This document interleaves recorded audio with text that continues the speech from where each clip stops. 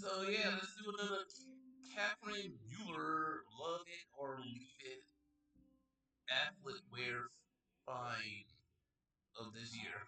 Oh, no, let's just do it.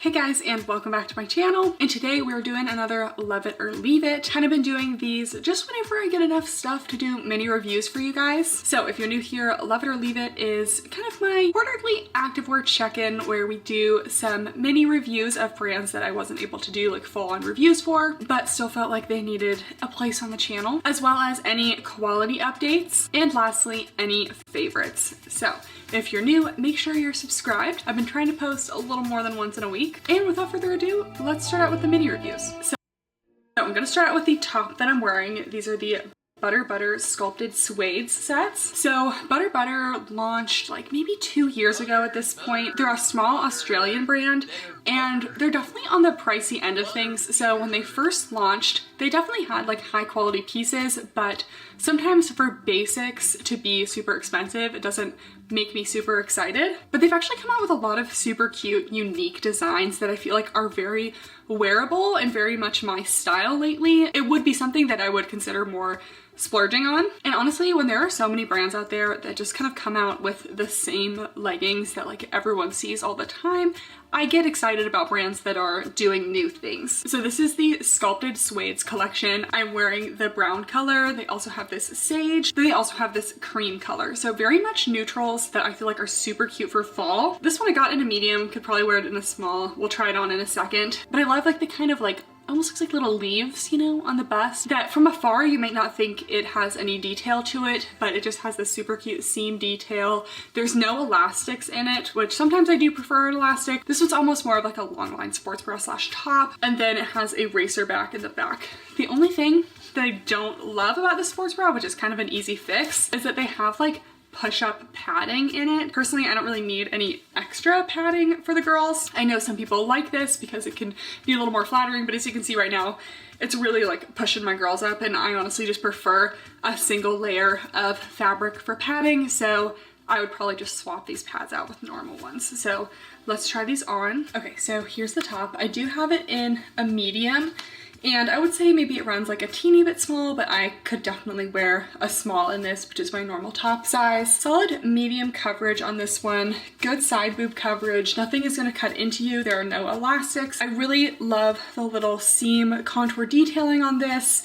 There's no elastics anywhere, so sometimes it doesn't feel super like lifting and bra-like, but with the cup pads that it has in it that actually like push up a little bit, I feel like that actually helps a little with the support, even though personally, I might take those out. Just a regular racer back in the back. And yeah, it does go from having a seam at the bottom in the back to being seamless in the front. So it could kind of like fold under a little bit. I noticed it did that during my workout the other day. But other than that, I think it's a super cute top, and I would stick true to size. And then support, I'm getting a light support right now just because this is a medium and I would get more compression in a small. And then we have the pants. So I believe they had leggings as well, but these are a flare legging and they have a little slit to them, and I actually like when pants have a slit to them. I have a pair of jeans that are a straight leg with a little slit, and it just helps the pant like fall over a shoe really nicely when you're wearing them out and about. This one is a front facing slit though, so we'll see how I feel. And I got a small in the bottoms. We have a seamless waistband. They always have no front seam, which I love. Side pockets, and then they do have some contoured glute seams in the back. I haven't tried these bottoms on yet. I unfortunately think they only come in one length, so we'll see if they work for me, but it'd be great if they could come out with a longer length too. Okay, so here are the bottoms. I feel like the set is so flattering. Like, we'll touch on it later in the video, but I haven't been feeling super confident. This set makes me feel so good. So we have these side pockets. Let's just check if a phone fits. So phone, it's not like completely seated in there, but it will still fit. Nice high rise, goes about to my belly button, seamless, no front seam. And we have curved glute seams in the back. This material is also super soft. It's just very slightly brushed, but unfortunately for me, these are not going to work lengthwise. They only have one length, so these are not long enough for me. I wish they worked. This would be such a cute outfit. I could totally see myself wearing this to like, you know, a brunch or something, going to grab a coffee. It would be so cute. I think I also prefer a side slit to a front slit. Other than that, very true to size. Stick with your normal size and about like a light to medium compression. And I also will say solid medium behind the booty scale, pretty flattering. Maybe just a little bit of cellulite coverage, but not full coverage. So these are a raw cut edge on the bottom. I might like cut these into some biker shorts just because these are gonna be too short for me to wear this way. I feel bad doing that. I kind of want to because I still want to be able to wear them somehow. Comment down below, is that a horrible idea? Okay, next brand for a mini review, we are doing Popflex. So I loved the Popflex twirl dress. I don't know if I reviewed it in like an official video, but I did a mini review in a YouTube short, so it's on the channel somewhere. But they also have the twirl skirts, or twirl skirts, I should say, and I just thought this outfit was super cute. I've been seeing them promote it a lot on their Instagram. So this is part of their like Botanical Blossoms collection, and it's like a little high neck sports bra with a white band, and then the white band and the skirt. So let's try this on. Okay, so here's the sports bra, and this is, I would consider it a long line sports bra, but this full bottom band is one thick elastic. Sometimes I love, like right now, I just feel like that's like really just securing me super well and giving me extra support. So I'm actually a fan of it in this case. Wearing a small in this, very true to size. I would say medium to full coverage because we do have a little bit of a side boob situation here. I'm not gonna fall out of it, but it's not 100% coverage. Good support though. I'd say solid medium, maybe medium to high support. It's just like a feminine sports bra without having to be like over the top in the shape. Like we have another one later that has like frills on it.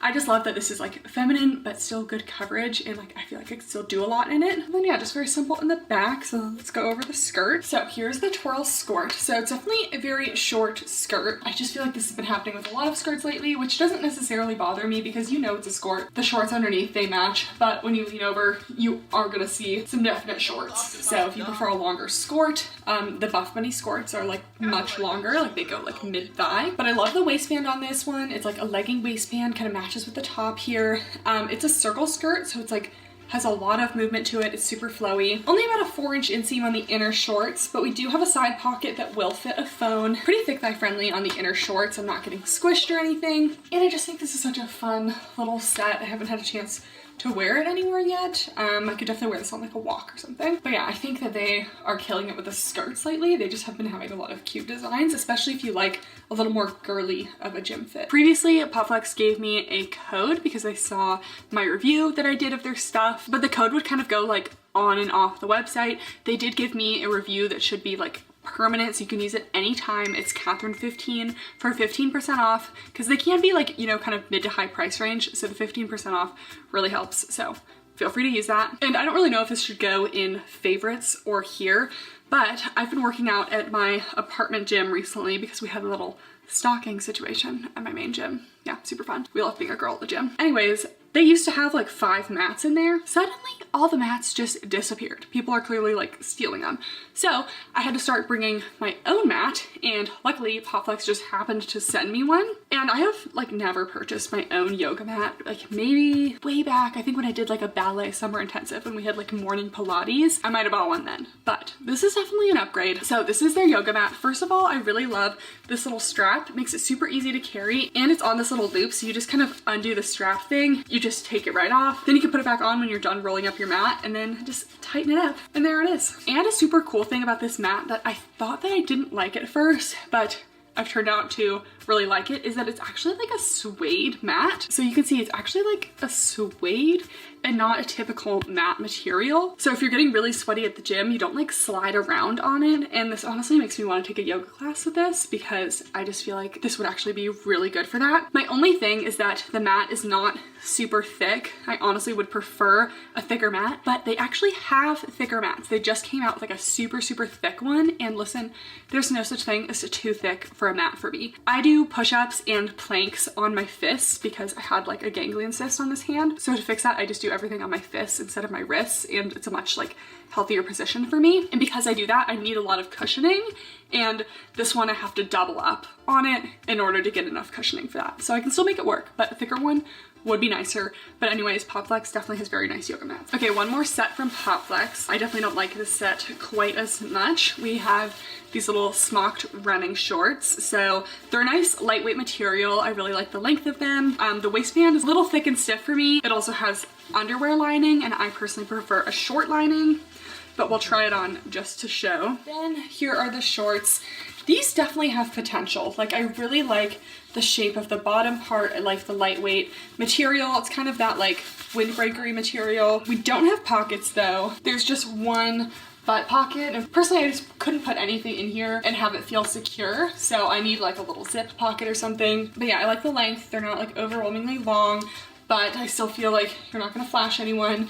And they do have the built-in briefs. I just feel like all that does is give you an underwear line. Like, I wasn't at risk for really flashing anyone in these, so I just didn't really think that those were necessary. And then this waistband area is just like super thick, a little too high for me. I have a super long torso, so for most people it's just gonna kind of overwhelm your torso and be like up to your rib cage. Like, it's already almost reaching my rib cage myself, so yeah, just not a huge fan of this fit. And then there's this sports bra, and I just don't think the ruffles are for me. Like, I'm all for a girly set. I think that pink skirt set is like super cute, and I would 100% wear that. But the frills on the sports bra for me, I think are just a little bit too much. Okay, so here's this top. First of all, I'm just not loving the frills. I think they're a little too much for me. It's something that I could maybe wear on like a swimsuit, but not really for a workout top for me. That's not really the main issue I have with this bra though. The main issue is that, as you can see, I'm just like spilling out. There's not much space for the bust here, so definitely not a very large cup size friendly bra. I'm wearing a small again, and it fits in the band, and there's just not enough room up here, so I don't think sizing is the issue. It's just the design of the top. If you're like a C, maybe pushing a D cup and below, I think this could be a very flattering top that could maybe flatter the girls a little bit, but for me, it's just too low coverage. I'd give it low to medium coverage just because we do have good coverage on the side otherwise. And support, I feel like I'm falling out. Light support, and then the back is very simple, kind of continues those frills down the back. Although these just have straight up and down straps, they actually feel pretty secure and that they wouldn't slide down on me. Lastly, we have a couple new pieces from Gym. So they came out with a new rhythm collection, and their rhythm leggings have always been my #1 leggings from them. They were honestly one of the first brands to come out with a no front seam. Like, before Buffbunny had no front seam, pretty sure before Alphalete had no front seam, Gym had these no front seam rhythm leggings, and they also had these little contoured glute seams that sat above the glutes, as well as a small gusset. So they were just like a perfect combo of everything that I want in a pair of basic leggings, and they're affordable. They should be like $25 to $30. These ones unfortunately are like a 7/8 length, which I don't love. I also don't love how this new one has like a more contrasting stitch. I wish the color of the stitching matched the leggings more. And this new collection is made of a more sleek material, which they have had soft brushed materials before that I think I like just a little bit better, but I do definitely see a purpose for a sleek one. So let's just try this. Okay, here are the rhythms. I'm actually liking this material a little bit more than I thought. It is like a sleek performance, but it has a little more grip to it, so I feel like it would do a good job of staying up. I wish these were just a little bit longer, and in the seam is a little bit tight for me. It's cutting in a little bit. Other than that, I think they're true to size. I'm wearing a size small, my normal size. High rise, no front seam, pretty thick waistband, so you still get some lower tummy control. I like that the gusset on this one is super small. It's not extended, so you don't really see it from any angle. And then you have these slightly curved glute seams. They're not like super crazy, but they still do flatter the glutes a little bit, so we're gonna go medium to high on the booty scale. This is one thing I've always loved about the rhythm leggings. So yeah, they've definitely made a couple changes to them, but they still feel like a really solid pair of leggings if you're looking for no front seam, and a little bit flattering on the glutes, but nothing crazy. Overall, medium compression. You might not get a ton of cellulite coverage, but potentially a little bit. And to match, we have the Rhythm Melody bra. I have reviewed this one before, but I actually really like this sports bra from them. Super basic in the front. We have an elastic at the bottom, so it's just a short sports bra, not long line. Good coverage, removable cups, and just a little bit of detail in the back. Let's just do a quick try on for this. Okay, I have reviewed the bra before, but solid like medium to full coverage.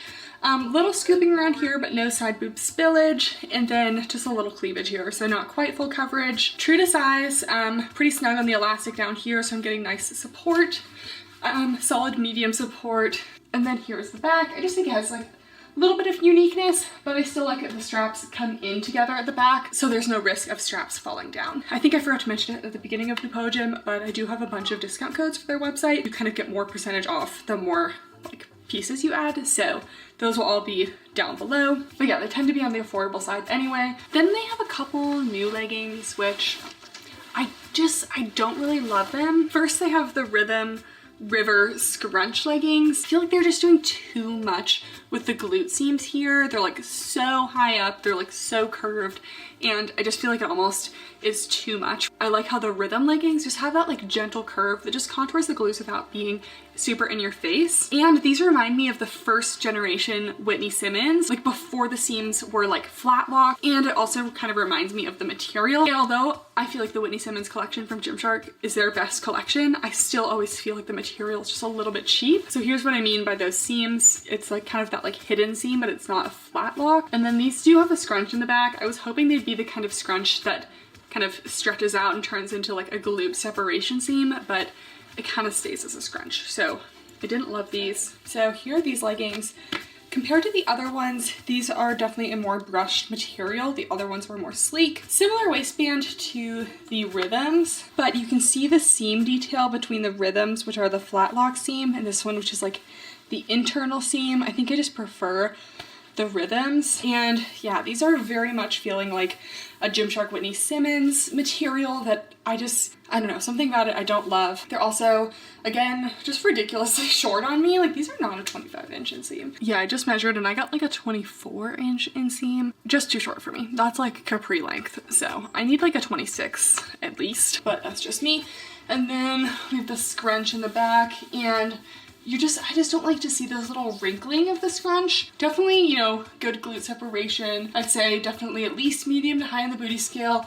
I just don't love that. And this part is just like almost too round. We all know I love the Amplify scrunch, but when it comes to like typical scrunch leggings, I'm not a big fan of those. I like the Whitney Gymshark like internal hidden scrunch, but if I can see it and it's on like a regular pair of leggings, I don't love it. So yeah, I'm not a huge fan of these, but they are true to size. Definitely a little shorter. These ones probably not very cellulite friendly, just because they feel a little bit thinner. Then they sent me these last time for review as well, so I'm not gonna go into too much detail, but I'm just not really a fan of this shape that they're doing. It has like a pretty small front waistband. They did thicken it from last time, so I guess they did make that change, but then they go up like almost entirely in the side, in the back, and I just don't really think this ends up being a very flattering shape in the back, especially since the waistband at the side is like literally 1 inch, and I just feel like it's too much. So we'll give this a quick try on. Okay, so here are the leggings. They're looking better than I initially thought. I definitely think they thickened up this waistband. It was like super thin before. So I appreciate that they're taking the feedback and improving them. Again, this fabric is better than I thought as well. Still wish that it didn't have this contrasting in this shade, but this is a nice shade. I just still don't know if I like how far up this comes, because it just leaves you very prone to showing underwear lines, because my underwear goes here and it goes way up here, and then I just don't know how I feel about the back. Someone comment down below, maybe these are better than I thought. I think that they're definitely better than last time, but I still think I just prefer the regular Rhythm leggings. Definitely true to size on these ones, nice and stretchy. About a medium compression, high rise, and I don't think these would slide down even though they are slightly sleek, but they are like super short on me. Wait, this looks like hilariously short. I thought they said that these were a 25-inch inseam. This just looks way shorter than 25 inches on me. These are like capris. So they're not long enough, but if you're short, maybe they'll work. And then lastly, they have this little top, which I think is a super cute little layering piece. It has a little seam at the bottom. It's a lightweight, sleek material.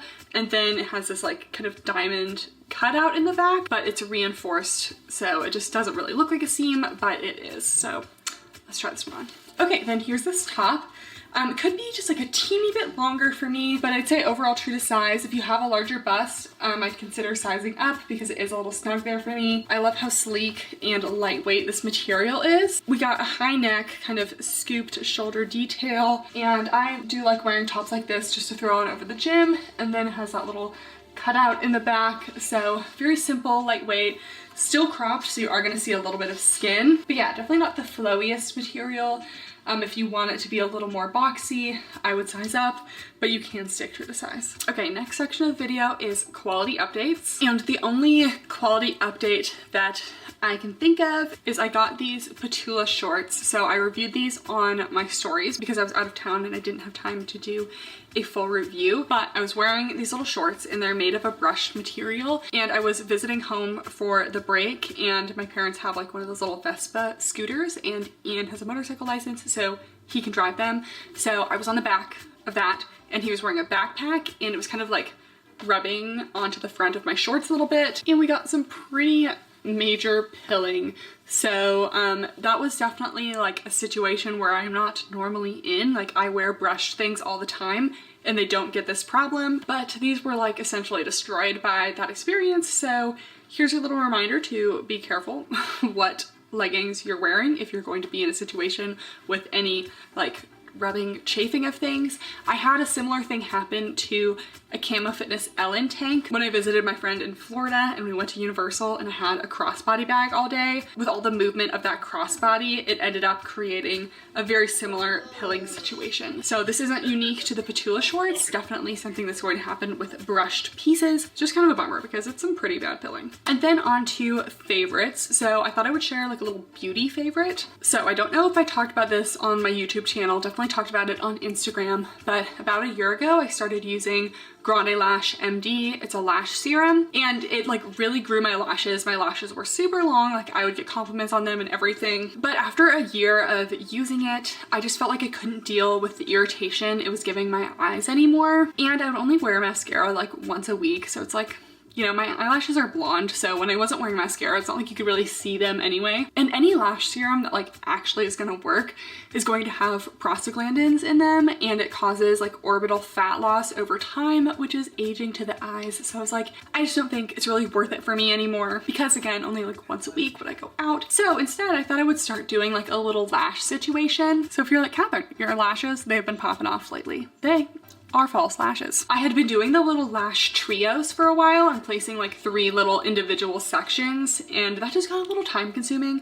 So last week I bought the Ardell Demi Wispies. So here they are. I have heard about these lashes since the early OG beauty YouTuber days. I used to be obsessed with like beauty YouTubers. Honestly, that's where I learned how to do like all of my makeup, and I honestly just thank them for being around to show us the tips and tricks. Anyways, I essentially just cut these in half and then threw them on my eyes, and I feel like they're like really nice. They're not too thick. They add a little bit of length while still looking very natural. And yeah, highly recommend these. I got this set of 4 for $11 on Amazon and definitely plan on reusing them. And the last of the favorites. So I'm gonna just like be real with you guys for a second. My confidence has not been the best for the past, gosh, maybe like a month or so. I don't really know what's going on, but just haven't been feeling my best. And when I'm not feeling my best, I resort to one pair of leggings to make me feel better, and it's the Alphalete Amplifies.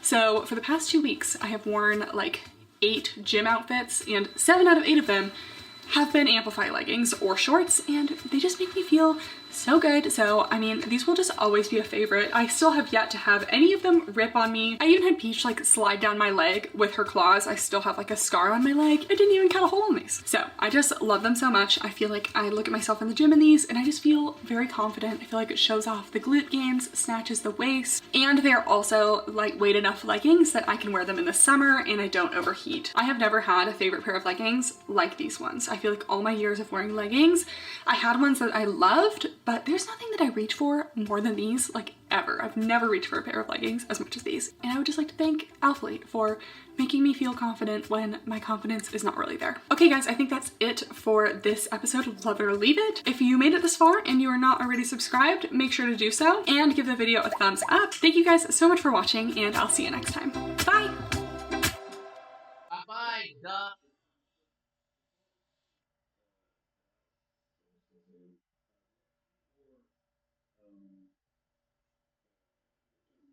Brother love. Do-be-do-be-do. Do-be-do-be-do. Show me some love. Put the money in my pocket. Brother love.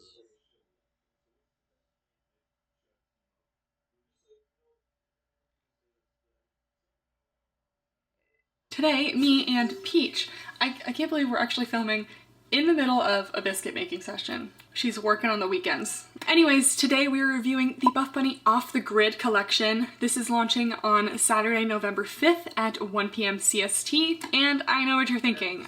It's been like very little time since the last Buffbunny launch, but we didn't enjoy the last Buffbunny launch so much, and this one's better. In all reality, I forgot where I saw, I think on like a live or Heidi's story or something, but they've been experiencing delays like all year with collections, so these just kind of got like squished together when normally they try to maintain like 6 to 8 weeks between launches. These ones are only 4 weeks apart. And I know it seems like a lot, but also here's a reminder, there's no pressure ever to buy from every launch. While some pieces do sell out, a lot of stuff does stick around and a lot of things return too.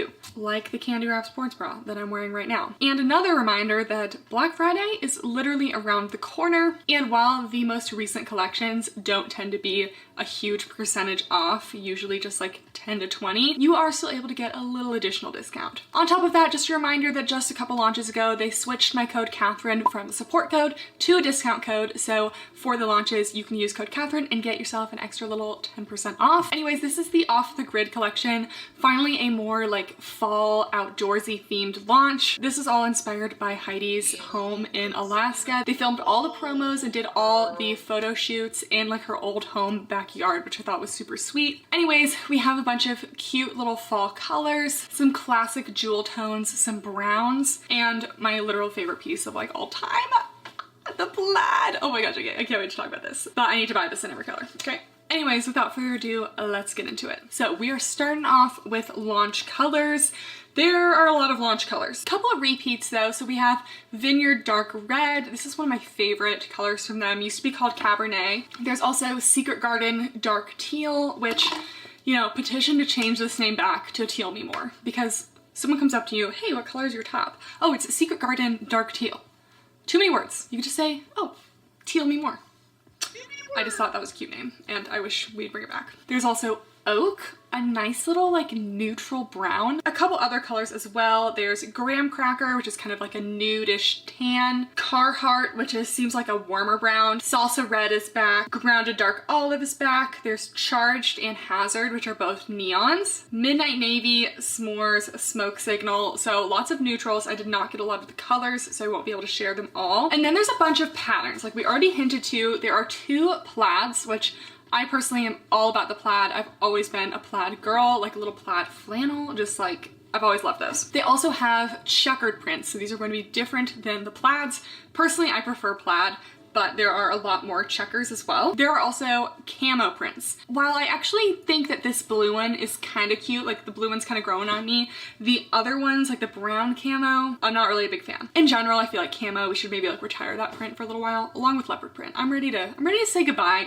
for like a good 5 to 10 years. You know, it'll come back. And yes, those are our prints. So as usual, let's start off with the leggings. So always a classic, the Legacy leggings will be back. The Legacy leggings are coming in so many colors. You basically have like almost all the solids, a bunch of the checkers and plaids as well. The Legacy leggings are my favorite, just kind of like staple legging from Buffbunny. I feel like they fit a little better and stay up a little better than the Rosa leggings. And you have that cute little tri-seam detail.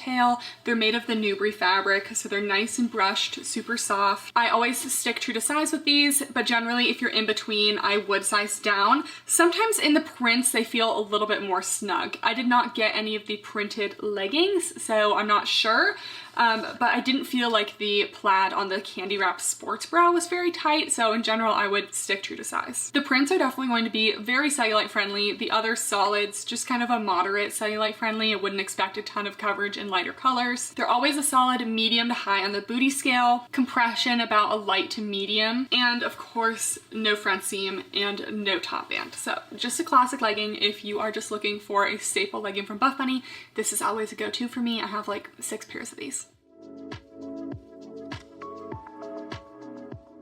Then we have the Limitless leggings. So these ones are the white bossy, so this color will not be launching, but what will be launching is snow camo, which we've seen before, as well as snow plaid. I kind of underestimated how cute that snow plaid would be. So the Limitless leggings are a performance legging. So the Legacy leggings are definitely a soft brushed. The Limitless leggings are sleek performance, kind of cool to the touch. So definitely very sweat wicking, good for high intensity activities. They usually make the white printed leggings in the Limitless fabric because these tend to just be a little bit more squat proof. I did double squat test these white bossies back in the Most Wanted review, and they were actually like pretty good for being a white legging. All of the leggings are 26-inch inseam and have no front seam. The Limitless leggings are also great because they do have 2 side pockets to fit your phone. Pretty high rise. I believe these are like a 10-inch rise, and no top band, of course. And when I first tried the Limitless leggings in the like Taste of Summer collection, like gosh, like maybe 3 years ago, they had a front seam and they were kind of sliding down a good amount, but ever since they switched to the no front seam version, these ones actually stay up really well, and they are also pretty compressive. So these are high compression for me. I would definitely stick true to size. And if you're in between, you kind of could do either, but I feel like I would size down. You might get a little compression, but you just don't want these to slide down because they are a sleek material. You're kind of relying on that compression to keep them up. Then we have the Material Girl ribbed leggings. So these are the only leggings coming in brown. This is the color Oak. So I actually have an extra small in these. I just honestly really hate when leggings slide down on me, and these are super stretchy. So I got an extra small in these in the black in, I forget which launch. So there's definitely no need to size down. I just personally like the size down so that I get maybe a little extra compression and less sliding. Anyways, we will give these a try on, but these are no top band, slight V in the front, no front seam. There's a little sewn on metal coin logo, V tapered glute seams, 26-inch inseam like the rest. And here's a close-up. These are kind of like a sleek ribbed material. Here are the ribbed leggings. Keep in mind, this is a size down, but I'm really not getting cut into anywhere. But again, I really probably just could wear a small in this, so it's not a big deal. Nice high rise on this one. Overall compression, I'm gonna say medium. It might be light to medium in my normal size small. I love that we get a little bit of dipping down in the waist here. Gives a little extra lower tummy control. We do have a little crotch gusset here. It might be a tiny bit visible from some angles, but for most of the time, I don't think it's really a problem. You have that ribbed material going down. The ribbed material does help hide a little bit of cellulite, so we'll say cellulite friendly. And these are super stretchy, and the seams go above the glutes, so these are actually super flattering on the glutes. It's definitely not going to squish them down. This fabric is incredibly stretchy. And then classic little 7/8 length for me. While I feel like ribbed leggings usually are like kind of advertised a little more as lounge, these ones actually have kind of a sleek performance feel to them. So I feel like I would be okay working out in them. Maybe I'd wear this whole set to work out. I feel like the Bloom Sports Bra is a little bit better than the Henley for working out. So we'll do a little workout test and see. But yeah, these leggings have grown on me. I think especially since I just did the size down, that really helps them from not sliding down or budging on me. But again, you don't have to size down, but you definitely can. I really could not fit into most extra small leggings, but I can fit into these just fine.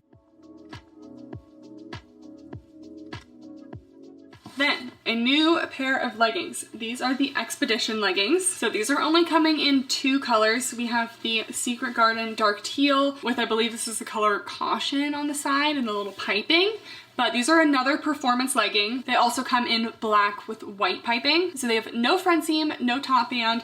They are made of a performance material. Now it's not the Elysium fabric, it's actually a nylon spandex. Feels pretty similar to the Loch Ness leggings, except I feel like it's a little bit more dense and feels a little bit more performance. Sometimes I feel like the Loch Ness leggings aren't quite performance enough. These feel better, but I will get a workout in these and we'll test them out and see. But here is the material, sleek performance, and then almost like a slightly reflective piping. So these also have a slight V in the front, no front seam, curved glute seams, and then the piping goes all the way down the leg. Okay, and the Expedition leggings. I feel like these are not quite as brushed on the inside as the Loch Ness leggings, so I do feel like these are a little bit more performance than those, which I think is ideal. A little more compression as well, kind of getting medium compression.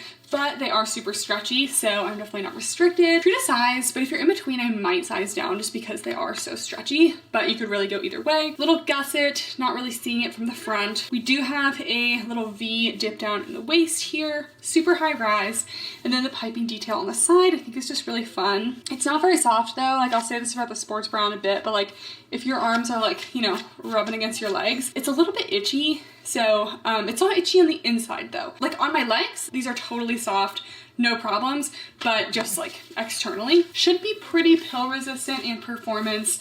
I'm not sure about a ton of cellulite coverage, but they only come in darker colors, so you might be okay. Definitely flattering on the glutes as well. These are super stretchy, definitely can, you know, conform to around the glutes. Seams go above the glutes, so we'll give them a medium to high. I definitely feel like this would be good for performance workouts. So I will get a little workout in this and insert that on the screen at some point. 26-inch inseam. And yeah, I would definitely say that this is like a fun little set if you like a little contrast detail. Okay, excuse my looks, but I just woke up and we're filming this before class, but I wanted to do some updates. So I did work out in the Expedition set, and I didn't notice this in the try-on, but these are the leggings inside out.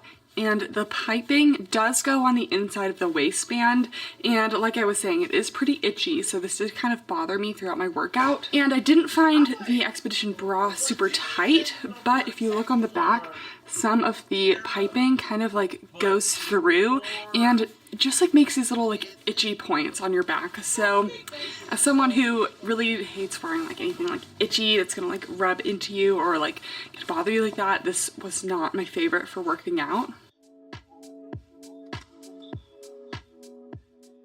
Then we have the Confidential leggings. So the Confidential sets launched in the Boss launch about 2 years ago, and I do have the old version. So they always were a camo, but they made the camo a lot more prominent this time, which I kind of wish they kept it a little more on the subtle side, because before it was just like, it was so subtle, and like, you know, that's the kind of way I like to do camo. So here's the old Confidential. You can see just a very subtle camo. This new Confidential is a lot more contrast between the like camo blob colors. So it's definitely going to be a lot more bold. This is the color Rapids. They also have more neutrals like Grounded Dark Olive and Carhartt, which is a brown. This color is kind of growing on me, but in a way it's kind of giving Gymshark camo seamless. It's not a seamless material, but the camo does kind of remind me of that. I don't know, leave your comments down below about camo. Like I said, I'm kind of ready to let it go. But anyways, this is a jacquard, and if these are anything like the old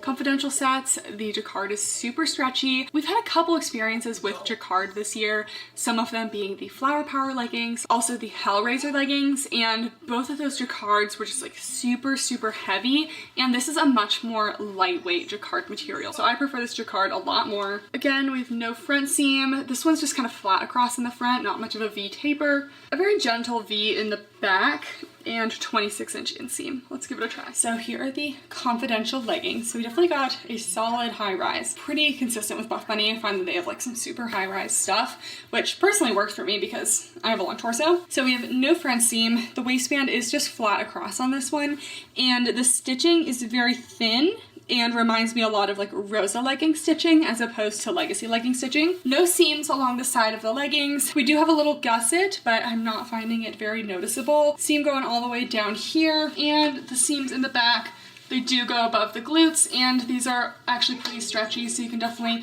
situate them around the glutes and get a solid medium to high on the booty scale. Definitely cellulite proof. You're not going to see any cellulite because of all this irregularity in the patterns. So in terms of the jacquard, it's definitely super stretchy, just as stretchy as I remembered. You really could go either way if you're in between sizes. You could size down and just expect a little bit more compression, but you're still going to fit into it because it's super stretchy. So this is not a seamless material, but it is giving me a teeny bit of like seamless itch, which if you've ever tried a seamless legging, you know sometimes they can have that characteristic itch. So these are definitely not the softest leggings. So like if you're like sitting for a long period of time in these, I always find that like my legs really itch, so I would not choose these for that. These are definitely not as soft as something like a Newbury. These, however, are super performance. Like I can tell this material is not gonna pill, it's really gonna hold up, so definitely gonna be good for like high performance workouts. Probably just with the itchiness, these wouldn't be my top choice. And again, I wish they had gone with a teeny bit more of a subtle camo. So these are like the classic 26-inch inseam leggings. So kind of 7/8 on me. But yeah, they actually are super comfy, definitely stretchy. I think they're a little more compressive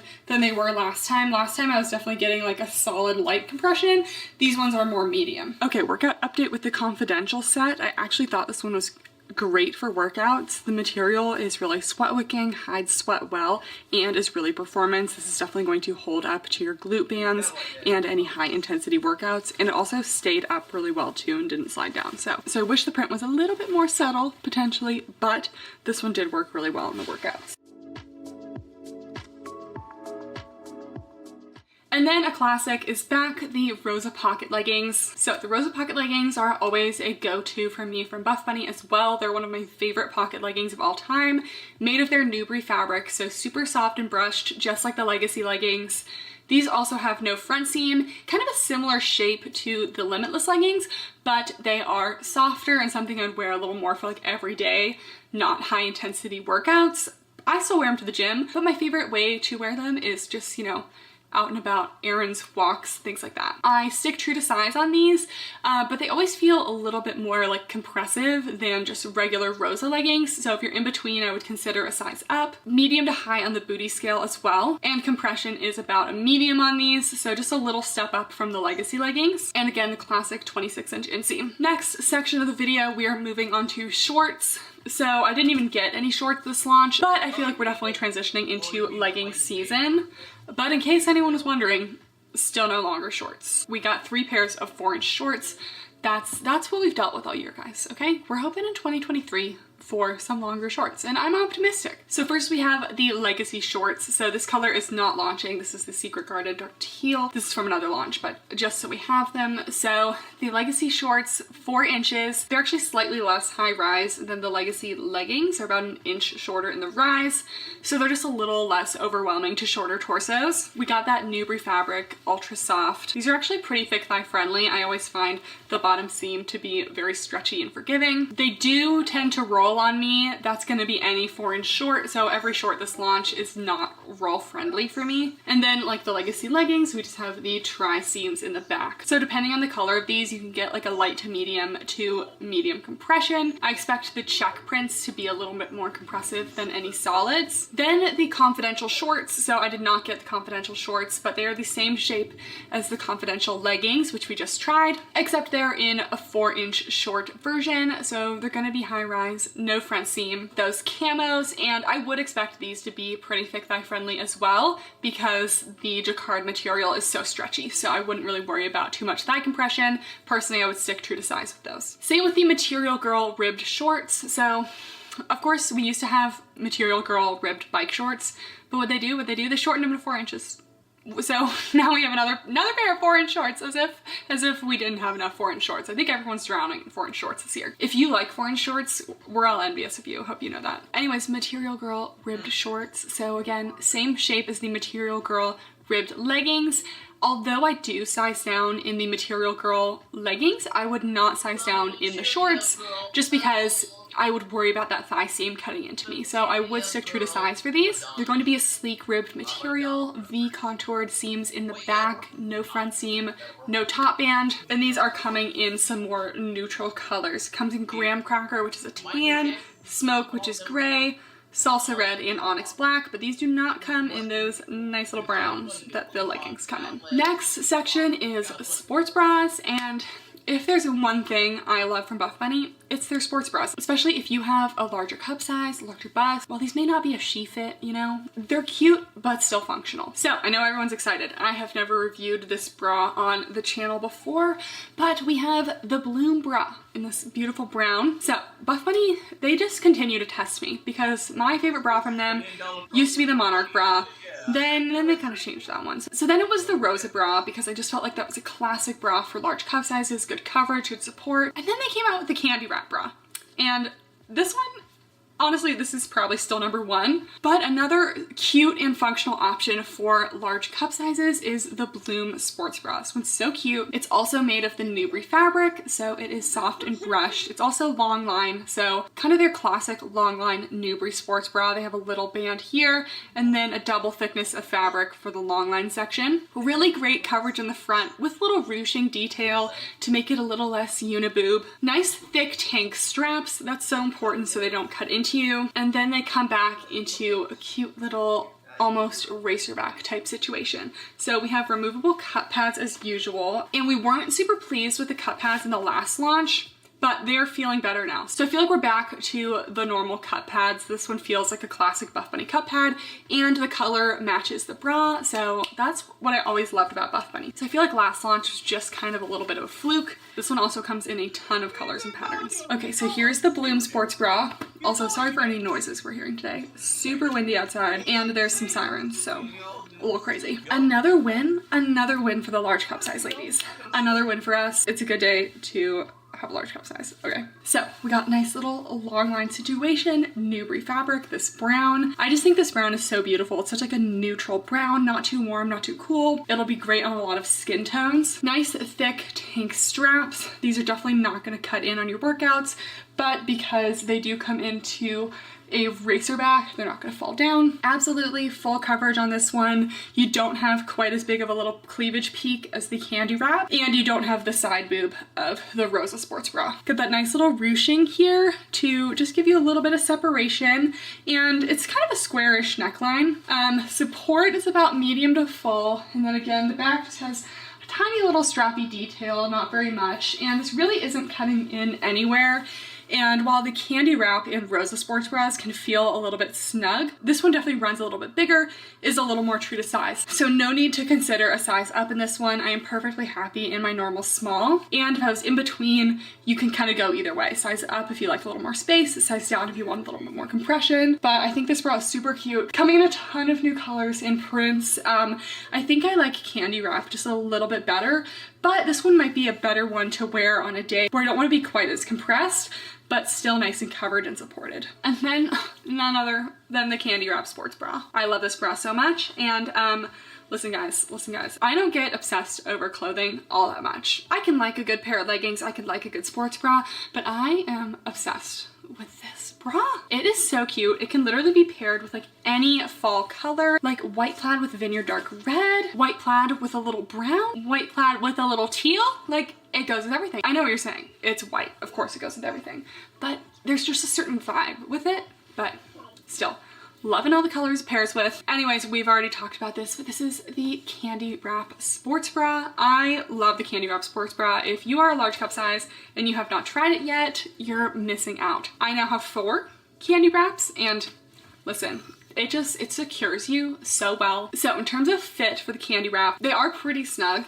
So along the band, it's pretty much okay for me, but then the cup pad region, I'm definitely pretty compressed. So I would say true to size for like smaller cup sizes, but consider a size up for larger cup sizes. I personally am still going to stick with a small just because I don't mind a lot of compression in my sports bras. I like to be tied down. I love compression in a sports bra, but I definitely do feel like I occasionally get a little bit of cutting in along the lats here, so just be careful. This one definitely runs a teeny bit small. The wrap detail of it is just so cute. You have all this little fabric kind of gathering. It's not technically like a long line sports bra because it doesn't have that second section of like double thickness fabric extending down, but I do see on smaller cup sizes, it definitely extends longer down the torso. So it's not technically a long line sports bra, but it kind of can be depending on your cup size. And then not only is it just super cute in the front, but they also have adjustable straps, which I just feel like we don't see very much.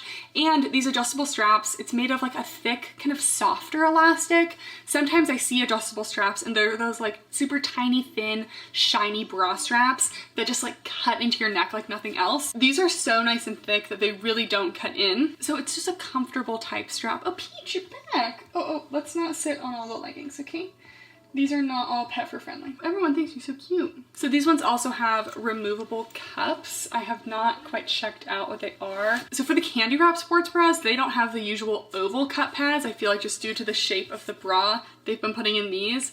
So still a little bit on the flimsy side, but it almost still feels better than the last launch. Final notes, in case we didn't already mention, it's the Newbury fabric and a solid medium to high support for me, especially in this size small where I get a lot of compression. We are just held into place and coverage, medium to full side boob coverage, and just like a peak of cleavage, but there's zero chance of me falling out of this bra. And we already talked about her, but the Rosa sports bra, so this solid teal is not coming in this launch. I just already had this bra from before. Also, you know, check your closets if you have any Teal Me More Secret Garden teal. There's a lot of pieces in this collection to pair it with because this color comes back a lot. Anyways, classic Rosa sports bra. If the candy wrap sports bra is maybe a little too much going on for you, the Rosa sports bra is a classic, also large cup size friendly. It's a long line Newbury fabric sports bra, so this has those classic cup pads that are oval shaped, match the color of the fabric. Some seams along the front. I would actually give this one a full coverage. Occasionally there can be a teeny bit more side boob than something like the candy wrap sports bra, so maybe we should put this back in a medium to full coverage. And then definitely medium to high support as well. And this one is more true to size than the candy wrap, but if you're in between sizes, I would consider a size up. I wear a small on this one and it's fine. And then we just have some crisscross strappy detail. And yeah, always a solid sports bra. I never fall out of this one. And then I had to get this piece. This is the Henley ribbed crop. So I got this in oak to match the Material Girl leggings. So this is another ribbed material, same fabric as the Material Girl leggings, and we have some buttons. And a direction that I really approve of Buffbunny going is they used to launch, I feel like, a lot of cropped tanks that just were like one layer of fabric and they didn't have built-in support or anything. But recently they have been adding built-in bras to all of their tops like this. Like if this was launched 2 years ago, I feel like it would just be the top and no built-in bra. But now we have a built-in bra with cup pads. So you just have to put on one piece. And I just think that makes life so easy. So I don't know how I feel about working out in this. It feels more lifestyle to me, but then we do have a racer back, which is a little bit more, you know, workouty. So it's kind of an in-between piece. Little buttons in the front, does have that built-in bra, like I said. Let's just give it a try. Okay, so here's this bad boy. Listen, I sized down to an extra small in leggings.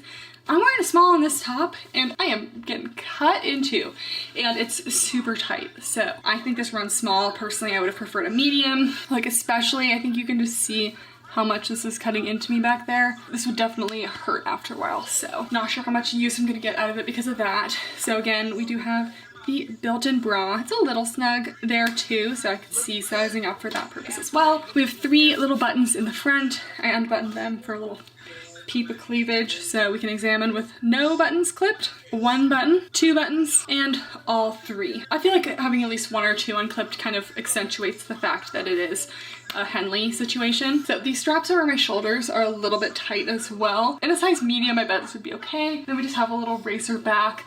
I love that they included a built-in bra with this because you're never gonna have any lines or anything underneath. Definitely full coverage. We're getting full side boob coverage, and if it's all buttoned up, you're completely covered. Support, it could be medium to high or medium.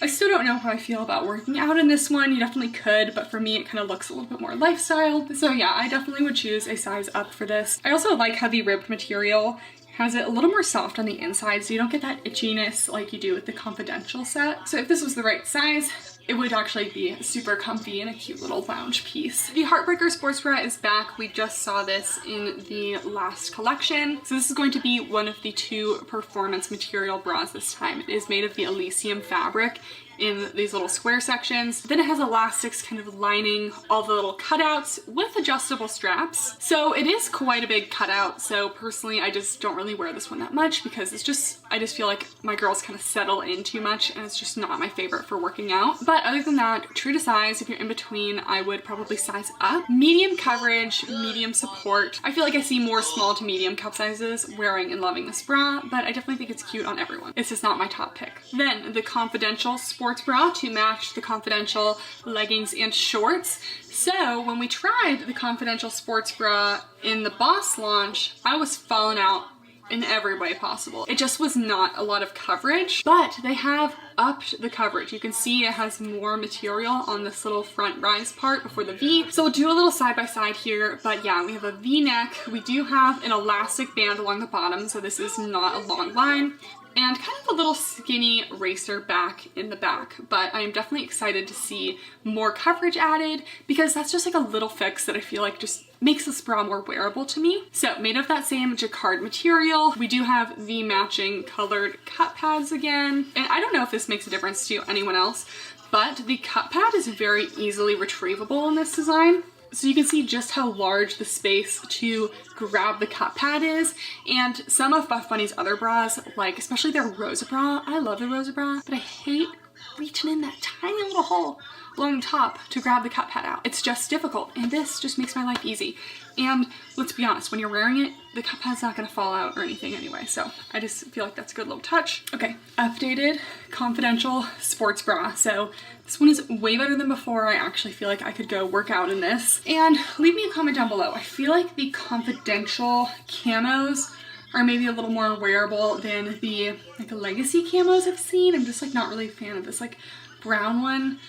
Just not really a fan. Anyways, I feel like this one's a little bit cuter. So this is made of a jacquard material, which means that the print is woven into the fabric. Got a little V-neck. We do have a little bit of side spillage. So overall coverage on this one, we're gonna go for a medium. Has this nice secure band at the bottom. So if you are a fan of sports bras with an elastic and not a long line, this one will be for you. Because of that band though, you can't like size down quite as easily. So I think that this one is true to size. If you're in between, I would probably size up. Support, it's a solid medium support, way better than before. Again, a little bit of side boob. I really don't think I'd fall out of this one. Whereas the last one, I definitely think I could have fallen out of. Got this cute little like tapered racer back here. It's like kind of skinny. So even though it's not the highest support bra, I still feel like it'll be pretty performance. This fabric also feels pretty sweat wicking and will hide sweat well because the sweat will just kind of blend in with the camo prints. Big improvement on this one. I always love a racer back sports bra, and fortunately I am not feeling any cutting into the lats. So this one I would not say runs small. Then we have the Expedition sports bra. So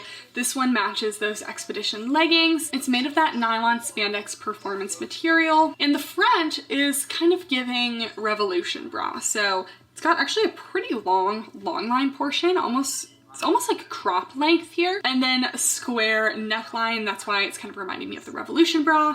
Nice thick tank straps, and then we get interesting on the back. We have this cute little neon like bungee cord situation to add a little detail in the back. This will make a little more sense when it's on, and then we have the piping detail along the sides. Let's try it on. Okay, so here is the Expedition sports bra. So we have a nice long line section here.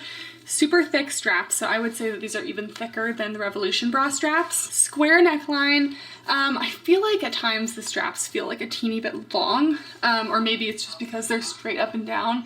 There's a chance of them sliding off, so just be warned of that. The straps could potentially slide off. They're actually staying put pretty well at this time. I think because of that, I would size down if in between, otherwise true to size.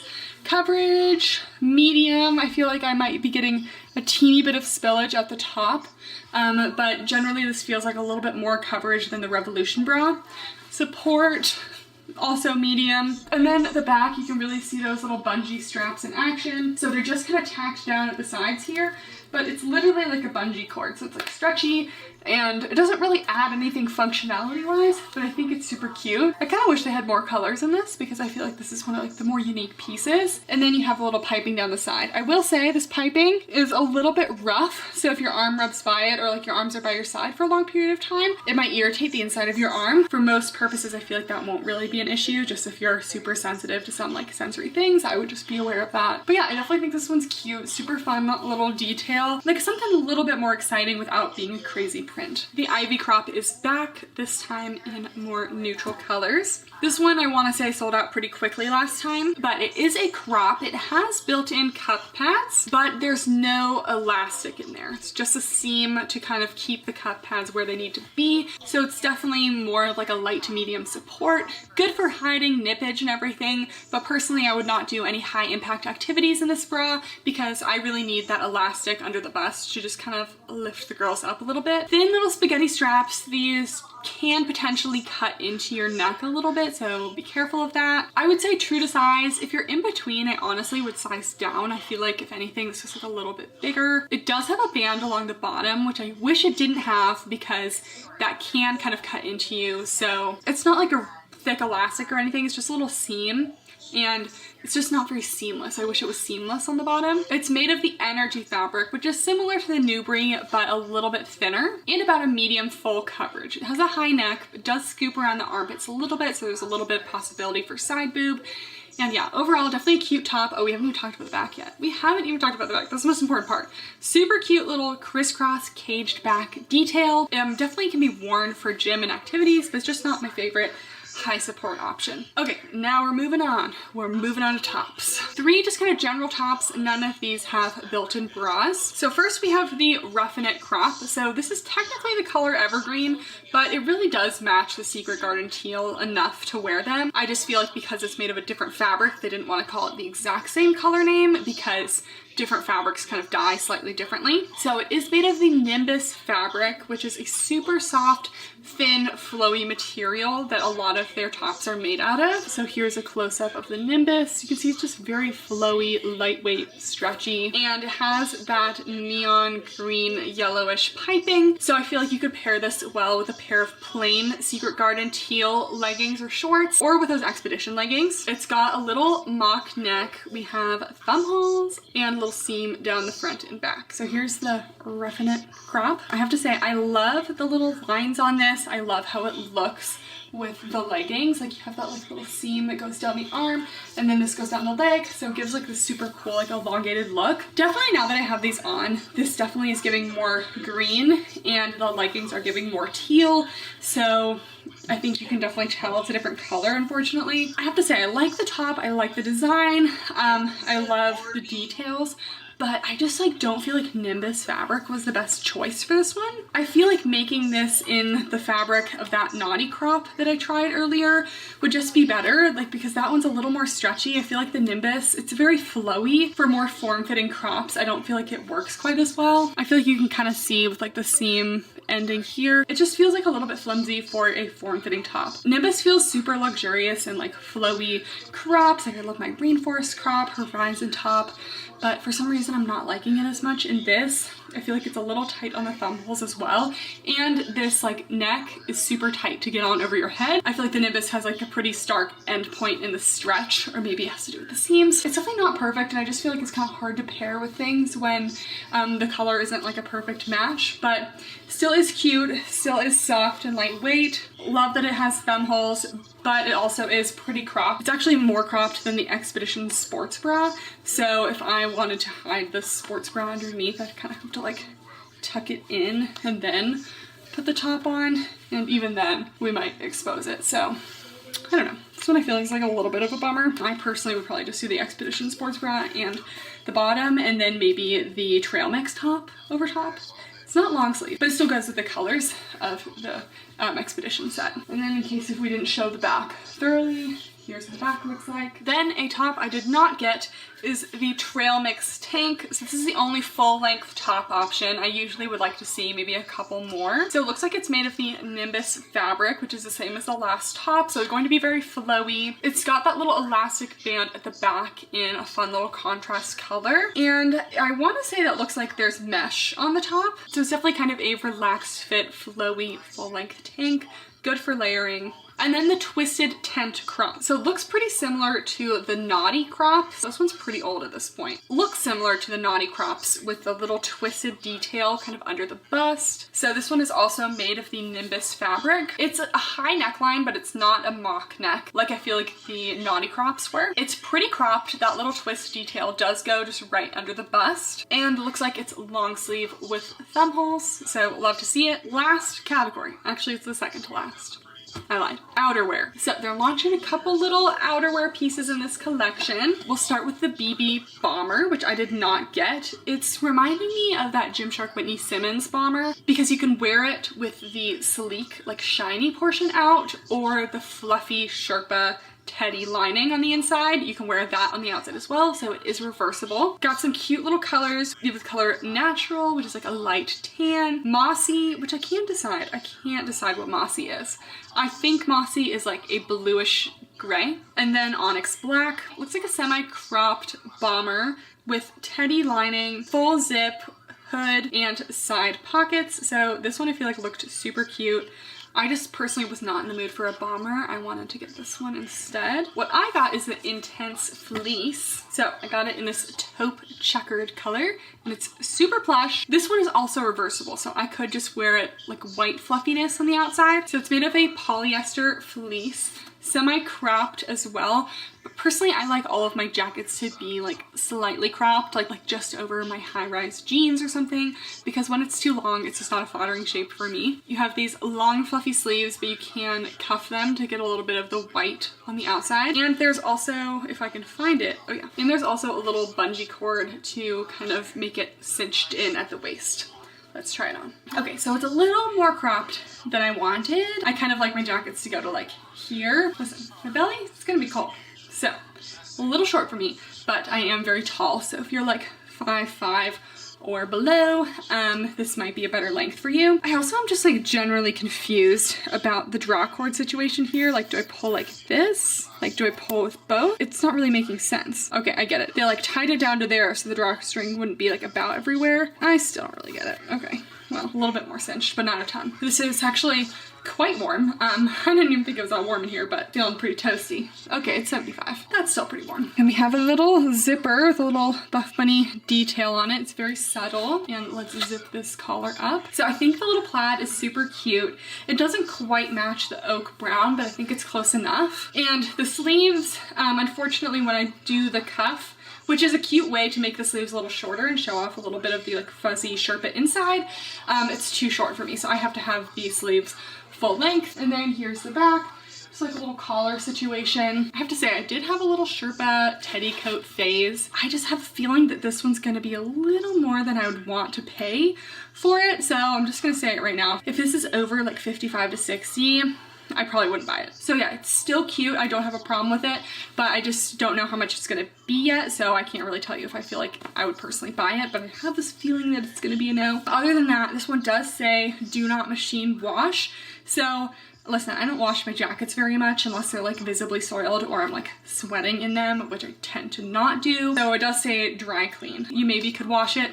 If anyone has experience washing Sherpa things, and can let me know if they got ruined or not. But with some of my teddy coats in the past, I used to wear them a lot in college and like would sit against, you know, a chair, and the areas where it would kind of like sit on the back of my butt would get like a little rubbed over time, and the material would kind of like squish down a little bit. I feel like the bomber would be like a little bit more of a durable jacket that I feel like might be worth the money. This one I'm just not entirely sure, but I do like the plaid. I think that's super cute. And in terms of sizing, I would say true to size. This is a small and it still is a little bit oversized. I could still fit a long sleeve under this. So I would recommend sticking with your normal size. If you're in between though, I would choose the larger size just because you can never have too much space. But yeah, it's pretty cool. And then while this isn't really outerwear, there's also a pair of overalls, which we know that one threw us. We didn't see that coming. So the overalls, they are a cotton spandex twill. They almost look kind of like khakis in material. So the straps are adjustable. They have that normal like bra strap sliding adjuster. They have side pockets and back pockets. Looks like they have like a little belt situation to kind of cinch in the waist a little bit. Straight leg fit. Guys, we got the overalls. They ended up sending them to me so we can see if they are a tall girl approved. I will start by doing the inseam. About a 30 to 30.5 inch inseam, so that's usually a little shorter than what I go for as a tall gal. We usually go for like 33, so let's try this on. Okay, so first of all, I did get a small, and I was worried that these would be difficult to get over my hips because it's obviously going to be more tapered up here than around here, but they have little buttons so that you can get it on and then button it up so that it can still be tapered on the waist, but you can still get them on easily. Okay, so we're all buttoned up. The straps, you can take them off like that. It's like a, I don't really know what this kind of strap is called, but I just loosened mine all the way. It's kind of just like a classic little strap adjuster here. So we loosened them all the way. I know we're only seeing half my body right now, but that's kind of how it has to be. Here's before any adjustments. I am wearing my normal legging size small, and I am happy to say that I actually have plenty of room in the thighs and the glutes. Like normally if I just bought a pair of jeans or something just like off the rack, that wouldn't really be the case. Then they also have this little double ring belt adjuster. So you can kind of like, that's probably a little too tight, but you can kind of cinch in the waist. So you still get like that, like, you know, fitting in the glutes, but you get a little more waist snatching. And I'm definitely on the loosest setting of these straps here. But keep in mind, not only am I tall, I'm 5'9", but I also have a very long torso. So even if you're like 5'10", 5'11", but you're mostly legs, it probably will still fit you in the torso. The length might be another situation, but let's talk about some details here first. So the straps fit, and it's honestly not too uncomfortable lengthwise. Definitely, you know, I mean, you'd wear something underneath this anyway. I think it's cute with the plaid. There's a little pocket in the front. Let's see. Oh yeah. That's kind of a convenient phone pocket. Then there's a little zip pocket as well for you to put more things in. We have two front pockets here, pretty spacious, with a little like mini extra pocket, and then booty pockets as well. And then the elephant in the room, the length. So for me, these might actually still be doable. They are just like right to my ankles. But maybe let's throw in a pair of shoes and see. We also haven't really talked about the fabric yet, but it does actually have a little bit of stretch to it, and it's kind of like almost like between a denim and a khaki, like I was saying. And it has stretch, but it doesn't feel like thin, like sometimes jeans with stretch do have. So you guys tell me in the comments, are these too short for me or not? I think they actually could be slightly doable. They're definitely not long. So if you are any taller than me, or maybe you have super long legs, keep in mind these are 30-inch inseam, so that's kind of a classic like regular jean length. But maybe even, I don't know, maybe they could be cute, kind of cuffed. Maybe not. But anyways, these are more tall girl friendly than expected, but the length in the legs just isn't quite there. But they're actually cuter than I thought. Will we turn this into a Halloween costume this weekend? Maybe. Now we are done with outerwear and on to accessories. So I did not get any of the new accessories in this collection, but there are some cute ones. So the glute bands are back. So they have the glute bands in just the black and white checkers. They have fleece headbands, so made of the same material as the Sherpa fleece of the Intense fleece. The Game Changer duffel is back, so I will link my review with a timestamp to the Game Changer duffel before, but it's a super spacious duffel. Honestly, I have not used mine yet, but I feel like I don't really go on like weekend trips where I would bring a bag that I have to like carry. I just personally prefer a little rolly bag, you know, just save my back some strain. But the Game Changer duffel, I know you guys have been waiting for that. It has a super cool compartment on the bottom where you can zip it off if you don't want it, or it's a nice little compartment for like dirty clothes, shoes. There is a laptop sleeve. There's an insulated food storage compartment as well. I use my Game Changer backpack every day at school. Every day. I used to use the Game Changer tote. Now I use the backpack, but I still use the tote for travel. But I just love having that little food compartment because I never have to carry a lunchbox. Anyways, I'll have a more detailed review of that linked below. And then we have the classic Game Changer stuff, but Sherpa lined. So there's the Sherpa wallet. So the Game Changer wallets do have a removable strap, so you can wear it as a crossbody.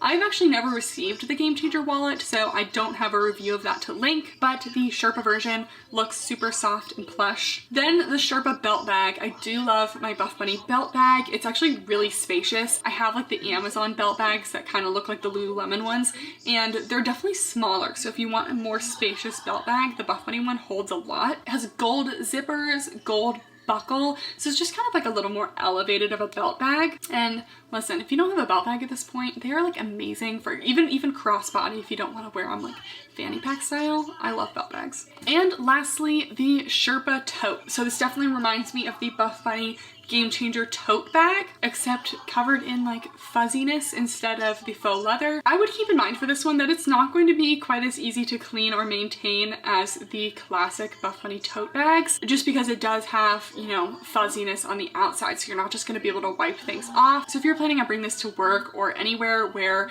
you could get something dirty, I mean, like a regular office job, probably not going to be a problem, but like if you have kids or something, I don't know. I don't have kids. I have cats. I would just be wary because I feel like it could get dirty, but it is black with gold hardware. There's an additional little strap that goes over the top. It says it has all of the same pockets and features of the normal Game Changer tote bag, but it does have some additional pockets and zip features. So again, I did not get that, so I can't show you. But I will link my Game Changer tote bag review down below. And I hope they come out with more regular Game Changer totes and backpacks soon, because I honestly don't know what I did without those bags. I love them so much. Okay, so that's everything for the review.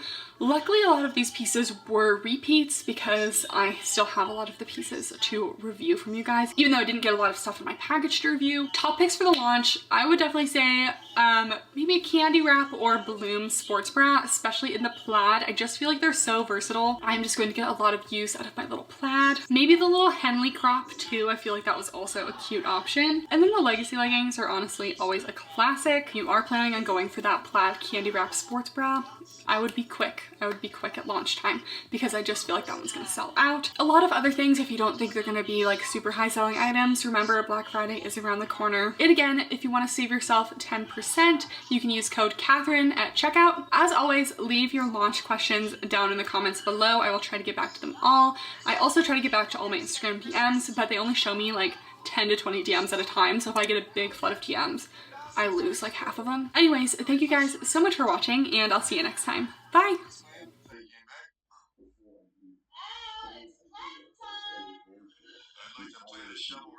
The other thing we have to say about this is during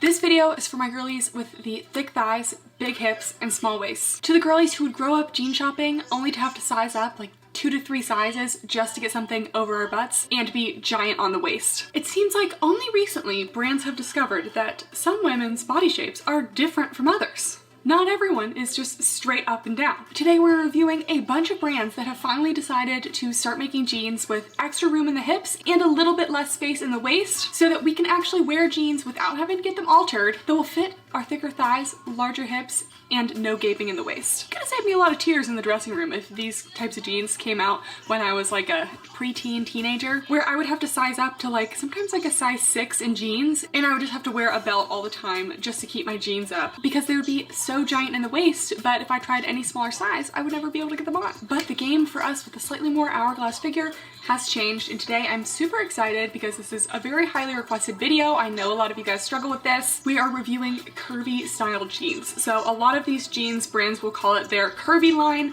and that's not another word for like plus size or larger sizes. These brands are using a larger discrepancy in their waist and hip measurement. So every brand has their own little definition of curvy, but for every brand today, I will mention what they say their definition of curvy is, but usually they just add a couple extra inches of fabric in the hip and thigh area. If you're new here, my name is Kathryn. We do a lot of honest activewear reviews, but lately I've just been feeling like like straying outside the activewear, just a little step outside to regular clothing. And as someone who rarely finds a pair of jeans that fits because I do have a slightly athletic build, I carry my weight in my glutes and thighs, I'm excited to share some jeans that actually work for me. So I had some jeans myself that actually work for me and are considered like curvy jeans, but I asked you guys on Instagram and got a couple recommendations. So today we will be trying jeans from Abercrombie Curve Love, Aerie Curvy, Madewell Curvy, Old Navy Curvy, some affordable options, and I also threw in a pair of Fashion Nova because those were actually the first jeans I ever tried that I didn't have to wear a belt with back in college. They aren't labeled as curvy, but everything in Fashion Nova is like that. So before we get started, make sure to give this video a thumbs up, and if you're not already subscribed, be sure to do so, and let's get into it. So if you're not new here, you know that I like to make my reviews pretty methodical. I like to make sure I cover all my bases for every pair of leggings, every pair of shorts, sports bras, etc. So for jeans today, I came up with my own little system of metrics so we could make sure we cover everything for each pair. So for every pair of jeans today, we're going over if the sizing is true to the size guide. So I did follow the size guide for all of these, and I will do updated measurements in just a second to see what my measurements are like right here, right now, because they've been pretty stable and measurements are always in the description down below, but why not do them right now so we know if these really fit. We will also go over the size range as well as the website's definition of curvy, the fabric composition, if they have any stretch, if they really are curvy friendly or if they kind of failed to do what they said they would do, and then any other thoughts we may have. So we're gonna start it out with what has been my favorite pair of jeans for a long time, Abercrombie Curve Love. So maybe by the end of the video, my favorites will change because I haven't tried a lot of these brands, but I am truly obsessed with Abercrombie Curve Love jeans, especially their ultra high rise 90s jeans. These are the ultra high rise 90s straight jeans. These are especially my favorite. They have this little slit at the bottom, so almost makes them kind of look like more of a flare. They just fall over your shoes a little bit better than like the true straight ones. I have tried some of like the true straight ones that were a little bit tight on my calves because not only do I have large thighs, I also have giant calves. Someone had the audacity to question me the other day. They were like, have you ever had to purchase a extended calf boot? And I was like, girl, I have never fit into a regular calf boot. I got Hunter rain boots a long time ago in college. Even the extended calf version, still a little snug. Partially genetics, partially doing ballet for 15 years of my life. Anyways, I have large calves, so that is another thing we will be looking at in this video if you struggle with large calves like me, to see if the jeans will cause a problem there. Anyways, we're doing a lot of rants. We're gonna wrap it up on the rants here. So the ultra high rise 90s straight jeans. So I wear a size 25 in Abercrombie Curve Love. I think they do tend to run like a teeny bit big. I've tried a 26 before and it was a little larger in the waist, and we'll see what my waist measurement today is, but it's usually around a 26. So the size guide would put me at a 26 or a 2, but I wear a 0.25. So Abercrombie's definition of curve love is an additional 2 inches through the hip and thigh to help eliminate waist gap. What I like about the Abercrombie size guides is they actually include the regular hip measurement as well as the curvy measurement, and a lot of these other brands today, they only include one size guide, so I'm like, is this the curvy size guide or the regular? Like, do I need to size up? So Abercrombie makes it very clear. Anyways, I tend to prefer a lighter wash jean. I don't really care if it has distressing on it at all. This one is like maybe slightly distressed along the waistband, but just for like a kind of worn in effect. And these are 99% cotton, 1% elastane. Generally, I find them pretty much on the stiff side and not a lot of stretch, but when they fit in the glutes and the thighs, you don't really need stretch. And that's coming from someone who used to only wear stretchy jeans. So let's try these. So as promised, let's do some up-to-date measurements. So your waist is your smallest point. So we are getting just about 26 and a half. And the hip measurement is the widest point of your hips here. And we are getting a 39. And just for fun, even though no one ever measures the thighs on websites, get about a 23.75, 24. So first up, we have the Abercrombie Curve Love jeans, and I'm just gonna start with kind of like a shortened frame so we can see mostly the waist. So based on my measurements that we just measured today, I really should be more of a 26 in these jeans, but I have tried the 26 and I just prefer the way the 25 feels. I just got these on so easily. They are not too tight in my thighs. They're not squishing down my glutes. Like, look at my butt. Like, it looks great. These pockets are in a position where I feel like it's lifting on the glutes. The waist is nice and snug, and I never have to wear a belt with these. Every single pair of jeans I ever wore growing up, I had to wear a belt. I hate belts. They're uncomfortable. I don't even like how they look. So not having to wear a belt now is just amazing. Anyways, these are my current #1 favorite jeans. Love them so much. In terms of the size chart, I would recommend sizing one size down, but everyone's gonna be a little different. So these just have a teeny bit of stretch to them. It's really more give. They're definitely not like the stretchiest jeans, like in terms of like moving around. Like I can't like do a ton of movements in them, but just like every day, like going out to eat, walking around, I don't feel restricted in these. These are the long length. I popped on a pair of shoes because I felt like looking at these with shoes on would be the best. So I love the little slit in these because it just falls over your shoes really nicely. I think the long is a good length for me. It does go over my shoes quite a bit. So if I'm not wearing shoes, they do look a little bit long, but I feel like having them slightly longer rather than slightly shorter elongates the leg a little bit. And when you first put on these jeans, I have worn them a couple times since their last wash. They do stretch out a teeny bit, as most denim does. So when you first put them on and they feel a little bit tight, that is normal. And these are a nice high rise. They go to the smallest point of my waist, just about a teeny bit above the belly button. But I love these ones so much. And then pretty similar situation, we got the Abercrombie Curve Love Ultra High Rise 90s Relaxed Jeans. So these ones just have a slightly wider leg.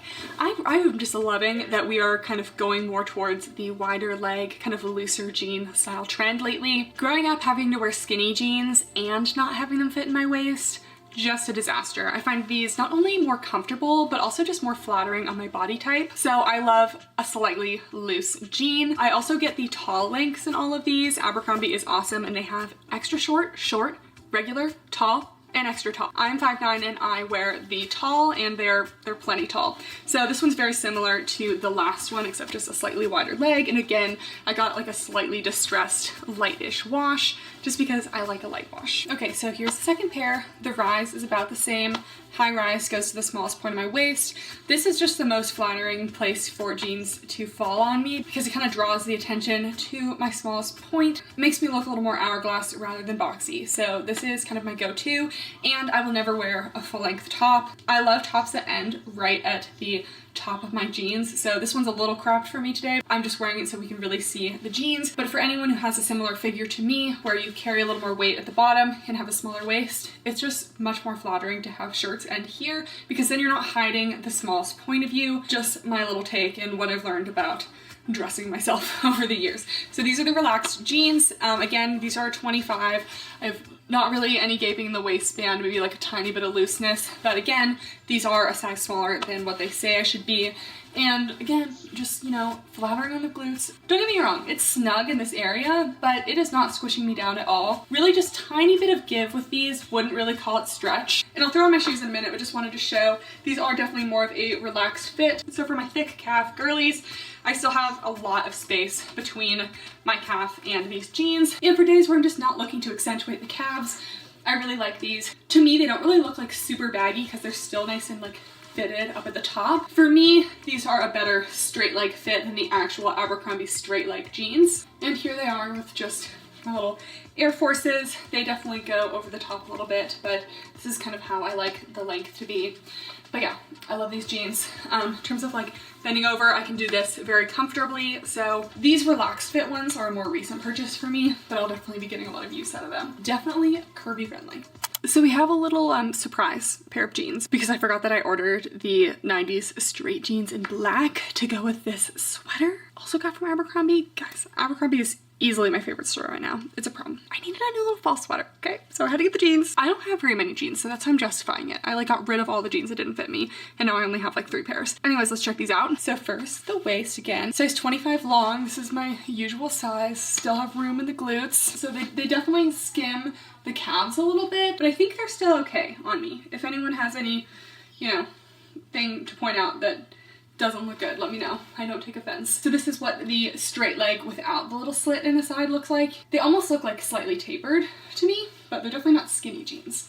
So next we're moving on to Airy Curvy. So I tried to try the Airy Curvy like maybe like a year ago at some point. I don't know why I didn't look at the size chart, but I ordered a size 6 and they were gigantic on my waist. So this time we ordered a size 2. So with Airy, their line is called Curvy, and their size chart, I'm not exactly sure if it's for the regular sizes or the curvy sizes. Kind of feel like it's for regular, but I'm not sure. But anyways, I feel like I'm more in the size small 4 to 6 range, but I ended up getting a 2 because the 6s were just so big last time that I didn't think a 4 would even work for me. So we'll see if it's true to the size chart or not. So I got a size 2 long, and these are the curvy mom jeans, and they are a classic stretch. So let's see.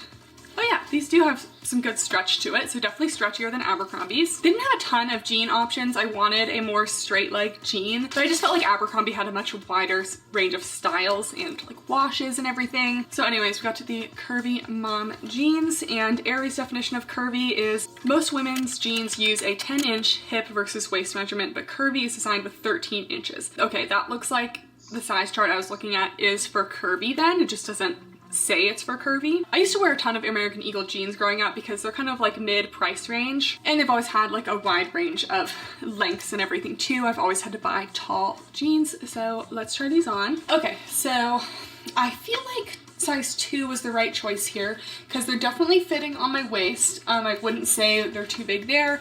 These jeans are definitely a little more lightweight and definitely stretchier. Well, okay, these have like quite a bit of stretch compared to the Abercrombie ones. So if you're looking for a little more stretch, these definitely have it. They're super high rise, like at least an inch higher than the Abercrombies. Definitely not too tight at all in the thighs or the hips, but I do kind of have a little extra fabric like right here. I feel like it needed to taper in a little bit sooner above the glute area. So maybe these are meant to be a slightly more relaxed fit, but I just do have a little bit of space right here. It's not really a problem if I'm treating these kind of a little more relaxed, which occasionally mom jeans are. So I would still say these fit, and they're definitely still curvy friendly.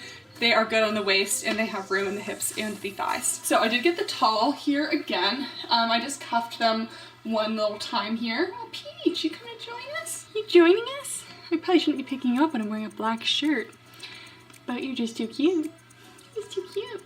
Anyways, these are definitely a more tapered leg style fit. So they are snug on the calves here, but they're not too tight. So I wouldn't say that these are, you know, not thick calf friendly. I would definitely say these are still okay. I don't think they look weird.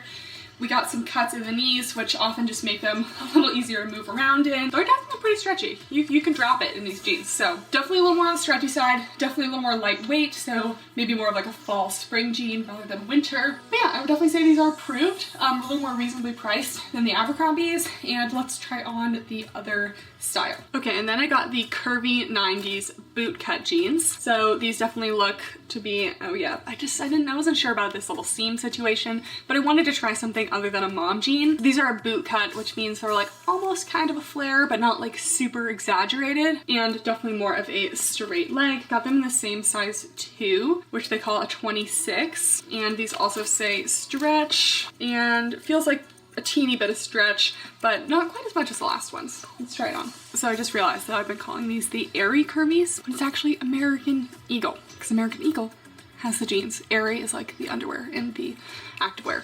So same parent company, so you guys get it, but my bad, these are American Eagle. Okay, so here are the more straight leg jeans. They are still labeled as a stretch jean, but I can definitely feel they are not quite as stretchy as the mom jeans. So I'm still gonna give them like a low to medium stretch. They're definitely stretchier than Abercrombie, not as stretchy as the previous American Eagle jeans, and these are definitely a little bit thicker and more of like a classic like denim weight as well. So I got a size smaller than what the size chart put me at, especially in the waist. They put me at like a 4, and I actually am still getting quite a bit of gaping in this waist here, so you can definitely see when I bend over. These are just not quite where they should be on the waist, but I can definitely feel we are probably at the largest size I can go to on the hips and the glutes. The thighs definitely feel okay, but this kind of makes me question the American Eagle curvy line. I think that Abercrombie definitely has more of a waistband taper, and I like things to be nice and snug on that waist. I don't like any gaping. I know that these are still gonna stay up, you know, when I'm out and about, because they still have that like tapered fit like up in here, but at the very top of the waistband, I just have a little bit too much space. Other than that, I feel like these jeans fit really well. They're a nice high rise, not quite as high as the mom jeans. I like the wash of these as well. And let's take a look at the bottom of these. I don't really like this little split in the front. So, you know I chose these. Sometimes people are like, why'd you choose those if you don't like them? I didn't have a lot of options, okay? I wanted a more straight leg fit. This is what they had. So I definitely prefer this side slit in the front, but I still think that these are overall cute. The seam kind of goes from the side down into the front and kind of crosses over onto the inside. Length is good. I got the tall length, and I would say this is generally good for, my people who usually choose a long length jean. Still can pretty easily like bend over in them, not very restricting, and they're still definitely not squishing down the glutes. I just think for my measurements specifically, that Abercrombie works just a teeny bit better. But I would still say these are overall curvy friendly, just maybe not quite as much as Abercrombie. Next, we're going with Old Navy Curvy. So a lot of you guys recommended these as kind of like an alternative to the Abercrombie Curve Love, and they're a lot more affordable. So Old Navy is owned by like the same parent company as like Gap and Athleta. So I think Gap also makes jeans like this. I ordered the Old Navy ones, and these ones are $44.99. So already like half the price of some of the other jeans today. And every time I go on Old Navy's website, they have just like this random 30% off deal. So I would definitely not buy these unless they are 30% off, which means you're getting a pair of jeans for like $30-ish. So Old Navy's definition of curvy is 1 inch smaller at the waist, 2.5 inch roomier at the hip, and 1 inch wider at the thigh. So a little more roomy in the hips than maybe the Abercrombie, but maybe a little less wide in the thighs. My thighs are like almost the same size as my waist, so I really need a lot of space. So these are the Curvy OG Straight ankle jeans. I got the size 2 tall. In their size chart, I'm not really sure if it's curvy or not. This is one of the ones that wasn't sure, but if the waist is 26, this is the hips and butt is 36.5, and I think my hips are more like 39. Hopefully that's the measurement pre-adding 2.5 inches, or else these are not gonna fit. But yeah, went with a 2 tall. Pretty good size range is 00 to 30, and they have short, regular, and tall inseams. So luckily I'm not like super tall where I need to do extra tall. If you're an extra tall gal, probably go with the Abercrombies. So these are kind of like a mom jean shape. They look like they have a slight taper, and I wonder if they have any stretch. Only 1% spandex, so probably not gonna have a lot of stretch. Yeah, just a little bit of give. To be honest, I don't really need a ton of stretch. I actually like when the jeans are a little more structured, and these don't have any distressing or anything on them, so let's give them a try. So first of all, these are kind of more of a tapered, almost skinny leg. That's just kind of the options that I had here. Also a high rise for these. Getting almost like a little bit of camel situation in them. I'm sure that would go away after wearing them a little bit, and definitely able to fit my hips and thighs. I did go with the size chart here that put me with a 26-inch waist at a size 2, so that's what I'm wearing. And unfortunately, we still do have some waistband gaping. I know it really doesn't look like much on camera, but okay, we can see it here. So when I bend over, definitely still have some waistband gaping. I'd be interested to see if I could size down. I know it would be a little snug at first, but they might loosen up. So that might solve our problems here, but I think the waist could be taken in just a little bit more. And I don't think I have like a crazy hip waist measurement difference. It's only around 13 inches, which is about what these brands are advertising. So I feel like it should really fit me here. And part of the reason why I look for no waistband gaping, especially when I first put on these jeans, which this is my first time trying them on, is because jeans always stretch out just a teeny bit over time. So if they're a little bit tight in the waist, in an hour, they're gonna be perfect. So other than that, let's take a look. So these are definitely more of a tapered, skinny shape. They're not too tight on my calves, but they're definitely skimming them for me. And with like ankle tapered jeans like this, I do kind of prefer to have like maybe a little bit of a cuff situation, maybe even 2. I got the long length, which I feel like maybe I didn't need, because if it's a tapered shape, I kind of do prefer to show a little bit of ankle. So this is just cuffed twice here. In terms of stretch, these are actually pretty stretchy. Okay, yeah, I would give these a solid medium stretch. They still definitely feel like jeans though. They got a nice like thick, sturdy feel. They're not squishing down my butt, not squishing down my thighs too much. If anything, I have like a little bit extra space in there. So I'm still going to give these a curvy friendly rating, but I would definitely suggest sizing down at least 1 size and perhaps playing around with the sizing a little bit. I wonder if I chose a size 0, if these would fit a little better for me in the waist.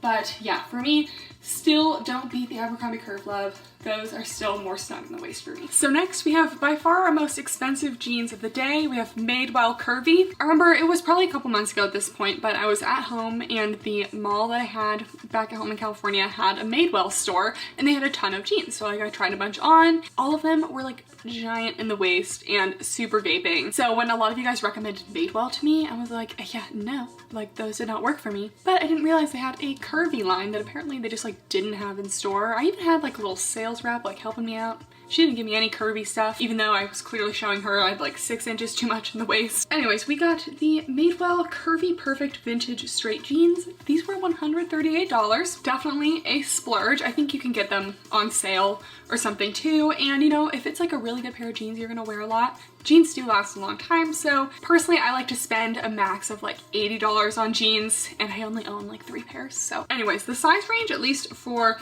this specific version of the jeans, looked to be a little less inclusive. I only saw 23 to 33 and those are waist sizes. So definitely not quite as much. I don't think this specific style had additional lengths either. I got a 25 and this is where I have questions about the size chart. If you are going to make your sizing waist sizes, this says W25. What size do you think the waist should measure at?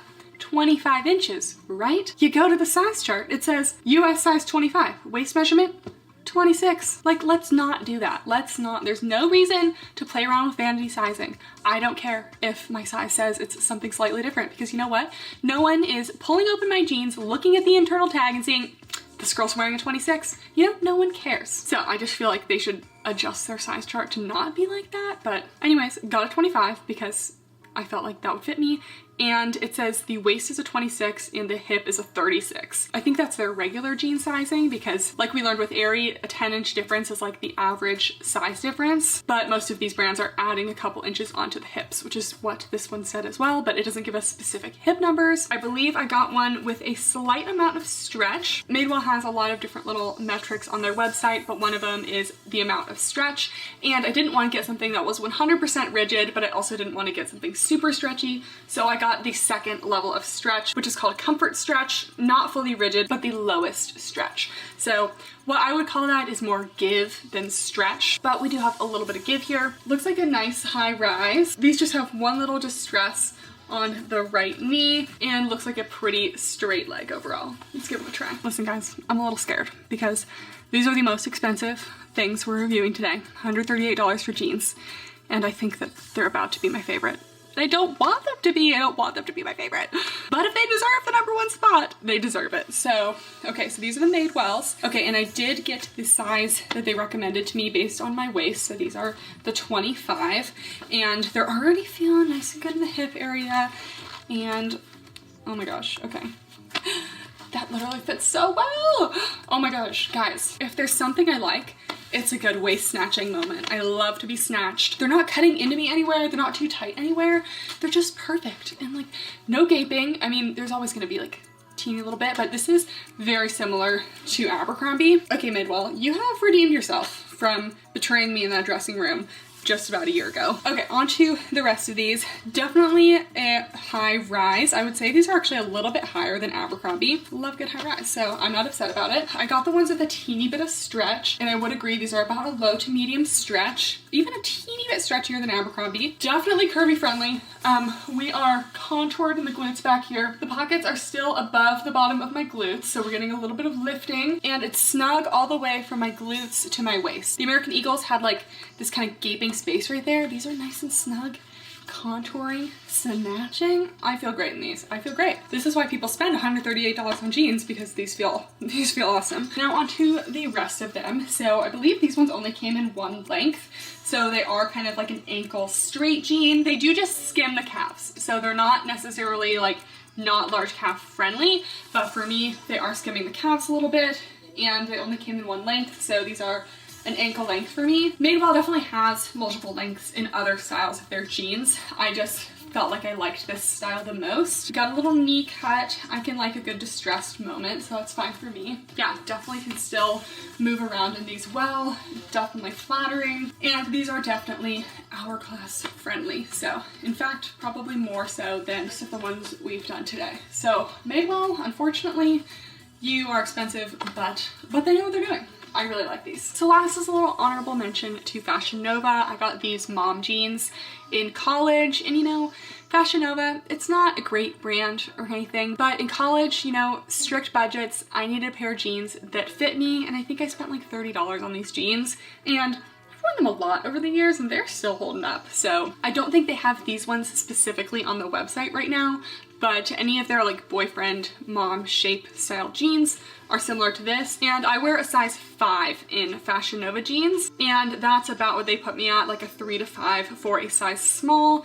And honestly, all of Fashion Nova's jeans that I've had, I had a couple other styles in the past that were more like skinny style, so I've since gotten rid of them because we decided to take my legs out of leg prison and give them a little more space. But anyways, I always got a size 5. It was always snug on the waist and not squishing down my glutes and my thighs. So they've always been pretty curvy friendly in all of their styles, even if they don't label it. And yeah, these mom jeans, they only come in one length, unfortunately, so they really are more of like an ankle jean. I usually just cuff them up like once, and no distressing on these. And last on the list, we have my Fashion Nova jeans. So these ones are not quite as high rise as some of the others, and keep in mind these have been worn quite a few times without washing. You just don't need to wash your jeans every time you wear them. Like, I wear them for like an hour or two max. They're not getting washed unless they're like actually dirty, and I'm pretty sure that's what jean manufacturers like want you to do. So these do have a little bit of gaping on me, but after a fresh wash and dry, they are nice and snug on the waist. So that's why we're not getting upset about this kind of gaping, because I know it's just because I've worn them a bunch. So yeah, still high rise, definitely friendly to the glutes. I never feel like these are too tight on my glutes or thighs. And then here's the full length. So I do usually just kind of cuff on like once, but these only come in one length, so unfortunately they're never going to be quite long enough on me. But like I said, with an ankle jean, I don't mind them being a little bit short on the ankles. So I personally don't mind this length, but it would be nice if they came in more lengths. But I only spent like $30 on these, so we can't be too upset. These don't have like a ton of stretch. I would say it's like a little bit of give, but just because the shape is a little more relaxed, they just feel like a little more movable in them. We're gonna go with a low stretch. I think that's good. So definitely still flattering on the glutes in these. The bottom of the pockets is still above my little crease here, so we know there's still gonna be a little bit lifting. And it's hard to say this about the rest of the jeans, but these ones have just stood the test of time.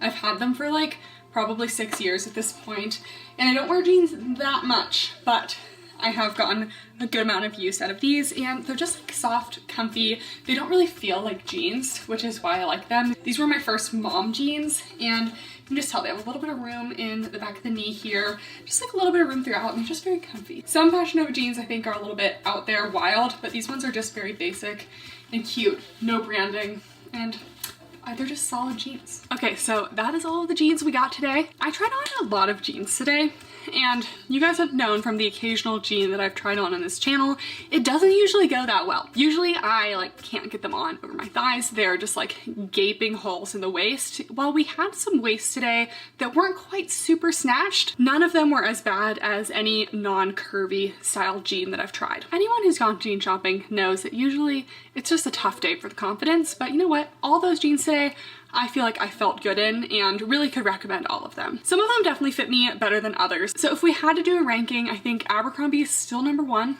I know, I hate to say it, but I think the price and the way they fit me and the amount of styles and lengths they have just makes them number one. Number two is actually Madewell, and I mean, I did not want to put them there because they are so expensive, but those just like fit me beautifully and were super comfortable and just made me feel really good. Number three, I think we're gonna go with Old Navy, because even though we didn't quite have the waist snatching on those, I liked the affordable price. They had multiple lengths and they still had a good amount of styles. Below Old Navy, I think we're gonna put American Eagle, because we did have a little gaping on the waistband in those as well. But again, good size range, good amount of lengths. Less styles than Old Navy though, so that's why they're just like a little bit below and a little more expensive. And I don't know if it really deserves it, but I think Fashion Nova is gonna go at the bottom, just because I feel like So a lot of their styles just like aren't really what I'm looking for, and they don't have multiple lengths, and I don't feel quite as snatched in those as I do in some of the other ones. Although I had worn those jeans a couple times, so they were a little stretched out. Even when they're prime, fresh out the wash, they never feel quite as snatching as like Abercrombie or Madewell. So I know that was a long video. Thank you guys so much for watching. If you guys want a part 2 and you have enough suggestions, I'm gonna need like at least 3 or 4 more suggestions. Let me know and we can keep trying. And also let me know if there's anything you'd like me to add to the review that I didn't include this time. I don't review jeans very often, so I try to just include things that I thought would be helpful. And if you made it this far and you haven't liked the video yet, go ahead and just leave a thumbs up and subscribe. Thank you guys so much for watching, and I'll see you next time. Bye! Also, I did my makeup so that I felt like I didn't look bland. Now, Erica, why are you saying you love me? I appreciate you, Brenda. Here we go.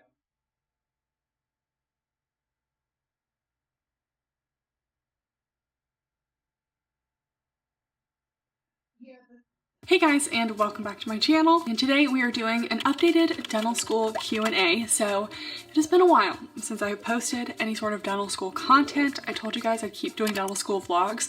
I actually had 2 that I filmed and that I just literally could not get myself to edit them. So I apologize for slacking. Make sure to comment down below if you'd like me to bring back the vlogs, because if you want them, I will do my best. Anyways, yesterday I officially finished my 3rd year of dental school. I am 9 semesters in with 2 semesters left. So I am now a 4th year, which is our final year. Kind of felt like I was already a 4th year this past summer because the previous 4th years left in May. So we were like the oldest students on campus this summer. So it just kind of already felt like we were 4th years. But now officially I am. Just a little recap of this past semester.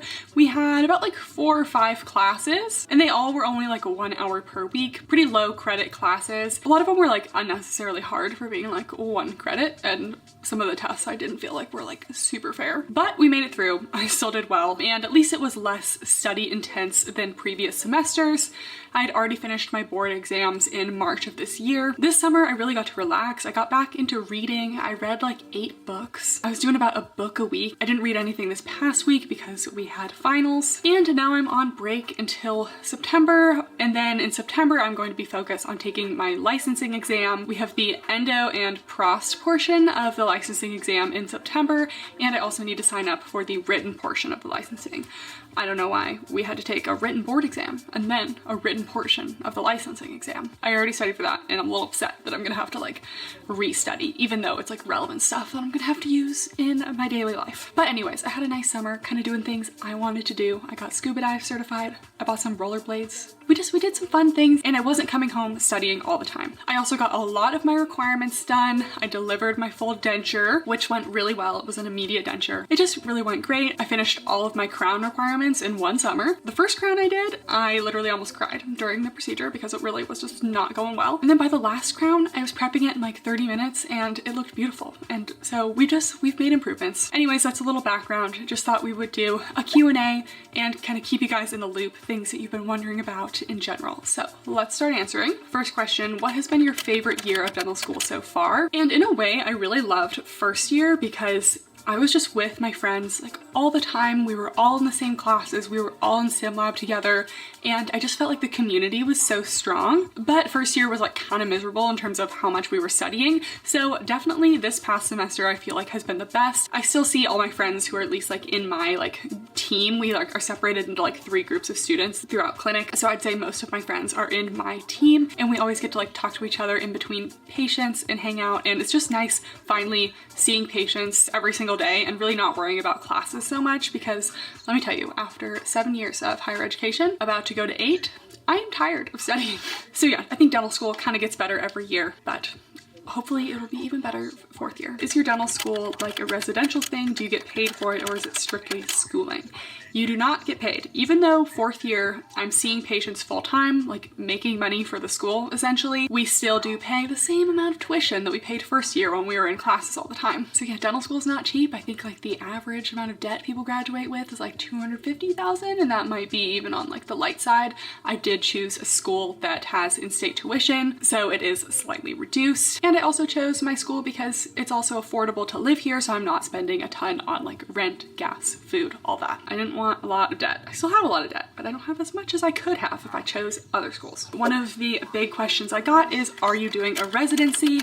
And I am not. So when I first entered dental school, I thought like maybe I would do like a GPR, AEGD. Those are like 1-year residencies to still be a general dentist. But to be honest, I just don't really think I can do more school right now. I don't want to say I'm like burnt out already, because when it comes to actually like doing the dentistry, I don't really feel burnt out, but I feel like if I did any more school, then I might be running that risk, and I'm just too young. I'm too young to be burnt out. So I'd like to just move on, practice, and then take some CE courses that are more tailored to what I want to learn more about. So yeah, not doing a residency. Also, none of the specialties interest me enough to want to stick with that for the rest of my life. I do like pediatrics, but I also really love working with my adult patients, so I wouldn't want to commit to pediatrics and not be able to treat adult patients anymore. Do not like oral surgery, and ortho is like kind of boring to me as well. Perio is cool, and when it comes to doing oral surgery things, I definitely prefer soft tissue to like tooth extraction, so I could see myself doing perio, but I think I would miss doing just like restorative and like prosthetic dentistry. So no, not specializing. Will you stay in Vegas after graduation? And the answer to that is no. I wouldn't necessarily be opposed to staying here, but my boyfriend is here with me, and we don't have any family here, and he doesn't have a lot of people that he knows here, and he came here for me, so we are going to move somewhere closer to family. Right now we're planning to move to Arizona, like Scottsdale, Phoenix area. That's where he has a lot of family, so that's where we're planning to go. If you know anyone looking to hire an associate in that area, let me know. Are you planning to open your own practice eventually? I'm honestly not sure. I feel like initially I was like, no, I really don't want that. I don't want to worry about the business and all that stuff, but I feel like that might change after I practice. It also depends like how my experience is as an associate dentist. If I feel like my creativity and options as an associate are kind of being stifled by the practice owner, maybe I could see myself owning a practice at some point just so I could have full control over what I'm doing. But as of right now, it's definitely not anything in the near future. Something down the road if it just seems like a good option at that point. Why do you use OneNote instead of GoodNotes, Notability, etc.? I started using OneNote honestly because it synced with my school computer, which is like Windows computer. It's a Dell. It's really not a nice computer. As well as my iPad, so my notes kind of pop up on both of them. I don't think Notability does that, but I'm honestly not really sure. And Notability, I think you can only write on top of the PowerPoint slides, and I like to write like on the side in the margin, and I just feel like OneNote is a lot more like expandable, and I don't know, I honestly have never tried those, but I don't have any problems with OneNote, so that's why I use it, and it's also free, which is nice. Were your molar root canals for an elective, or did all students have to do them? Ours was an elective, actually, except there were only like probably like 5 people who did not do the molar elective.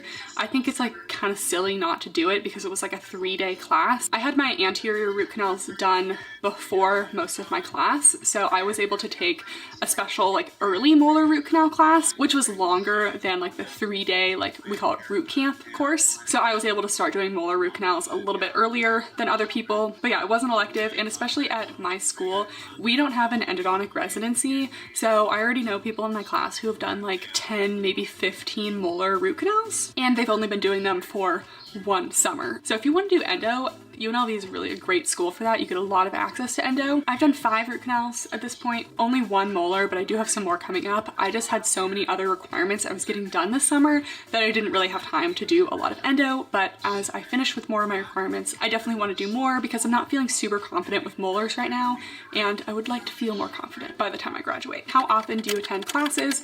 Course load per semester. I think first year we started with like 40 credits. We were in class like all the time. It was wild. And this semester, like I said, I think I had like 4 or 5 1-credit classes. And then next semester I have 2 2-credit classes. So it gets lower and lower. I'm pretty sure in the spring we only have 1 class. I'm so excited. I'm so excited to be done with classes. If you had to do it over again, would you still choose a dental school? I will say, when I applied to dental school and got to dental school, I really had no idea what I was getting into, but I feel like everything I learn about dental school, the more procedures I do, I just am really enjoying it a lot and love it even more than I ever imagined. So I am definitely glad I chose dental school over any other career. Initially, I had thought that maybe I wanted to go to medical school. I never like applied to medical school or anything. I changed from the pre-med to pre-dental path in like sophomore year of college. But yes, I'm definitely glad I chose. I just feel like it's such a great fit for me and I'm just loving it. What has been your biggest personal achievement in dental school? I feel like I've really thrived in dental school. I get a lot of praise from faculty. I'm doing well academically. It's just been honestly a great boost for the confidence. In college, I didn't really know a lot of professors like super personally, so I feel like you're kind of lost in like not getting a lot of feedback, but in dental school, you get to know them so closely that I've just had really close relationships with faculty and just really reinforced that like the work I'm doing is really good and that they're proud of me, they're confident in my abilities. But I think one of my biggest personal achievements has been with patients. Twice this semester, I had some really great moments with patients where they really felt like I had changed their lives for the better and they really appreciated everything I was doing and they, you know, expressed that to me with like tears in their eyes. And like sometimes people are like, okay, you know, you're just a dentist or it's just going to the dentist. Is it really making that big of a difference? And I really do feel like I have made a huge impact in these people's lives and it just feels really good and reinforces that I know I'm doing the right thing, not only clinically but also like interpersonally with my patients. How long do you think it will take you to pay off student loans? So I did intentionally choose a public school, not a private school, because that would have costed a lot more. So I saved some money having in-state tuition, living in a more affordable place, and I also have YouTube and social media. So I was fortunate that I didn't have to take out quite as many loans as some people. So if I wanted to pay off my loans quickly, I think I could, but interest is like still on pause right now, and I want to make sure that I'm paying off my loans in a way that makes like the most financial sense. So like if it would be better to like invest my money rather than pay off all my loans in like a lump sum, I'd want to do that. So, and personally, I don't have all the answers to that. So after graduation, I plan on speaking to some sort of, you know, financial consultant or something, student loan consultant, someone that can help me figure out what the best way to go about that is, because you really want to make educated decisions with your money, especially when it comes to loans and student loans. How often do you get overwhelmed and how do you manage it? There's like a couple situations that I get overwhelmed. One is definitely during like heavy exam periods, like if there are a lot of exams. Like this past Thursday, we had an exam at 8 a.m. and I'm sure like almost no one in my class had studied for our 1 p.m. exam until after that 8 a.m. exam. So that was definitely stressful and I was feeling overwhelmed, but I feel like I'm so used to that at this point that as soon as the exams are over, I can start to unwind, but I do kind of stay in that stressed state until the exams are over because in a way I feel like the stress kind of like keeps me going. And then sometimes I get stressed when I have like a lot of patient work that week, but usually as soon as I get things started, like if I'm like, okay, I have like this really complex case, I'm really stressed about it, I don't know what I'm doing kind of thing, I feel like as soon as I start it, I often feel better about it. And then, I don't know, just work through things as they go. Okay, next question. Just started D1 year. What loops/light do you use? Okay, I have battled with my loops for so long. I have the Q Optics, I think 4 magnification prismatics. Listen, I want to love these loops. I want to love them. They're super lightweight, like delicate looking. I feel like I could still see people when I look straight forward, but then, you know, look through my loops when they're down so I don't have to like take off my loops to talk to people. And the visibility is great and everything. And I have classmates who like totally love them and it works for them, but I literally even had my loops remade and they still just like don't really work for me. They like go out of focus easily and I feel like when I like press on the sides, they like are more in focus and they slide down my nose a lot. So I had to put the little like tie strap in the back, but when I put the tie strap in the back, then it literally like bruises my nose. So I have reduced nose bruising than I did before because I switched nose pieces, but I still get like a red mark on my nose that lasts for the rest of the day. And I don't see anyone else walking around with red marks on their nose. So this fall, since I'm still a student and you get a student rate for loops, I'm gonna buy some new loops. I think I'm going to buy the Yvette loops. I have a friend who really likes those. I tried them on. And even though they're like a heavier loop, the way that they're balanced on your face doesn't put as much pressure on your nose. And I literally think my nose has like slightly changed shape since dental school. Like I think my nose bridge bump up here is more pronounced now. I used to be very self-conscious about my nose and I didn't really need it getting bigger. So I don't really have problems with my nose, but you know what I'm saying. So I have a hard time recommending those. I also definitely do not recommend the Lumadent wireless light because mine literally turns off just randomly throughout the procedure. Like it'll start being on, just turns off. I try to turn it on again and then it like flickers and it doesn't even turn on. It's like the worst light. I had the Lumadent like one that like attaches to your hip. That one's a lot brighter and a lot better, but the cord is so long. So unfortunately, I don't have any good recommendations for loops or lights at the moment. I think I need some new ones. Is there a procedure that you really don't like to do? Teeth extractions. Guys, especially surgical extractions, I hate making patients uncomfortable. We don't do like sedation for extractions, so people have to be awake while they're doing extractions, and I had a surgical extraction the other day and the patient just had a lot of complications. I actually wasn't even doing the extraction, I was just assisting. Still, like, you don't have those serious complications as often when you're doing a crown, a root canal, a restoration. Obviously you have a little sensitivity here and there, but nothing is the same as oral surgery. And honestly, for that reason, I really just don't like super complex extractions. I definitely want to get better at them by the time I graduate. But yeah, I like some surgical procedures, mostly when they involve like soft tissue or like alveoloplasty, something like that. But when it comes to actual like tooth extraction, unless it's periodontally involved, I don't really like doing it. Someone asked, what's going to be your graduation trip or celebration? So my family's definitely coming out for graduation, but we don't have a trip planned yet. I definitely want to go somewhere though, because you do kind of have some time after graduation before you get your license and can actually start practicing. So there's a good period of time in there to travel, and Ian and I love to travel. We went to Europe earlier this year, so maybe not Europe, but I would love to go back to Asia at some point. So somewhere fun for sure. Is the clinical experience you get from dental school enough to prepare you for working as a DDS? So 4 years doesn't seem that long, but at least at my dental school, we start doing clinical procedures in our second year, and I know some don't start until third year, so you get a little extra time being more comfortable with working with patients. And I still have like 9 to 10 months left of dental school. I already feel like I have learned so much in this past semester, finally doing more complex procedures, that I really do feel like I'm getting a great clinical experience and that I will feel clinically competent by the time I graduate. Honestly, I feel like it's rare for me now to have a day where like I really need to ask someone for help, and that's for things like molar root canals or like super complex surgical extractions, or maybe like I'm doing like my first partial dentures in the fall and like I definitely will need help with those. But I feel like things that I've been doing a lot more of, like definitely restorations and even crowns at this point, I feel like I'm getting pretty good at problem solving on my own and not needing to call over faculty for help. Okay, last question. What is something you wish you knew before starting dental school? And that's so hard because I didn't know really much of anything before starting dental school, but I feel like I wish I knew like how big of an advantage previous dental assistants or dental hygienists had going into dental school, because they've done like half of these like things that we have to do all the time, like making temporary crowns, making custom trays, making like suck downs, retainers, things like that, pouring models and all that stuff that like I felt like I struggled a lot with my first year.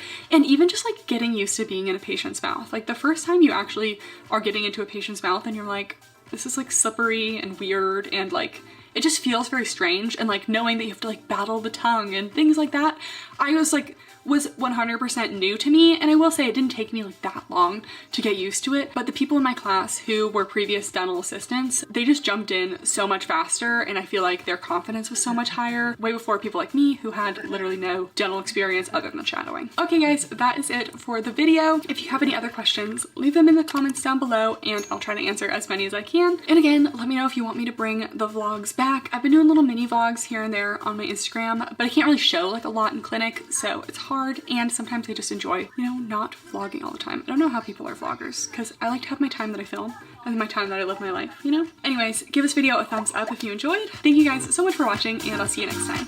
Bye!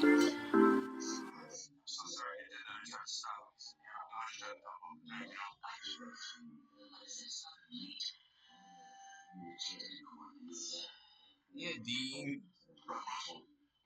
I know you call you so comfortable, but you're Dean, dude. That's a Dean thing to do. Chill, little. That's a Dean thing to do.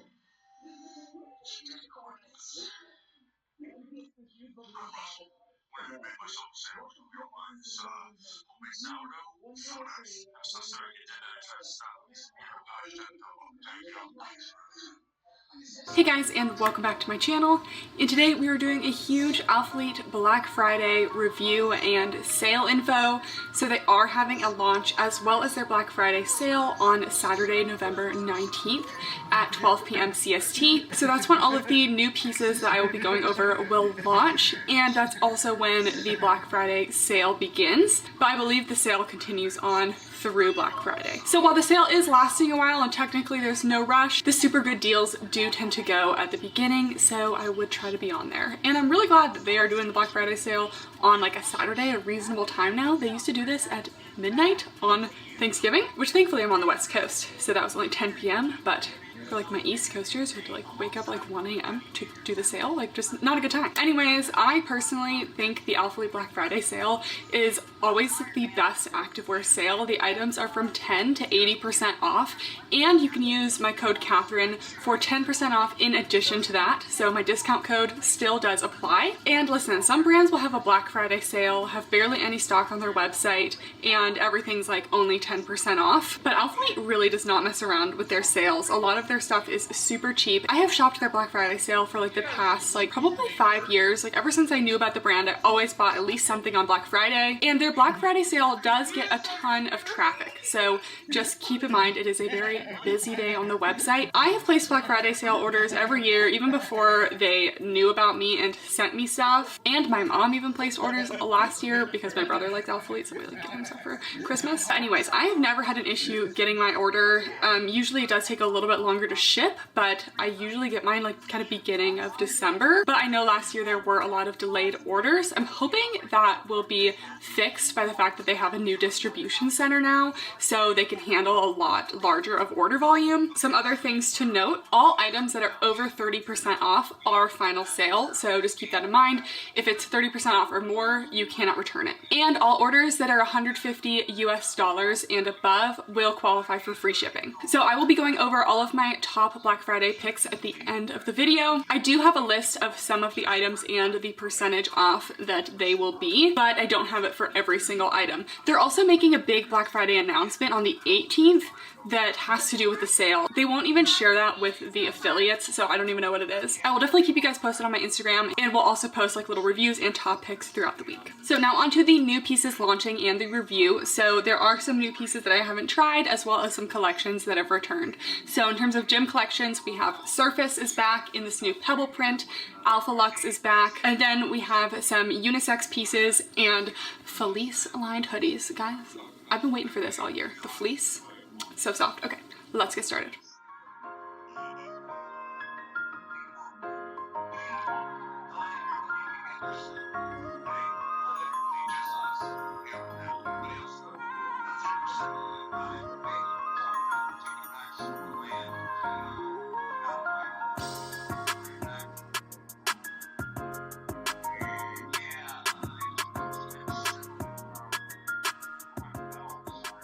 So the first collection launching will be the Performance collection. So it's performance, but it's really like cozy vibes. So these are the men's and women's oversized tees and fleece sweatshirts. So the first one is the classic zip hoodie. This is men's sizing. So I got a men's small as well as a men's large, so we can kind of compare those sizes. They're both going to be an oversized fit though. So all of these sweatshirts will be a 55% cotton, 45% polyester. So they just feel like a classic sweatshirt material, kind of like just soft but not brushed on the outside, and that fleece lined on the inside. So here's a close-up, just kind of classic sweatshirt material, the fuzzy fleece on the inside. I would say these are pretty like medium weight. They're definitely not lightweight, but they're not like the thickest sweatshirts I've ever felt. I think it's a good in between for me. So this one is a full zip. It has the raised silicone logo on the left side, 2 little front pockets, and I love that their drawstrings are always like dipped in this like wax of the same color. It's such a cute little way to do an aglet. Okay, let's try this on. Okay, so let's get on this zip hoodie. So this is a men's large. I will probably just end up giving this to Ian because while it is super comfy oversized, I just don't know where I'm gonna wear like this big of a sweatshirt. I know some people like their vibe is just cozy oversized sweatshirts, but I don't love my stuff to be like so oversized that it's almost like, you know, too much for me. So, okay, so this is super cozy. Like I said, it's double brushed fleece on the inside, super soft. We have the little hoodie drawstrings. It is, you know, a full classic hoodie as well. I love hoodies. I just feel like they keep your upper back a little extra warm because I don't usually actually put the hood on. Sleeves are too long for me, and I have long arms, and the sleeves are just kind of classic cuffed ends. This is like a heathered gray. And in terms of the length, I mean, I am tall. This one's going almost under my butt. So for most people, this will probably be more like a dress on you, like it'll cover to your butt. But if you're shopping for your mans, I would say probably true to size. I think this kind of fits like Ian's hoodies usually do. Okay, so here is the small. Definitely still oversized. You got very spacious, you know, arm space. Still covering almost all my hands.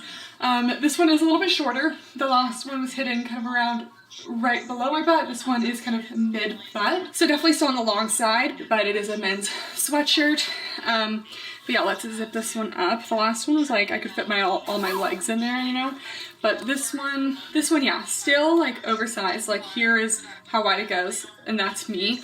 But I think that this is like a better amount of oversized for me. Like it still looks like oversized, but it's not crazy. So this is a small. So this is a small, which is my normal Alphalete size, but again, this is men's and oversized. But I think in terms of the men's hoodies, I actually really like the zip ones. I just think zip hoodies are easier to get on and off, and if you're like a little bit warm, you can kind of keep them open, and I don't know, I just find zip hoodies a little bit more convenient. Then we have the men's Unity hoodie. I also got this in a men's size small. It's the same cotton polyester blend. This one is not a zip up though, it is just a classic hoodie. So you got your hood, your drawstrings, oversized fit, and there is a little kangaroo pocket in the front of this one, and then the back has that like their Unity logo with that like globe-esque thing with pretty bold branding. So let's try this one on. Okay, so here's the men's Unity hoodie. This one's got that big logo on the back, and this is a men's size small. It's fitting pretty similarly to the zip-up jacket, so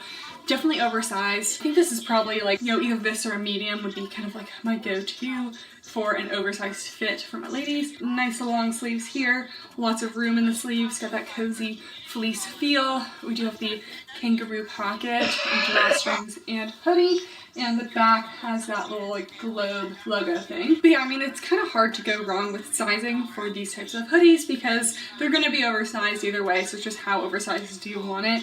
And this one is basically covering my whole butt as well, so it will be very long. I think I prefer the zip one a little bit more just because I feel like those are harder to find, but this one is also super soft and cozy. Then we'll move on to women's hoodies. So first we have the classic capital crop hoodie. So this is the only one that comes in this color, but this color is so cute. This is digital violet. So that same material, it's fleece lined. It's got a little like quarter zip situation and a little like bungee crop, as well as a hood and long sleeves also with little like bungee sleeves.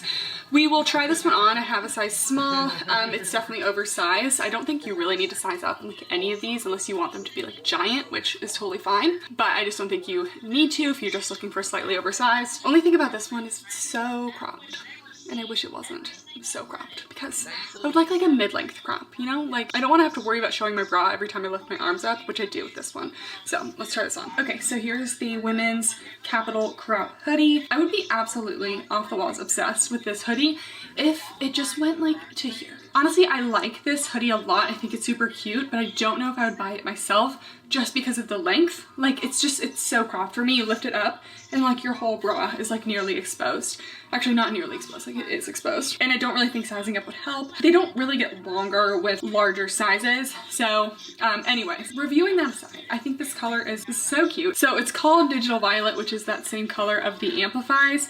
And the Digital Violet in the sweatshirt is much more purple. And the Digital Violet in the Amplifies is like more of like a periwinkle blue almost. So not exactly the same, but colors tend to dye differently.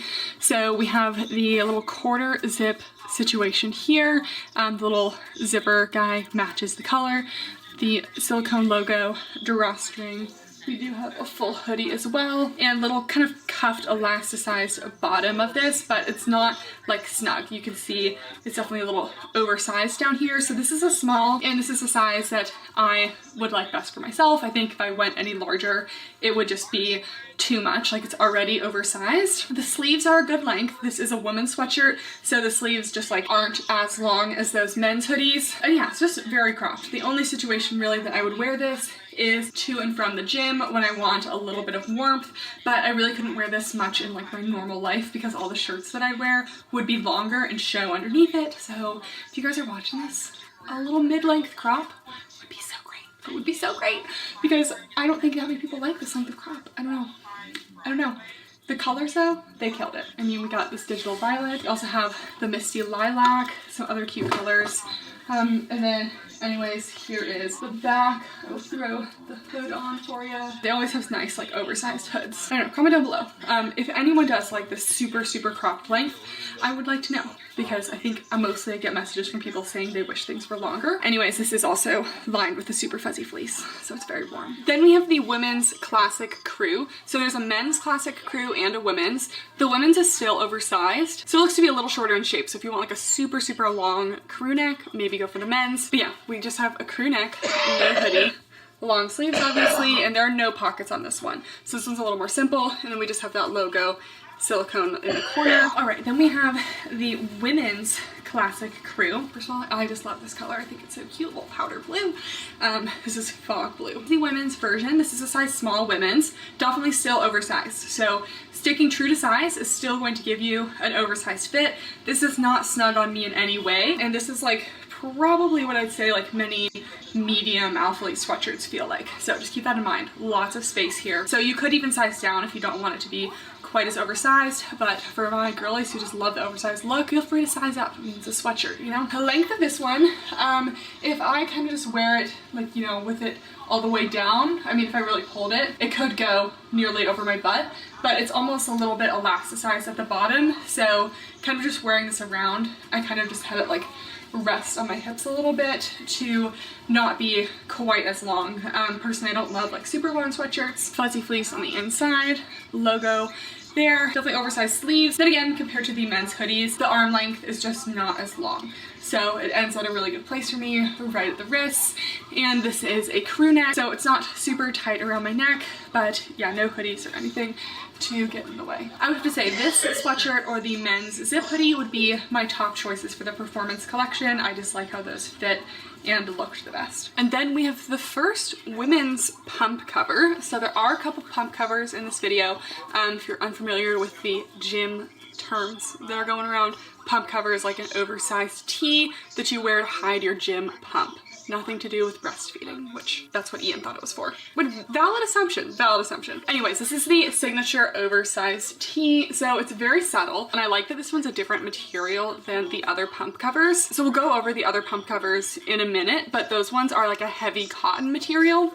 And this one's more of like a dry fit, stretchy, sleek material. So it's kind of in between cottony and sleek, but here's the material. It also has a lot of stretch to it, which the other pump covers do not. This one has a tiny little Alphalete signature logo in the front, and then a much bigger one in the back. Kind of reminds me of like the Gymshark Whitney tees, but yeah, this is a size small, and as you can see, it's very boxy, oversized. So I stuck true to size. You could size up, but again, don't really need to. And this one's a 94% cotton, 6% spandex. And yeah, it just has like a little more flow to it and less structure than some of the cotton ones. I also got a medium in one of the colors, so we will do a side by side for those sizes. Okay, so here's the tee, and I'm gonna keep my arms out here. And this is a size small. So it's definitely still oversized. It's not tight anywhere. It is kind of like just draping over my bust here, but it's not tight at all. Lift up my arms, still no skin is showing. These are definitely long. This is going almost entirely over my butt, and this is a size small. So I think most pump covers, maybe people wear them a little bit larger, but you don't have to size up. I think probably a medium might be like the ideal like pump cover size, I guess, but we will try on the medium and do a side by side. I also just wanted to give some pump cover suggestions on how to wear it. Not that I'm an expert because I don't really wear these very much, but I know that it's popular to wear them. So first of all, you can just wear them kind of like a large oversized tee. You can also tuck it into the back of your sports bra and kind of let that drape over. So a lot of people wear them like this, so it's kind of like oversized baggy in the front, and you still get coverage in the back, but you can show off the glutes. And then you also can tuck in the front as well. It's another way people wear them. So I'm just tucking this into the band of my sports bra. So this is if you want a little more of a cropped look in the front and then a longer look in the back. So just some suggestions. So here's the medium. I will also say that in terms of this pump cover versus the next one we're gonna go over, these are much more like drapey, flowy, and a little like softer against the skin. Sometimes like those heavy cottons can be like just a little bit stiffer. So these are like very soft, very flowy. So this is the medium, and this is the heather gray one, and the text on this one, the signature text, is in white. So it's definitely more of a contrast. You can see more of the Alphalete here. This is maybe going a teeny bit longer, but still kind of like about the same length. And yeah, definitely super oversized. And I know some of you guys have been looking for pump covers that aren't just cotton, so this is a slightly more like sweat friendly material, I'd say. There are a couple other men's tees and stuff that I did not get in this collection. And then we move on to the unisex pieces. So like I was just saying, the classic pump covers are a different material. So I just thought this one was cute. It says Pump University with the little Alphalete wolf on the bottom. So these are all 100% cotton. They're a nice like heavy cotton too, but they don't really have any stretch. They have like a teeny bit of give. With these pump covers, I tend to crop them and just like wear them like that because I don't love like super long tees. And I can say I have cropped quite a few of these and they don't fray or anything. They do get a little rolling up at the edges, so I just crop them a little longer than I want it, and then it just kind of rolls a little bit and then it's perfect. But I've washed them, I've worn them a bunch of times, and you can crop these. Okay, so here's the tee, and I think the women's signature tees definitely run bigger. So even though this is unisex, this one is more of like a true to size fit, and the women's signature tees are like way boxier. So I would say definitely size up in this one for that kind of oversized look, and you can even do a couple sizes up. I know some girls wear like large, extra large, who normally wear like smalls just because they want that super oversized look. So this one definitely has kind of like a worn in feel. All of the tees are also enzyme washed, which makes them not quite as like stiff, gives them a little more flow as a cotton tee, but it still is cotton, so it's not going to be as flowy as the signature tees because they do have some spandex in them. Yeah, just thought this little pump one was cute. And like I said, they are pretty long, so it's going over my butt here. I usually will crop them to like top of my legging waistband, so they'll kind of be kind of like this, and I just think that's like a cute length for me. Shows off more of my shape. But yeah, I mean, even this one is actually like kind of tight on my butt here. If you're looking to wear this like super oversized like this, I would size up in it. Then the short sleeves basically go to my elbows because it's a men's shirt and I'm not as broad as most men. And then here's how the back looks. And then these are marked as unisex, but I'm pretty sure it's just like men's sizing. But I've seen this little style of like mesh basketball gym shorts kind of like resurging with, I think like Inaka has these, Inaka Power and Kill Crew. So I've seen them be popular, but I'm like a little bit mixed on them. I'm not sure if I love them. I have been wearing them around the house and they're a great lounge short, but whether I'd wear them to the gym or not is still in debate. Anyways, this is the LBD More 5-inch mesh shorts. So I did get a size small in them, and to my surprise, they fit perfectly. So I don't know if men's sizing is pretty equivalent to women's or if these truly are unisex, but for my ladies, just get your regular legging size and they should fit just fine. Mine are not too tight, not too loose. So they have a pretty high rise, and you fold them down once to have the drawstring show on the outside. They're a 5-inch inseam, and the More ones obviously say More at the bottom, and these are a 78% polyamide, 22% elastane. I also love all of their like tearaway labels. Like, everyone needs to have tearaway labels. I'm not getting out a pair of scissors to cut the tag out. Like, tear them away. Just beautiful. Love a good tearaway label. And they have 2 little front pockets, and I'm not going to do an entire separate category for these ones, but these are the Alphalete Athletics. The same shorts, but it just says Alphalete Athletics instead of More. The More ones come in cuter colors. I'm also wearing the mocha right now. But yeah, these are the whale blue, another popular color they've been bringing back recently.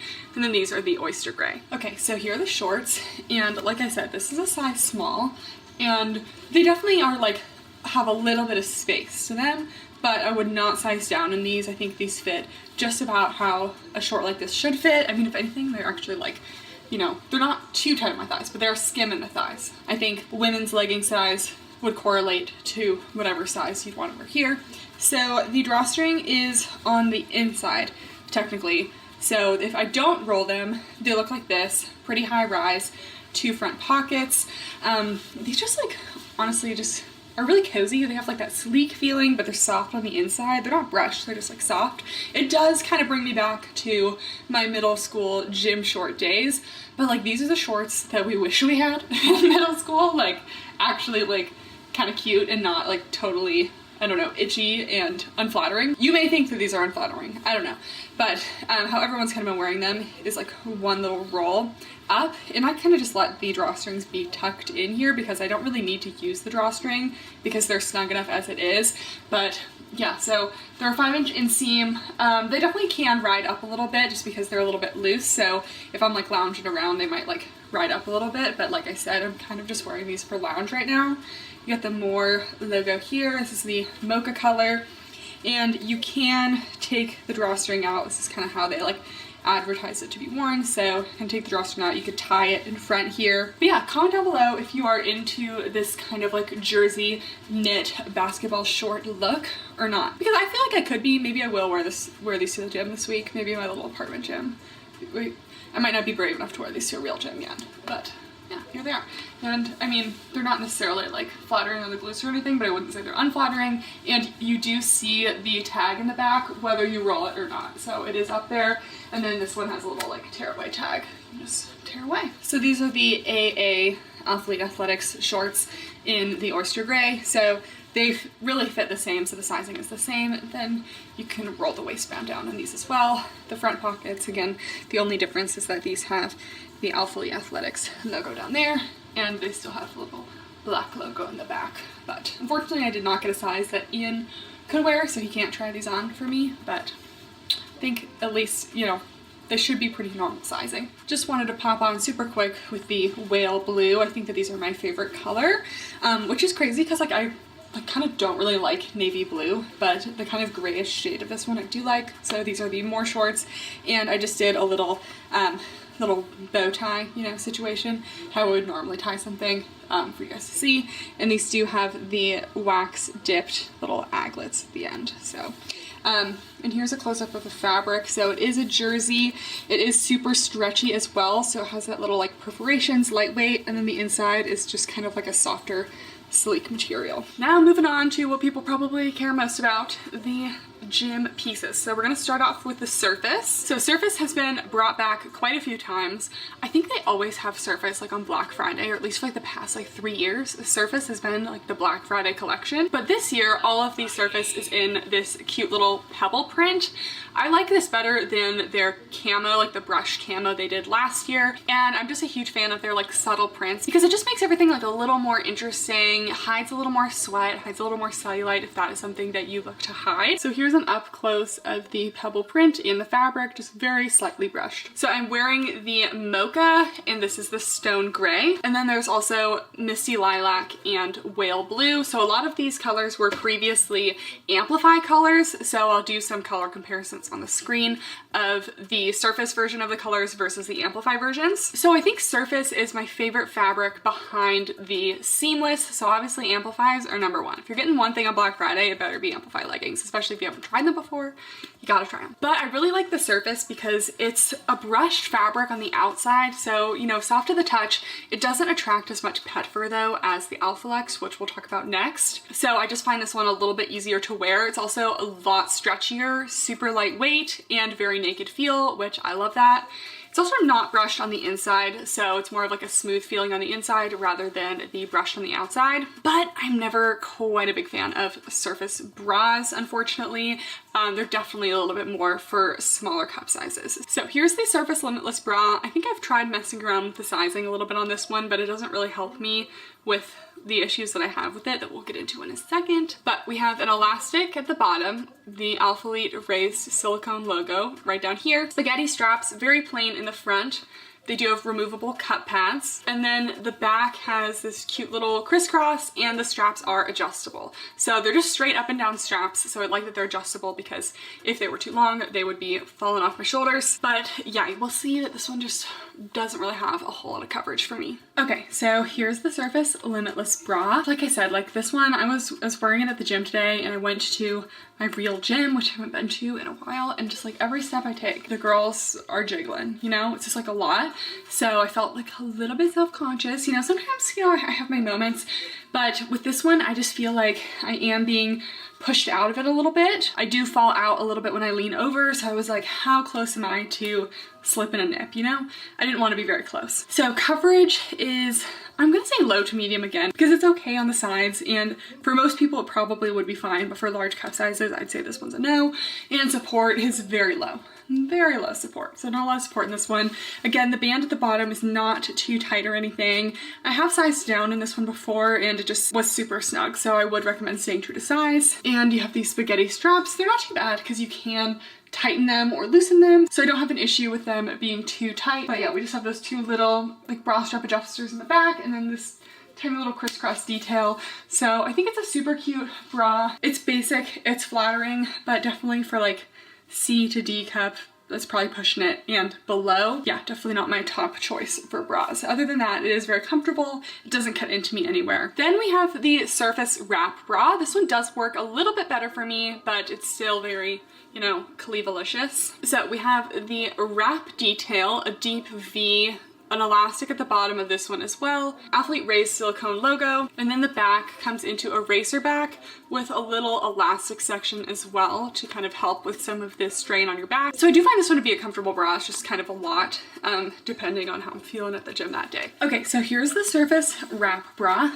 I have this in a size small, kind of my normal Alphalete bra size. And in terms of coverage, so we actually have really good side boob coverage. So side boob's completely covered, but definitely a good amount of cleavage. So we're gonna go light to medium coverage for that. We do have a band at the bottom. I don't find any of the Surface bra bands to be very snug. I don't know how to describe it. They don't really like snatch you up. So while I do think this one is true to size, I think small is perfect for me.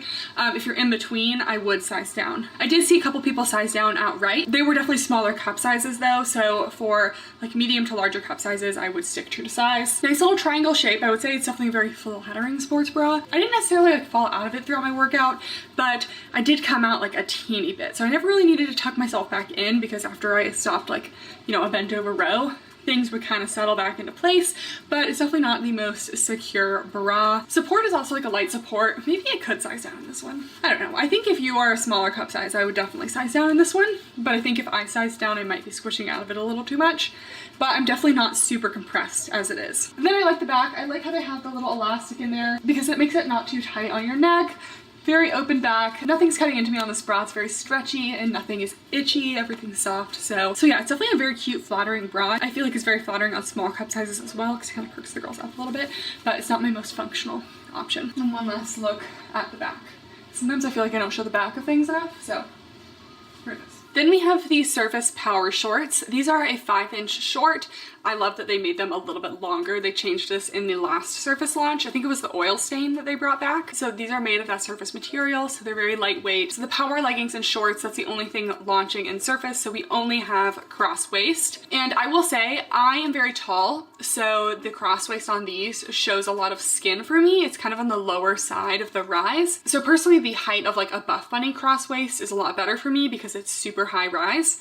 But most people are not as tall as me and do not have as long of a torso as me. So if you are kind of on the shorter side and have a shorter torso, I think the height of the Surface actually works really well. It's like a medium rise waistband here. I went over some changes the last time they launched these, but they have slightly more curved glute seams now. I believe the waistband is a little bit higher than they used to be. There's no top seams or front seams in like any of their stuff, and it's more of a V front waistband. It used to be a little more just like curved, but I think if it's a cross waist, you gotta have a little V, so I like that about these. I also do have these in a small and medium, so we can see how they fit. Okay, so here are these shorts. These are a 5-inch inseam, and these are actually the medium shorts, which honestly, they're fitting pretty good. So I will try on the smalls and do a little side by side, but I have recently considered sizing up in more Alphalete shorts, so this kind of tracks with that. Anyways, we have the rise. These do go to the smallest point of my waist, only on the sides, but they dip below the belly button in the front. So they're kind of more like mid-rise for me. Again, we got the little V front, gives you a little bit of lower tummy control, but not a ton. These definitely are very thick thigh friendly.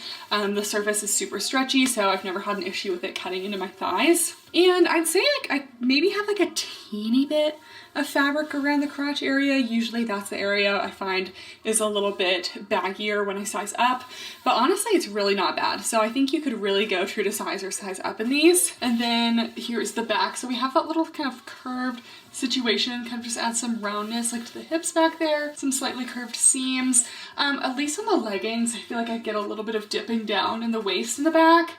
I feel like the back rise just needs to be like a little bit longer in some of their things, but other than that, it does fit well. You get good cellulite coverage with the pebble print, also sweat friendly. We're gonna go with medium to high on the booty scale just because I know you can really get these up the glutes. Like that's some cheek separation. So, and with the medium, I feel less tightness in the front here. So, you know, if you are looking to kind of tug them up the glutes a little bit, I would maybe consider a size up. So there are 5-inch shorts, which I do like a 5-inch, but they will still occasionally roll on me. So shorts kind of work a little bit different on everyone. But for me, 5-inch does not perfectly stay put.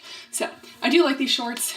Definitely a lot of skin revealed with the low rise for me, but I have definitely liked these a lot more ever since they added more length. And compression for these is about light to medium. I will just show another reason why these are very thick thigh friendly is they actually have like a flared opening at the thigh. So while most shorts will kind of come down to a taper at the end of the thigh, these are actually widest at the end. Okay, so here are the smalls. I would say the main thing that I'm noticing is just like teeny bit extra snugness, but again, it's not cutting in anywhere. Still definitely very thick thigh friendly.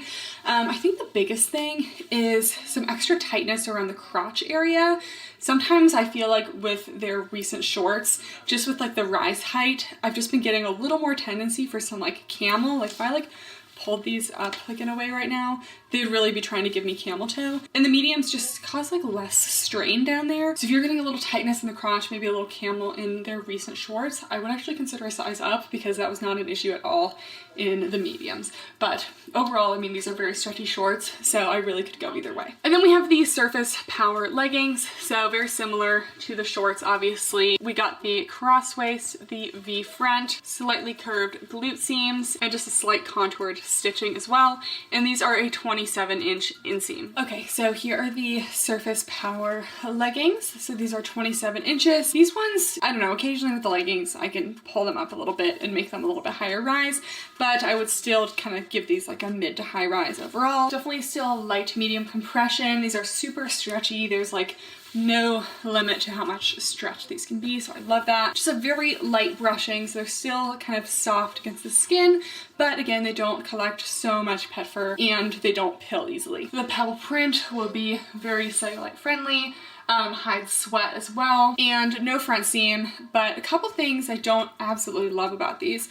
So first of all, I think that the gusset maybe, you know, I don't think it's too bad. Just, okay, we'll nix that. I think this gusset is pretty normal. Usually Alphalete gussets sit pretty far back, so this one's just a little more forward, but I wouldn't say it's crazy visible, so it doesn't really bother me. I will say throughout my workout, I did just kind of feel like the waistband would try to roll down a bit, and that's not something I usually have happen to me. Usually that's something when I only have like super high, super tight waistbands, so maybe this one's a little bit snug. I will say I did experience a little bit of waistband rolling down. Overall sizing is definitely true to size, but if you're in between, I would definitely size up. Kind of like the shorts, I just feel like these could be like a little bit snug. Got that curved seam that kind of goes from the back to the front.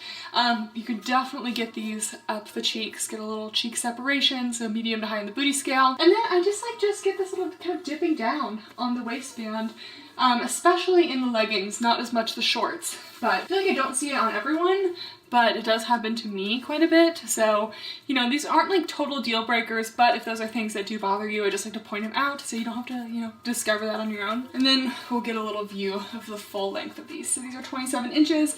I could probably pull them down a little bit to be a little more full length. So they're not going to be totally full length on me, showing a little bit of ankle, but that's pretty normal for my height. And then not very many details down the leg.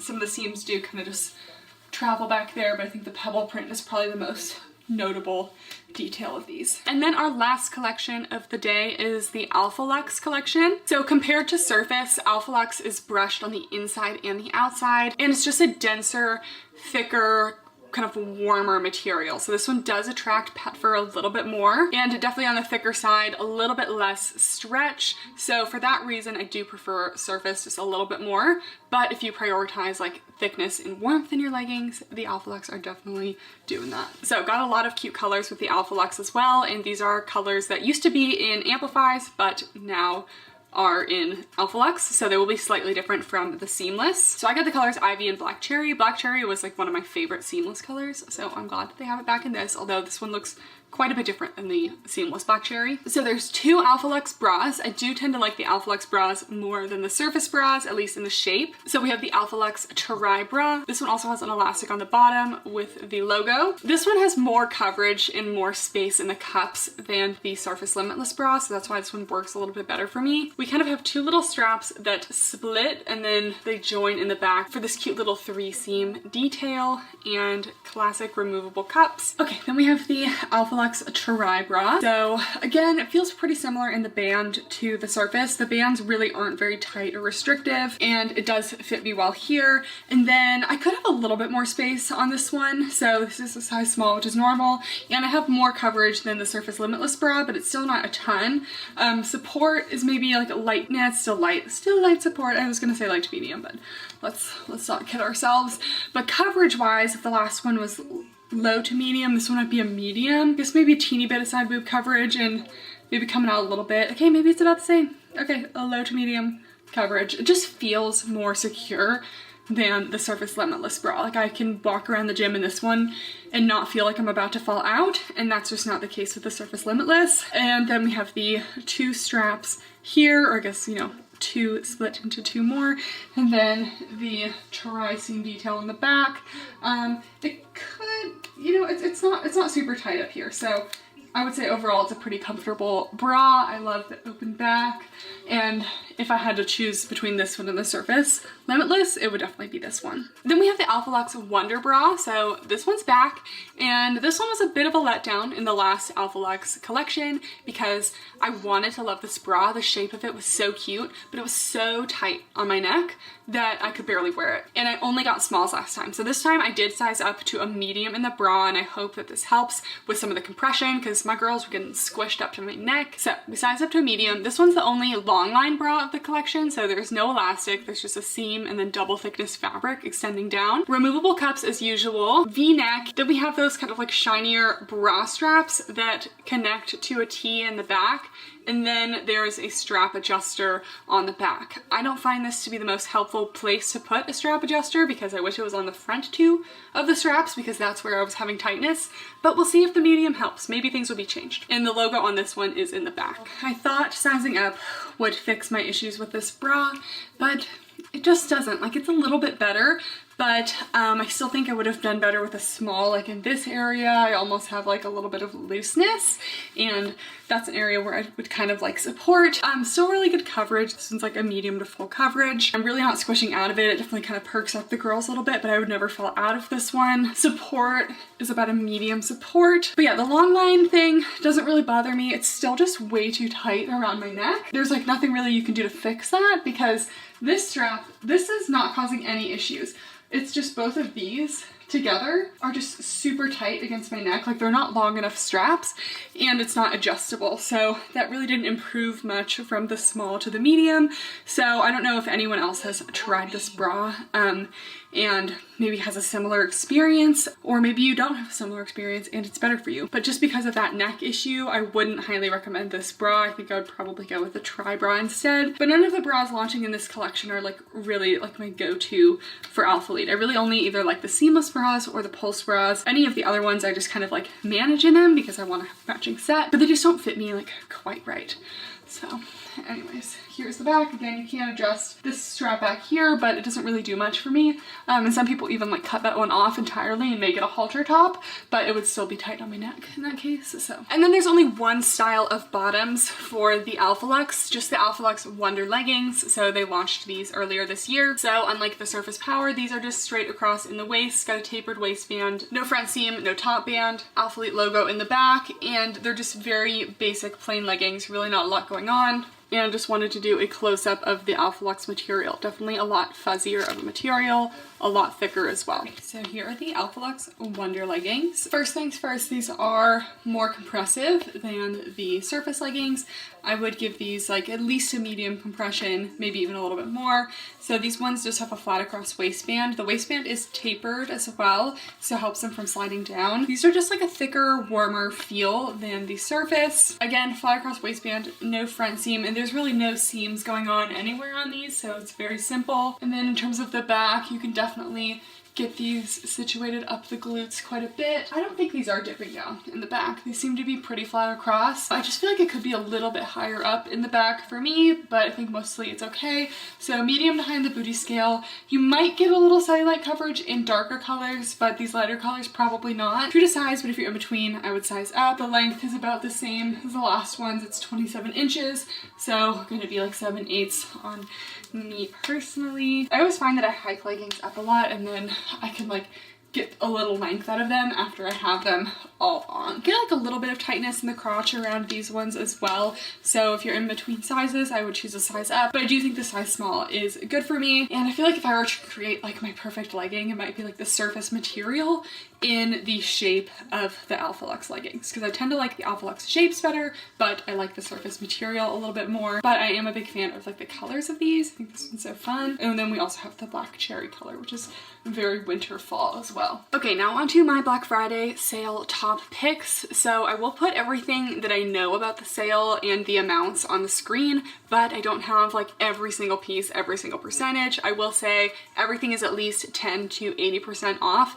And with my discount code, everything's at least 20 to 90% off. So I wasn't sure if it was gonna be like 10% off of the final percentage off in the cart, or if it was like a truly additive percentage, but based on what they sent me, seems like it is an actual additive percentage. So if it was 20% off without my code, it's 30% off with the code. So my Black Friday top picks. So if you have not yet tried a pair of Amplifies, I highly recommend Amplifies. The most recent Amplify colors that launched will be 30% off with my code, so they'll be $50. That's like True Indigo, Digital Violet, that collection. And the collection before that, which is like the Whale Blue with Mocha, those will be 40% off, so those are only $43.20. I also saw that there's still some stock in like the Not Gold color and Mandarin, and those like have been around for over a year, so those are gonna be even more percent off if I had to guess. That's usually how it works. If something's been on the website for a long time, even if it's the same piece but a different color, it'll be more percentage off. I also saw that they have more stock of the Here Comes the Sun collection, which was a very polarizing collection, but if you like the super thin Amplifies, like just like the softest, thinnest ones, highly recommend the Here Comes the Sun. They're honestly like my favorite collection of Amplifies. Something else I would recommend would be the Pulse bras. So I love the Pulse Surge bra and the Pulse Balance bra the most, but out of all of Alphalete's bras, the Pulse bras are the most supportive. They have great coverage and they're just like the most functional. So highly recommend the Pulse bras. I wear small in those, but I do size down to an extra small in the Kinetic bra, but that's not my favorite one anyway. And I don't have the specific percentages off of those ones, but it looks like sports bras are kind of around like 40-ish% off, like 30 to 40% off, so I'd probably expect around that. In terms of seamless bras, the Impact bra still has a lot of stock. So the Impact bras will be 40% off, so they're only $31.20. I do size down to an extra small in those because the small doesn't give me enough compression, so I would recommend a size down. And then a collection that we really slept on this year. They launched the Very Terry and they hyped it up. They were hyping up this Very Terry. I was like, it's just sweats. Why do I care? You know, like why would I be so excited? I love the Very Terry. I wear my Very Terry shorts in almost every single one of my videos and I'm constantly getting questions about them. I'm gonna go buy like every color of the Very Terry shorts because I just love them so much. They're the best lounge shorts. The material's so durable. Like, Peach has sunk her claws into those shorts and we didn't have any problems. No tears, no little like string pulls, nothing. They barely show any pet fur. First of all, they just don't really attract a lot of pet fur, but because they have kind of that like acidy type wash, it doesn't really show a lot of pet fur either. They're high rise, they got good cheek coverage, they have side pockets. So I don't know what the percentage off will be of those, but I believe that launched like January to February of this year. So I expect it to be pretty on sale. Actually, it's already on sale for like 20% off on the website. So I'm guessing 40+% off. So yeah, stay tuned on Alphalete's page and my Instagram page this Friday because there will be a special announcement for Black Friday. Again, I don't know what it is. I don't even begin to know what it is. I would try to guess, but I honestly have no idea. And again, as I know more about which items will be more percentage off, I will let you guys know. Top picks for the launch today, I think maybe I would do a Surface wrap bra and Surface Power leggings, and then one of the oversized tees and one of the hoodies. I just really like this fleece material. It's just like the classic sweatshirt material that, you know, super soft. And again, don't forget to use my code Kathryn for extra 10% off on the Black Friday sale, and you know, always on the website, it's always active. And for those of you who are not aware, I do have an ongoing monthly giveaway every month. It's always on my website, which is linked down below, but you can get entries like a lot of ways just by like logging on every day and stuff, but you do get additional entries every time you use my code for a launch or just like any purchase. So make sure you're getting your extra entries by doing that. We give away 2 $50 Activewear gift cards every single month. All right, that's it for the video. Thank you guys so much for watching, and I'll see you next time. Bye. And Pinto also wants to say goodbye. Oh, are you stretching? Are you stretching? Oh. Guys, he literally likes this. Oh my gosh. Oh my god, this is the cutest thing I've ever seen. This is the cutest thing I've ever seen. Look at his little toes. Oh my gosh. Okay, goodbye.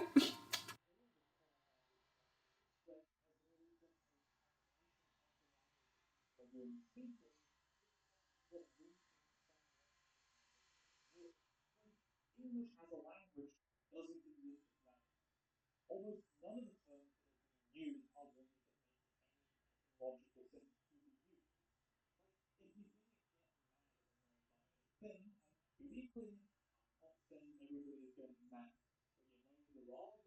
Today we're reviewing Set Active, and Set Active is kind of always a brand that it confuses me as an activewear brand, because I would say I'm pretty involved in the whole fitness influencer space, and Set Active in like the gym girl community is just not very big. But if you go to like the New York fashion girlies, they're all wearing Set Active. Personally, I feel like the fitness influencers, the gym community, we're like a little bit pickier about our activewear, so I feel like that's the community I trust a little bit more about activewear. But maybe the fashion girlies, they know something I don't. Actually, this is not my first time trying Set Active. I tried them probably about 2 years ago at this point. And at that point, they were doing like double sizes, so they had like small, medium, large, extra large. And there's nothing that bothers me more than that kind of split sizing, because it's just like a cop-out, you know? It stresses people out in terms of choosing sizing. You're essentially only having like 2 to 3 sizes, which for a brand that charges as much as they do for leggings, they just needed to have more sizes. So they have expanded their size range now to individual sizes,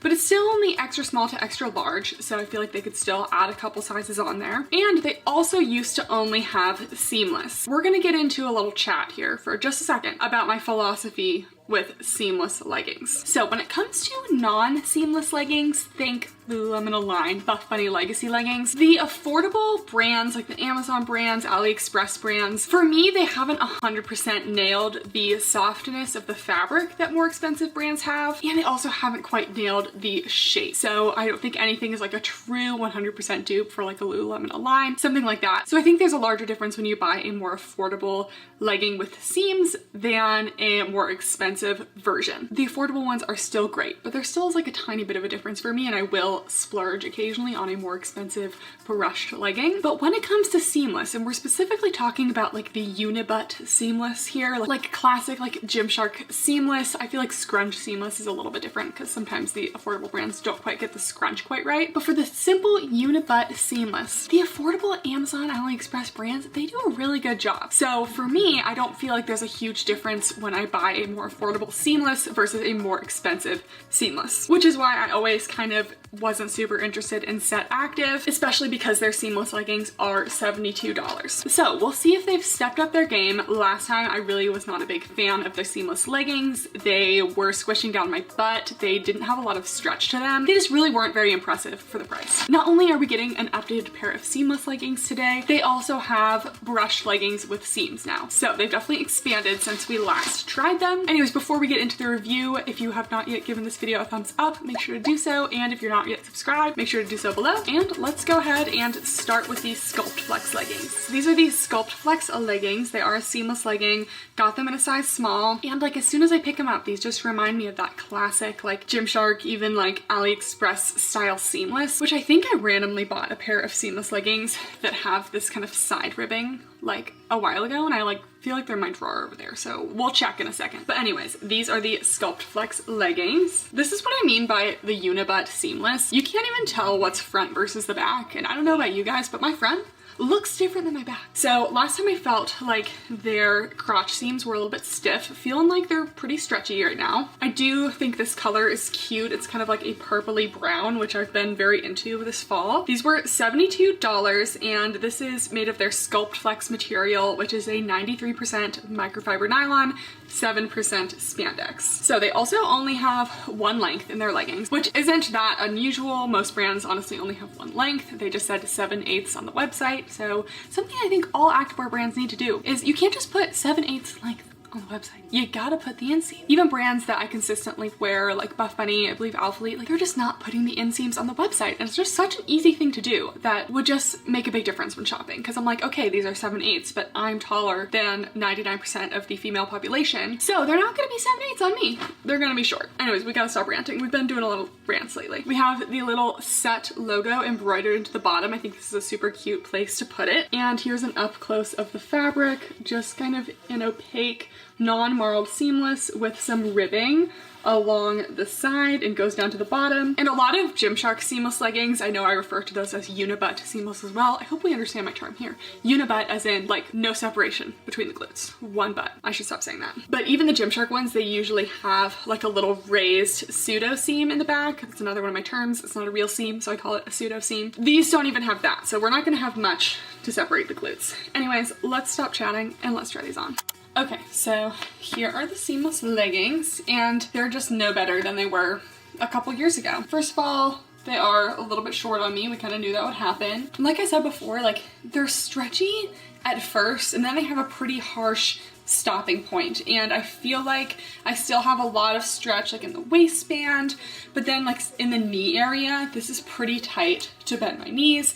And I like a super stretchy legging. And it's not even like, oh, like they just have more compression, because they're only really about like medium compression. It's just that they don't have quite enough stretch. I'm still feeling that kind of tightness when I do a little squat here. So yep, still not gonna be the most form functioning leggings.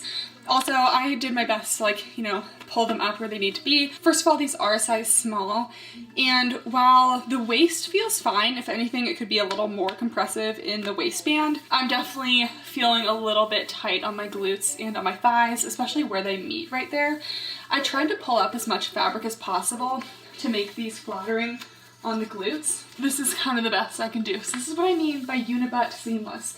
It just kind of looks like flat across. It's not really doing you any favors. If anything, it just makes your glutes look a little bit smaller, which personally, I'm not looking to make them look any smaller. That's not what I'm trying to do. And because the waistband is not very compressive, these just feel like they're gonna kind of slide straight down, and I do have that issue with seamless leggings as well sometimes. So yeah, I would skip out on the seamless. We're gonna hold out for their non-seamless line. Maybe that's a little bit better.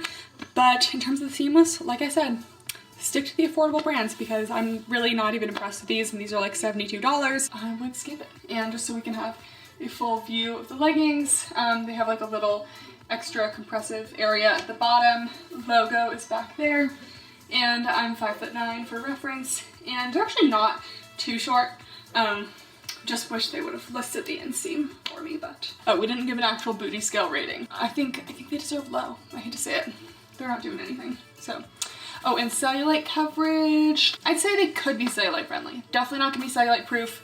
I would watch out for lighter colors. I knew I bought some Amazon leggings a while ago that reminded me of the Set Active. So these are marled, but they have that same little like ribbed detail along the side. These ones do have the pseudo seam. So this is what I mean by the pseudo seam. It's raised. They actually have it in front and back. I prefer if it's just in the back. Better than nothing. And the waistband on this one is sewn on, while the Set Active is seamless. So we'll just do a quick like side by side of these. I believe these Dutta ones are like $18, maybe 20. Set Active is like 72. And at the end of the day, they're both a seamless legging, and I just don't think they're that different. Just a quick chat about these Amazon leggings. So the seamless material is a little bit more marled. They still have that kind of ribbed detailing up and down the sides.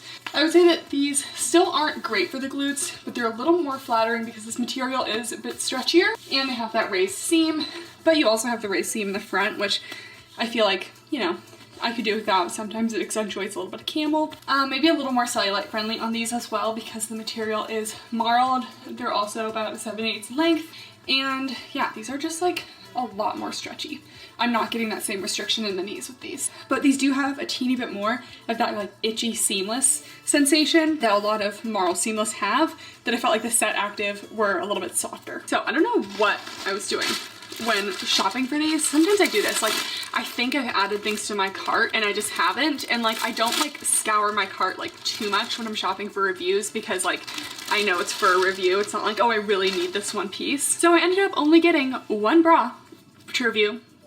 I totally thought I got more bras, but alas, I did not. So at least I got this one because I thought this one was really cute. This is the Flex Contour Bra, and definitely see a lot of the fashion girlies wearing this. So this is made of that same seamless material, all the ribbed seamless. We got the Set logo. Set is like famous for putting their little Set words in like really awkward places. Like I think this is okay. It would look cuter in the back, but they have some sports bras where it's just like smack dab in the middle.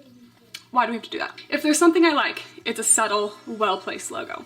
And Set is just not doing that on most of their stuff. So we have these little like princess, like bustier type seam details, which I think is so cute. You don't see this a lot in sports bras. It should be pretty stretchy. It said size up if in between, but this feels like pretty stretchy. No cut pads, unfortunately. And the straps actually feel pretty sturdy. So let's try this on.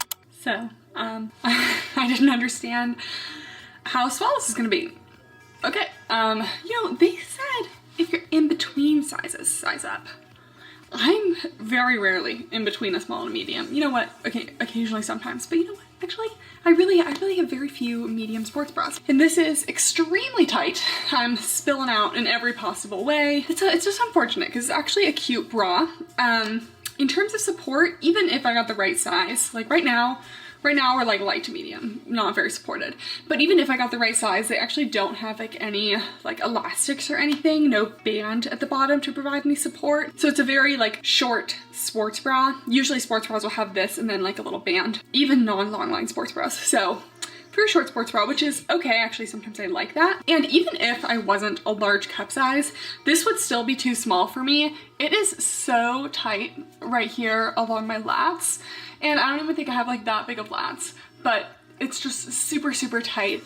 While the seamless material itself, like the ribbed seamless, is nice and stretchy, these little seam edges are not stretchy at all. They're very, very stiff. Like I'm trying to stretch it right now. It's not going anywhere. So definitely size up in this sports bra. Not even sure medium would be enough for me. The straps are also very wide, which we've talked about in a couple videos now. My shoulders do not like to hold up straps that aren't like a racerback or narrow set. So since this is really tight right now, it is staying up, but it is the type of strap where I would be worried about it falling off. Nice like solid thick tank straps though. Coverage, I'm gonna go with low to medium, depending on your cup size. Obviously it's gonna cover a little more. Right now I'm not getting very much. We're getting full side boob coverage though, but this does go really high into the armpits, which is part of the reason why it's cutting into my lats. Like me pulling there is actually super uncomfortable, so I can't wait to get this bra off, which I'm so disappointed. I really wanted to like it, but maybe eventually I'll try a medium. But for now, it doesn't work for me. And here's the back, just plain flat across. And again, no cut pads in this one, so there may be nippage problems occasionally. And then we had to get something fun in the mix. So the fashion girlies, they're also big fans of fitness onesies. Okay, I knew I wasn't gonna like this onesie. This is made of a semi-brushed material, not seamless like before. So here's a close-up of the material. It's pretty thin actually, and just very slightly brushed. So I would not say that this feels like super luxurious brushed material, but it is trying to be more of like a sporty material, so a little more on the performance side, so they probably just didn't want it super brushed. This is $78, so it's actually only a little bit more expensive than the leggings. Not horrible when you consider this is like a full outfit you can wear on its own. And I got a size medium because they said they recommend sizing up, but there's a few things I look for in a fitness onesie.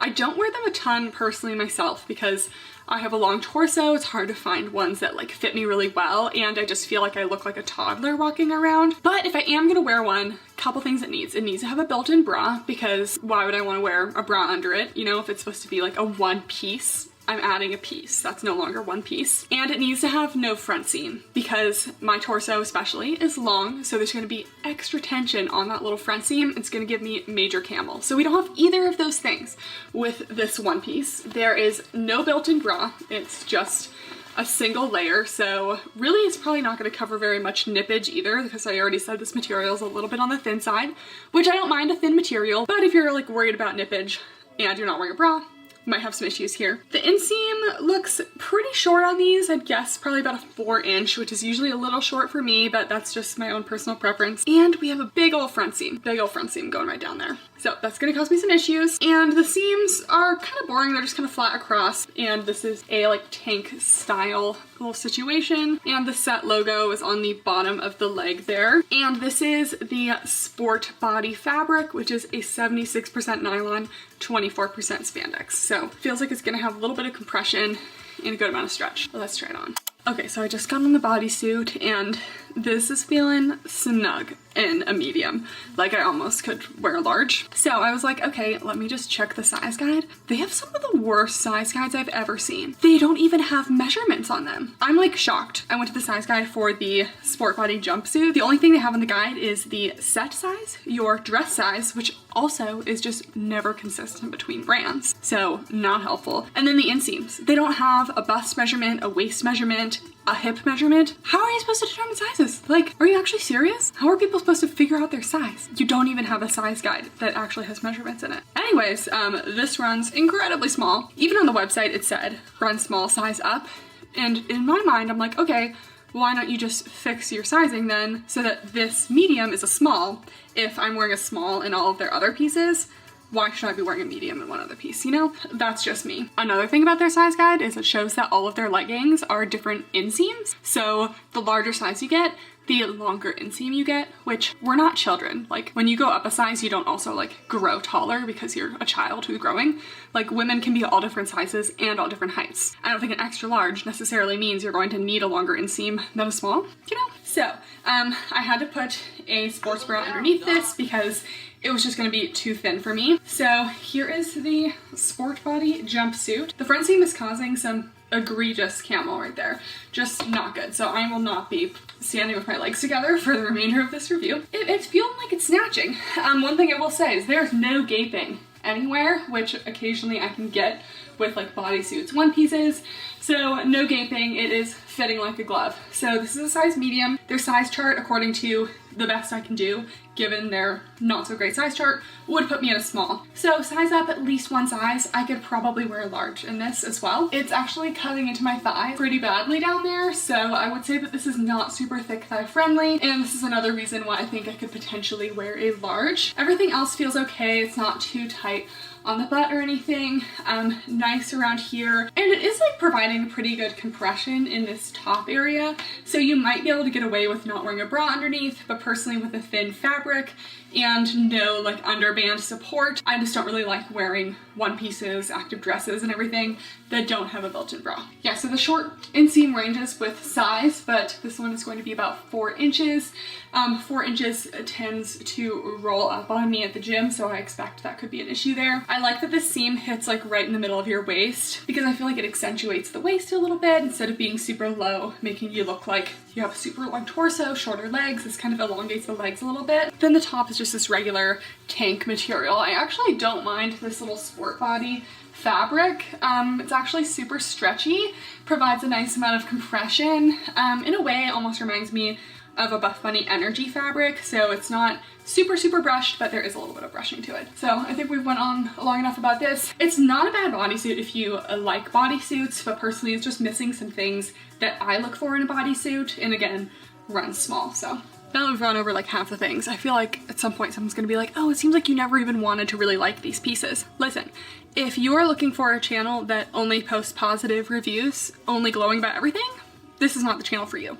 I will still post a review if I don't like the items. And that's not me saying that none of this Set Active stuff is good. But for any brand that's charging like a mid to high price point, I'm gonna be a little harder on them. And this even goes for brands that I routinely like and review. I'm never gonna recommend something unless I really feel like it's worth the money. And if things are going to be a little bit of a higher price point, they have to be better than my more affordable options, which I'm kind of sensing is not really the case here. So these items are far from bad, but if I can get something more affordable that I like more, why would I not do that, you know? Okay, thank you guys.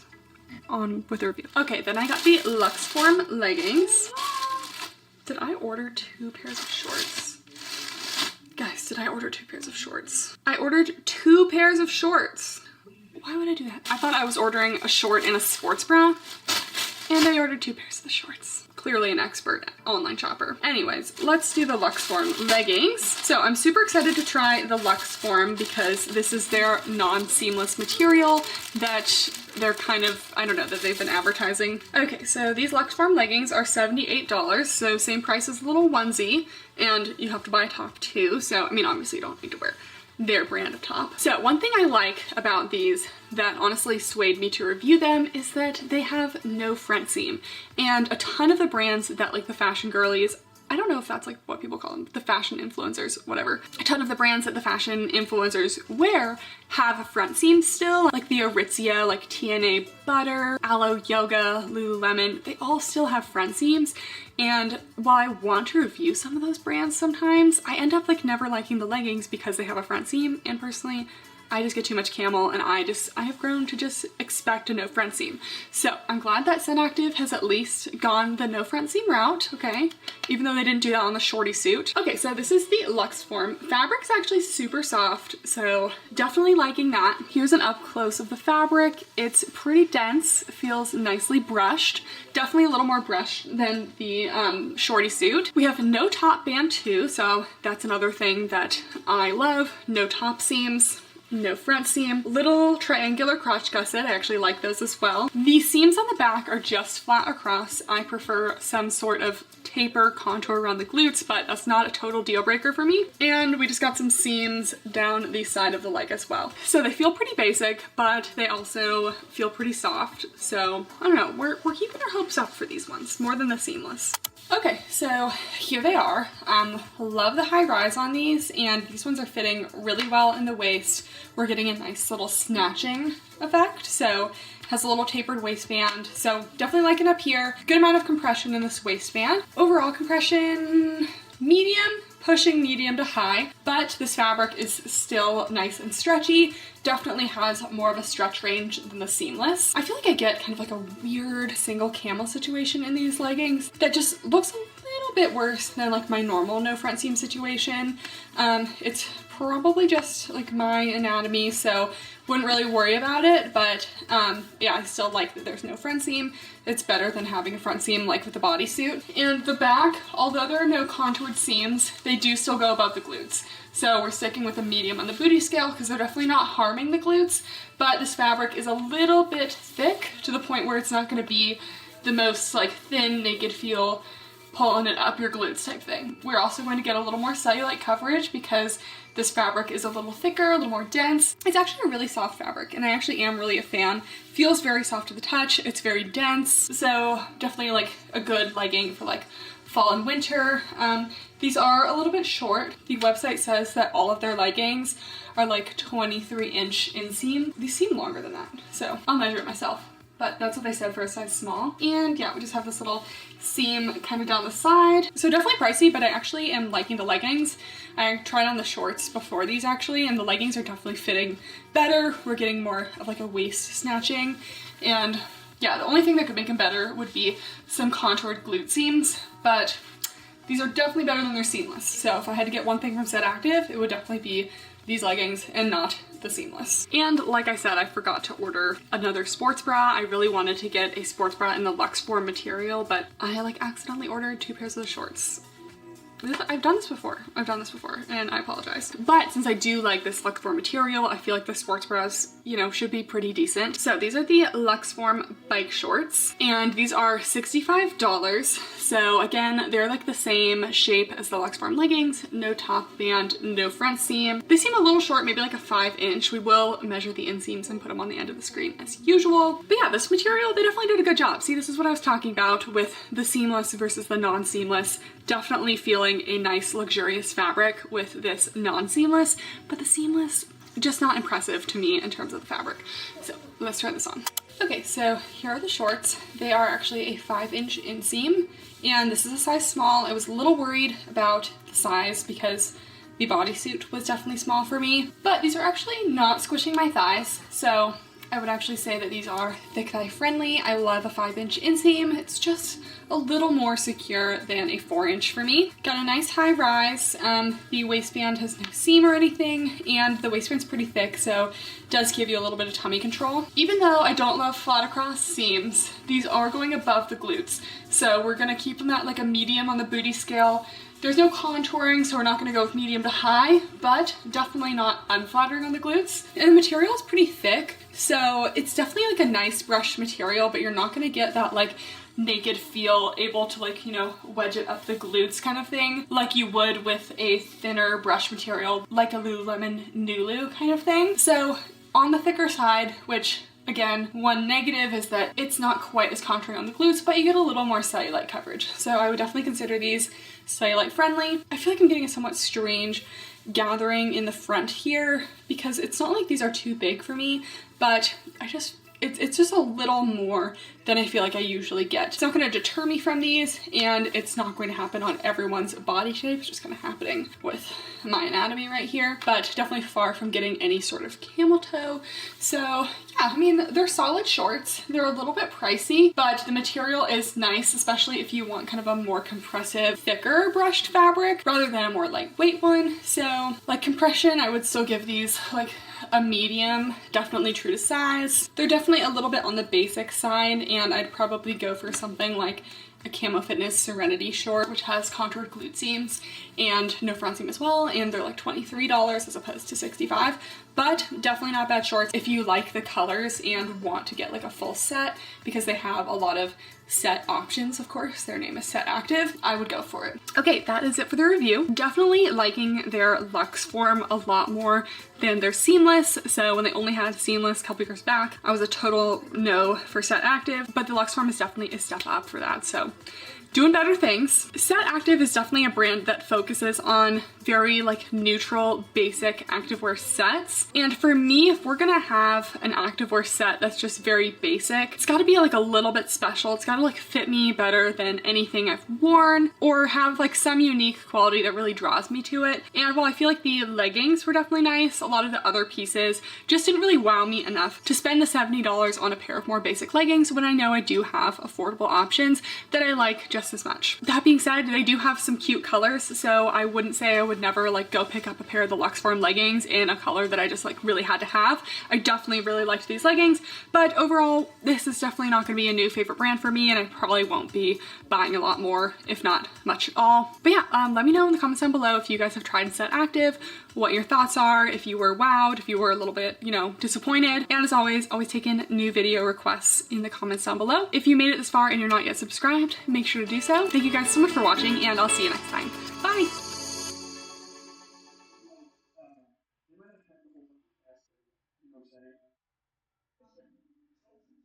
Hey guys, and welcome back to my channel.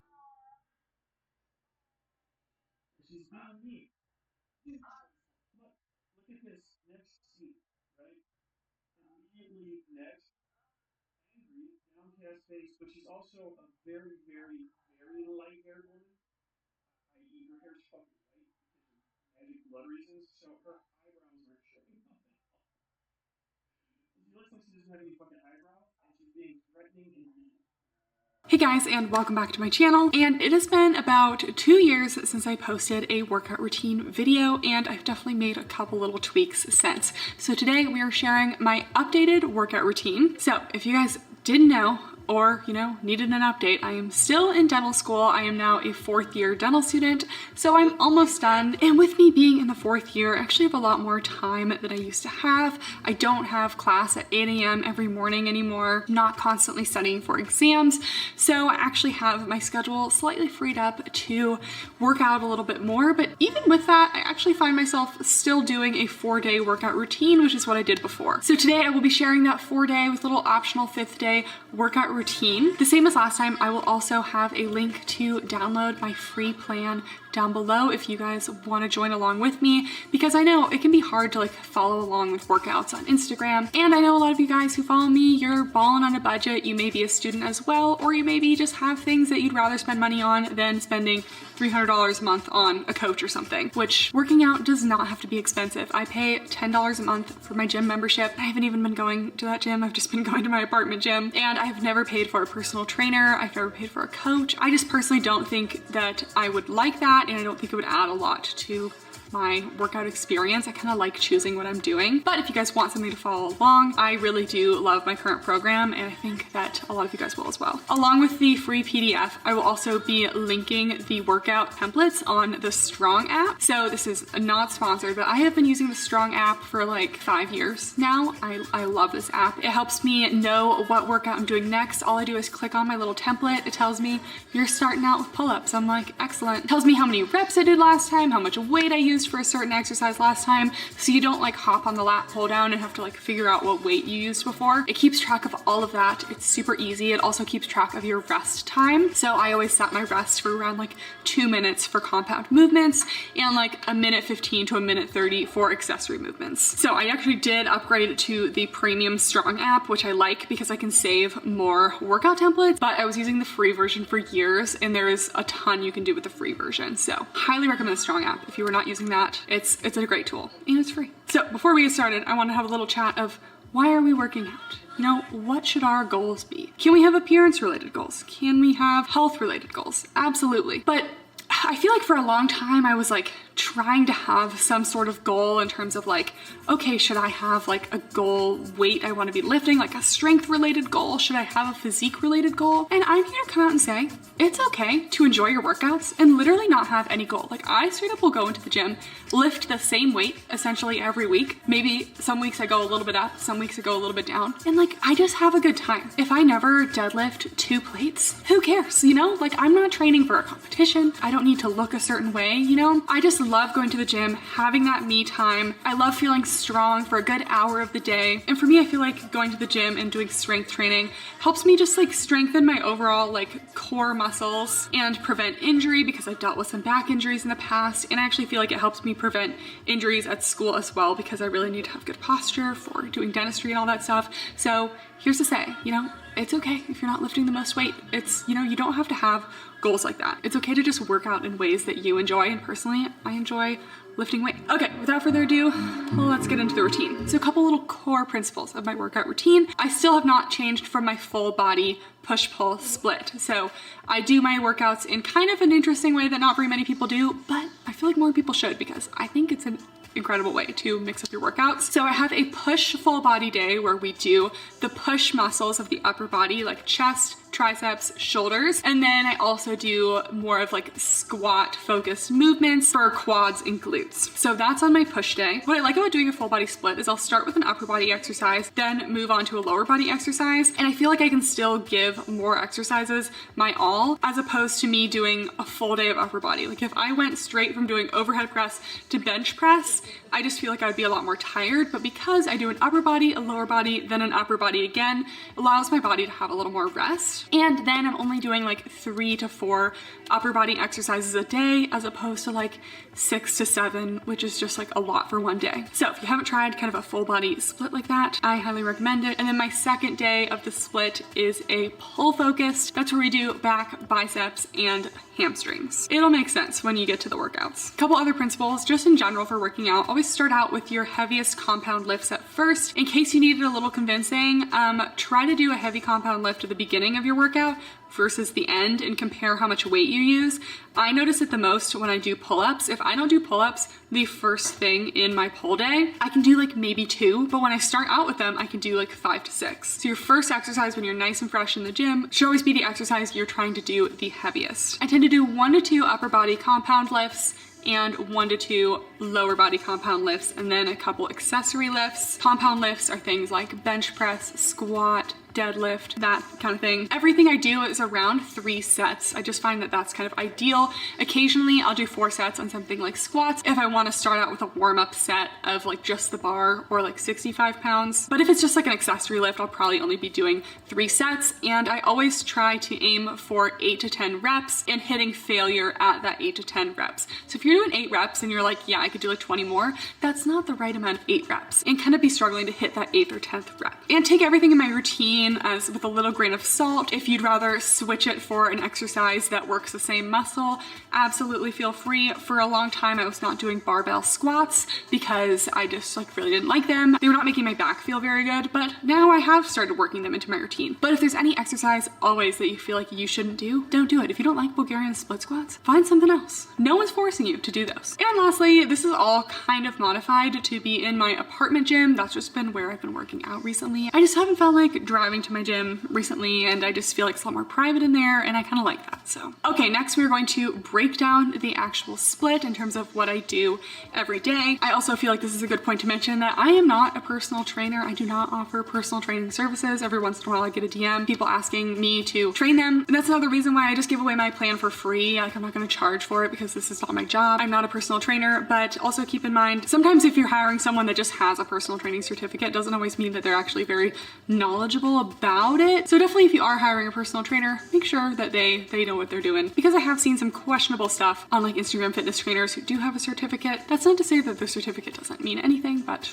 I think you guys probably know what I mean. All of my workouts usually last about 45 to 50 minutes. I can be in and out of the gym fast. And you know what? I work out before class, so I have to be fast. We're not spending an hour and a half in the gym. I frankly don't know how people have the energy for that. I personally couldn't do it. Your workouts don't need to be long to be effective, so about 45 to 50 minutes. Recently, I also have been throwing on a set or 2 of TRX abs at the end of at least 2 of my workouts per week, so that I just get a little abs in and it's super easy. And I feel like that has made a big difference in my core strength. Okay, day 1, we start out with a push day. So again, this is push full body. I always like to start out with my barbell overhead presses. I love overhead presses.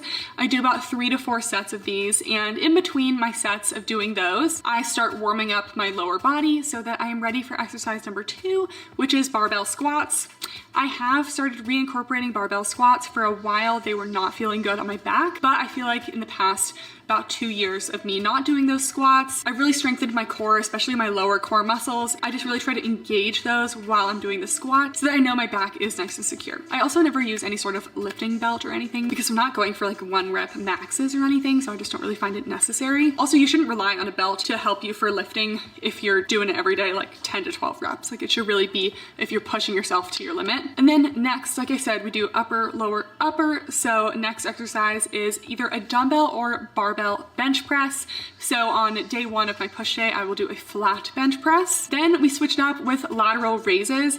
I used to kind of push myself a little too much on lateral raises. I was getting up to like 17.5 pounds and we were swinging. Like, we were about to fly away. We're swinging so much. So I've dropped it down to like 10 to 12.5 pounds and focused on just being a little more mindful with my movements, not swinging as much, bringing my arms a little more forward into the scapular plane, and I felt a lot more engagement in my lateral delts. Then we do another leg exercise, and one of my favorites recently has been the front elevated reverse lunge.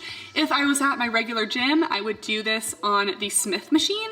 I really love the Smith machine for this exercise because you can really just focus on pushing up off that leg and not worry about your balance. But in my apartment gym, I either do it with a barbell or just holding 2 dumbbells. Another note on how to enter your weights into the Strong app: if you're doing an upper body exercise and holding 2 individual dumbbells, dumbbells, record the weight of one single dumbbell, because each weight, let's say, is overhead pressing 25 pounds if you're holding two 25-pound dumbbells. But if you're doing a lunge and you're holding two 25 pounds, you're lunging 50 pounds because you're not doing individual arms. So generally for a lower body exercise, if you're holding two dumbbells, add the weight of the dumbbells.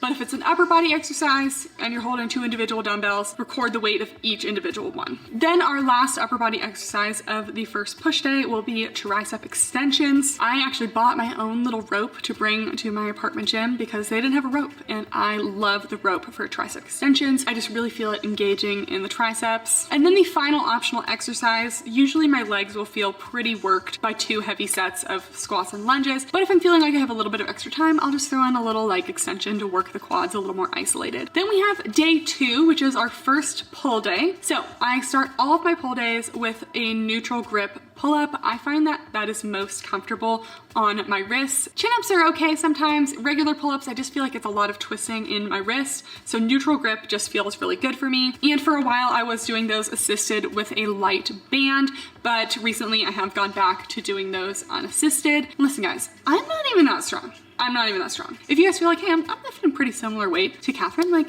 just go and try a pull-up. You might surprise yourself. Maybe start out with a chin-up. Those are a little easier. Anyways, we start out with pull-ups. I love pull-ups. I do about 3 sets of those. And listen, in my first set, we might do 5 or 6. By my last, we're doing 3, maybe 4 max. So I get tired from those pretty quick. In between my pull-up sets, I will warm up my lower body so that we're ready for exercise number 2.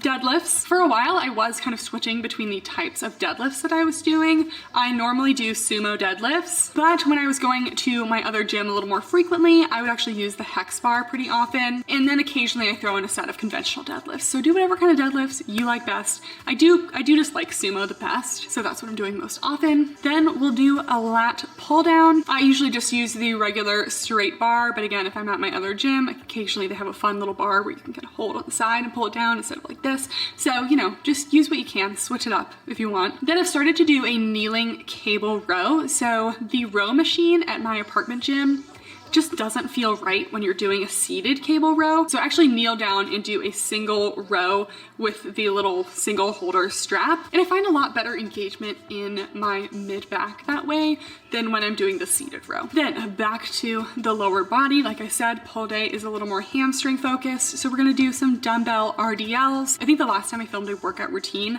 I wasn't doing any hamstrings. We had just forgotten about the hamstrings. So we've made up for it now.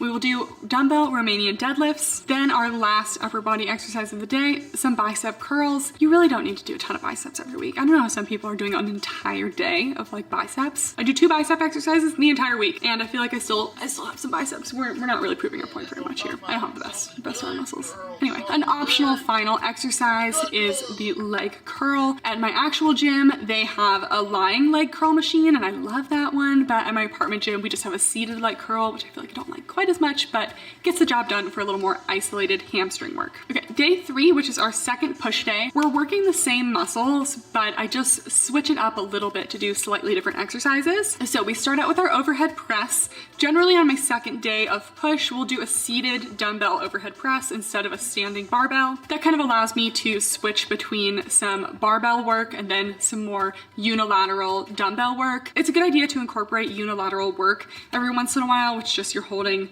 individual dumbbells, so you can make sure that like if you're holding onto a barbell, you're not compensating with one side more than the other. Each side's pushing their own weight. Then we'll do barbell hip thrusts. I used to do those twice a week, and maybe I still should, but I've just been doing them once a week because honestly, they're just like such a pain to set up sometimes. So we do barbell hip thrusts once a week. I still love them. They're a little more complicated of a setup at my apartment gym. I have to like put a mat down, make sure I don't slip. I have to put a plate under my feet because the bench is a little high. It's just an ordeal to set it up. So we do that on the weekends usually because I have a little more time. Then we do an incline dumbbell bench press, just targets slightly different pec muscles. Then lateral raise. Lateral raise is going to be in every push day. So occasionally I'll do some with my thumbs turned up just to kind of feel it's slightly different in my shoulders. I don't really have a reason for that. Sometimes it's just nice to switch it up. Then I will do Bulgarian split squats. So listen, I know some people hate Bulgarian split squats. I don't hate them. Lately I've actually been doing them holding on to one weight instead of 2, and I just really prefer the balance of that. So if you've been struggling with your Bulgarian split squat balance,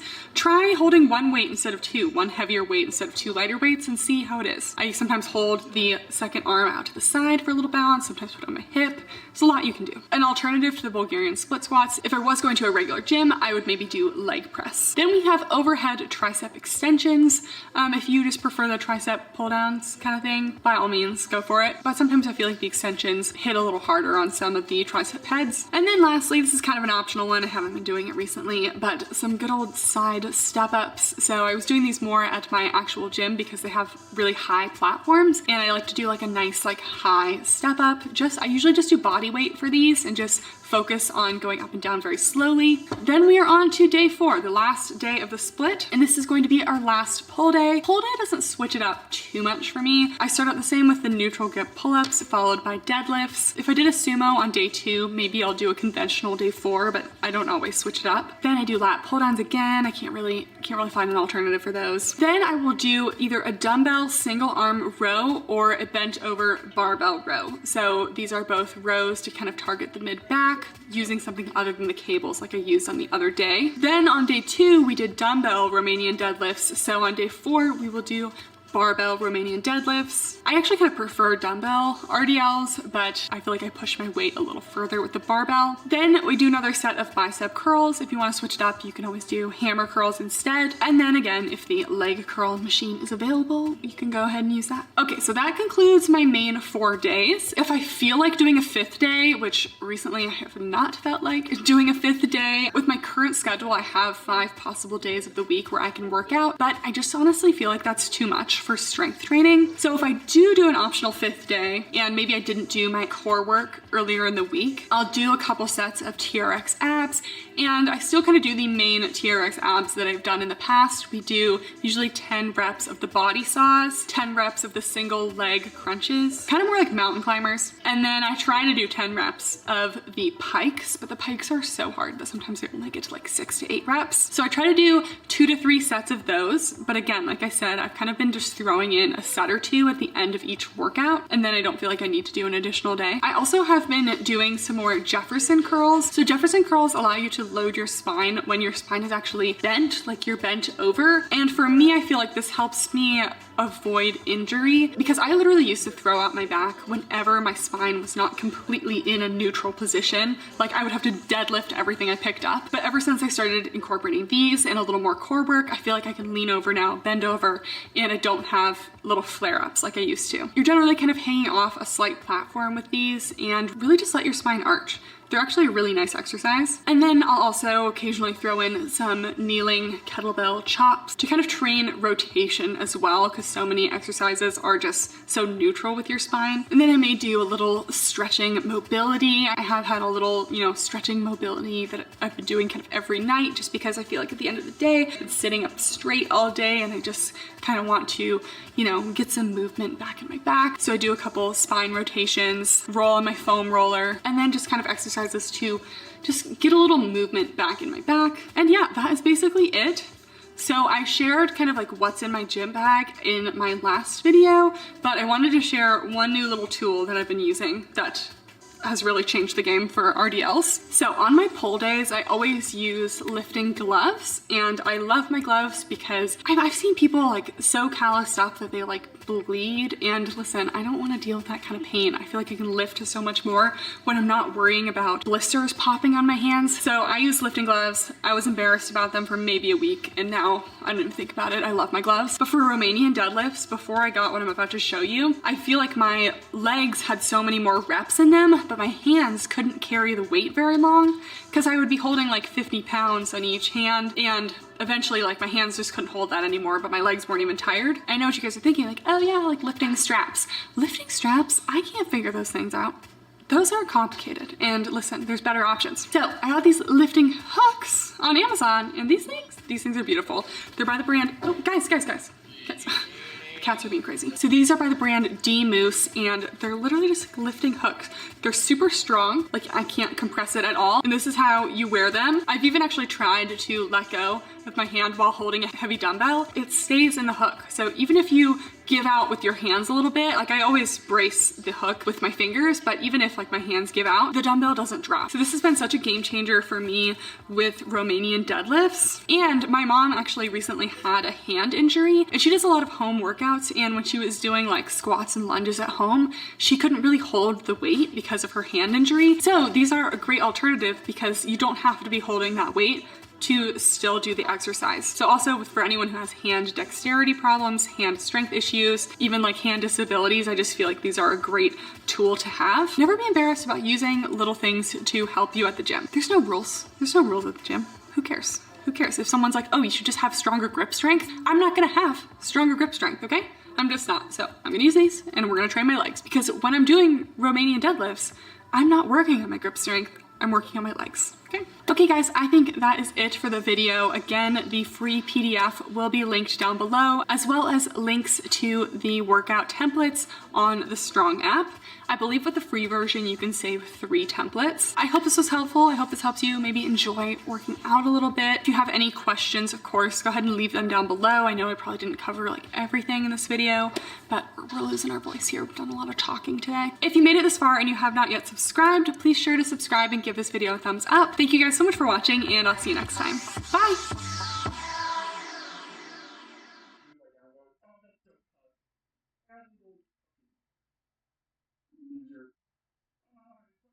The kind of people that gave a fuck enough about it. It was a representative sample size. It's always a fucking. That's before feeling. Do you think a fucking PlayStation official channels downvote both areas a fucking representative sample size? Do you think everyone likes you because no one downvotes every video that you put out? My channel, and today we're reviewing activewear from Aritzia. I have never tried Aritzia, but from what I hear, it's kind of like an it girl brand. At least that's how it feels. A little bit on the pricey side. The activewear I'd say is like a mid to high price point, pretty on par with like a lot of other Instagram brands, except I don't really consider this one an Instagram brand. And the reason why I almost didn't review this is because we're still charging $80 for front seam leggings. Are there people out there buying front seam leggings for $80? If I wanted a front seam legging, I would go back to Colorful Koala on Amazon because they just have such solid leggings. And did I accept them at the time? Yes. But now that we've moved beyond front seam, and I've accepted that my anatomy below prefers not to have a seam just invading right between, you know, my pieces, it's hard for me to be excited on these websites where I see like front seam galore. And I know some people actually do like front seams, so you know, personally I don't relate to that, but if you do, I guess this video is for you. I really wanted to just like kind of try out a lot of their different fabrics. They have quite a few fabrics. A lot of you guys recommended the TNA butter fabric, which, how original, an activewear brand calling their softest fabric butter. Anyways, I spent like, gosh, $600 on all this. It was very expensive, very expensive. I was kind of surprised at their like poor return policy. Like if I'm spending like $80 on a pair of leggings, even if I'm paying $50 to $60 on a pair of leggings, your return policy needs to be at least 30 days. They have a 14-day return policy from the day you place the order, or maybe it's from the day that it's shipped, but it's not from the day it gets to you, which doesn't make any sense because I'm like, what if it takes a long time to get to me and then I only have like a week to try things? I'm not the kind of person who breaks open a package as soon as it gets home and like tries things on, because I try on stuff all the time that I don't get like excited about like trying stuff on very much. It's more like work to me to like try stuff on. So just surprised for like an established brand like they are. Like I understand small businesses returns tend to be like not as good because they're still kind of like building their brand, but Aritzia, not a small business, and that was kind of upsetting. And I also don't want to hear anyone say like, oh, why would you buy these pieces if you knew you weren't going to like them because of the front seam? I don't want to hear anyone say that. I don't want to hear anyone, because you know what? Sometimes front seams don't cause camel, so we'll still evaluate that. And I'm still going to evaluate these pieces as a whole. But for me, just because they have a front seam, I probably wouldn't buy the bottoms myself. But it's called reviewing things objectively. You know, I can put my opinions aside and review things in a way that helps you guys if you don't mind a front seam. Anyways, that's enough ranting. Let's get into it. First of all, we had a box and then a bag inside the box. I guess it's good because the leggings themselves are just kind of like stacked in here and not wrapped in individual plastic. So I guess that is reduced. That's reduced packaging. So I tried to get all of their most popular styles as well as most of their major fabrics. They had like quite a few fabrics and I just didn't feel like I could try every single one. So I tried the ones that sounded best to me. And I did follow the size chart and felt like it was pretty similar to most brands I shop at this point. And I generally wear a size small. Measurements are always down below. I'll get questions. What are your measurements? What are your measurements? Always down below. They've been there for like years. Don't forget about the description box. I put a lot of things in there. We put a lot of effort into this description box. Okay, we are starting out with what I feel like is the most popular piece, the TNA Butter Atmosphere Super High-Rise Leggings. So they did just have the high-rise leggings, but I'm very tall, so I thought the super high-rise I'd probably like a little more, so I wanted to try that. And these are $68. I don't know if they have like sales a lot or anything. I did go on the website twice, and neither time I was offered like any sort of discount, so probably not frequent sales. Like something like Old Navy, there's always a sale, you know? Namely, I wanted to try the TNA Butter fabric because I had someone comment on my softest leggings video, and they were like, oh, you clearly haven't tried the TNA Butter line. These are not as soft as the ones I tried in my softest legging video, so don't come at me with those comments. Unless you've tried the fabrics in that video. This one just feels like an Align fabric, which is obviously very soft, but my softest legging video was like super, super soft. These do feel very similar to the Lululemon Nulu fabric, which is what is made of their lines, just at first glance, because the fabric feels pretty much on the thin side. So I expect this to be like pretty naked feel. Looks like it's brushed inside and out, which I love leggings to be brushed on the inside because that keeps them staying up better. The brushedness, that's just kind of like the layer of like fuzziness on top of a fabric. It helps like grip your body a little better and not slide down. So the TNA Butter fabric, it says it's second skin, sweat wicking, and low impact. I don't think they had multiple lengths in any of these. Did they?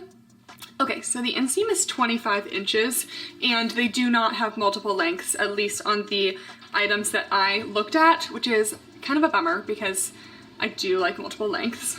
Especially brands like this, I feel like, you know, are kind of trying to be similar to Lululemon and they do have multiple lengths. So see, this is why I'm just not super impressed. Like the fabric obviously feels nice, so that's a plus. But just like a very straight across waistband with a front seam and then a straight across back seam.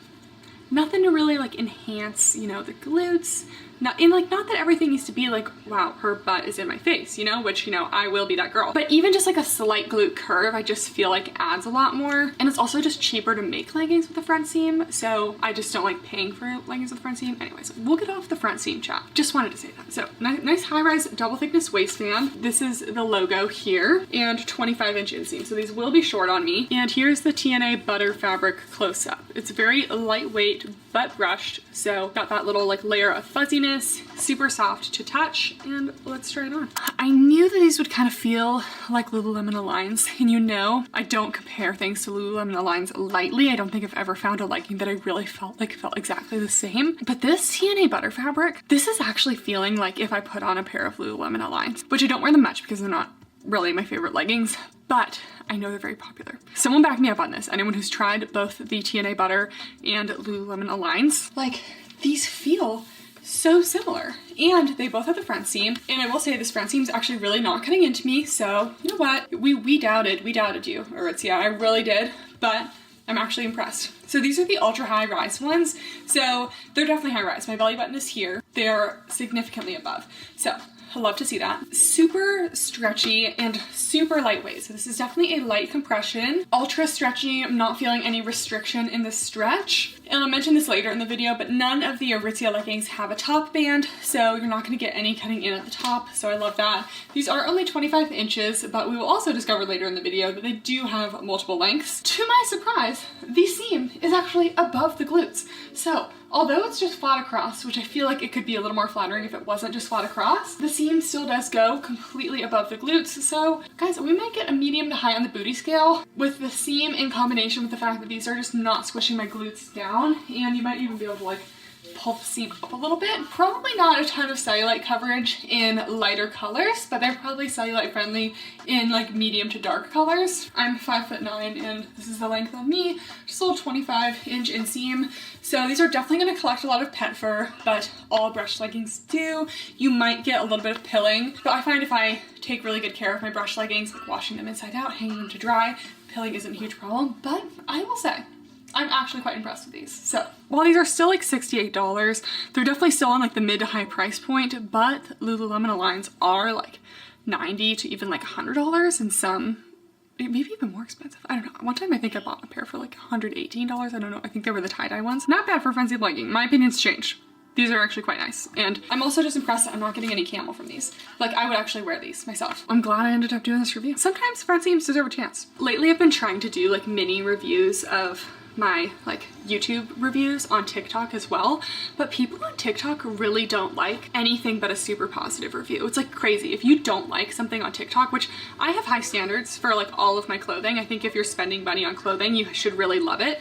And there's nothing wrong with not liking something, but I think so many creators on TikTok like don't share things they don't like, and people aren't used to it. So people will be like, you're just a hater because you don't like this. Would you rather me just lie and say I like everything? Like people only like when you like stuff on TikTok. I struggle with that sometimes because I'm like, no, I'm not being a hater. I'm just like giving constructive feedback and like saying if I don't like something. But you guys on YouTube understand me, so I feel like this is my safe space. Anyways, that doesn't scare me from sharing if I don't like something. Maybe I just won't review these on TikTok because people will be like, why would you buy them? You know, if you don't like a front seam. Anyways, let's do the TNA Life Cheeky high-rise legging. So this is a slightly different shape. It sounded like cheeky, you know, a little curved glute seam action. It's the TNA Life, which is a versatile body hugging fabric that's sweat wicking and cottony soft. So this is them. Okay, and this feels like almost like Lululemon Luon, except maybe not quite as nice. But yeah, it does kind of feel cottony, and I feel like more cottony leggings tend to like show sweat a little bit more, and they can get that like itchy feeling where like the TNA butter feels like it's gonna be really soft against your skin. So I feel like I will just like that a little bit better. It does say it's high stretch. Yeah, and I just feel like this is a lot stiffer of a fabric too. So I'm a little worried about the camel situation. So these are the cheeky, and it does seem like the glute seams have literally just like the tiniest, like if you're calling this cheeky, Aritzia needs to learn about curved glute seams, because this looking pretty straight across to me. Like there's no reason to wear leggings that are like unflattering on the glutes, you know? And I feel like universally having a higher seam that goes above the glutes is always going to be more flattering than just cutting your glutes off in the middle. Anyways, we got the front seam. I believe these are going to be the same length. I did, oh, hey, height, tall. Just kidding, guys, just kidding. I was saying that they didn't have multiple lengths. I got a tall length in this.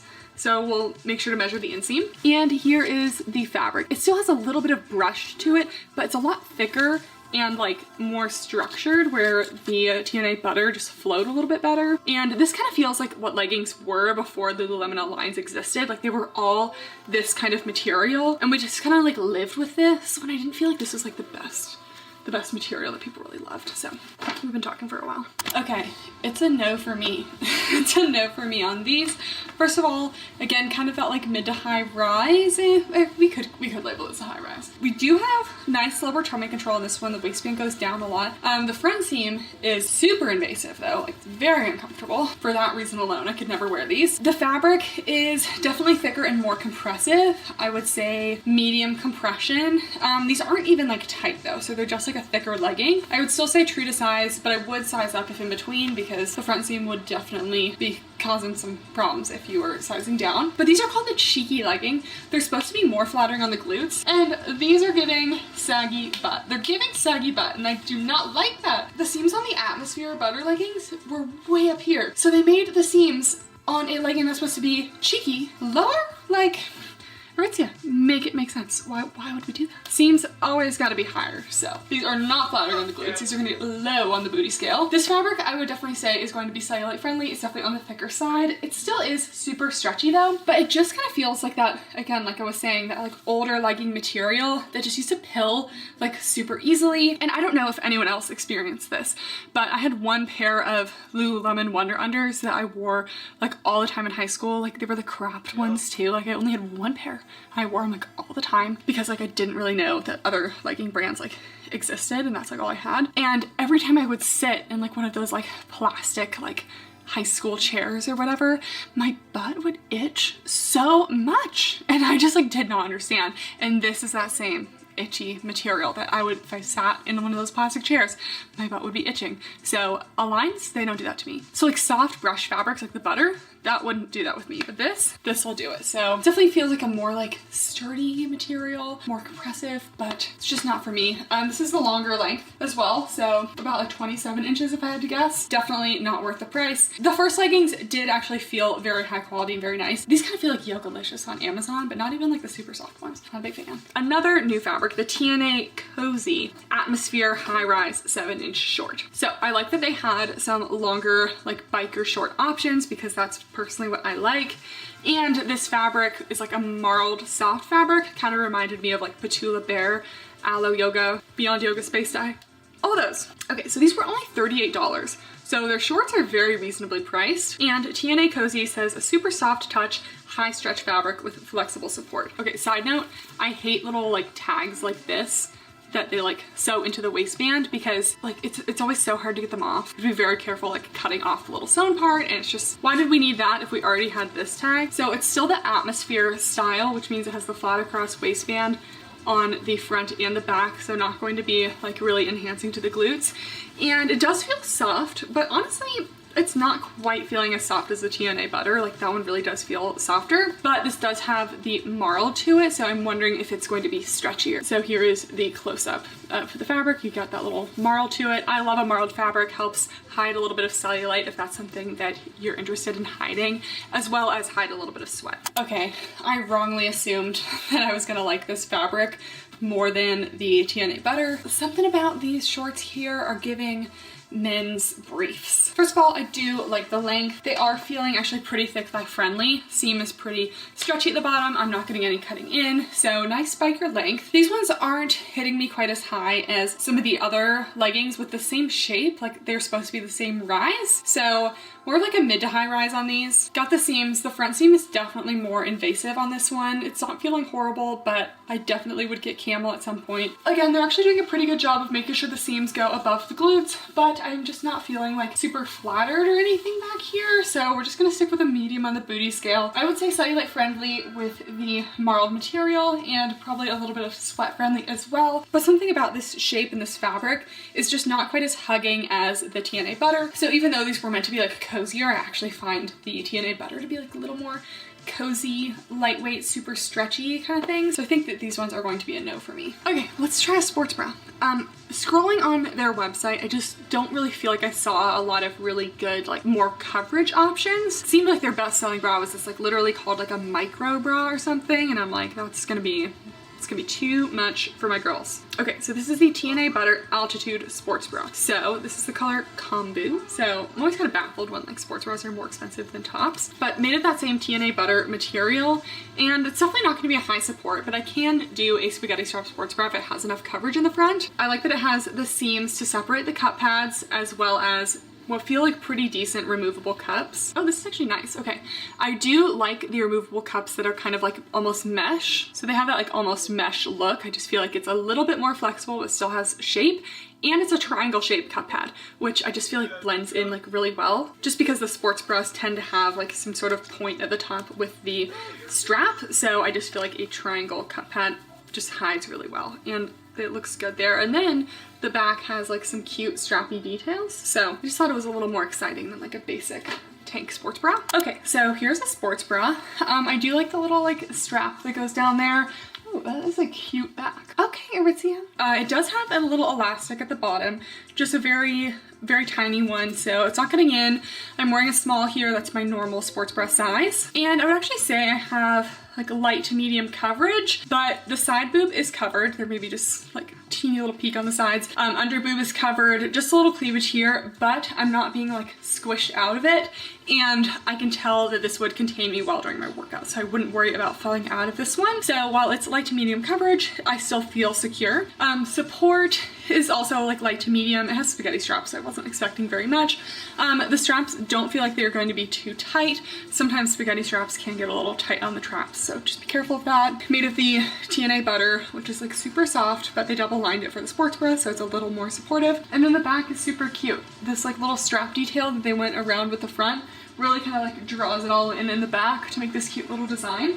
Super strappy, super lightweight. This Atmosphere top plus the Atmosphere leggings, these are different colors, but would make for actually like a super cute outfit. I'm rarely impressed, but these really turned around my opinion of what I thought I was gonna think about these. I would say it's a large cup size, friendly to an extent. You're not gonna be getting full coverage or very much support, but I am contained in this, so definitely true to size. If you're in between, I would size up though, because I am feeling a little bit compressed, so I couldn't probably do anything smaller. And then I got the TNA Volley sports bra. This one seemed like it had more coverage, so this is still the butter fabric. And then it has like a little ruching in the front, removable cups, and a little crisscross back, and this is a long line sports bra, so definitely going to have more coverage than the previous bra. Okay, quite the flattering shape here. I'm here or there on long line bras. Sometimes I really like them, sometimes I don't, but I think I do like this one. So it has this super cute little like ruching detail in the front that goes from the bra to actually the long line section.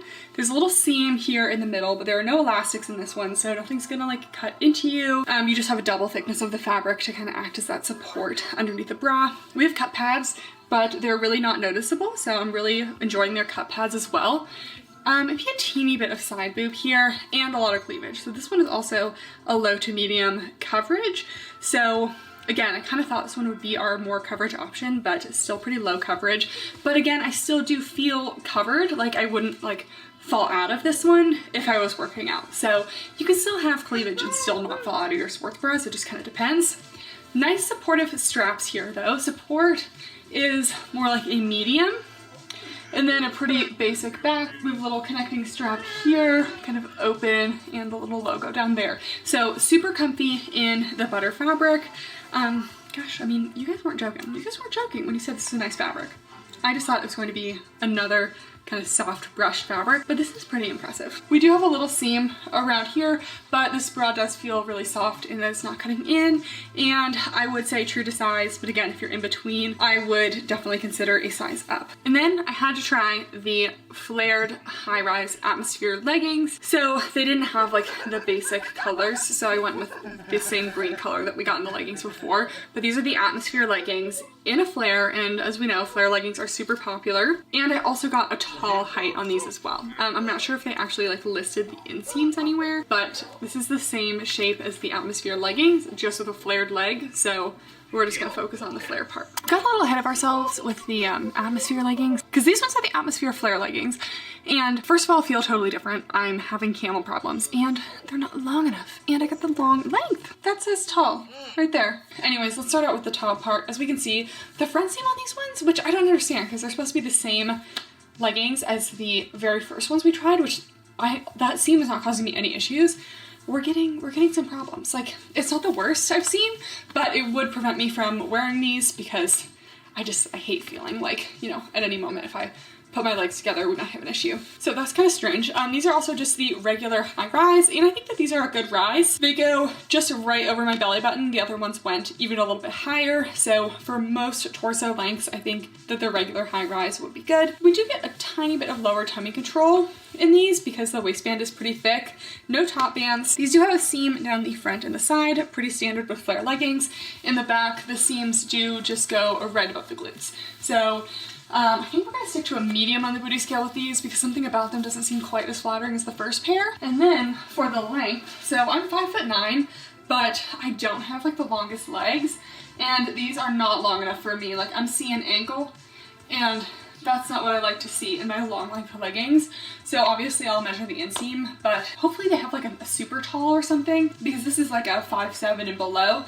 And for my tall girlies, that's just not gonna cut it. So everything else is pretty similar to the first leggings, light compression, maybe cellulite friendly in darker colors, still super stretchy. I just wish these fit quite as nicely as the first pair, because those made me forget that I even hated front seams, like, believe it or not. So a little bit of a bummer. Okay, then I wasn't gonna do an Aritzia review without the bodysuits or the rompers, whatever you wanna call them. I feel like they were the first one to have like that viral romper bodysuit, like the black one, but it had the seam down all the way down the front, just like a mega front seam, which immediately turned me off. And then a seam down the middle too, so it's kind of like this, like, it divided you into like little quadrants, and that just gave me a weird vibe. But when I was looking on the website, they had this, I'm gonna call it a romper because that's what they call it, and it has no seams in the front.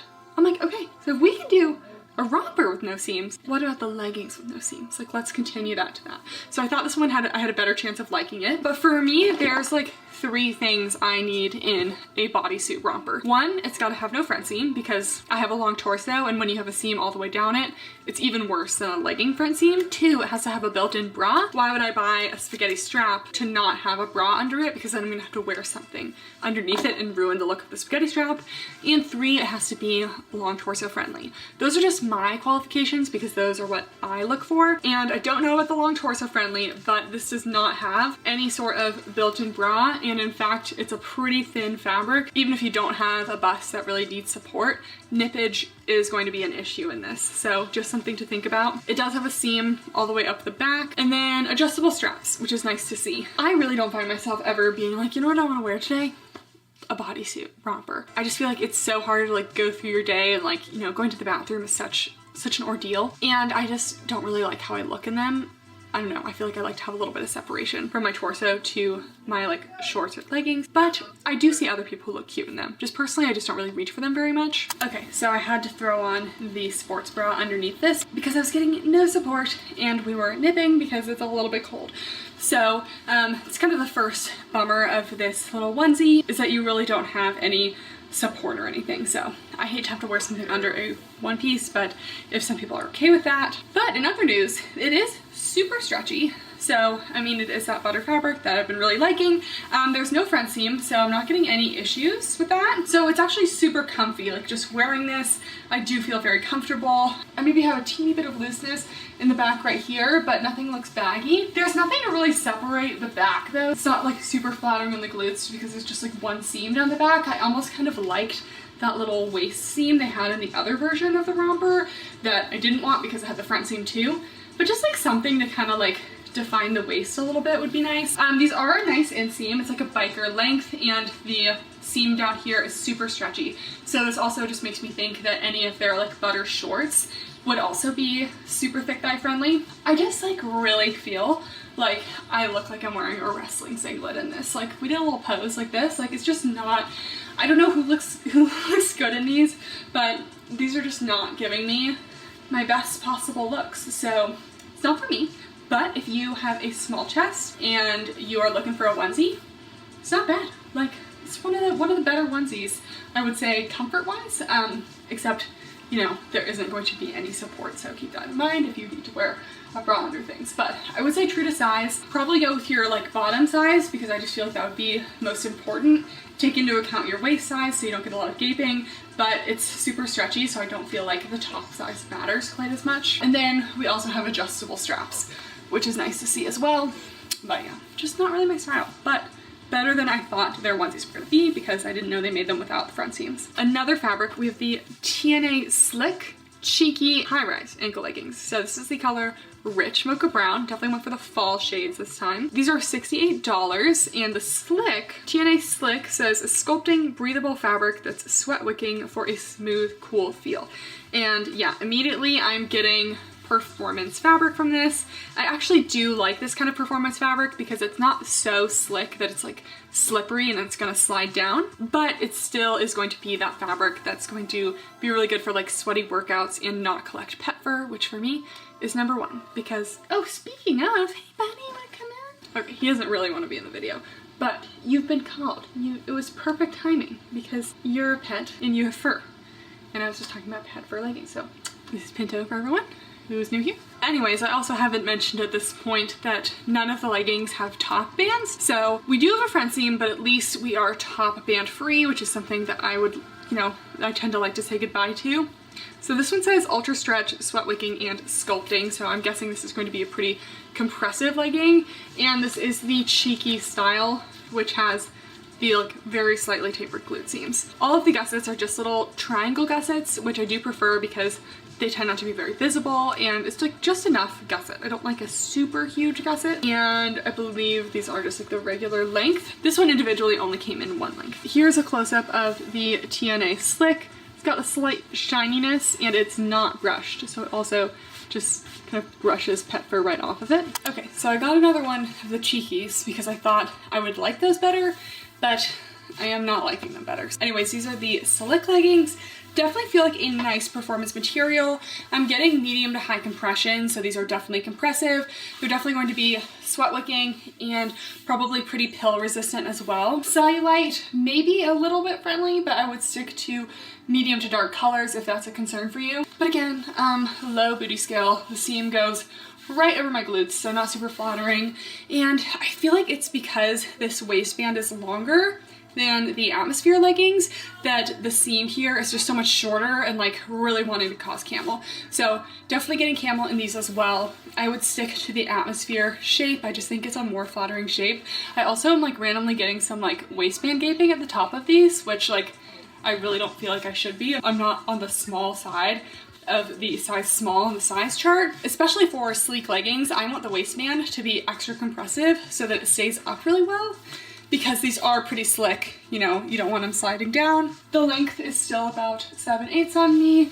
And yeah, I would say the material is fine. I like that it's pet fur resistant, and I do like an occasional performance legging, but the shape of these is just kind of like throwing me off a little bit, so. Okay, and the last thing is the TNA Breathe Balance tank. So I just wanted to grab something in the Breathe fabric because it's another one. It says a sculpting sweat wicking fabric that's breathable for a smooth, cool feel. The Breathe fabric is feeling right in between the Butter and the Life fabric. So a little bit more dense and a little bit less brushed soft than the TNA Butter, but it still has a little bit more thinness, stretch, and flow to it than the TNA Life. So I think I would definitely prefer the TNA Breathe to the Life fabric, but still Butter is just going to be my favorite because I love those like soft brush fabrics. So this is just a classic little tank, got it in a size small, and there's no built-in bra or anything, so it's just like a layering piece. Okay, so here is the tank in the Breathe fabric.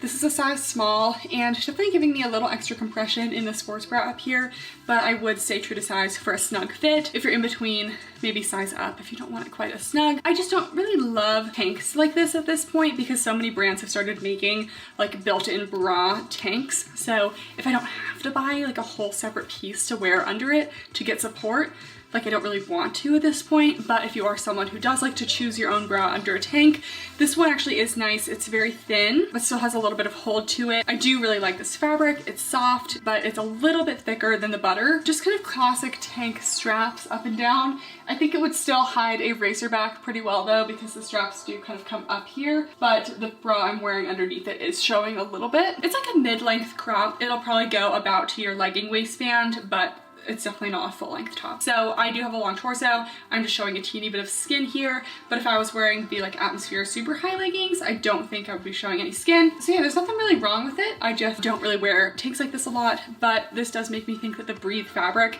would be nice if you're kind of looking for a brushed fabric like in a legging that is a little more compressive than the Butter. Okay, that wraps up all the pieces. Now on to a little keep or return section. While I might not keep any of the specific pieces in the video today, I really liked the super high-rise Atmosphere Butter leggings and the Atmosphere top. So if I were to recommend one set, it would be those leggings and this top, and I may consider getting myself that in a matching color as well, but I only was able to get like slightly off color greens. And in general, anything in their Butter fabric, actually really nice. Listen, I was being a hater. I said they called it Butter and that was like a red flag to me. I was like, you know what? I don't even want to hear it, but it's actually very soft. Props to them for coming out with an actually super soft Naked Feel fabric. There are only like a couple brands I really love their Naked Feel fabrics. But yeah, pleasantly surprised.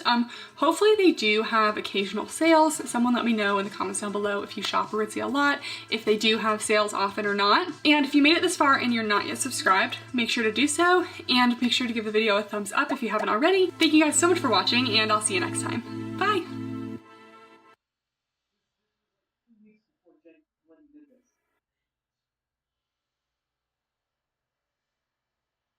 No, you dumbass! I nailed it! Dumbass! My fingers!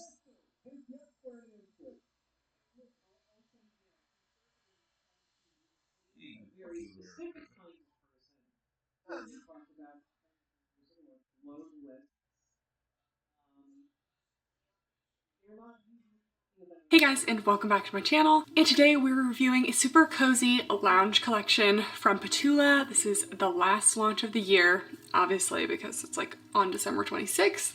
Time is still to be determined, but I will put it on the screen if I know the time by the time I'm posting this. Anyways, this is called the Luxe Lodge collection. I haven't reviewed a lot of Ptula stuff in YouTube reviews recently, just because I've been kind of getting the items like less than a week before launch, and with school, it's just not enough time for me. So if you're ever missing out on reviews, always check out my Instagram, because I will do story reviews and then save them in a highlight. But I had to do a review for this one today because we have like my favorite sweatshirt ever launched. Like, I'm like so obsessed with it, so I had to share. Anyways, I hope you guys are doing well. This is my first time filming in like 3 weeks because we had Thanksgiving, and then I was out of town for like the Buffbunny event, and then I was sick. Still a little bit sick right now, but we're feeling a lot better. And I just finished my second to last semester of dental school. Guys, I only have one more semester to go, and then you'll be looking at Dr. Kathryn right here.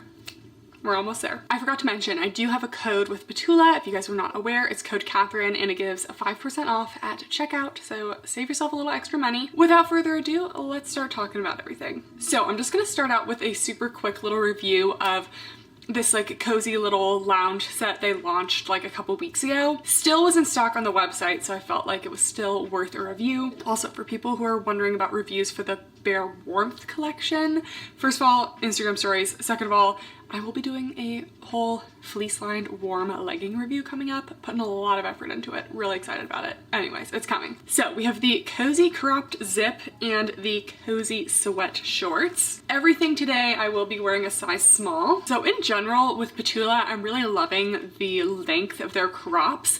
It's like the most ideal length for me. I hate when like sweatshirts or jackets go too far over my butt because it just makes me lose all shape, and it's just not very flattering. So these are cropped, but they really just go to like a little bit over the legging waistband. You're not showing any skin, even with me a long torso, but it's still just like a more flattering shape. So this is the cozy cropped zip, size small. They're made of just kind of a classic sweatshirt material. This one's a little bit thinner. We have a super warm sweatshirt coming up, so stay tuned. But this one's a 95% cotton, 5% spandex, has a little bit of a stretch to it, and it's just a regular sweatshirt material outside. It still has a fuzzy little fleece lining, but overall I would say it's a lightweight sweatshirt. So here's the outside material, just kind of like, you know, normal sweatshirt, and then the inside is a fuzzy fleece. It's got some little pockets here. Everything Ptula is usually kind of oversized, so there's no real need to size up, but let's try this on. Okay, so here is the zip up. Like I said, it's like the perfect crop length where it goes like just a little bit over the waistband here, but you're not showing any skin, and it's also not so long that it just like overwhelms you. So nice lightweight but soft material, slightly oversized sleeves here. We have little like knit cuff details. It is a full zip. I will go ahead and zip that up. We have little front pockets, and yeah, this is a size small. It just has kind of like an oversized fit, not to where it's like baggy, but because like the waistband bottom here is still like semi-snug, not tight, but like, you know, it's fitted, but then you just have a little extra space to create like a kind of slouchy look. There is a little hood in the back as well. I don't really use hoods very often, but I like the vibe. So I feel like I'll be wearing this a lot, like spring and summer, like, you know, to school over my scrubs, just because it's a nice like lightweight layer. Together, this is very Christmas vibes. I also will say, it was really nice to take a little break from filming, just because like Black Friday and everything is always such a crazy time for me, and I kind of expect everyone to just like stop launching things after Black Friday. Like, I want December to be a launch free month. Like, I don't need new things to buy, so I'm slightly upset that Ptula is having a launch. But yeah, just in general, a little PSA to brands. No launch December. We don't want launches in December. I'll wait for January. It's okay. Okay, then we have the cozy sweat shorts. Again, these are a size small, made of the same material, so kind of lightweight. Two little front pockets. Pockets are absolutely essential in lounge shorts for me because I wear these at home and I want to put my phone in my pocket. The inseam on these is 2.5 inches, so it is quite the shorty little short. But yeah, let's try it on. Here are the little shorts by themselves.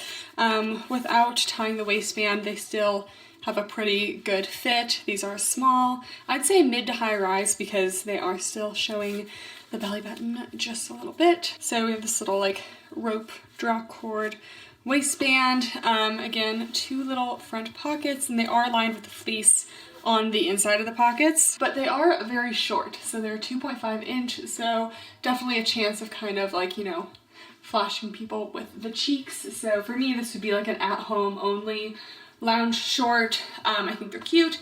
They are stretchy, but yeah, definitely very short. I'd say true to size. If you're in between, I'd probably size up just because they could be like a little bit more relaxed. I wouldn't say these are tight. 1 little pocket on the back as well. Okay, and now we're moving on to pieces that will be launching on the 26th. So guys, I am just going to apologize in advance because I know that this is going to sell out so fast. So if you want this, you need to be on the website, okay? I might be on the web. I'm like trying to convince myself that I don't need a second sweatshirt of this, but I think I need it. Like I can't even tell you how much I love this. I wore this to school and my friend immediately looked at that and was like, okay, when does this launch? Because I'm buying it too. So this is the Sherpa lined zip up. It's a little pricey at $72, but it's immaculate. I can't even explain. You guys know I don't like obsess about things that much. When I find something that just like meets all of my boxes or checks all of my boxes, whatever, you know it's gonna be good. So I have a size small in this. It is very similar to the last little crop zip, that it is kind of like a longer crop. So it's going to hit like around the hip bones. It's not gonna go over your butt and be what I feel like for me is usually unflattering. So the perfect kind of like mid-length. It's not a true crop where you're gonna be showing skin. But the thing that's so amazing about this, first of all, this hoodie, so thick. Like, do we see how thick this is? So thick. This is actually such a warm sweatshirt, and it is lined with a Sherpa material. It's just such a warm sweatshirt, and it's been so cold here that like it's been like dropping below 30 degrees. And guys, I live in Vegas. We didn't ask for cold. I know some people will be like, you know, it's like negative degrees where I live. Well, you chose to live there, okay? I wanted to live somewhere warm. Okay, so here's the outside material, a super thick, regular kind of fleecy sweatshirt material, and then the inside is a Sherpa lining. It's not gonna be as soft as like, this is like the Ptula blanket actually. It's not gonna be as soft as that, but it still is very soft and plush. Also, we just have a little embroidered PA logo.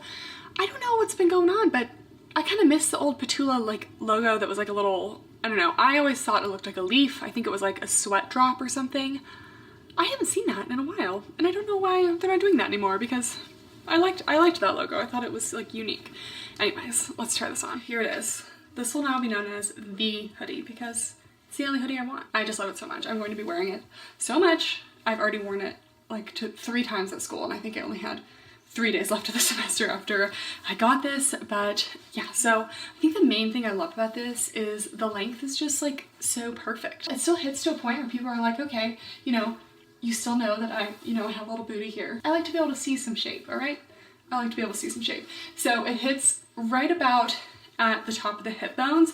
So I'm not showing any skin. I'm not at risk of showing any skin. I'm still warm, but it's just not like overwhelmingly long and so thick and cozy. Like not only is it just like generally thick, like everywhere on the sweatshirt, but it has like this little like collar part, which is like extra warm up here. I like that it doesn't have like drawstrings on the hoodie because honestly, those just always get in the way. The logo I honestly could do without. I think it's a little bit much, although it is the same color, so it's not too bold that it like really bothers me. I just would have liked something a little smaller. So this is a size small. So if you wanted to size down, you absolutely could. I probably wouldn't recommend sizing up unless you want like super oversized vibes, but as you can see, there is like quite a bit of room in the sleeves. So it has like little sewn cuffs here and then a little bit of poofiness in the sleeves and then a little bit of extra room in the body here. So if I wanted to layer a long sleeve or something underneath this, I absolutely could. And this one is a little bit larger, I would say, compared to the cozy crop zip, just because I do have like a little more space at the bottom here, but I am very happy with this size overall. I think it's the perfect amount of slouchiness. Kind of reminds me of the Cloud zip up from Popflex, except that one is like so oversized that I actually do kind of feel a little frumpy in it. This one I still feel like is like a little more put together, maybe because it's a little bit thicker too. So this is kind of how I've been wearing it, kind of like half zipped. You can obviously wear it fully zipped. I really hope they come out with a pullover version of this. Ptula, if you're listening, please please come out with more of these. Then we zip it all the way down and kind of wear it open. I would wear it like this too. Then you can kind of see the Sherpa lining on the inside. So thick, so plush. And something I didn't really think about that I also really like about these, if you ever have like a super fuzzy new sweatshirt with that classic fleece lining, and it's, let's say it's like a gray sweatshirt and you wear it over something black, you end up with all these little fuzzies on the inside of your clothes. Well, I just wore this against this dark brown and there are no little fuzzies. Like, it's still soft, but it's not shedding on my clothes, so that when I take it off, it doesn't look like, oh, she was just wearing a sweatshirt. So I really need to stop rambling about this, but here's a better look at the back here without my hair in the way. But yeah, super cozy. I would also love to see this with a little mock neck, like I said, with no hood, but I do like a hood too. Anyways, okay. I just know this is gonna sell out fast. I'm sorry. I just know it is because their hoodies, they just make really good sweatshirts. Okay, then we are moving on to some leggings. These are the Valerie leggings. I believe these are new. They come in 23 and 26 inches. So Ptula, again, is a very short girl friendly brand as well. This is the color Holly. I also have chestnut and just classic black. So they're made of a pretty thick brushed material. So these are going to be super soft, double brushed inside outside, and going to be like a little thicker for winter. Yeah, they're almost like kind of fleecy lined on the inside. So here's the outside, nice and soft. These are actually super cozy. And then little fleecy kind of lining on the inside. I wouldn't consider them fleece lined leggings, but just kind of has like a little extra brushness to it. The seams on these are very similar to the Bear V2 leggings, as well as like Buffbunny Rosa Pocket. It's just kind of that like thinner type seam. We got some slightly curved tapered glute seams in the back, love to see it, tapered waistband, and there is a silicone Ptula written out in the back, and it's kind of different colors based on what color of the legging you get. Like the chestnut has like a silver, and the black has like a little purple. As always, we have no front seam, and these just have a slightly extended crotch gusset here. Okay guys, I am feeling all the right things in these, and I just have to say, like, Ptula just has their fabrics absolutely down pat. Like, even if like maybe some of the design choices I'm like, okay, you know, I would change something, their fabrics are absolutely just amazing. And the fabric on these, so soft, and like the perfect like set, like kind of warmer winter legging that you could still wear to the gym, but definitely just has like that cozy vibe to it. First of all, not only is the fabric like super soft and a little bit thicker, it still has like so much stretch to it. Like, I could stretch these for days. So there's nothing I hate more than a fabric that when you bend your knee, you just feel all the tightness in there. This fabric is so stretchy that you're just not going to feel that. So starting off at the front, we have a nice high rise. These are a size small, definitely true to size. I think if you're in between, I would size up though, even though they're super stretchy. So we have just kind of a straight across waistband here. I will say probably not a lot of lower tummy control. The waistband is a little bit shorter, but for me, I do like kind of like, you know, a waistband that definitely sits a little bit higher. So no top band or anything, no front seam. The gusset may be visible from the front in some angles, but I don't really think it's that bad. Just a seam around the leg. These are the 26-inch inseam version. Pretty seamless overall, so we have no seams going on. And then we have the back where the waistband does sit above the glutes here. The seam contours the glutes well. But like I said, these are just a very stretchy legging, so they're not going to be squishing down the glutes at all. So we're getting a medium to high in the booty scale. Because these are slightly thicker maybe than some other leggings, I would say that these would probably be cellulite friendly. Because of how soft these are, people might say these are like more of a lounge legging, but I would still go to the gym in these and will go to the gym in these. And then here's a view of the full length. So this is 26-inch inseam on me. I just really love how these feel. These are, to me, these are better than the Cassie leggings. The Cassie leggings did have an end point to the stretch, and these are just way stretchier than those. So these are stretchier than the Cassies. They're a little bit thicker, but still like just as soft. And I think I just like the way the waistband is on these. I think it's a little bit more flattering. You have like a little more of a taper. I like the more of the glute seam. So I wouldn't necessarily say that these are better than the Bears or the Peak leggings, because those are just so different, and I love those for a lot of reasons, but definitely better than the Cassie leggings. So let's hope they bring these back, because I'm a big fan.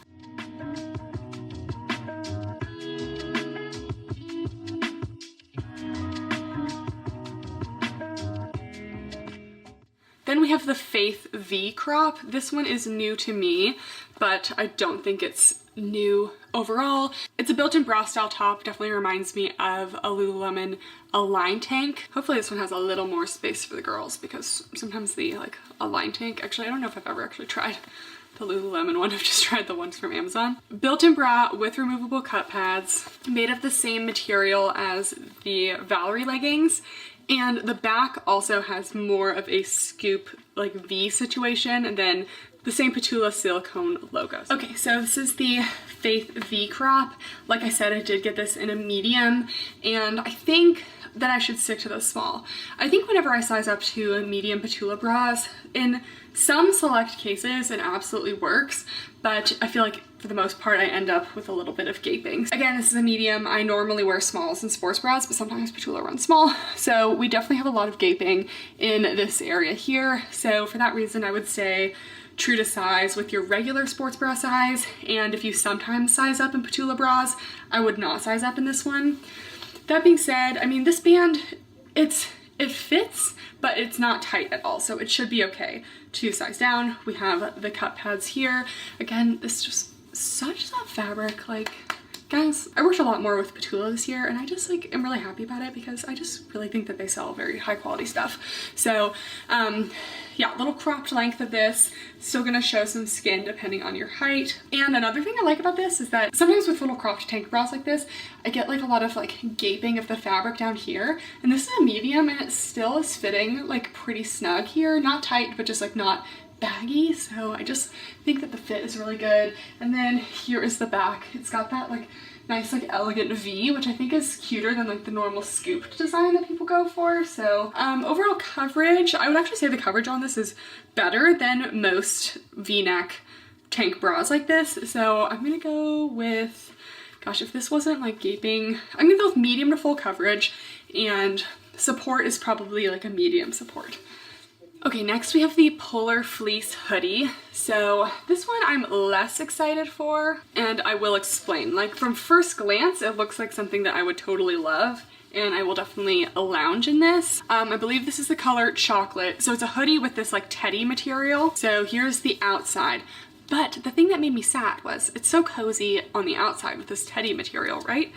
But the inside is the regular sweatshirt material. So here's the inside. It's like the regular sweatshirt material. I want the softness against my skin on the inside.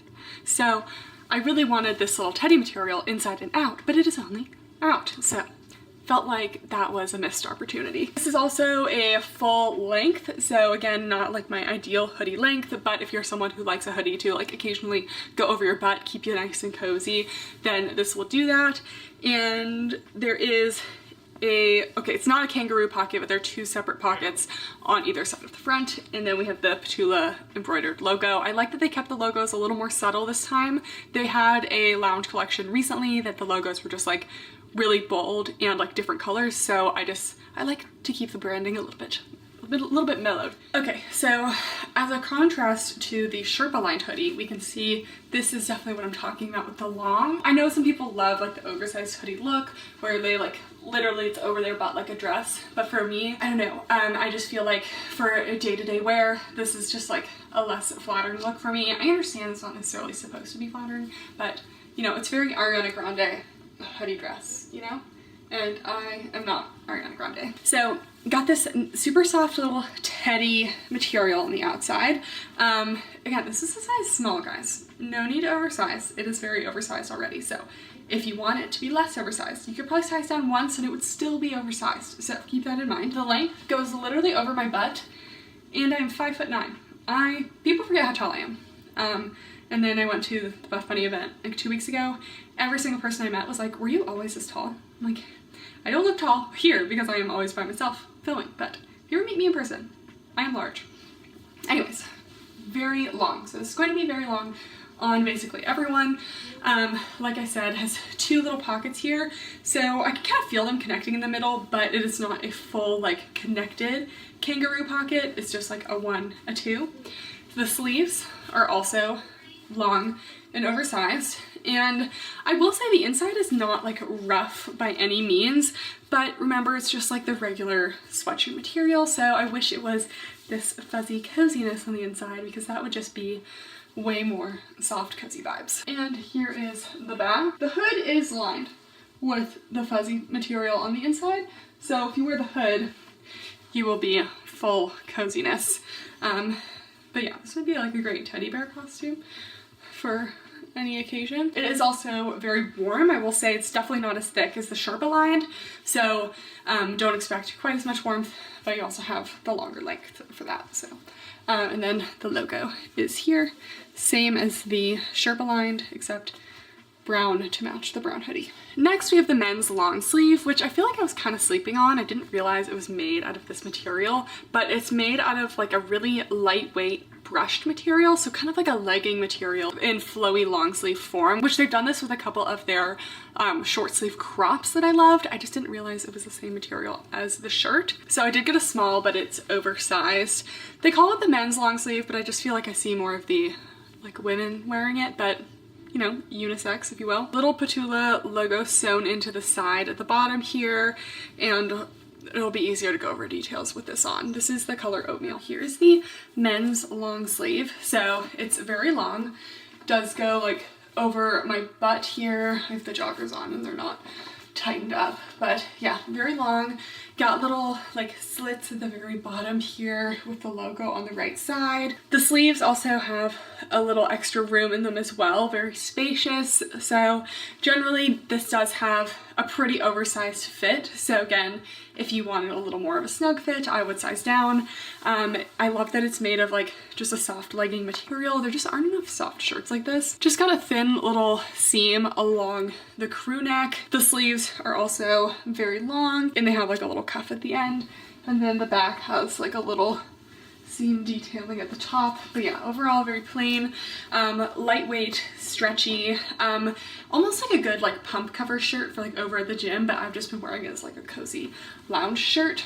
But yeah, I think I like the size small for me because still is like a relaxed fit, but it's not crazy oversized. Okay, then if you are looking for a great pair of joggers, these are the ones. Last year, I believe, Ptula launched these lounge sets that were joggers, very similar to these, and a little like cropped long sleeve. And if you guys remember my sweatpants video, I made a video of like trying all the best sweatpants, and what I was looking for was like a soft material sweatpant that had some stretch to it, like these do, but still had the fleecy lining, and the Ptula joggers just check all of those boxes. My big thing about these though is that there's no matching sweatshirt, and I really need like a sweat set. Like I like to wear a set, and the fact that there's no matching sweatshirt to go with this just breaks my heart. Like that's what I needed. But anyways, these are the joggers. So I feel like these are almost kind of like unisex. They very well might be unisex. I will double check on that just because they do feel pretty oversized. So we will go oversizing when they're on, but we have a thick elastic waistband with a drawstring, 2 front pockets, no back pockets, and like I said, the material on the outside is like a sweatshirt material, but a little bit softer. So kind of got that extra soft material, and then the inside still has the fuzzy fleece. They're like a medium weight. I wouldn't say they're like lightweight, but they're not as thick as like the sweatshirt we had before. Cuffed ankles, and let's try these on. Here are the joggers, and as you can see, they definitely just have like a lot of space up at the top. And yeah, these are small. So this makes me think that they are a unisex jogger. So for women, I do think you can size down. Remember, they are very stretchy. So while they may be a little more snug on the legs, it shouldn't really be a problem. So yeah, this is untightened. And this is an elastic waistband, and there's a drawstring. So I'm just gonna go ahead and tighten this up to where it needs to be. So while I think an extra small maybe would fit me better, I will still be wearing the smalls. I don't mind like a little extra bagginess in a jogger just because it's just a more relaxed style fit. But yeah, we still have a high rise drawstring waist. They're like a brush legging on the outside, super cozy.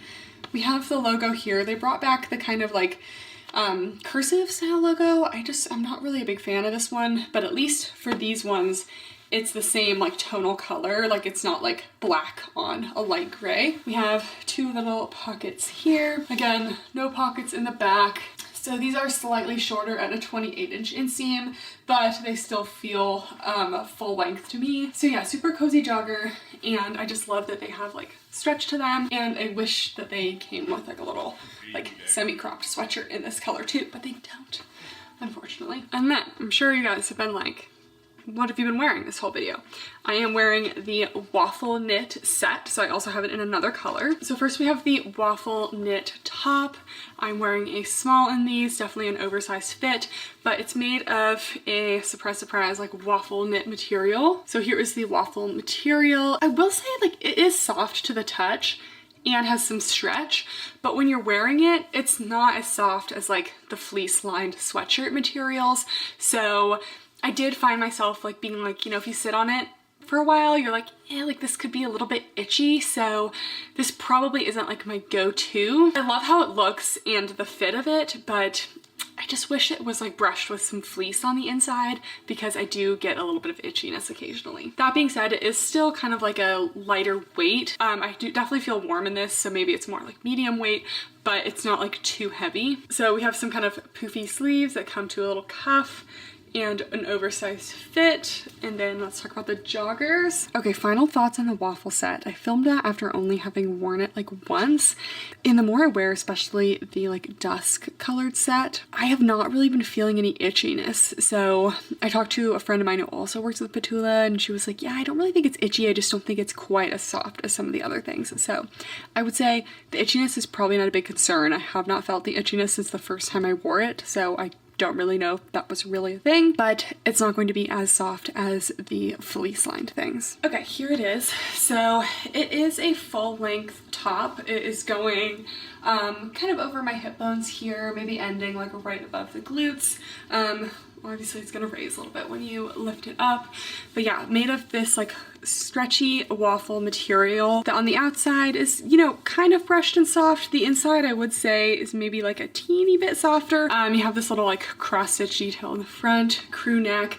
I love the little like, I don't know, poofy sleeves. I don't know exactly what they're called. And then they have kind of like a flat cuff that just kind of accentuates the little poofy sleeves. So this is a small, and you can see I do have a little bit of room in it. So your normal shirt size will be slightly oversized. You can size down if you want it a little bit more snug, but I really don't think there's much of a need to size up. Little cuff at the bottom too. I'm a big fan of this color. I think it's super cute, kind of like a little muted purple. Yeah, let's try on the bottoms. All right, so here are the joggers made of the same material. Again, I'm wearing a small, some little cuffed ankles. I believe these are pretty long. These are like a 30-inch inseam. Yeah, these are 30-inch inseam.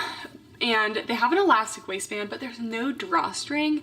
And for sweatpants, I really find that I just need to have a drawstring because like I'll put my phone in a pocket and it'll weigh it down. Like you need to cinch in the waist to really make sure it doesn't go anywhere. So I found myself kind of like rolling the waistband down on these, and it did help, but if you're looking for a drawstring, these don't have it. And then we have front pockets and one little booty pocket back here. Let's try it on. Okay, so here are the joggers. So again, these are also a size small. It's just an elastic waistband. So it's an elastic band sewn in, which is not my favorite style of waistband. So that already is not a huge fan of. Again, this is a small, and you can see the waist is not super snug on me. So you could actually probably size down in these and they'd probably still be oversized. Like in general, these are pretty loose fitting, so I'd say size down if you don't want them quite as oversized, but probably don't size up or else they're not going to stay on your waist.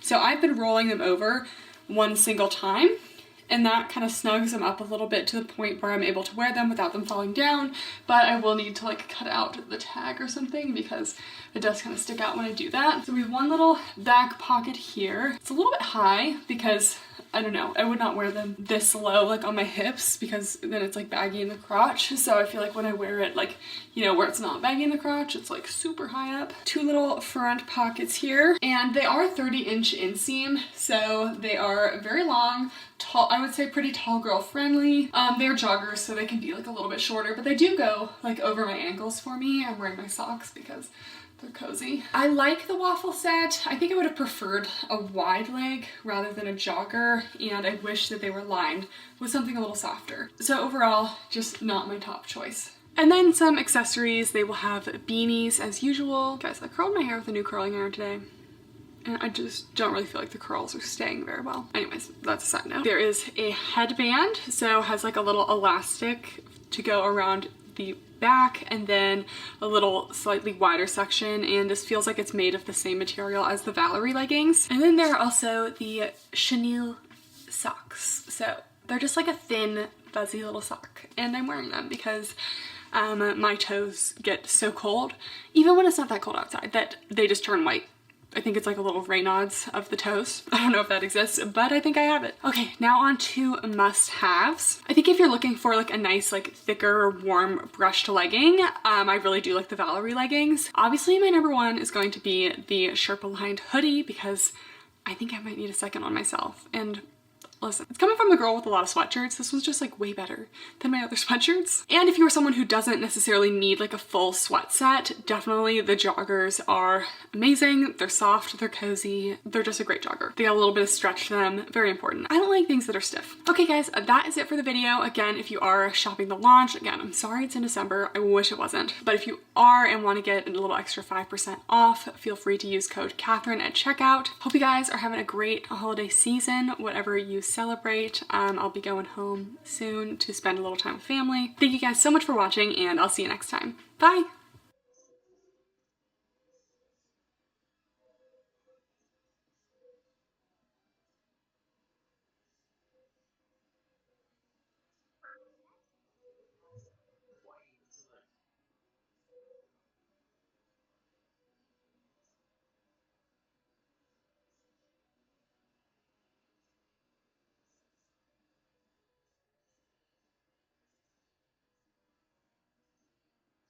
You guys, Rihanna has officially entered the activewear space. As soon as I saw they made some activewear called Savage X Fenty Sport, I had to take a look. I don't know why I was surprised, because this does seem very on brand for Rihanna, who's like created a lingerie line. Like, this is very on brand for that, but it was a little shocking. It was a little shocking. I thought there'd be some more neutral pieces. We have some very, you know, just use your imagination and we'll see if it lines up with what we have today. So through doing some research about the Savage X Fenty Sport, we learned some things. I'm just gonna show you one piece for example. This is actually the most tame of the pieces, but we have the signature bikini underwear lines on the outside of the leggings, and a lot of these pieces have that. And I am gonna put my differences aside for that today. My views towards underwear lines on the outside of leggings, it's not good. I just think we've spent so long like trying to hide underwear lines, and now we're trying to embrace them, but not really. Like, we're not really embracing them. This is like a different way of thinking about it, which I don't really care if anyone has underwear lines on their leggings, because like, you know, not everyone likes to wear a thong. But for me, it's just not really what I go for. Anyways, I saw these leggings and I was like, okay, immediately this makes sense for a lingerie brand, you know? But doing some more digging, and someone had actually messaged me telling me to like look into this, but Rihanna, who has created this brand, she has worked with a designer named Adam Selman multiple times. He's designed some of her runway looks or red carpet looks. He, to my knowledge, is the OG designer of the underwear line leggings. Like, he created this look, almost like a nod to like the jazzercise era.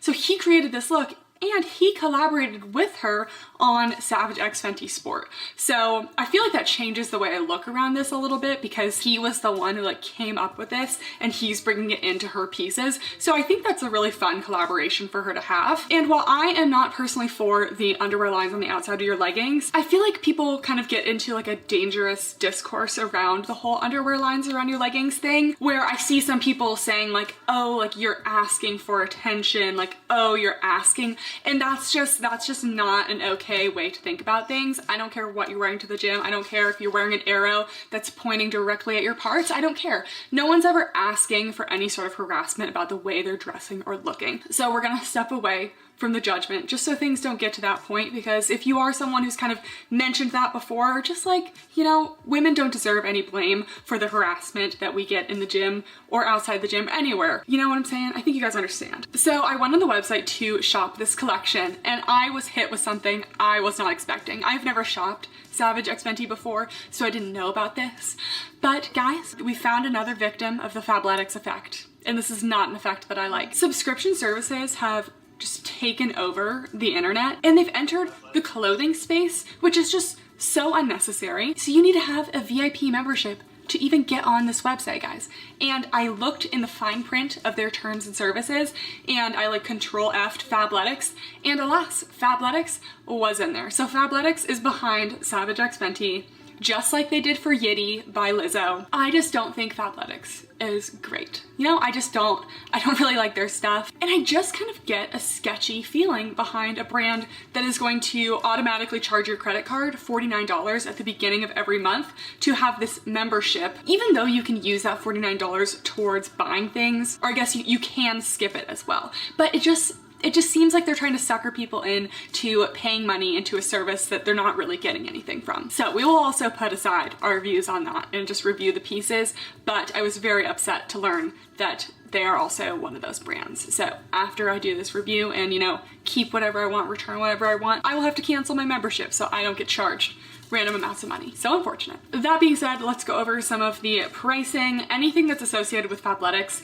honestly is usually a pretty decent price. So I got 9 pieces. I essentially bought everything in the collection except for the bodysuits because I don't really wear a lot of bodysuits. Plus, I don't really find those exercise friendly unless like maybe for like a pole class or something. That I could definitely see, but that's not really what I do. I got 9 things. The initial subtotal was $454, which again, actually not horrible. Like for 9 things, that's like $50 an item. Could be worse. And then we had a deal for 2 for $29 bras, which took off $116. And then because it's VIP, whatever the heck that means, I just got a random 40% off. So the whole total, oh, I got charged shipping?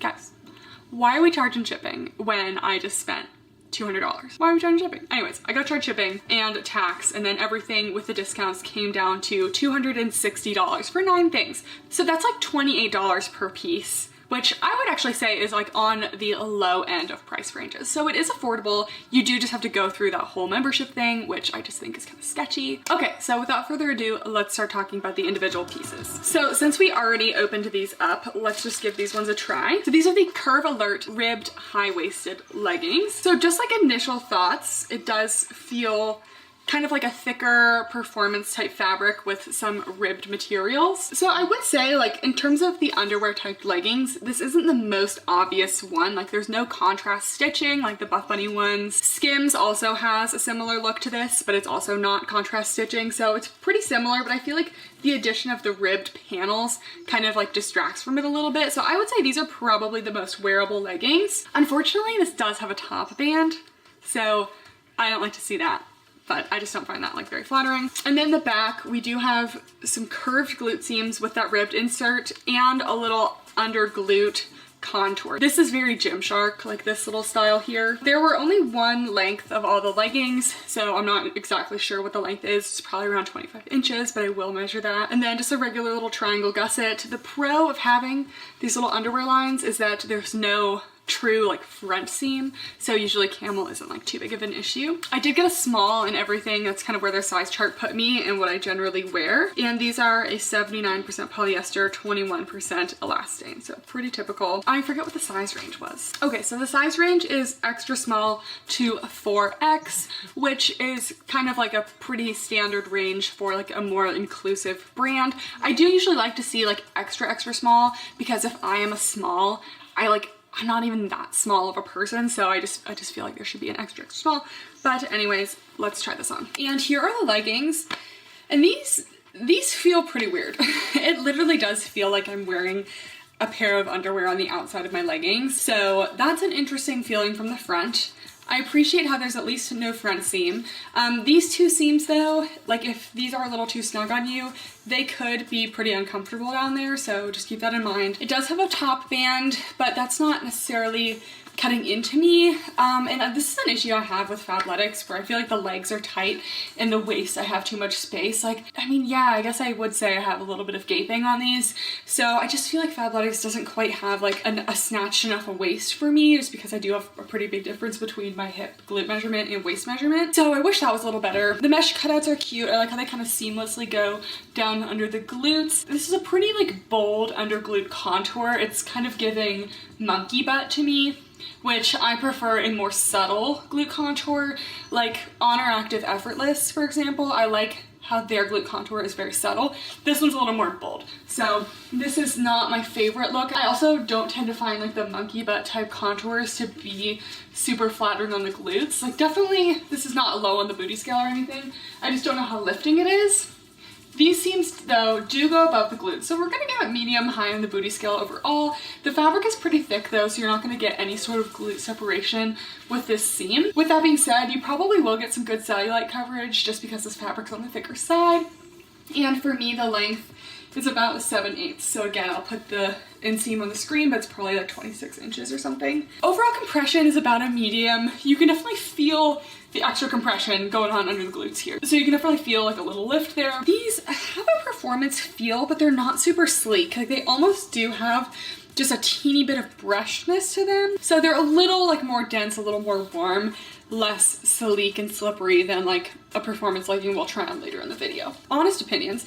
I mean, I don't really think this one is too bad in terms of the underwear lines. Like you can definitely see them, but with these other seams, I think it doesn't make it as bad. I don't know, it's kind of growing on me, but I just do have an issue with a lot of the leggings today with their waistbands. They just don't have a very flattering waistband going on, like not with the top stitching here. Like the top stitching is very 2005. Like what are we doing with that still? It's 2022. I wanted to try to keep these sets together. So this is the Curve Alert Light Impact Sports Bra. So I got the same like wine kind of color. Okay, so we have an elastic on the bottom, and this does look like it's going to be pretty cleavagey. I can just tell this is not a lot of coverage on the cups for me, but for small cup sizes, probably be fine. Oh wait, we do have adjustable straps, so I love to see that. And we also have a clasp back, so probably a little more flexible with the sizing for that. And then just some little extra strappy details. Let's try it on. Okay, so as expected, I'm popping out of this one. So this is like a push-up sports bra, essentially.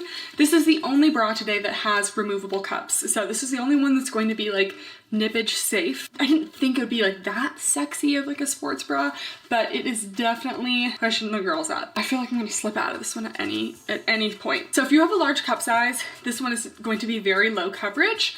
The support is also very light support, so I have to cover in case we had it. Like that's how close I feel like I am to falling out of this. These two little straps, they kind of like contour the girls, so they're definitely doing things. Straps here are adjustable. I'm on the loosest setting here, and it is pretty snug along the band, so I would say true to size. If you're in between, I would size up though, because you can tighten the band to a tighter point. Am I on the tightest? Oh.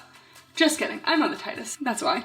So definitely true to size. If you're in between, you can maybe even size down. Whatever would give you the coverage you're looking for. So this one for me, I just wouldn't feel comfortable in, because although I can appreciate a like sexier type sports bra, I feel like if I leaned the wrong way, we would have an exposure, and that's not a limit I like to press at the gym. The elastic is actually pretty soft at the bottom. Fabric is not itchy or anything, just not gonna be the most coverage. And then shall we jump in to the craziest leggings? I think we should, because a lot of what Rihanna was talking about with this collection when I was reading some articles, for example, she said, I was inspired by everyday life. Everything is a sport. Being pregnant is a sport. And I kind of love that, you know, we're advertising like, you know, anything can be difficult, so you can wear, you know, wear whatever you want for any occasion, right? But she said, for me, it was about fit and fabric. I let Adam Selman play with everything else. The pieces are sexy and snatch you, but it's functional, and that's what describes the whole sport collection. So I don't know about the functionality per se of this next piece. So here we are. Just for like a second, like these remind me of these leggings on AliExpress that went viral like a couple years ago, like before TikTok was around to make things viral. It went like YouTube viral, but they're like this, I don't know what to call these, like stirrup leggings, like stocking leggings. I don't know. The reason why I'm not so sure that these are functional is because they have like a separate little strap on the outside that I just feel like would get in the way of things. But these are certainly unlike anything I've seen before. So right off the bat, we have a really thick elastic at the top, which this is why it's giving Fabletics to me. Like, I just feel like they have not like nailed down the flattering waistbands like other activewear brands have. So this super thick elastic, which I don't really think is going to be very flattering. And then we have this like stretchy mesh, which these will be very breathable. They are lined with like kind of a bikini shaped brief on the inside. So obviously it's not just like straight up mesh. And then there are like little stirrup stocking situation with like a performance material at the bottom. well, let's try these on. At this point in the video, I question what my audience is going to be. So if you are a lady, a legging wearer even, watching this video, give it a thumbs up. Send it to the right audience, you know, because I'm here for the people who are looking to wear these things, you know, or just, you know, having a little fun seeing if this stuff's any good. Anyways, we have the pinup leggings. Would this be a super cute Halloween costume? Absolutely. We did just pass Halloween, but wow. These are the most interesting things I've tried on this channel, guys. Okay, so first of all, we have the waistband. It could be a little bit tighter for me. I don't really think, see what I mean about this waistband? Like, it's not necessarily gaping, but the elastics are so like dense that they just do that. Anyways, we have a high rise. This little internal lining is super high cut that I'm having trouble hiding any underwear underneath it, so just keep that in mind. You really can get some, you know, actual like opening of this fabric right here. This is where I question like the functionality of this a little bit more. They're very tight along this thigh seam right here, and I could not size up because the waist would be too big. So this stitching right here just has zero stretch to it at all. Very stiff, so not the most thick thigh friendly because of that. And then this actually goes all the way down there, so it's not just an underwear situation. It's like actually connecting down to the leggings.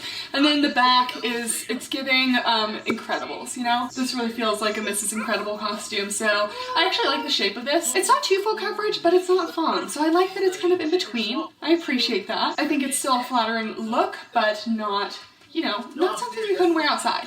Would I wear this to the gym? No, I don't really see this as a gym wear piece. I know people would be like, oh, it's like streetwear or whatever. What streets? What are the streets? What are the streets we're wearing this on? I think it's definitely like a cute like costume piece. If you're in like a sexy dance class or something, this would be adorable for that.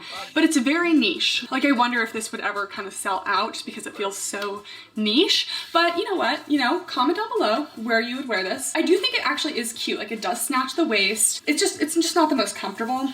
And I did hear like a couple little crackles on the way on. I'm a little worried about the durability of this, but you know, that's something you risk with any fishnet tights. And then the full length, it's like a 7/8-ish on me. So I am 5'9", so that's kind of a normal thing for me. So yeah, I'm not even gonna squat test these because I don't think that these would be leggings you'd really be squatting in, but we review them. It's hard to say about compression. The bottom feels like medium compression. The fishnet is just like a unique experience. It's like hard to say, and I am getting a little bit of waist snatching. I wish that they stayed up maybe like a teeny bit better, just because like the elastic waistbands don't really have a lot of like, I just don't like an elastic waist, but no, could be worse. Could be worse. So those were the pinup leggings.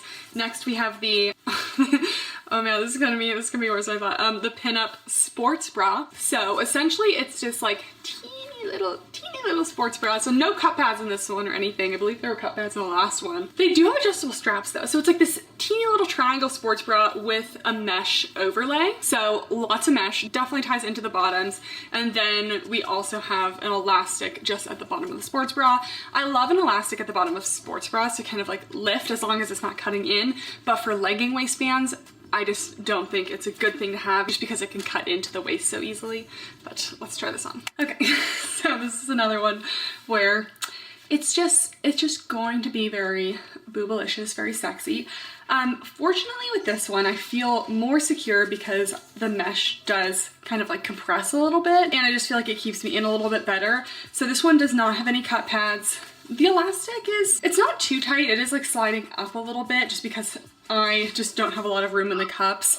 And I'll kind of mention this later, but it just seems like all of these sports bras are like a little bit more catering towards small cup sizes where there are no true like higher coverage bras. You can still be sexy with a large cup size friendly bra. Even if you are trying to show more skin, you don't want to be falling out of it. So I think that that could be an improvement they could make for sure. The bottom band has good support, like light to medium support.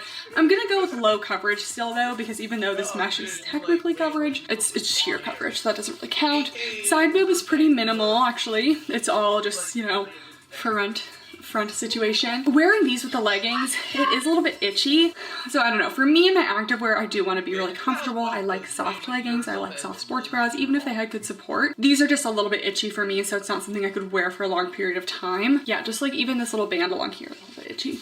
And then the back, this one's just very plain. Straps are adjustable.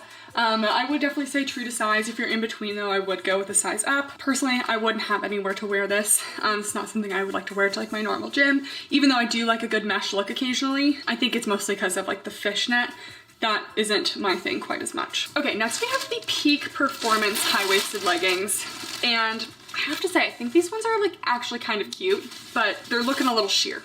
They're looking a little sheer. So that's fine, that's fine. We're keeping an open mind. Okay, again, the thick elastic at the top of the waistband. The thing about these thick elastics is that they're either going to be, you know, perfect on you, like absolutely perfect, which is just kind of hard to do, or they're a little bit big, which makes them gape a lot because they have so much structure that if they're a little bit big, they just like kind of bubble out. Or they're a little bit too tight, even if they fit you well, and then you eat breakfast or something, then they're squishing you and creating a muffin top, you know? More so than the looks of that, it's just like not comfortable to have an elastic just like squeezing you in, especially when it's kind of like a 1-inch elastic like this. So not super excited about that. But the rest of them, I do think these are like kind of fun and unique. I think that these are like their best leggings. So the whole thing is almost like a fishnet mesh. So very lightweight, very sheer along the leg.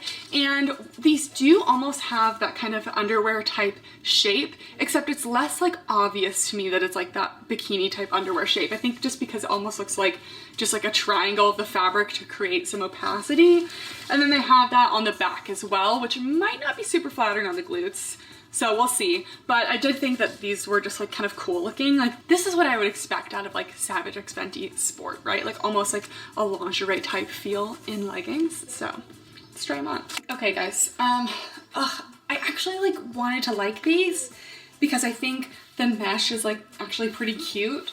But something about this is giving like diaper to me. Correct me if I'm wrong, I don't know. It's giving diaper. Again, don't like the elastic waist. I feel like I'm pulling these up a lot. They're just not really staying where they need to be. And these are kind of leggings that you need to go commando under. I tried to hide mine. I tried to pull them all the way up. They really don't want to be hidden. So unfortunately, that's just not how it's gonna be. Anyways, again, like with all of these leggings with this kind of like underwear shaped outside, there are no front seams. So we've had no camel issues today. So a little bit of appreciation for that. Overall compression, it's hard to say because these are like super lightweight. I will say, it's like a very sturdy, like tight material. Like that was me like digging my nails into it. It's very sturdy. So, I mean, props to them for that. These are some quality tights. But that's really what they are. They're tights. They're sheer, like you can see everything underneath them, which is okay because I mean you got the coverage here, but you know, just wanted to say. Also, I think I'm gonna remove the booty scale ranking on these because there's just something about them, they're just like, they're not rankable, you know? But these ones, I don't know, I liked the fishnet ones a little bit better. This one is giving a little more diaper granny panty, and I don't feel like that's like as, like, that's not the vibe as much. I don't know, I expected a little more cheekiness, you know, if that's what we're gonna do, if we're gonna do sheer leggings, you know, like might as well go for it, right? I will say, although these tights are very sturdy, they definitely feel a little bit tight when you bend your knees, and I mean, they have decent flexibility still. This just really wouldn't be something I would wear to the gym, which is okay. That doesn't need to be what it is. This definitely, again, seems like some sort of like dance class, something like that. But yeah, I wanted to like these ones a little bit more. I think it's something about the lines up here that I just don't feel like is quite as flattering. And again, I just think that they could really improve their waistbands. It's just not what I wanted. And then they're all about the 7/8 length. Cellulite coverage, actually you probably would get coverage because of the texture. I think that would actually, you know, kind of disguise a little bit of cellulite there. And again, compression is hard, but I almost want to say like medium to high compression. Like these are definitely squeezing me in, even though it's such a thin fabric. So the Peak Performance sports bra. So we have that same little like mesh material and then some opaque fabric just underneath it to make this, you know, appropriate to be wearing out and about. Again, no cut pads in this one. Might be a little bit prone to nippage. And then an elastic at the bottom. These ones, the straps are not adjustable. I worry that this might be a little bit itchy on the shoulders and like everything, but we'll see. Okay, so I'm getting that Rihanna is trying to like promote this idea of like, you know, wear activewear like whenever, like anything is a sport, but I feel like these are made for everything except like actual sports, you know, and you know, whatever you define sport as. But if we're talking activewear, maybe the first set, but the pinup set and this one, they're just really not going to be very functional at all for the gym. And for her to like emphasize functionality, these just really don't feel very functional. So this top, for me, it's just like a regular bra. This is not feeling like a sports bra at all. First of all, like I imagined, it's actually very itchy. This little strap right here is feeling super itchy against my lats. Very not comfortable. I've only been wearing it for a couple minutes, so can't imagine it's going to get any better with time. The bottom band fits. I am being kind of squished out of it again, so none of it, again, really feels very large cup size friendly. Not going to secure the bust, which I think is part of being functional. And I don't know, something about, like, this almost looks like a balconette style bra, like straight up and down straps. It's just not giving sportswear to me. So I honestly feel like this whole fit together is just like a more coverage lingerie outfit, right? Like, this video is definitely getting demonetized. So again, no cut pads in here. You can get some nippage for sure. With a little pattern, I feel like it would almost kind of obscure it a little bit, so I wouldn't be too worried. Here's the back, just straight on. Got like a little scoop detail. Definitely can see a little more of the sheerness there. And then not only is that part cutting into my lats, the shoulder straps are very tight, and this is cutting in too. So this one I definitely feel like runs a little bit small, and I would consider a size up in this one. Coverage on this one is a little bit better. I'll go with a low to medium coverage just because I am getting squished out a little bit. We have good side boob coverage though. Support is like light to medium still. None of these have been very supportive. We kind of expected that though. So yeah, I don't know, guys, comment down below. What do we feel about them calling this sportswear? You know, like on the one hand I get it, but on the other hand, like none of it seems very workout friendly. So I don't know. Okay, and then the last set. So these are the line up high-waisted leggings. Again, one of those like underwear shaped ones, except these ones seem like the most functional for workouts. So immediately these are definitely feeling like a regular performance material legging that you'd find from like any brand, like sleek to the touch, not brushed, gonna be very durable. And Yitty did the same thing. They had a lot of these like shiny type elastic waistbands, which again, I don't really think they're very flattering. So I also just think they feel kind of cheap because I've never seen like an expensive brand have a waistband like this. It's always very cheap brands, which I'm not saying this is necessarily a cheap brand. I'm just saying that's where I see these waistbands in general. So not loving that. And yes, we have the underwear outline, but again, it is in the same tone as the rest of the leggings. So not quite as contrasting. I don't want anyone thinking that I'm being like a hypocrite because I didn't like some of them before. I'm not saying I like this. I don't know, I'm trying to just be understanding of the design. And then this one has some side pockets, the first side pockets we've seen. And then this is also screaming very Yitty, where they try to have the curved glute seams. They try to be flattering on the glutes, but they do it underneath the regular waistband. And it just doesn't really work for me. Get rid of this waistband and have just a waistband of this fabric. That would have been great. I would have probably liked these at that point, but I hate this elastic. Just to show you guys, this is like that shiny type elastic, and then we just have performance material.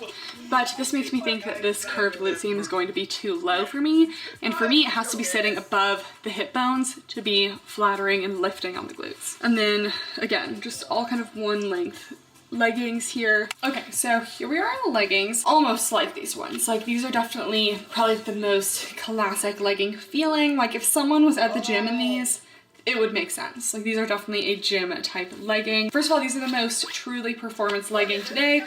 They're a sleek feel, gonna be sweat wicking, high impact, gonna resist any like bands or any catching. I still just don't like the elastic. While it's not necessarily cutting into me, I don't know, something about these elastics, I just don't really like how they fit.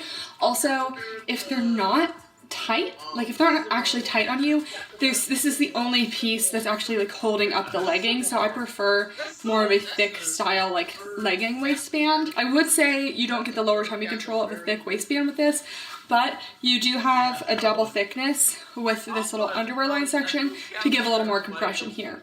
And like I said, I'm not really a fan of this underwear legging look. It's not something I would personally buy for myself, but at least these don't have the contrasting stitching, so they're a little less noticeable. Again, still not really for me. And then pockets are pretty spacious. You can definitely fit a phone in here. So I like that they at least have one legging a little more functional with pockets. Then we can do a booty scale on this one, but you see what I mean?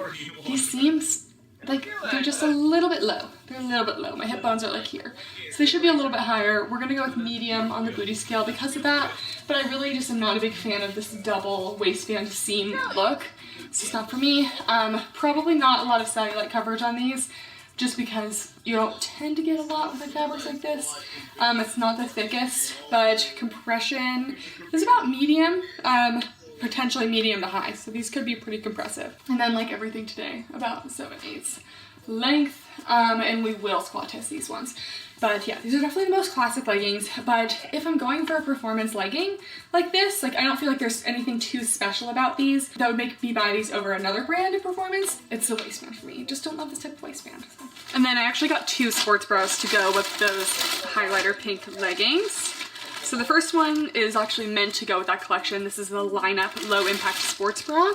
So none of these bras actually seem very large cup size friendly, which for a brand that's like, you know, preaching inclusivity and like even advertising to like pregnant women, which your cup sizes grow when you're pregnant in most cases, you just think that there would be some sports bras that have a little more space for large cups. So I wish I would have seen that. And then again, we have a sports bra, no lining or anything, so nippage will be an issue here. Same performance material, you got that like shiny elastic band. And then this one's really just a classic racerback type sports bra.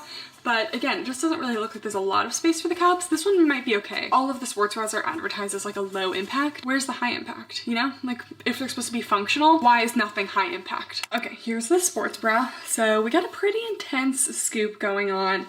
Again, I am being squished out of it. So every single bra today I have been squished out of, and the bands don't feel too tight. So I know people just be like, oh, size up, size up.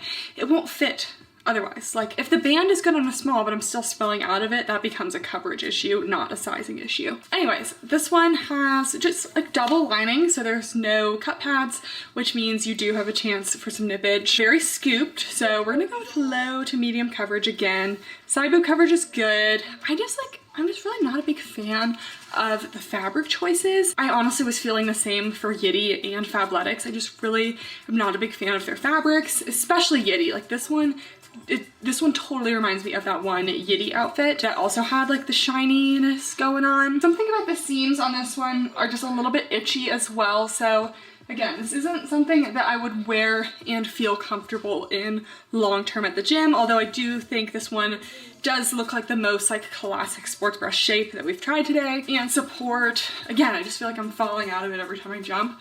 Support is again like light to medium. So they did rank all of these like light sports bras, I get it, but where are the full support ones? Where are the high support? I don't know. And I'm not sure if there was a pair of leggings to go with this. I think maybe there was, but I didn't get it. Anyways, these are the X Mesh medium impact sports bras. There's a medium impact. I'm not really seeing a medium impact here, but you know, we'll see. We have this sports bra. This is the front. I know we don't usually see a little crisscross in the front, but this is in the front. So again, elastic at the bottom, no cut pads or anything. And then this mesh kind of crisscrosses over. So it seems like the body of the sports bra is pretty scooped out. So I would be a little bit scared about like nippage, but we'll see. You are still semi-held in by this mesh. Straps are adjustable as well. I'm appreciating how they're kind of throwing in any way to adjust the straps where they can. And then the back has a lot of coverage. So let's try this on. Okay, and last piece. So I definitely had to make sure that the girls were sitting in a place where I wouldn't be exposed at any moment. So again, another little risky piece. I just don't think it's that functional to have to be worrying about nip slips like every 2 seconds. But regardless, I've seen little styles like this before. I think they're cute. The black and pink combo is definitely like a bold choice. I think they do have like some more subtle colors. Coverage, again, depends if you count the mesh or not. I'm not gonna count the mesh. I'm gonna go for a low coverage. And support, this one might be a medium support. I do think this kind of keeps you contained a little bit. Again, all of the fabrics today have honestly just been very itchy, and I cannot wait to get back into my normal clothes that are more soft and comfortable. Like usually that's not an issue with activewear, but I do tend to like go towards more cozy, like soft pieces, just because I like to be comfortable. You don't want to be like worrying about itching and fabric chafing you at the gym. So this one I could see as a gym piece. Again, no cut pads or anything. There is a little bottom band. I like this one better than some of the other ones. It doesn't seem like it's going to cut in, and I believe the straps are adjustable, just like a very small region to adjust, but it's something, so I like that. The back has a lot of coverage, just like kind of full, you know, pink space, and it's definitely performance material. So you could wear it with these pink bottoms as well. I think it might have a matching bottom as well, but I figured, you know, we tried enough bottoms.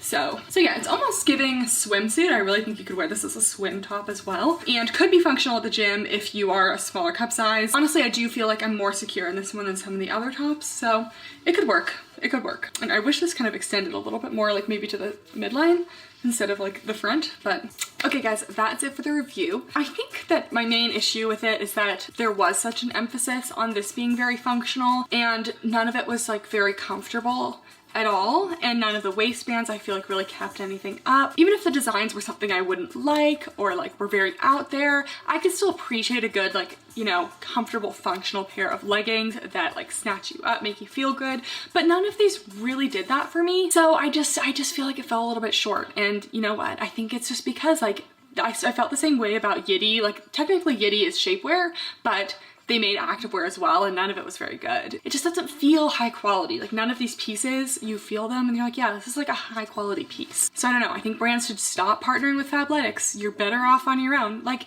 she was already collaborating with Adam Selman, who has experience making activewear. I've never tried his activewear, but I have to bet that it's better than Fabletics. I've tried Fabletics since I reviewed them several years ago and I've not really liked their stuff that much. So comment down below. Definitely could see a lot of these pieces being worn for like a rave, for like a, you know, a certain type of dance class, like, you know, just things like that, kind of more niche. And for that, they are super cute, but just kind of missing the functionality. Anyways, if you made it this far, make sure to give this video a thumbs up and subscribe if you're not already. Comment any video suggestions down below. Always looking for new suggestions. Thank you guys so much for watching and I'll see you next time. Bye.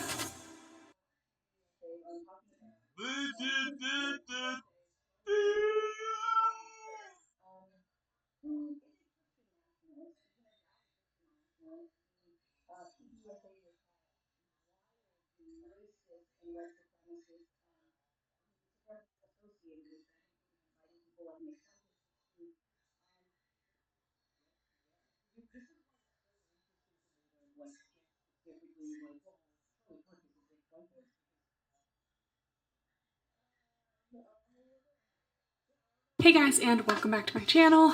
First video of the new year, and we are starting off strong with a Buffbunny launch. This launch is called the Storm Collection, and it's dropping on Saturday, January 7th at 1 p.m. CST, the usual time. And as always, my code Kathryn gives you 10% off the launch. Prices are not usually posted by the time I put my reviews up, but they are always on the Buffbunny Collection Instagram page on like Thursday before the launch. So make sure to check out the prices there if I don't have them in the video. Anyways, this collection is called the Storm Collection. So lots of like blue, like watery type tones, as well as some like brighter pastels, like what I'm wearing. It's kind of like the sunshine after the storm. So I'm a big fan of the colorway of this collection. So if you like performance materials as well as cozy lounge, this is going to be a launch for you. Let's start off with the colors of the launch. I will be posting the color comparisons on the screen as well. So as usual, onyx black and white. There's also stone, which I don't have. There's vapor, which is kind of like more of a warm,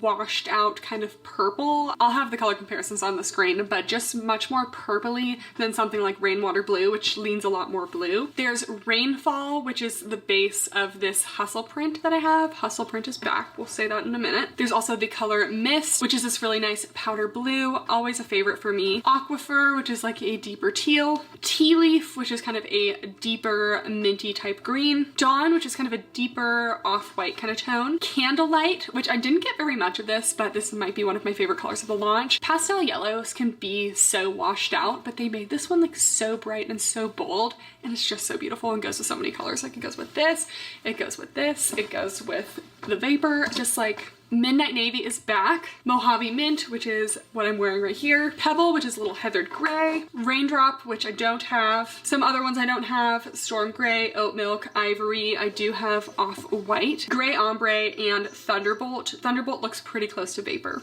And there are some patterns as well. The most important pattern being the Hustle print. This was actually one of my first ever Buffbunny launches that they came out with Hustle print, so like 3 years ago. And it's a super cute, like subtle print, not not very in your face, but just like a little bit of something. And I really like that they came out with it in blue too, because I think that this works with a lot of colors. The black and white hustle print, the inside is going to be lined with white, but for the blue hustle print, the inside is this rainfall color. So now we will insert the squat tests.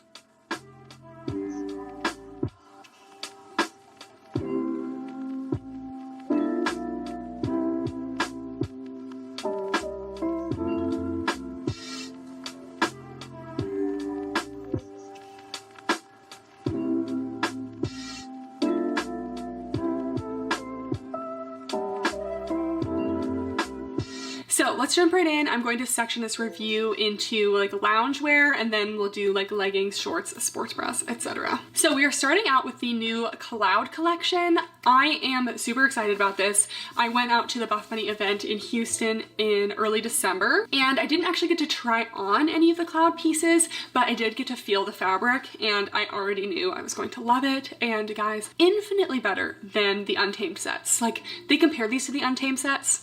Don't even compare them, because they're not even close. They're so much better. This is what I love to see in a lounge collection. So just a little overview of the Cloud material. It's made of a stretchy cotton spandex, and the outside is like brushed and soft. So think like the feel of Nubri on the outside, but it's like triple brushed, super fleecy on the inside. So here's the outside, brushed, soft, super cozy to the touch. And the inside has that classic fleece lining that I think all sweatpants need to have. If you're not going to be lined with fleece, don't even bother. Like, don't even bother. Why would I want it not soft on the inside? So these are so soft, but the Untamed collection, what it really lacked for me was stretch. And guys, these have a lot of stretch. So amazing material. I love it. Let's start talking about the Cloud joggers. So they come in 4 colors. They're a 28-inch inseam. They are a classic jogger. So we have an elastic waistband, and there is an elastic drawstring as well. So the drawstring is elastic, and then it has these little Buffbunny little aglets at the end. They are metal. I wish the drawstring was on the outside and not the inside, but these are high rise enough for you to roll it down, so that is a possibility, but that's probably the one thing I would change. And we have 2 little front pockets. And yeah, they're 28-inch inseams, so they're a pretty good length for me. The joggers also just have one subtle little Buffbunny logo embroidered, nothing crazy. Okay, so here are the joggers. They are so stretchy. This is what I always wanted the Untamed joggers to be. Those ones, they just had no stretch. They just didn't fit quite right. And I feel like these are just like a little more balanced in where they're oversized. Like, obviously it's gonna be a little bit oversized up here, but even down the legs, I do have like just a little bit of space. I could use like even a little more space around the legs, but it's stretchy, so it's not a big deal. When the waistband's just normal, they're super high rise, but that allows them to be rolled down for a little extra space. We do have pockets here. The pockets are lined with like a little less fleecy of the material, but the material is still super brushed on the outside. I'd say overall, they're about like a medium thickness. They're not crazy thick. I would say that they're a little bit thinner than the Untamed sets, but personally I'm okay with that. They're still warm, but they're not overwhelming. And let's do a full view. So these are a 28-inch inseam, so they hit me kind of like right above the ankles. Let's ignore how bad my self-tanner is down here. I don't know how that happened. And if we roll the waistband, it makes them like immediately fit a little bit more snug.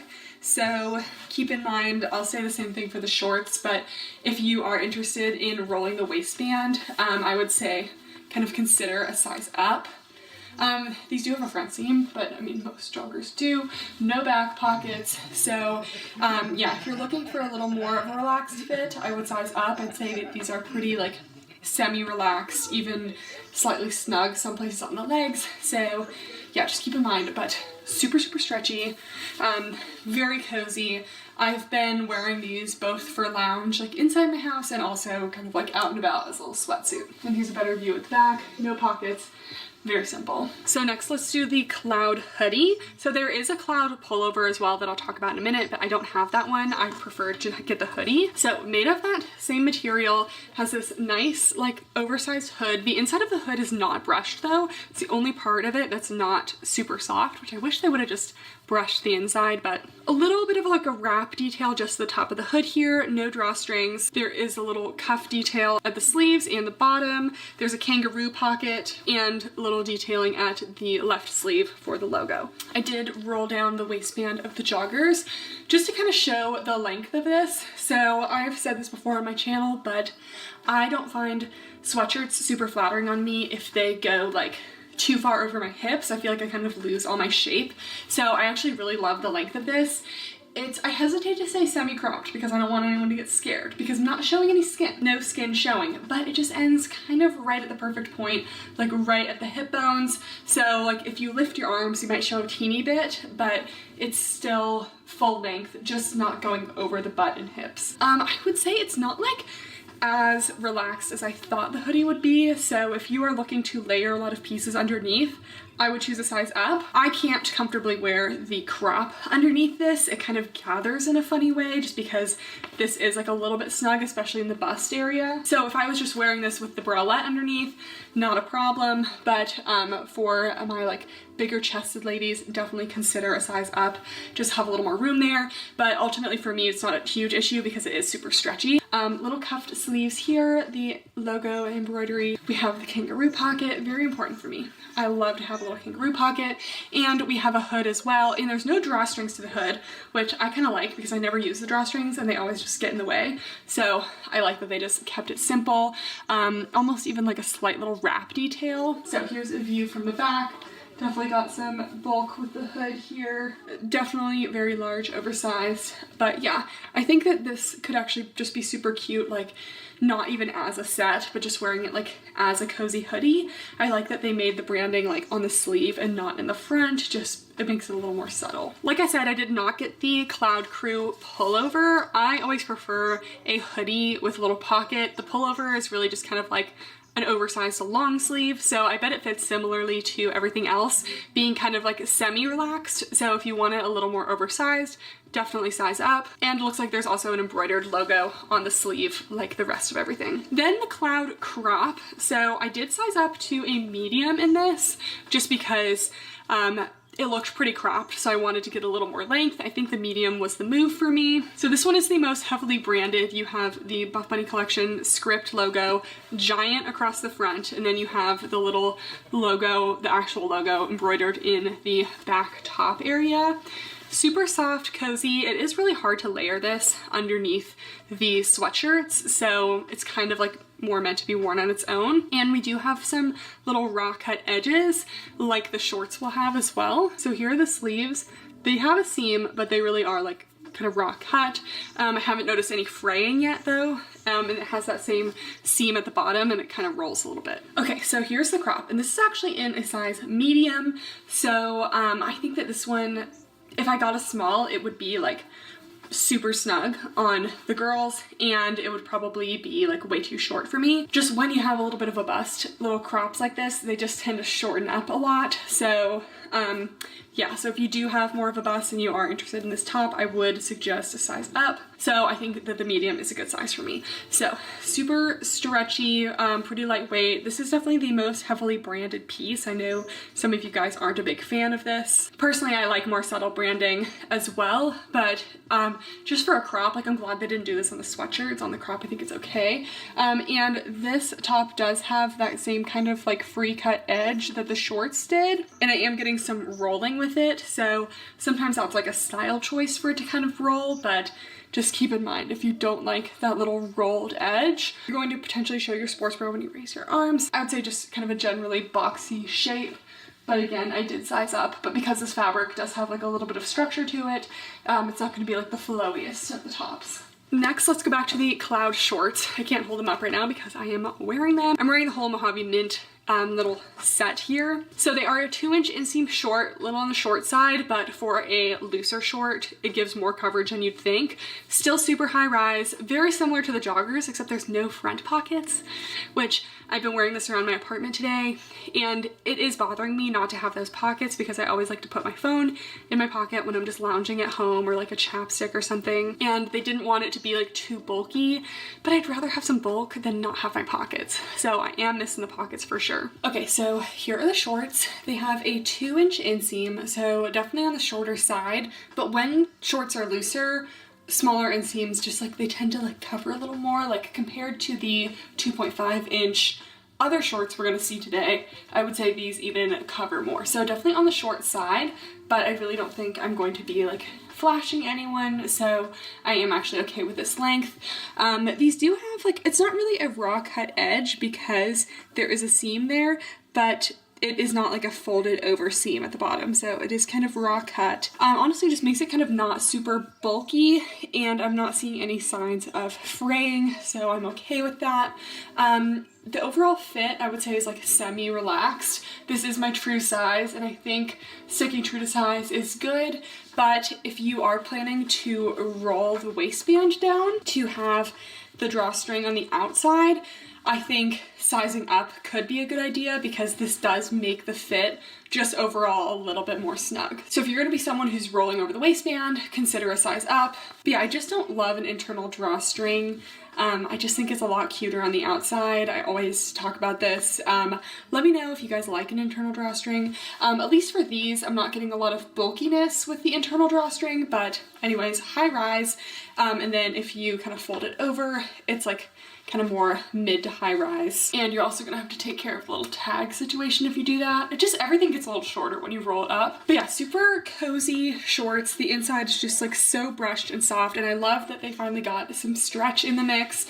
And yeah, definitely going to be liking these for lounge, except I mean, I know that they said in the behind the designs that they didn't include the pockets because they were just too bulky, but I don't care about a little bulkiness. I need a pocket. I need a pocket because if these are going to be my home lounge shorts, like how am I going to, like you know, my phone, there's nowhere for it to go, you know? So yeah, anyways, true to size. Size up if in between would be my suggestion. There's also the Cloud Bralette, which I think is such a cute little addition. I don't normally see like sweatshirt, sweatpant type materials in a little sports bra shape. So this one does have an elastic at the bottom, and we'll talk about the coverage and everything in a second, but just super cozy, and I think really kind of completes the look. And I like that you can mix and match so many things in the Cloud collection. Like you can do the joggers, the sports bra, and the bolero. You can do the joggers and a jacket. You can do the joggers and the crop. You can do the shorts with any of those combos, and it's more than just like joggers and a sweatshirt, so I just love it. Definitely my favorite stuff in the launch is the Cloud collection. Okay, here is the Cloud Bralette. So first impressions are it just doesn't have a lot of bust space, so for my large cup size girlies, I definitely do have some spillage out of this one. The straps also feel just kind of tight as well. They're really not uncomfortable because this material is so soft and the strap is like kind of plush itself, so it's not really hurting, but it does feel like, I don't know, like I kind of wish that the straps would be adjustable for this. So I'm going to say true to size because the band feels good and everything for the most part feels okay, but if you're a large cup size, I think I would consider a size up. I think I could probably do a medium in this. It is a bralette, so it's not really supposed to be like high support, so if it was like a little bit of a looser fit with a medium, I think I would still be okay with it. It's definitely like a lounge top. It is super cozy, and I love that they made a sweatpant material into a bra just because I feel like it brings the whole outfit together and is super cute. But anyways, we got some scooping in the front. I think overall coverage is like low to medium just because it is pretty scooped. Really good side boob coverage, really nothing spilling out there. Support is definitely a light. If I was wearing this in the gym, which I wouldn't, I would be concerned about falling out of it. And then here is the back. We have the little embroidered logo, really nice scoop detail, and because the straps are a little bit on the tight side, they haven't been falling down for me. So definitely a little more for the lower cup sizes, unfortunately, but I can still wear this. It's just like definitely get a little bit of spillage. And lastly, the Cloud Bolero. I didn't know this is what a bolero was. Brings me back to my dance days because we did a dance called Bolero. It's to that song called Bolero. I don't know. What's a bolero? A loose waist-length jacket open in the front. Okay, when you look up bolero, you either get something like this or you get just like basically like sleeves with no front thing, kind of more like a shrug. So bolero, if you guys didn't know, we've expanded our fashion knowledge. So this is a bolero. I will do a little try on of this with the short side in the front versus the short side in the back because it is longer in the back. I'll have you guys let me know what you think. If you like it backwards, personally, if you're looking for more coverage, I would just do one of the hoodies or the crew neck. Wouldn't bother with this because this is not really going to give you a lot of coverage. But I like that you can kind of wear it with the bralette together and it looks like one piece, very cohesive, but you can also mix and match. Like I've seen Heidi wear the black one over like a lot of the gym outfits and I think it's super cute. Like I definitely didn't like it for a while, but I think because it kind of all goes together, that makes me like it more. Anyways, just another way to mix and match the Cloud collection. Okay, so here's the bolero. It was an interesting experience getting this on because normally like my sweatshirts kind of get caught above my bust and I pull them down, so I like went to pull it down, but there's nothing to pull down. I will say I have seen a lot of bolero style things like this and I don't really love when they're like maybe like different colors than what you're wearing, but I think this kind of makes it look all like one piece and I do kind of like that. But it is a little bit tough for me because the Cloud bralette I am kind of spilling out of. I think I would like this look a little bit better if the Cloud bralette had a little more coverage. Anyways, here it is. I was told that it ran like really small. I don't think I agree. I think it actually feels totally fine in my size small. So true to size. If you're in between, still probably size up, but it's like a semi-relaxed fit still. It's not super snug on the arms, which I like. Has little cuffs at the sleeves that are full length on me.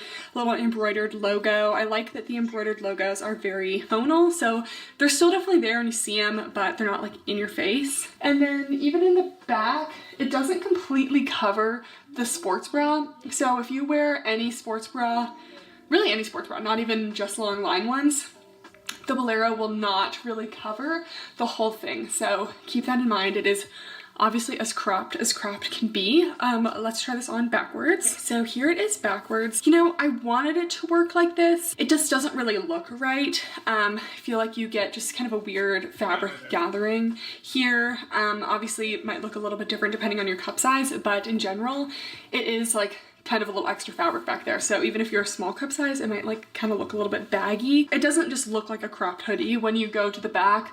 I mean, I guess that's kind of cute in the back. So you guys decide, what do we think about wearing it backwards? I feel like I'm kind of a no on the backwards, but I'm not totally against it. Okay, that's it for the lounge Cloud stuff. Now we will be moving on to leggings. So I'll go in order of the leggings on the PDF. I will link the PDF down below. I know I said I would do that last time and I don't think I did because I didn't know if I could, but definitely seems like something we can do now. It used to be we couldn't do that.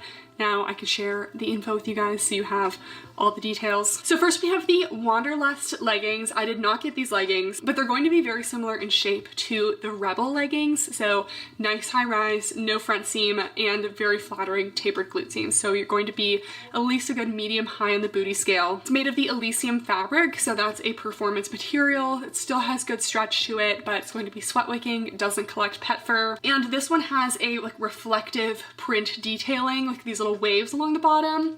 I actually really like this set. I honestly don't really pick black very much because I just love color. I love like wearing like bright fun things, but I really love that Buffbunny tries to make a lot of like wearable black sets that have a little more detail to them, so it's not just plain black. So I like that this is a way to add in a little something fun to a full black set. So yeah, this one's 26-inch inseam. I'm expecting a fit very similar to the Rebel leggings that we have reviewed many a time on this channel. Then we actually have the Rebel leggings. So the Rebel leggings are coming in a gray ombre reflective. This one I don't love as much.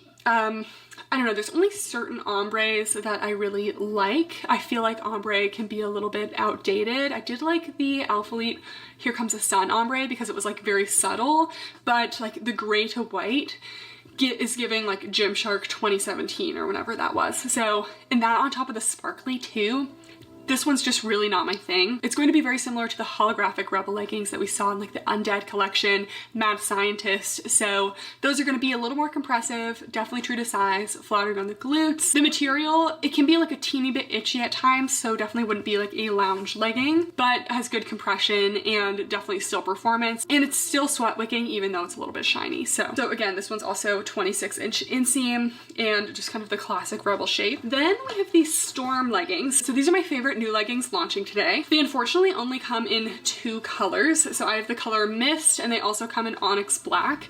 And these are performance legging, but they have like kind of like mixed little textures in them, and I just think it's really fun. So this one is no top seam or anything, no front seam. Nothing has a front seam today, but we do have a top band coming. It has a hidden waistband pocket in the back. So this is the back waistband, and it has like this little thickened silicone section to hide keys. They really like putting in little secret pockets to things. I don't know, maybe there's like this audience of people who use this little secret pockets that I'm not aware of, but I don't really see the point in having those pockets when you already have side pockets. Anyways, the front and back of these leggings, this is just the classic Elysium fabric, so it is performance. And then we also have mesh panels as well as some very like subtle shimmer details. So here are all 3 of the fabrics. Here's the Elysium performance, but not too shiny. Here is the slight shimmer detail. It's in a couple panels on these leggings, and then we have a sheer mesh. Okay, here are the Storm leggings. So these ones do not have a top band, but they actually stayed put like super well throughout my workout. Sometimes performance leggings can have the tendency to slide down, but I think just like the amount of compression on these really kept them up really well, and they did not budge. So nice high rise, no front seam. Gusset is really not very visible on these. We do have full side mesh pockets. These are my preferred style of pocket. And then some mesh details. There are 2 things that I don't like about these leggings. First thing I don't like is that the mesh goes all the way up, and I don't go commando under my leggings, so you can see my underwear here. So if you really don't like that, you're gonna have to go commando, unfortunately. Second thing I don't like about these, there's a little thickened area where the back hidden pocket is, and because of that, throughout my workout, like it does this little gape thing, and everything fits really well, like even the waistband fits really well, but it just gives me like this little gape. So for me, it's not a big enough deal to not wear the leggings at all, but just something to keep in mind if you hate having that. Like it does bother me still, so I wish it wasn't there. So we do have a mix of fabrics, like all this front part, this is just classic Elysium, so kind of like a little more matte performance, sleek to the touch, sweat wicking. We also have some mesh details kind of go down, then split, and then go around the back of the leg. I'll do a full view in a second. First of all, I like the way that the mesh is placed, and there's no horizontal seams across the thighs, because those seams tend to cut into the thighs and not be flattering.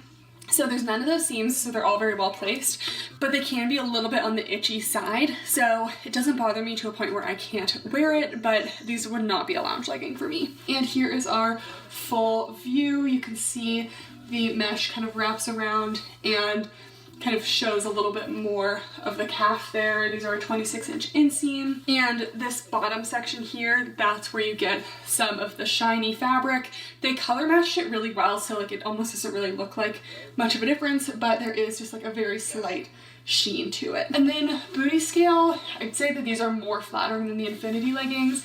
I think we're gonna go with medium to high in the booty scale. You do have the curved seams, they go above the glutes, probably not a ton of cellulite coverage.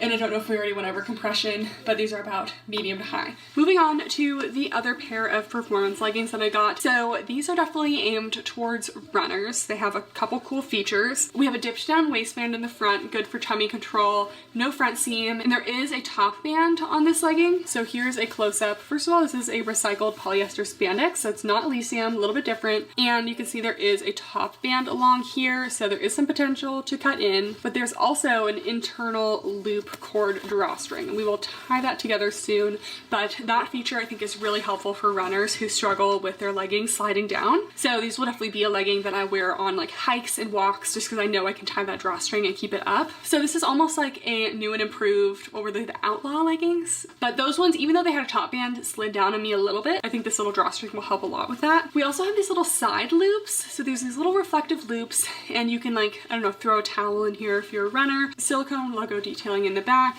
curved glute seams. There's also a zippered pocket, so it's very spacious though. It goes like the entire waistband in the back, and you're gonna get stuff like lost in there. So I feel like that's a little long. I would try to like tuck it in on this side a little bit more, but So they do have that seam at the top, and it's not cutting into me a ton, but you can tell it's just a little more snug up here than the Storm leggings. So already I just prefer these a little bit less, especially since I found the Storm leggings to stay up pretty well on their own. I just prefer no top band, but I do think that these have a cool feature to keep them up for running. So anyways, we have a dipped down front waistband. So these definitely have the most lower tummy control. Love that. No front seam, not really having any issues. This fabric is a little bit thicker. It's a little shinier than Elysium, but I do really like how it feels. I think it's a really nice performance. Still has plenty of stretch to it. Some performance materials kind of have like an end point to their stretch, but I would say that this one's still plenty stretchy. We have these little side loops. I really think that they should have included at least a pocket on one side, but you know, if you're a runner and you have like a little towel, more than anything else, they're a little reflective detail, and even just that is, you know, kind of a little something extra. And after watching myself in my workout, these leggings, they kind of want to slide down to like a mid-rise on me, which made these not quite high enough on the glutes. So because of that, they're only getting medium on the booty scale.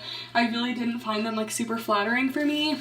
We also have this seam on the back that it actually does not feel tight, like it does have some stretch to it, but in my workout clips, I could kind of see that it was digging into my thighs a little bit, creating a little double thigh look. So I really don't like horizontal seams across the thighs in the back.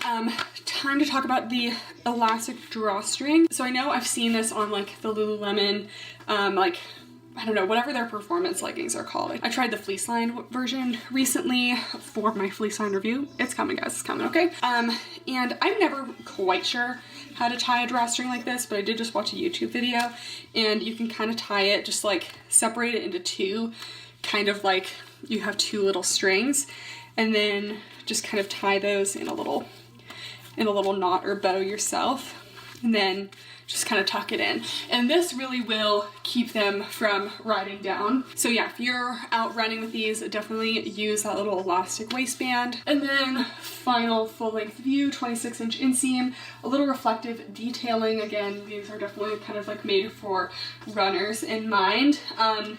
Definitely going to be like, you know, good for the thighs. Not going to get any pilling with this. No pet fur collection, things like that. So definitely a good legging for what it was made for. I'm not a runner, so for me these aren't going to be my top pick, but I do think that they are good overall, and I like the material that they chose. Just some performance materials really don't do well, but I actually like this one. Overall compression also is about medium to high, but again, they maintain that stretch. And if anyone's concerned about untying that little loop drawstring, let's see how easy that is. Oh yeah, okay. That was pretty easy. Okay, highly recommend that tying method. I say it works. And they had to bring her back the Legacy leggings, just like my #1 legging from Buffbunny. I mean, I've worn these and I've worn the Rosa leggings. These are just like 10 times better than the Rosa leggings. They stay up better, they're cuter, they just, something about them. They're just better. So these are made of their classic Newbury fabric, going to be their super soft brushed material. So soft. Here's a close-up. This one definitely does collect more pet fur and all that, but it is my preferred material just because I love soft leggings. But super high rise, no top band, no front seam, and we have that butterfly back detail, still very flattering on the glutes, and a little seam detail down the leg as well. In the solids, these tend to be like a light to medium compression. They can be a little more compressive if you choose a print. So if you do choose one of the Hustle prints, if you're in between, I would choose a size up, but generally very true to size for these. If you're in between, sometimes you can even size down, but only in the solids. And the last pair of leggings I did not get are the Emerge leggings. These are another kind of like black on black print leggings. These look, again, very similar to the Rebel legging in shape, gonna have those curved glute seams, very minimal seams overall though. And they're a heat pressed brushed nylon spandex. So again, they're supposed to be kind of a performance material, but how they described them in the behind the designs was that it's like almost like a faux suede kind of material. So it sounds like it's going to be pretty soft. They also said that these are a little more light compression, so expect a little less, you know, squeezing you in than the Wanderlust leggings or just the classic Rebel leggings. But these do look super cute. I just don't really gravitate towards black a lot. And then kind of fitting in with the legging section, but not really leggings, we have the Jewel heathered joggers. So the Jewel joggers came out in the Newbury collection 2 years ago. Oh my gosh, so long. But they're these super cool like legging jogger hybrids. So the front is an elastic waist with a drawstring, but the back has like a classic V tapered glute seams, looks like a legging. They tend to have a little more excess fabric in the front and then little cuffs at the bottom. Honestly, I have to say, guys, I am like pretty disappointed in these. They only come in 2 marled materials, and when I saw this photo, if I held these up from afar, what would you think? You would think that these would be like the Ptula bear leggings, you know, like super soft, marled, cozy. They're joggers, right? They're supposed to be cozy. It's not. It's not that. This material, I really don't like it. I would say sleek performance, but it's almost like it was like meant to be brushed, but not really. Here's a close-up. It is marled, but it is not brushed. So it felt a little bit itchy to wear these. So again, like I'm picking joggers to kind of be a little more comfortable. They weren't super comfortable.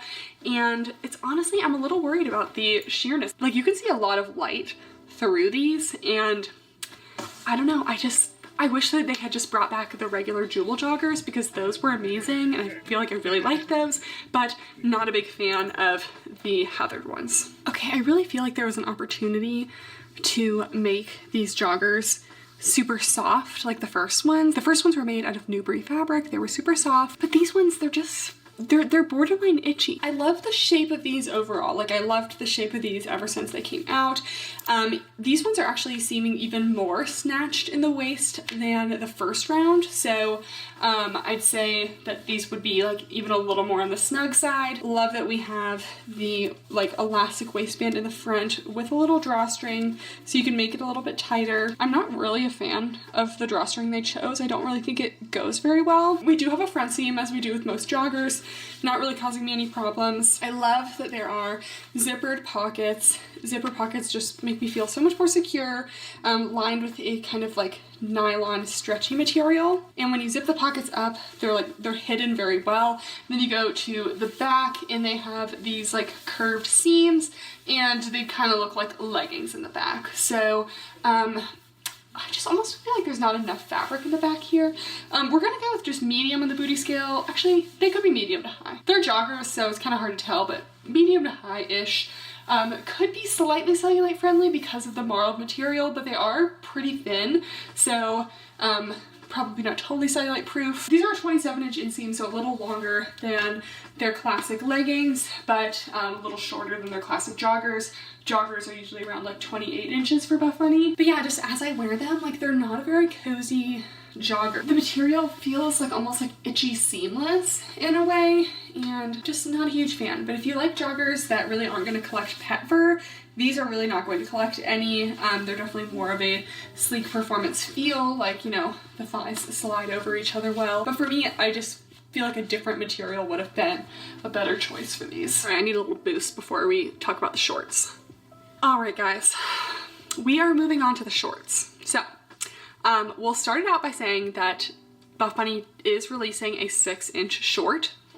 I either got people messaging me saying, I know your thoughts already, or aren't you excited about the 6-inch shorts? And to be honest, guys, I kind of feel slapped in the face.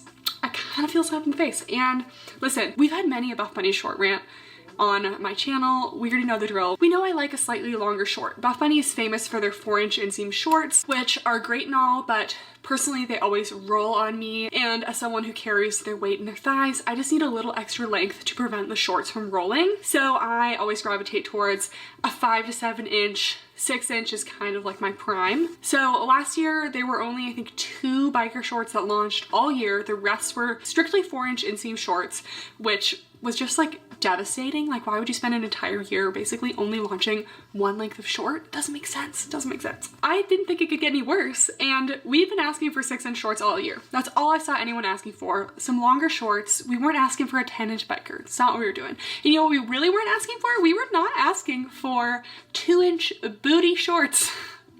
And they launched 2 pairs of 2.5-inch inseam shorts.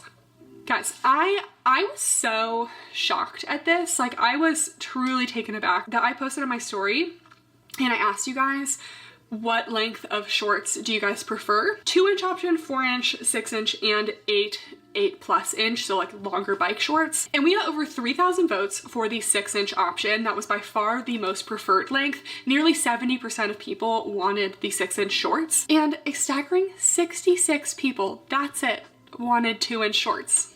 66 people compared to 3,000. And it was only 1% of the total voters.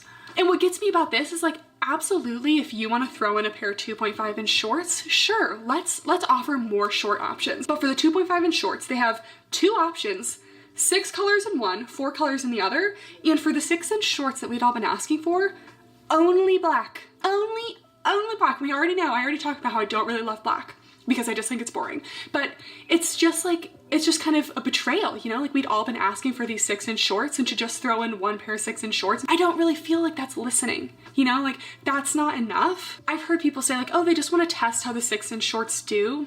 We don't really need to test the waters if 70% of people are saying they want 6-inch shorts, you know? You know?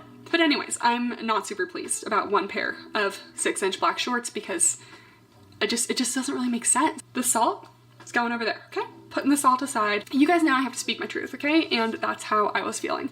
Anyways, let's move on and let's talk about them. Let's talk about the demi shorts. So I definitely recognized these shorts as soon as I saw them on the PDF, but these were like one of the OG Buffbunny shorts. Obviously some changes were made and I never tried the initial ones, but here they are, 2.5-inch inseam. This definitely is aimed more towards like the CrossFit market. So these are made of Newbury fabric, but they also have just like a straight up elastic waistband. So here's the Newbury, this is the blue hustle print, and they just have the elastic waistband.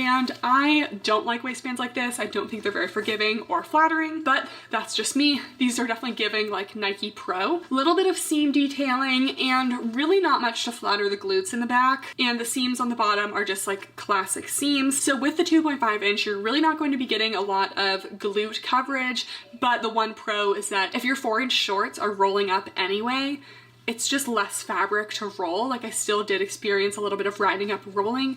It's less fabric, but for me, the glute coverage is just really important. So not for me, but let's try them on. All right, guys, the demi shorts.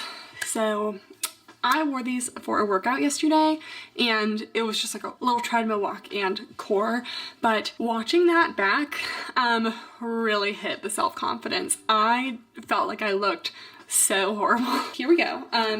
I will pull these down just for a second, but then we will do a little squat test to show how they roll. But first of all, we're starting off with about a high rise. Still, I would say they're still pretty high rise. The elastic waistband is fitting me well in my size small, so I would say that this is definitely true to size. If you're in between, absolutely size up though. You don't want this pinching into you.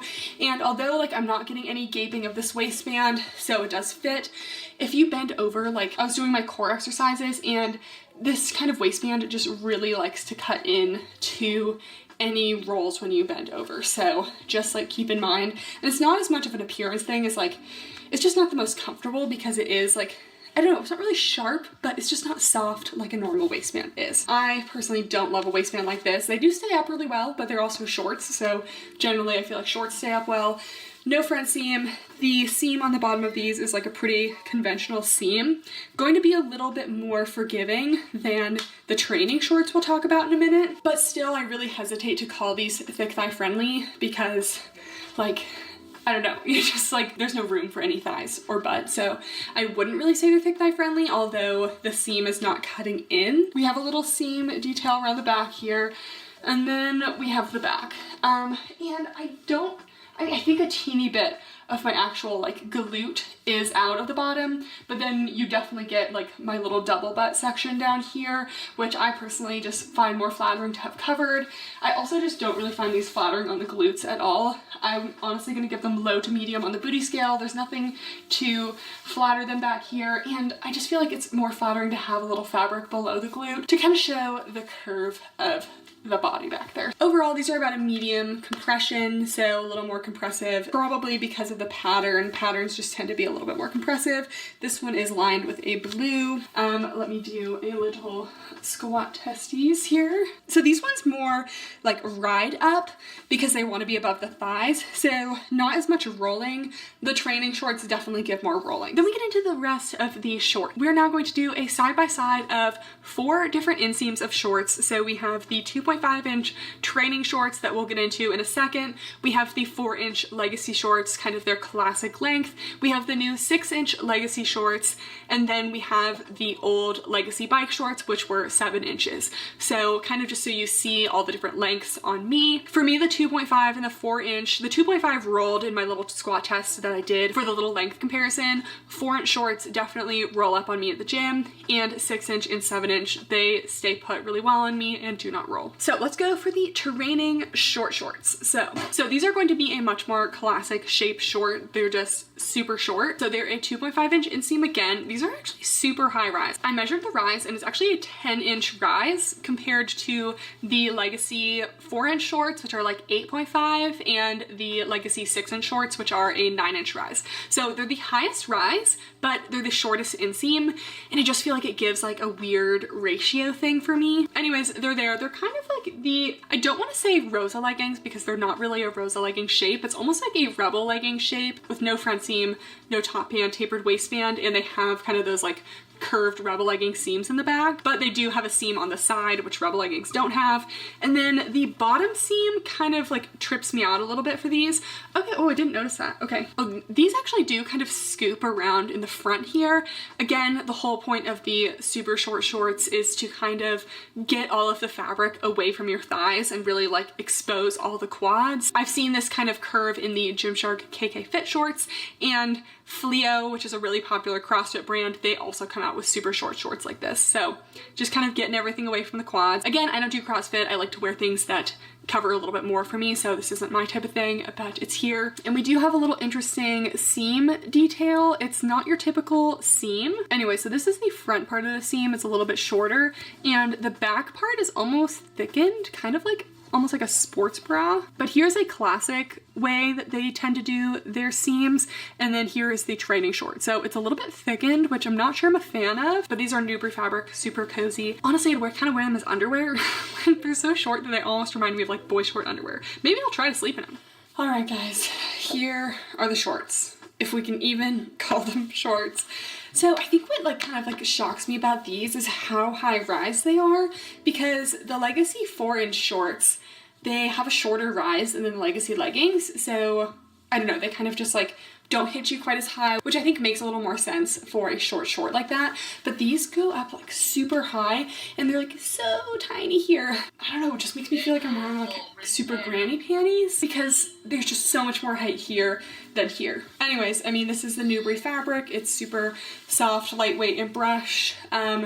I'm gonna say that these are like a light to medium compression.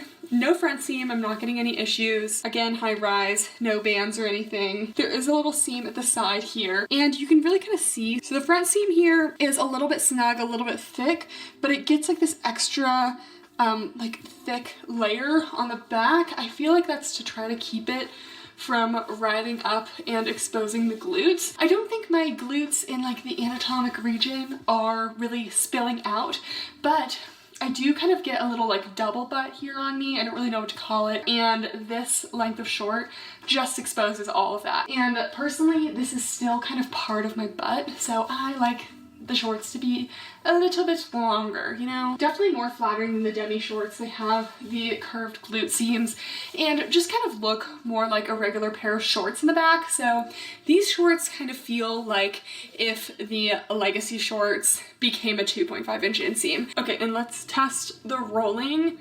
I still get rolling. I will say it's definitely less rolling than a 4-inch short, because a 4-inch short, there's just more inseam to roll up. So if you really hate when things roll up, it's definitely less, but I am still getting a little bit of rolling, just because if you want to be above the thighs, you gotta go way up here. And I hesitate to say thick thigh friendly because your whole thigh is going to be out and it has this little seam. So I would say that these are not the most thick thigh friendly. I think that's enough of these shorts. Then there's just classic Legacy shorts. This is an old color. They're only launching 3 new colors, the Mojave Mint and the Candlelight, but these are just the classic 4-inch inseam. Slightly shorter waistband than some of the other shorts, but I think it kind of works for these shorts. It doesn't make it so overwhelmingly high-waisted. Super stretchy. 4-inch inseam again does roll on me. I I will wear these. I don't really think I'll wear the 2.5 inch, but I am happier with the coverage of the 4 inch. At least I know my glutes are going to be covered. Got the little tri seams in the back. So these 6 inch Legacy shorts, they're ever so slightly higher in the waistband section than the 4 inch Legacy shorts. So literally just half an inch higher rise, really nothing significant.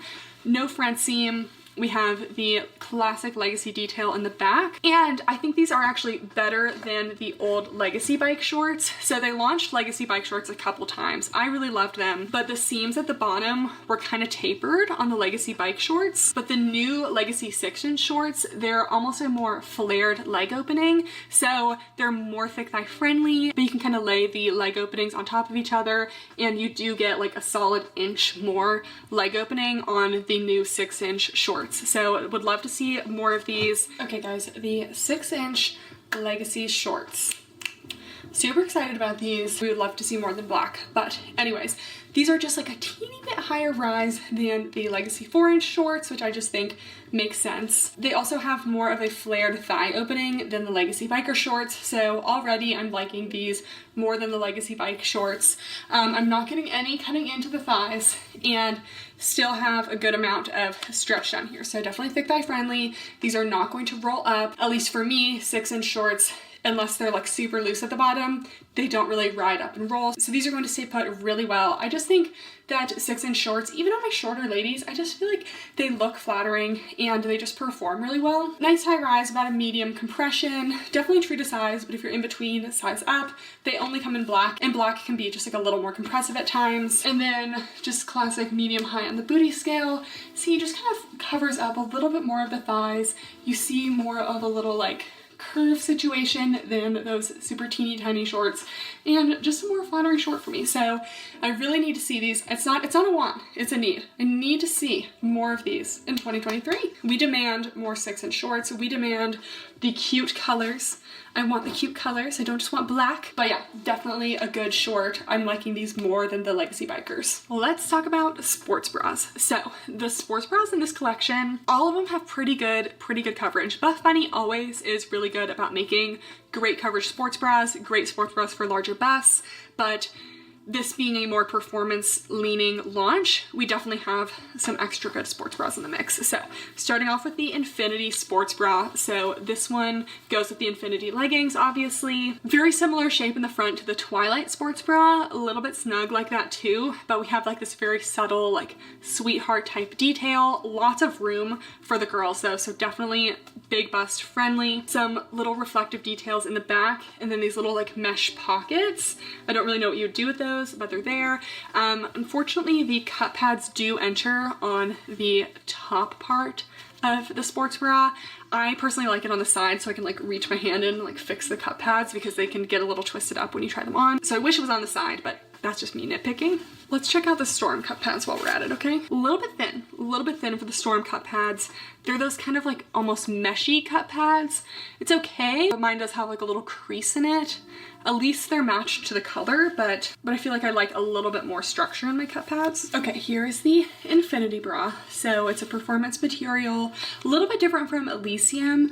I would say that this performance material is a little bit more on the shiny side, but I still do like it. I think, you know, during my workout today, I didn't notice any underboob sweat, so I would say that it's pretty sweat friendly, but I did get a little raindrop onto my pants because, true to the theme, it was raining today. As I say that, the sun is coming out and I can tell the video is getting brighter. So we're gonna turn the exposure down. And the raindrop was definitely very visible. So it's really hard for me to rate sweatproofness for you guys, because you can't really like mimic it by just like putting water on the leggings, because it's kind of like how much it seeps through, and I don't sweat very much. So anyways, still up in the air about sweatproofness. Anyways, this bra really reminds me a lot in shape of the Twilight bra from the Sugar Rush launch. It also fits kind of similar. This one is maybe a teeny bit less small, but it's still pretty snug, so I would consider a size up in this one. You can just tell the girls are being, you know, squished a little bit. This band right here is a little bit snug. So I don't think everyone needs to size up, but if you are kind of in between or larger bust, I would definitely think about it. Again, long lines, there's no true elastics here. I'm gonna give this a full coverage. We do have the girls kind of pushed up a little bit here, but they are not really like uncovered, and we have good side boob coverage as well. Support is medium to high. And then we go to the back, and there's a little reflective detail, some strappiness, and there's these little like mesh overlays here. I guess they're kind of pockets, but like what are you really gonna put in there? So just kind of little mesh details. But yeah, overall nice supportive bra. This whole set together is definitely going to be like a running high impact style set. Candy Wrap sports bra is back. So I just had to get it in this color. Like look how beautiful this candlelight is with the Mojave Mint. This color is so cute. So Candy Wrap, one of my all-time favorite sports bras. I think it might be my favorite Buffbunny sports bra. I upped it to a size medium this time. I'll do a quick side-by-side of the medium versus the small, but the medium is just a lot more comfortable for me. I was getting a lot of pushing up of the girls in the small, and I'm still getting a nice little cleavage peak with the medium, but it's just not as tight, and I just think the medium is a little better. So if you have a larger bust, definitely consider a size up if you haven't already. I love that they have these nice little adjustable straps on this one. It's a very functional but still cute bra. Back straps are also elastic and do a little crisscross, and they have this cute wrap detail.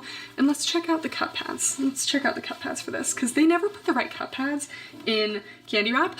Oh guys, it's getting better. Okay, I was not happy with the quality of the cup pads in the Off the Grid collection, but this seems to be improving. We now have matching colors, which I feel like we weren't getting as many matching colors before, but that's like what makes Buffbunny Buffbunny. Like they always have good quality matching cup pads, and it is still a different shape. I think this is just the shape that they use for the Candy Wrap sports bra, but it's less flimsy than the other ones. Like some of the other ones, like they were all crinkled and like when you do that, it was just flimsy. This is definitely like a firmer shape. So cup pads are improving.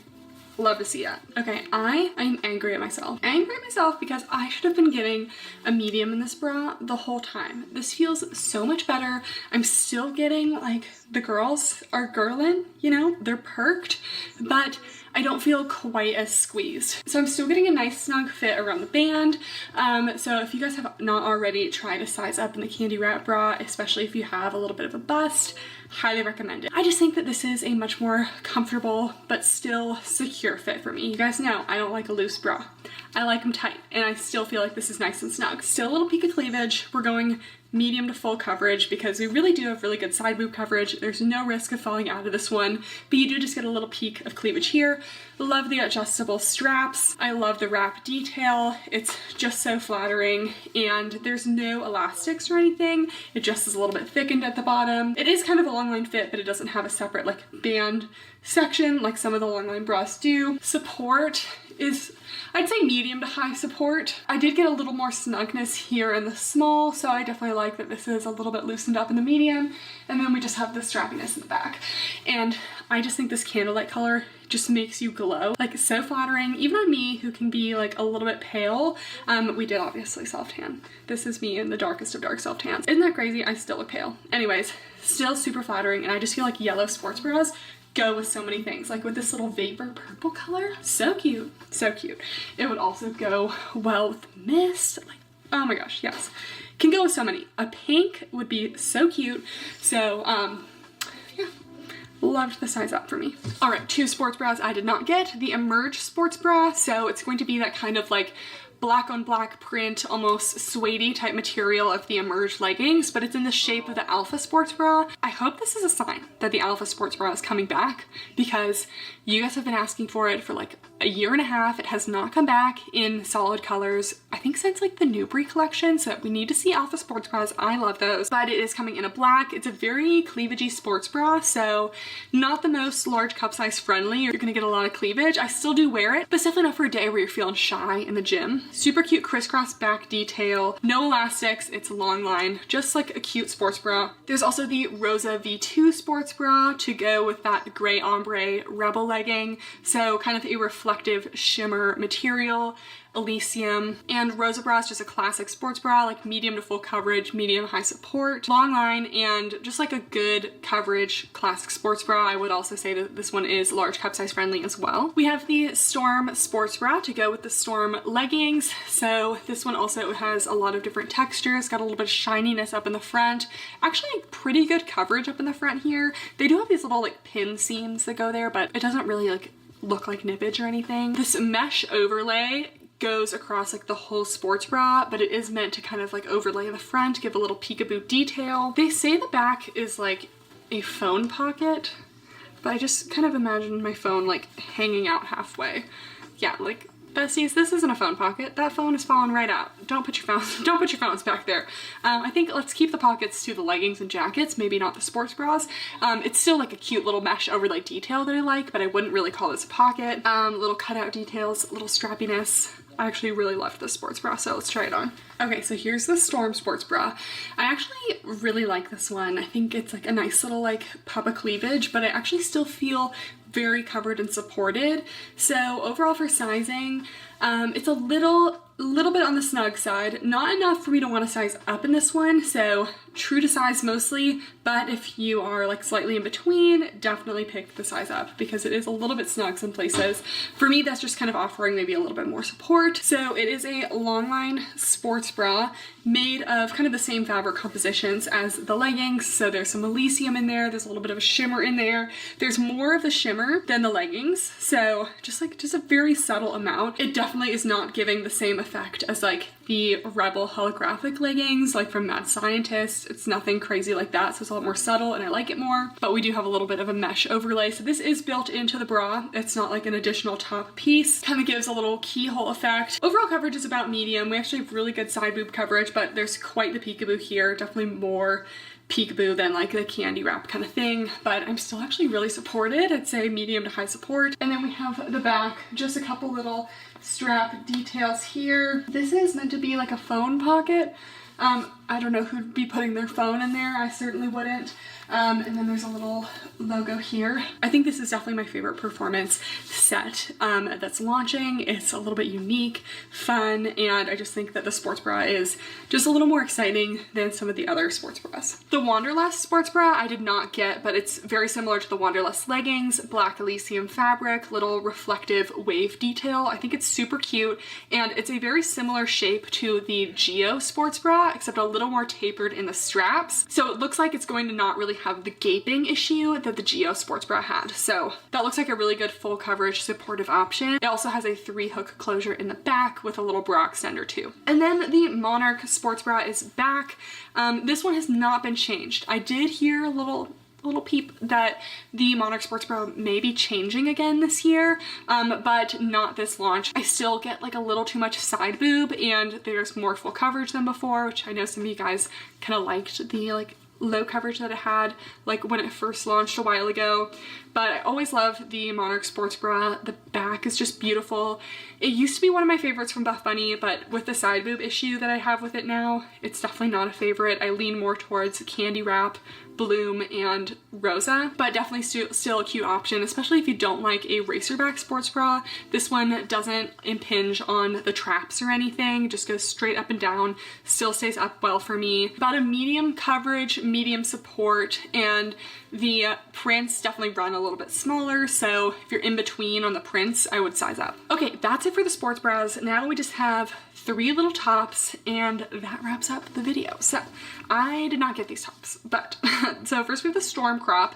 Comes in 3 colors. I don't believe that's right. The PDF says it's made of a soft fleece, and I don't think that's true. So it's a reversible top. It's a performance material, has thumb holes. It has some ventilation detail under the armpit, under the bust, just to keep things a little airy. It has some cute details they were saying. I think there's like some zippered pocket somewhere. There's a wrist pocket in there with a little emergency hair tie, which I think is super cute. They included that. It's also UV protective. I really don't understand how all clothing isn't UV protective, but it's UV protective. I think that this would pair well with the Infinity set. Looks kind of like a similar type material, a little bit shinier performance. And again, good for runners because it has that ventilation and the emergency hair tie. There's also the Makeover pullover, which is kind of a rebrand of the Namaste pullover, which launched like 3 years ago. I do have a review on that. I went in waves with the Namaste pullover. I honestly hated it when I first got it. I was like, what the heck is this? Then I went through a period of like, oh, I actually really like this. And then I was back to like not loving it so much. So it's kind of a loungy pullover. It has a hood, a very open neckline, so you can kind of pull it over and not mess up your hair or makeup or anything, which I did like that. But it is hard to layer things underneath it because it's such an open neck. Like if your sports bra goes up too high, it looks kind of funny. You can't wear a shirt underneath it. So it just is kind of hard to layer. It was made of this like polyester material, which it's made of again, so not really any stretch to it. And it was kind of like soft, but I had it in black and it attracted lint and pet fur like nothing else. I've never seen something attract so much lint and pet fur. All the lint got so embedded into it that I couldn't even lint roll it off anymore, and that's kind of when I stopped wearing it. So it's good if you like a really open neck. It is soft and cozy, but I wouldn't recommend it if you have pets or if you like to layer things. And then finally there's the Moves tee. So little pump cover for you guys if you're into that. Comes in size small to 3XL, so it's kind of meant to be an oversized fit. It does not come in the usual double XS. Just says Moves across the front. It's 100% cotton, comes in cement, chocolate, and black. I did not get this one, but I'd recommend sizing up like 1 to 2 sizes if you want it to be kind of that like oversized pump cover fit. Usually people who are like size small or medium even go up to like XL for these kind of things just because they like it really baggy oversized, but you know, just size up as you see fit. I haven't really seen anyone wearing this one. Oh my gosh guys, that was so much longer than I thought. I'm gonna have a great time editing this. Thank you guys so much for watching. That's everything for the launch. My top picks would definitely be any of the Cloud collection, probably the joggers, and I kind of like the sports bra bolero vibe. I do kind of like it. It's a little bit different, but for more wearable, like, you know, an airport fit, that's what I always like to call it, I would wear like the joggers and the hoodie. I also really liked the Storm set, and then the classics, if you're new to Buffbunny and you like softer fabrics, candy wrap sports bra and legacy leggings, you can't go wrong. And then again, if you are looking for 6-inch short and you don't mind black, again, if you are shopping the launch, feel free to use code Kathryn, gives you 10% off. I appreciate all of the support from you guys in the past, like, honestly, a couple years. Like, we're starting a new year and I just always feel so grateful for you guys. I love the community we have here. Always happy to answer your questions. Leave them in the comments below, send me a DM. My DMs are pretty unreliable, so I do try to get to them, but I always see the comments. Comment down below what your thoughts are on the launch. I'd love to hear it, what you'd like to see more of. We have some exciting videos coming on the channel as well. Like I mentioned, the fleece-lined leggings. We have a hidden scrunch video coming out soon, so stay tuned for those. Thank you guys so much for watching, and I'll see you next time. Bye!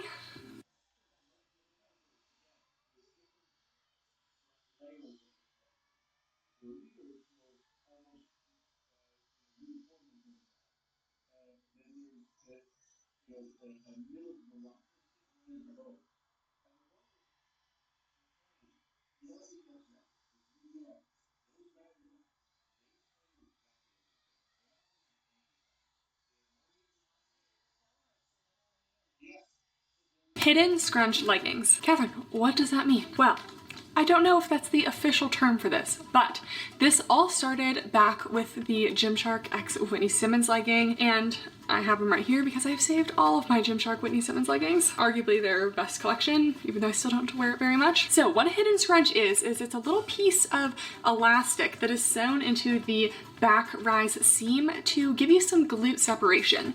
With normal leggings, you have a seam up the back, and at least this is what I do, but I know a lot of people also do it. You kind of like pull that seam up the glutes a little bit just to give yourself a little more glute separation, you know, 2 cheeks instead of 1 unibutt. Personally, I'm not into the saggy unibutt look. Not all unibutts are saggy though, so this seam just kind of helps that situation out by adding a little elastic, so it just kind of sits between the cheeks without you really having to try too hard, and it also stays up the glutes better than just a normal seam that wasn't really meant to be there in the first place. So I posted a TikTok of the Paragon Sculpt Seam leggings and sharing those, and you guys wanted to see a whole video of all the hidden scrunch leggings I could find and going over the pros and cons of each one, maybe which one I think is the best.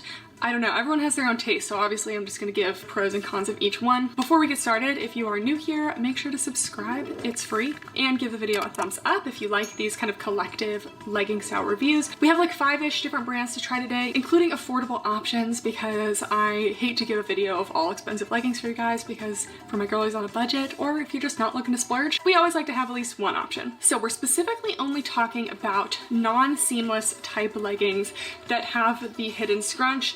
Another thing about the hidden scrunch is that it should not have any fabric gathering in the back. I don't like the typical scrunch style legging that looks like super scrunched up in the back. And I'm also not talking about seamless leggings with a scrunch like the Alphalete Amplify or like Honor Active Effortless. I asked you guys on Instagram to send me any hidden scrunch leggings, and like only 2 of you guys actually understood what I meant. Even though I had the Paragon ones as examples, I feel like I got a lot of leggings that were not a hidden scrunch. So I have the full list for you guys. And as always, we will be going over all of my normal legging metrics with these. You guys know I have my full list at the end of each legging, but we'll be adding a couple metrics to this video because these leggings are a little bit more unique. So what we'll be adding is there any scrunching and gathering? Because personally, I don't want that, because or else it's not like a hidden scrunch, like you can see the scrunch. How well does the seam stay up the glutes? And my test for this is just going to be doing a couple laps around my apartment and then showing a before and after, seeing if it like fell down at all. And how strong is the wedgie feeling? I know some people hate the feeling of like a wedgie. Personally, I've kind of gotten used to wearing a scrunch like Alphalete Amplifies, but those aren't nearly as bad as something like the regular scrunch leggings that can feel like there's like a rope going up your cheeks back there. So we'll be rating how wedgie like they are. And another thing to note, you kind of have to be wearing either a thong or going commando with these types of leggings, because if you're wearing a full coverage underwear, the seam is not going to go up the cheeks like where it needs to be, just in case, you know, anyone didn't realize that. And without further ado, let's just start off by going over the OG Whitney X Gymshark leggings. These are the V2s. Also, I used a new foundation today, and I think it's too dark for me, and potentially a little too orange, so. Okay, so these are the Gymshark X Whitney leggings. Yeah, these are definitely the V2s. So these are made of kind of like a thin, slightly brushed legging. They're only brushed on the outside. The inside is not really brushed. They have like a kind of double thickness waistband with this like power mesh to provide a little compression. There is a little tiny seam at the top, but it doesn't feel like a normal like top seam band, so I'm gonna consider this seamless at the top just for that reason. We have the Whitney Simmons logo here, no front seam. We have a little extended crotch gusset here, little laser cut detailing in the back, some double contoured glute seams, and then we see the hidden scrunch. So that is what the hidden scrunch looks like when it's not on. So you can see it definitely has a little bit of scrunchiness, but once you put it on, you don't see that. And then here is the inside. You can see on that back rise seam, there is an elastic sewn in, so it helps the leggings situate up between the cheeks, okay? That's where we like them to be. At least that's where I like them to be. So let's try these on. Okay, so here are the Whitney X Gymshark V2 leggings. So these are the first leggings really with that scrunch. So I'm gonna give these medium to high rise because I have worn these to the gym and the rise just doesn't feel very high when I wear them, and I do kind of feel like they try to slide down a little bit, and by the end of my workout, we're kind of like, you know, we're showing the belly button, and I like to have her covered. So we're going with medium to high. We do have a little waistband compression here because it has that little power mesh in there, but in terms of the lower tummy control, not a lot of that.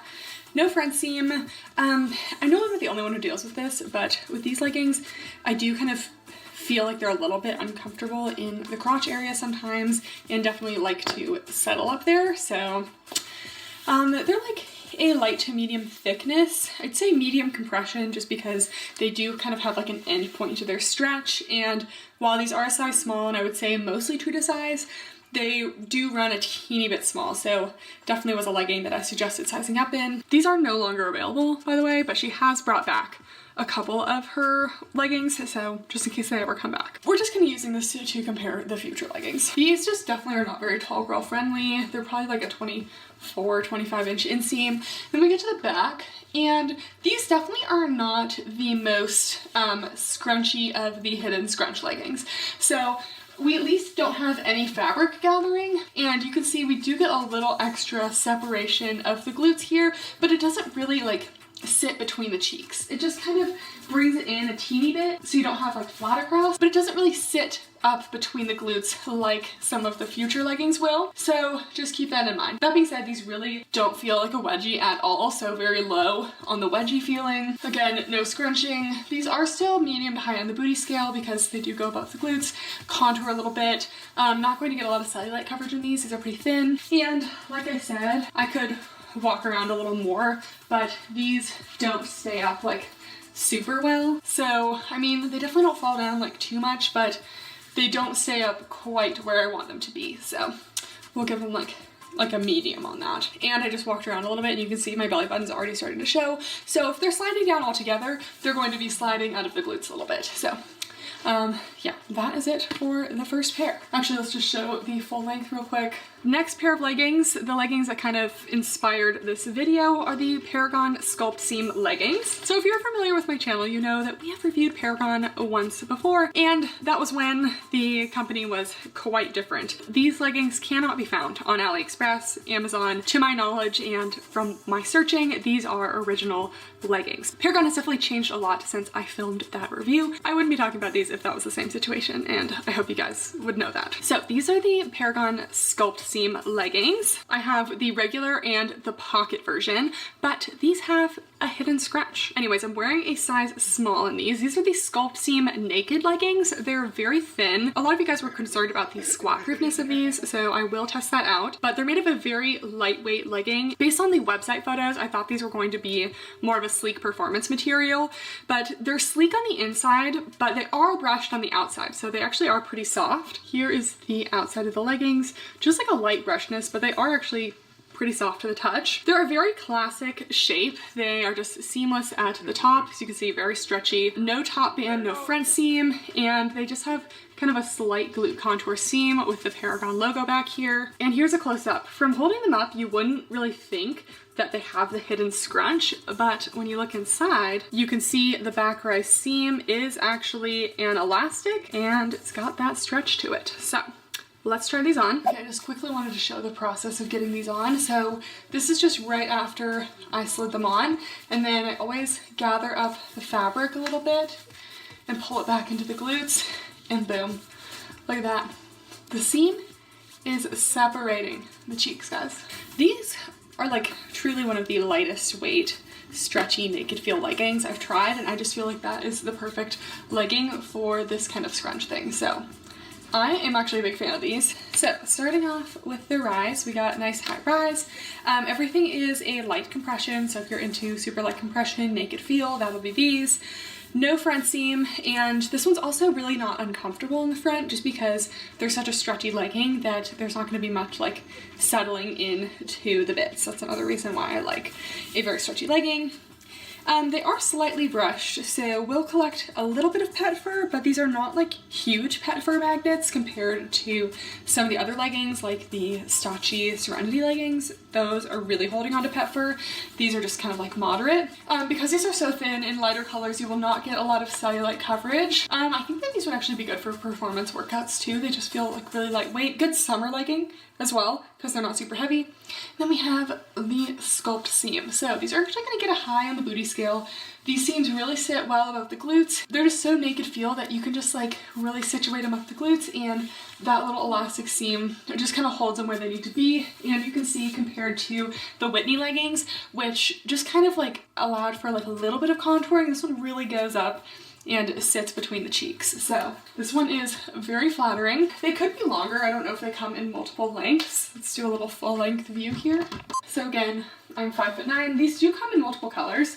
I just have the black ones, but yeah, I think everyone needs to start making leggings with a little seam like this. Just putting that out there. Again, there's really no gathering. There was no gathering even before I put these on, so you're really not at risk of like a scrunched look with these leggings. And the wedgie feeling is really not bad at all. Like, it's nothing even close to like Alphalete Amplify, which I already don't mind. I know some people do. These really don't feel like that. And let's do a little before and after walking around my apartment. So let's get her settled in. Okay, this is before.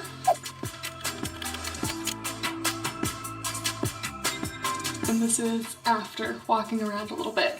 Definitely still sitting up there, maybe not quite as much, but I would say that it still looks good and it's still doing the job. Everyone was worried about how squat proof these were. I don't know, I saw someone do this the other day. They put like a little sticker in there. I don't see it.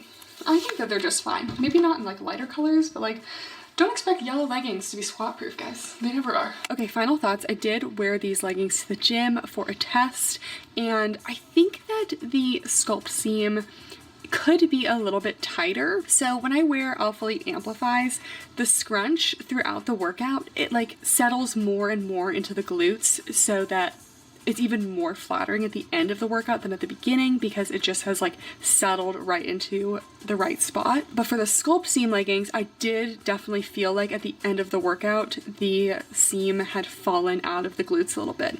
So it's definitely still more enhanced than a regular legging that does not have the seam, but it is not going to stay up quite as much as something like an Amplify scrunch. But you know, it's a different type of legging. So if you're looking for something just to enhance a little more and not quite give you that whole like a wedgie feeling, then it's still there. But I feel like the elastic could be almost scrunched a little bit more so that when you put it on, it kind of stays up there more. My one thing about the Paragon leggings is I think that they're like a 24-inch inseam. Not long enough, guys. Like, those are like capris on me, and I do not like capris. So not all of the legging website descriptions today mentioned the fact that there was like a hidden scrunch or anything, but if they do have anything on the website, I will share it with you guys. So for the Paragon Sculpt Seam, this is the description. It says, Sculpt Seam is a thin piece of elastic sewn into the center back rise of our new leggings and shorts. Sculpt Seam pulls the garment fabric between your glutes, which causes your booty to look more round and defined. Exactly what the whole point of this video is. So that's the definition for Paragon Sculpt Seam. Okay, moving on to Stachy, I think is how you say it. So this is the new activewear brand by Instagram influencer Lynn Lowe's. She's a personal trainer, cancer survivor. I just did a review on her brand, or it's coming after this. I haven't decided the order in which I'll be posting them yet, but you guys told me that a couple of her leggings had this little hidden seam. We were mostly going to be focusing on the Serendipity leggings, so we'll start out with those, but the Nori Velvet leggings I actually prefer. So let's start out with the Serendipity leggings. So in the description of the Serendipity leggings, it says, the Serendipity collection bottom pieces have an added elastic booty seam to really highlight and hug your glutes in the most flattering way without scrunching the fabric. See? Hidden scrunch. No scrunching. So I got a size small in these. They're a little pricier than the Paragon ones at $68. So they're definitely made of a thicker, kind of more structured, brushed material, and I don't love the material. We'll see after we try it on, but super thick, long waistband in the front here gives you a little lower tummy control. No top band, no front seam, logo in the back, as well as some very curved, just like slightly contouring glute seams, and we can see the scrunch going on. This looks a little more similar to the Whitney Simmons ones, where you can see the actual scrunch. And then here is the view from the inside. You can see that we have that elastic up the back rise seam. Let's try these on. Okay, so here are the Stachy Serendipity leggings. The more I wear these, the more I put them on, the less I like them. I feel like they were going in the right direction, but this is a fairly new brand, and I just feel like this fabric isn't really it. It's really soft to the touch, and that's nice, but it's just like too thick and stiff. Like, I feel a lot of tightness in my knees. When I bend my knees, I feel it like in the glutes. I think it even squishes down a little bit, and just like get like a weird crotch thing. So Definitely not my fave, but I love that they do have lots of lower timing control. This waistband is really long.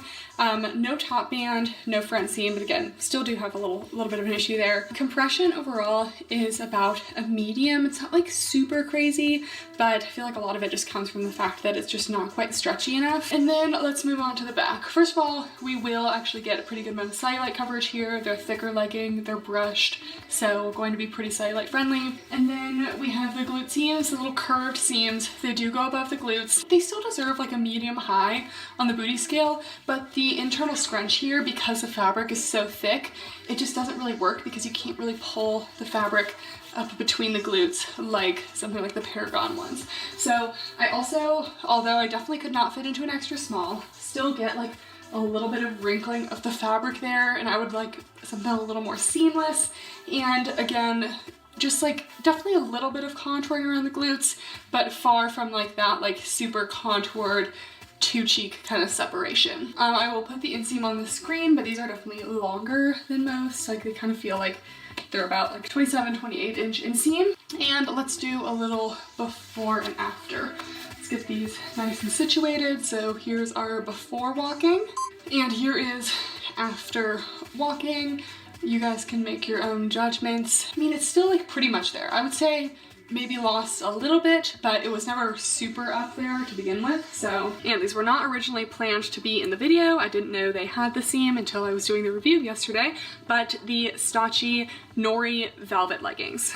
So I actually got these in an extra small. Everything else today is a small. And these leggings are made of a like super plush marled brushed fabric, very similar to Ptula Bear, Aloe Yoga, Aloe Soft, and Beyond Yoga Space Dye. I always mix that up. But here's a close-up of the fabric. Super soft, a little more leaning towards lounge, but personally I wear this type of legging to the gym. These ones have an interesting waistband. It's kind of like a V taper. It also V tapers in the back, which I'm a little mixed on. It does have a top elastic, so a little bummed about that. Tapers down in the front, no front seam though, and then you can see the scrunch in the back. Similar to the Whitney's, it does kind of scrunch up, and then we have that back rise seam with the elastic. This one looks like it's a little bit shorter than some of the others, which might be why it really just scrunched up really well, as we'll see. So let's try it on. Okay, here are the second pair of Stotchy leggings. So these are actually an extra small. They didn't have a small on the website, so I just had to size down to an extra small,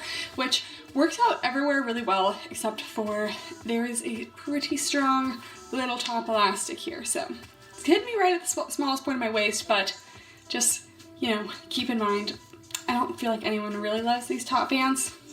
Anyways, got a little V waistband, no front seam. I'm not getting that same like crotch discomfort because this material is just so much more soft, stretchy, just a better material. So it's a little more naked feel, but these will have more cellulite coverage than the Paragon ones because they have a little marl to them and a little extra brushed. So just like a slightly thicker. And we go around to the back, and this one, out of all of them today, definitely has a teeny bit of a wedgy feeling. So it's still like pretty low compared to most scrunch leggings, but I'm still getting a little bit of a wedgy feeling. And I wanted to say that this one didn't have any gathering, but I will leave that up to you guys. I feel like it might have the tiniest bit, but I don't know if it's even enough to say that it is. Anyways, definitely high on the booty scale. All the seams are going well above the glutes and everything. Again, I'm not sure how I feel about this like intentional dip down in the waistband. It doesn't really look intentional, so I don't know. But yeah, definitely super flattering. This one I know is gonna stay up the glutes. Like this one is probably contouring just as much, if not more, than the Paragon Sculpt seam ones. It's really going between the cheeks. So we're getting definitely high on the booty scale, a little bit of wedginess, and let's see, this is our before. Let's see if it moves around at all when I walk. All right, and here is our after. I really don't think this moved around at all. Still definitely feeling a lot of glute separation with this one. So these leggings are not perfect. I really am not in love with the waistband, but the fabric and the glute seam are doing good things. Next, we did already talk about a pair of Gymshark leggings, but as I was getting ready to do this review, Gymshark came out with the Legacy leggings again. I mean, they've had the Legacy leggings before, but I don't know if these are new or updated.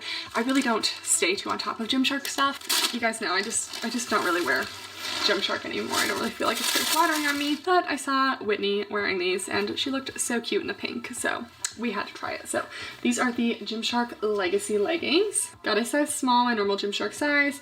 Again, kind of thick waistband up in the front here, seamless waistband, very, very slightly brushed. They kind of feel similar to the Whitney leggings, except I think these are like a little bit heavier. Slightly extended gusset in the front, no front seam. And the website on these ones actually did not even mention the internal seam or anything. Yeah, didn't even mention it in the description of the leggings. Like, I just feel like they write out all these descriptions like, oh, heat seal logo, things like that. Like, no one cares about the heat seal logo, but it'd be nice if you said that there's an elastic up the back rise seam. Like, that just seems like an important thing to mention. I don't know, like, why would you have a scrunch legging and not mention that it's a scrunch? In general, I think legging brands really need to work on their descriptions. Like, put the inseams on the website. Anyways, we have some little details in the back here. We have a Gymshark lifting club little logo situation, some contoured V-tapered glute seams, and then we can see the scrunch going up the back. And I imagine this will be nearly identical to the Whitney one. But yeah, we can see here they have that elastic seam.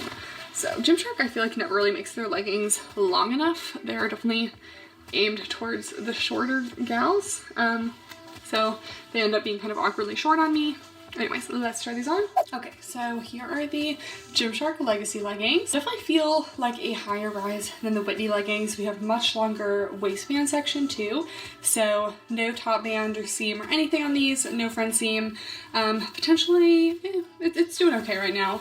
But yeah, definitely gonna get some lower tummy control with this longer waistband. The more I feel them, the more of a sleek material they really feel like. So I would say that these are kind of more performance. I think because these are a little more performance, I can just feel they're not staying up super well. Like I'll try to get them between the glutes and then a couple steps later, it's back out again. So I don't think that these will stay up super well. The seams do go above the glutes regardless, so they'll still get medium high in the booty scale. We definitely still do get a little bit of contouring.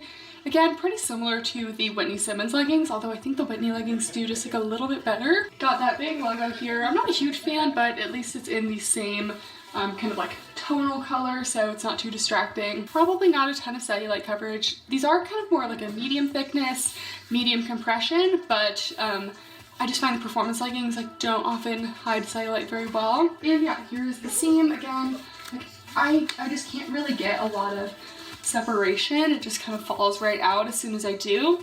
So I think that the seam is helpful in not creating a total unibutt, so obviously better than nothing, but it's not doing quite as much as some of the other leggings today. That being said, really no wedgie feeling at all, and while like maybe if I pull a ton of fabric I get a teeny little wrinkle, I would say overall really no scrunching or fabric gathering. Let's do the full length. These are again pretty short, kind of like the Whitney leggings. I feel like Gymshark, they just do like a 23-inch inseam or something, like just not very long. Or I guess they measure in centimeters. The British, you know. Okay, let's try to get these to look where we want them to be. Okay, so this is before, and I'm gonna go walk around. And here's the after. Definitely far from like saggy, of course, but I just don't think quite as much as maybe some of the other ones. And as promised, our affordable option. You guys knew it was coming if you know this channel, but the Tom Tiger leggings. I got the Tom Tiger biker shorts and the Tom Tiger leggings. These are both available on Amazon, and they definitely are like resembling the Whitney Simmons collection. So I got a small in the shorts, and just a little overview. We have a kind of seamless waistband. It does still have that same like little seam that the Whitney ones do, but it doesn't cut into you, no front seam. These ones are more of like a sleek performance material. They're very lightweight, very light compression. They have that scrunch up the back. So I actually sized down to an extra small in the leggings because sometimes I feel like with the small, the scrunch is like too scrunchy and the fabric doesn't really get filled out by my glutes enough, so I end up with some extra fabric that kind of scrunches up, and as we talked about in this video, that's not what I'm looking for. So I did size down to an extra small just in the leggings, so we'll be able to compare the small shorts and the extra small leggings. Okay, so quick little overview of the Tom Tiger shorts before we move on to the leggings. So these are a size small. I probably couldn't do an extra small in the shorts just because I don't know, I always feel like I need a little extra room in the shorts, but nice biker length. So I think that these are about a 6-inch inseam. Definitely thick thigh friendly. Love that about the Tom Tiger shorts. They're just super, super stretchy. They are kind of sleek material, so I'm not going to collect pet fur. These are a little bit more high rise in my opinion than the Whitney ones, but very similar waistband. It's got that little mesh in there, no front seam. These are stretchier though, so I don't get that same like discomfort in the crotch as the Gymshark ones. And then we go to the back and I just feel like you get a little bit of gathering up here, and that's what I'm trying to avoid. So we'll see if we get rid of that in the extra small leggings, but otherwise seams go well. But the glutes, they deserve at least a medium high on the booty scale. Definitely very flattering. Probably not a lot of cellulite coverage just because they are on the thinner side. And then overall compression is like light to medium. While they are very stretchy and lightweight, they don't have the same like naked feel stretch as the Paragon ones. So I just don't feel like they sit up between the glutes like quite as much. The leggings are $27 on Amazon, but they do often have sales and you can get them for like $20, $22. So yeah, these are the extra smalls, and I got these ones with the no laser cut detail. So this is just a little Tom Tiger logo and we have no laser cut detail. I think that's my preferred look. And then you can see the little scrunch here. And here's the scrunch from the inside. Got that elastic going. Let's give these a try. Okay, so here are the extra small Tom Tiger leggings. With the extra small, I actually do feel like this is a slightly better size for me. So the waistband is not too tight, still getting a little more compression overall though. So as opposed to like a light compression in the small, the extra smalls are feeling more like light to medium compression. Still not a ton. No front seam, nice high rise. And again, it does have a teeny seam at the top, but it really does not cut in. I will say the trade-off with sizing down is that I am like definitely getting some discomfort in the crotch here. So, you know, pick your battles, but not everyone gets that. Occasionally I do get that with no front seam leggings, just kind of depends. Slightly extended gusset down here, sleek material, and then we move on to the back, and I think that this solved the scrunch issue, guys. I'm not seeing any gathering of the fabric, so just something to note. I'm not getting quite as much separation as the Paragon leggings, but I would say that this is still pretty good and definitely improved from a normal legging that doesn't have any sort of scrunch. So definitely get a little bit of contouring of the glutes there. I'd say definitely medium high on the booty scale. Got the nice curved seams up there. Not going to be super cellulite friendly though. These definitely are on the thin side, but if you're looking for a more like performance legging, a lot of the leggings today were brushed and soft. This one is going to be more pet fur resistant. Also is the most affordable option, and it still looks really good. In terms of the wedgie, I really don't feel like any wedgie in this. And let's see if it stays in place. So let's get it where we want it to be. Okay, so this is before. Okay, and this is after walking around. I think that stayed up actually really well. So I have worn Tom Tiger's workout in before and didn't notice a lot of sliding. So I'm saying that these are approved. Okay guys, so that is all of the hidden scrunch leggings I have for you. This isn't like a typical haul video, so I won't be doing like keep or return, but maybe a little recap. By the way, I didn't mention this in the beginning, but every single pair of these was purchased myself. This is completely non-sponsored. But I think that the Paragon ones might be my favorite, guys. We never thought we'd be going back to Paragon. As someone who really loves a naked feel legging, I really liked those, and I think that they had probably the best scrunch. I think their elastic could actually be like maybe even a little bit tighter, but you know, different options for different people. I think second place probably goes to the Tom Tigers. I always really like those. They're affordable. It's an extra bonus. I think that Stachy is kind of getting there. I really like that they're incorporating the seam, but I think that they could do a little work with some of their designs and fabrics. Again, they're a very new brand. And then Gymshark, just, I don't know, their fabrics also never really quite appeal to me. But if you like kind of a less obvious scrunch, not that any of the others were very obvious, but the Gymshark ones just kind of like very slightly gave a contour, didn't really go like all the way up the glutes. So thank you guys so much for watching. If you have any other video suggestions of like, you know, the top 5 whatever leggings of any category, let me know in the comments down below and we'll see what I can do. Again, if you're not subscribed and you made it this far, make sure to do so. Thank you guys so much for watching, and I'll see you next time. Bye!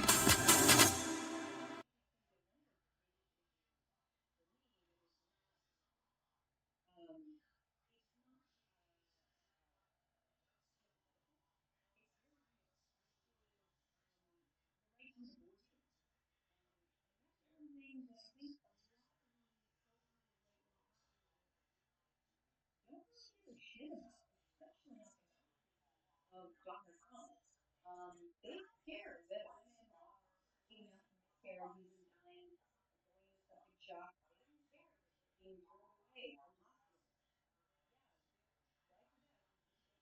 Get ready for the most in-depth, fleece lined legging review you've ever seen. Guys, it is winter. It is freezing, and you know what? I was on a walk the other day with just some regular leggings. I came back home, my butt, the cheeks were freezing. And then that was my official sign that it is time to review all of the most highly recommended fleece lined leggings and see if they're actually gonna keep my butt warm. Because I don't like being cold. I live in Las Vegas, and that is intentional, guys. I don't like anywhere where it's too cold. You know what? It's been getting a little too chilly here. I actually did try to film a fleece lined legging review like either 1 or 2 years ago. Like I literally bought all the leggings for it. I don't know, I just don't think I chose very good options because I was taking them out of the bags, and I think I might have even started filming it.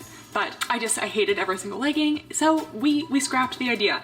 And here we are after having done a little bit more research. I will say, if you search like best fleece lined leggings on Google, you come up with a bunch of like articles that you just know that the person who wrote the article didn't actually try any of the leggings. And that's not what we do here. Here, we put things to the test. So today we'll be going over, gosh, I have like a big stack. This is going to be a lengthy review. So as always, there will be timestamps to jump around to whatever leggings you guys are interested in, and I will do a recap at the end of which ones I think did the best. But I will be including several affordable as well as a little more high-end options depending on your guys' budget. So all of these leggings are considered fleece lined or at least thicker leggings, but just a fair warning, because these are like kind of thicker leggings as the name implies, most of these are not going to be cheek sculpting, you know? So we know I like a 2 cheek look, not into the unibutt, but sometimes you have to make sacrifices for warmth, and because these are going to be on the thicker side, we're not expecting high on the booty scale today, okay? So everyone just take your expectations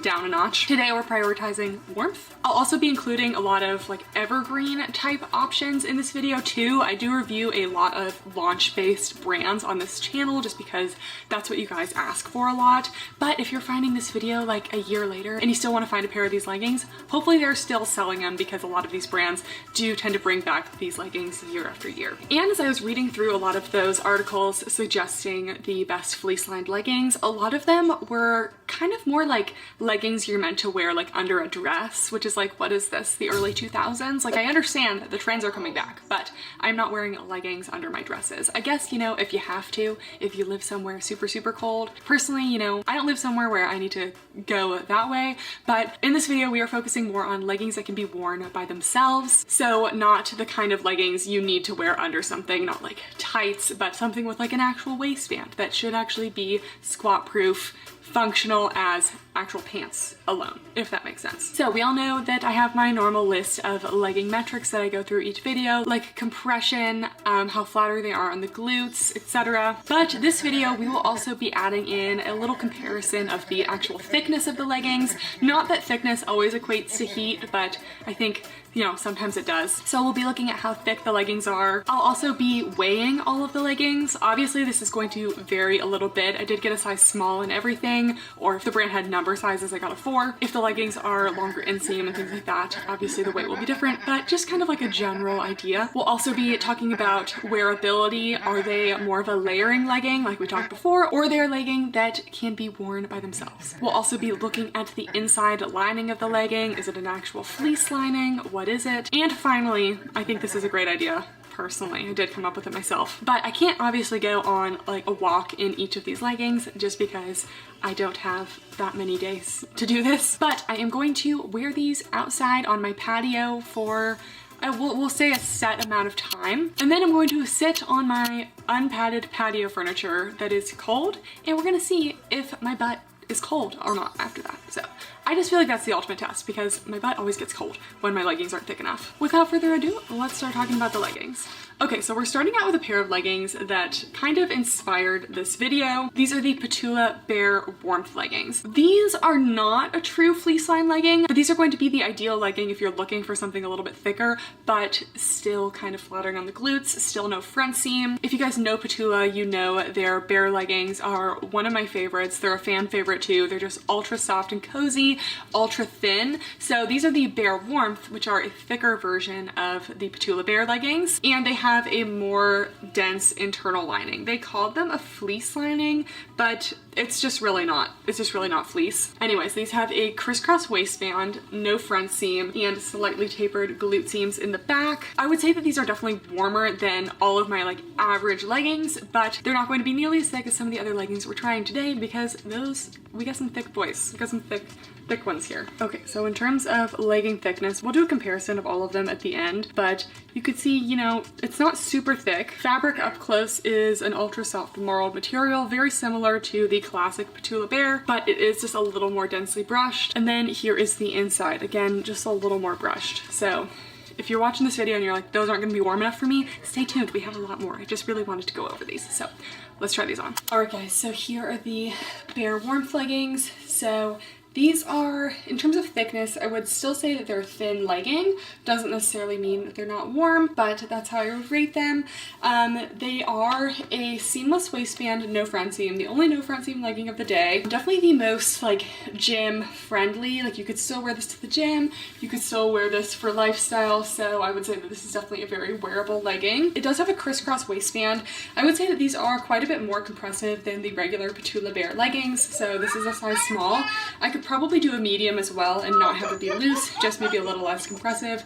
These are about a medium compression. Comes in 23 and 26-inch inseam. These might be sold out right now, but I do expect them to bring them back. The booty scale, these are going to be the highest rated of the day. These are going to be medium high on the booty scale. Still can kind of go up in the cheeks, contour a little bit. They're very stretchy, and the seams go above the glutes. And I would actually give these a cellulite friendly rating because they still are a little bit on the thicker side and they have that marl to it. So here is the full length view. I definitely am a big fan of these leggings. I didn't realize until right now that the cross waist is actually sewn down. You can't like pull it apart. And now let's go do our very first cold test. I think for the sake of me not freezing, we're gonna do like 1 minute outside, so 60 seconds, and I'm going to sit my little booty on a cold surface and we'll see. It'll be a pretty subjective measurement, but if my butt feels cold, then we know these did not quite do the trick.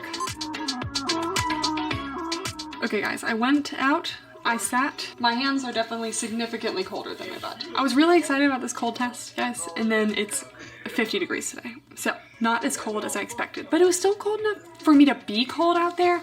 And I have to say that my legs weren't super cold, but I don't know, if I had to give these like a warm scale, I might just have to add a metric in, like the warm scale being like, I don't know, low, medium, high, high as in gonna keep you the most warm. And I feel like these are about low to medium. Okay, this is hard. So here's how my scale is going to be. Low will be like still keeping you warmer than a regular pair of leggings. So like a regular pair of leggings doesn't even make the scale. So if it's low, it still keeps you warmer than a regular pair of leggings, but it's low compared to all the other ones. So this one's gonna get low to medium. Still gonna be a little bit warmer, but I would not, you know, go in a negative 20-degree day. I don't even know what that feels like. So yeah, still warm.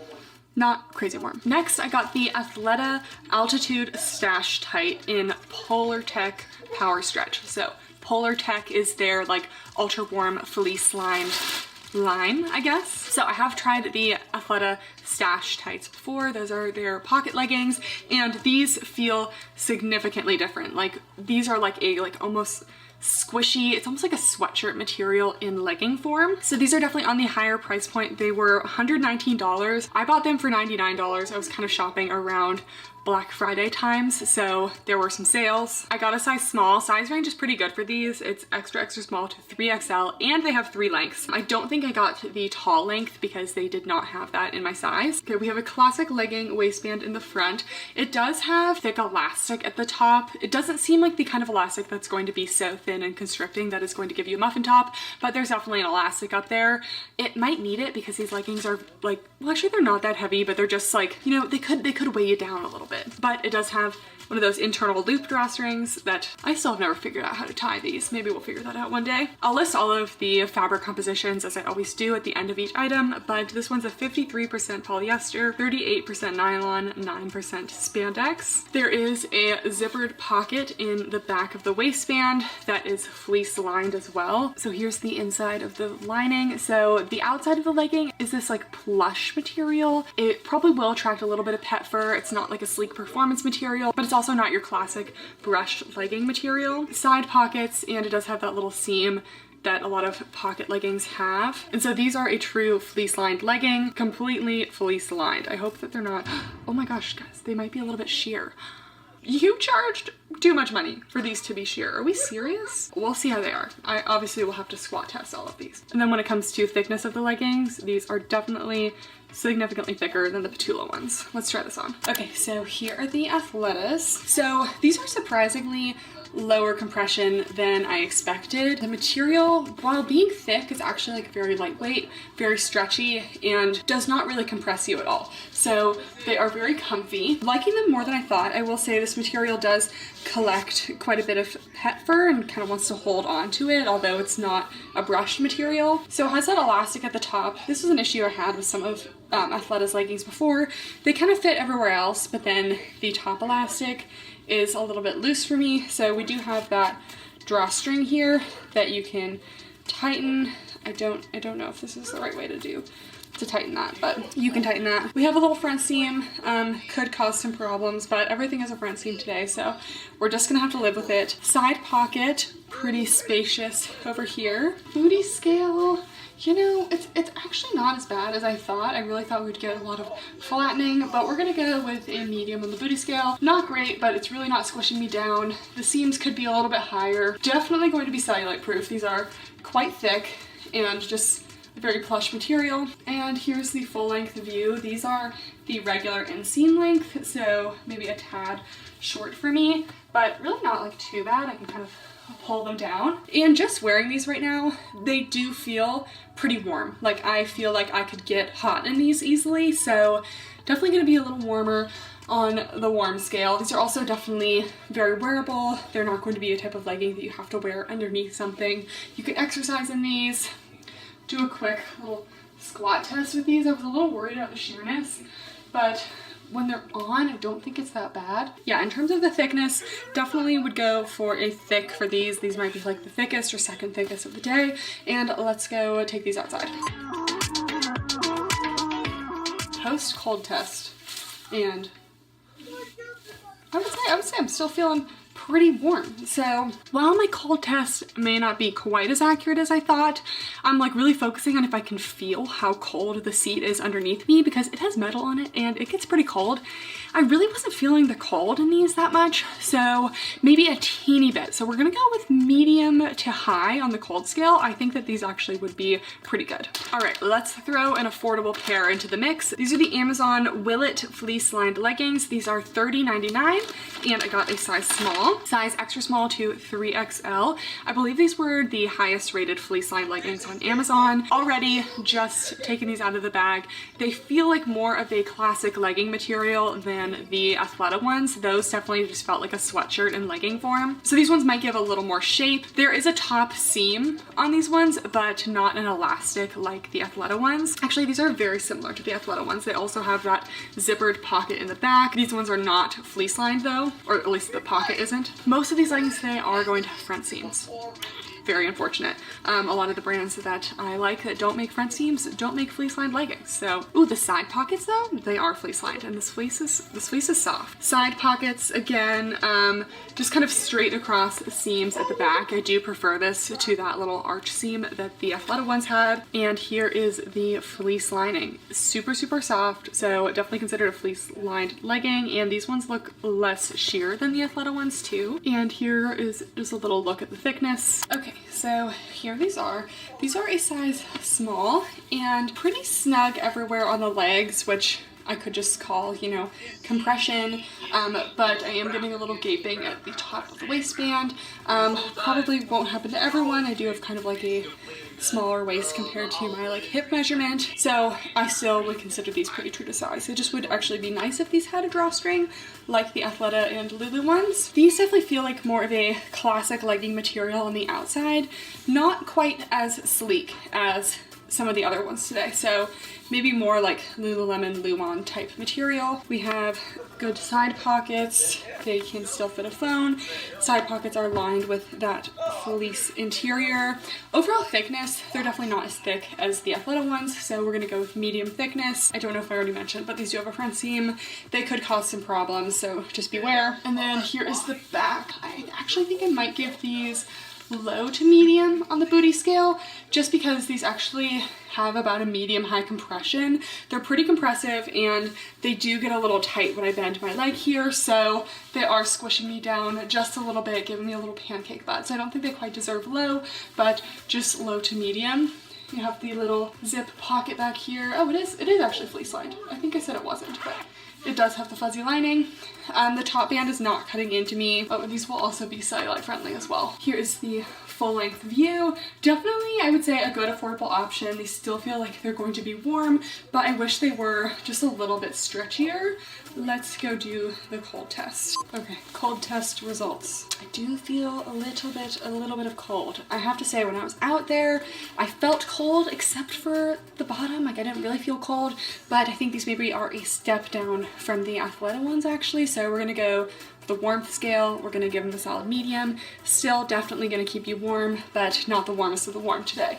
So I think that these could be improved with a little more stretch, but you know, for an Amazon, like affordable legging, they're still pretty warm, and I feel like they look like pretty normal, pretty sleek, and I like the material, so not too bad. All right, next we have the Lululemon Fast and Free High Rise Fleece Tight. These are the 28-inch inseam. I got a size 4, and these are $138. So I have tried the Lululemon Fast and Free leggings before, just like the regular ones, and they are definitely like a performance kind of compressive legging. And taking these out of the bag, these are even a little step sleeker, more in the performance direction than the other leggings today, so even more so than the Amazon ones. So I'm liking that, and yeah, we got some fleece lining. So these definitely aren't like super heavy, but sometimes you, again, like it doesn't need to be super thick to be warm. So we have a sleek performance material. We do have a top seam, not a top elastic, very similar to the Amazon Willet ones, but these ones also have that same little loop drawstring that the Athleta ones had. So I do think that's going to be nice for a thicker legging like this. I just think that there's going to be a chance of these kind of sliding down, so it is nice to have the option of drawstring. These leggings have like so many pockets. I don't even know what you'd use these pockets for, but they have a million pockets. They do have side pockets. I do think side pockets are helpful. Front seam and kind of a similar back design as the Athleta ones. So here is the legging fabric on the outside. Sleek performance, kind of similar to like their normal Luxtreme. And then here is the inside. It is super soft, fuzzy fleece lining, but in terms of the thickness, I would say that they're not super thick. Probably pretty similar thickness to the Ptula Bare Warmth. Okay guys, so as I was putting these on, the more I got these up my legs, the less I liked them. I was really liking how they felt at first. I actually think that this like performance material looks like super sleek and like, I don't know, almost just like high quality, but these have kind of that same issue that the Amazon ones had, in that I bend my leg this much and it just really lacks a lot of stretch. So we're getting a lot of compression, obviously in the areas where it's a little bit more snug for me, like the thighs, the butt. So we're gonna go with a medium high compression overall. I actually put these at a medium high rise, but I think these are more mid rise. I can't really get them up anymore. We do have a front seam, maybe causing a little bit of an issue, but not too bad. We do have a top band, also isn't a huge issue, but definitely could cut in a bit. So I love how the material is not going to collect any pet fur. The outside material feels really good, going to be very pill resistant, very high impact, and I love how the fabric feels on the inside, but the compression is just a little too much for me. And it's not just compression, because you can still have a high compression legging with stretch, but this one, as I'm bending down here, like the knees are really tight. So I also feel like they could definitely slide down a little bit, but that's why we have that little drawstring, so just solve that problem. Oh my gosh, guys. I think this might be the first low on the booty scale of the day.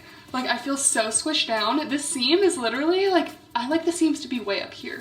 It's in the middle of my butt. I'm feeling like a pancake, so we're gonna do low on the booty scale, unfortunately. I do think that these will be cellulite friendly. They're compressive, a little bit thicker. Really do like the material, but again, just falling a little short. Overall thickness, I would definitely say that these are more on the thin side, a little bit thinner than the Amazon ones. So let's go see how these do with the cold test. They are feeling warm wearing them inside here, and these are a 28-inch inseam for me. Post cold check, I would say definitely, okay, obviously warmer than a classic legging, but I did feel the cold metal of where I was sitting right when I sat down. So I would say whatever I rated the Ptula ones. Okay, so those got low medium. So we're gonna keep it the same. We're gonna go with low medium on the warm scale. Definitely good if it's just like a little bit chilly where you are and you don't want to be like overwhelmingly hot. These would be like a good, like, you know, running or hiking kind of legging, just to give you a little bit extra but not overwhelm you. But it's not going to be, you know, they're not snow pants. So. Also, in terms of sizing, I do normally wear a 4 in Lulu bottoms, but I think these might just run a little bit small just because they don't have a lot of stretch. So I would consider a size up. And we forgot to talk about the pockets, but very spacious side pocket here. And then all these little things along the waistband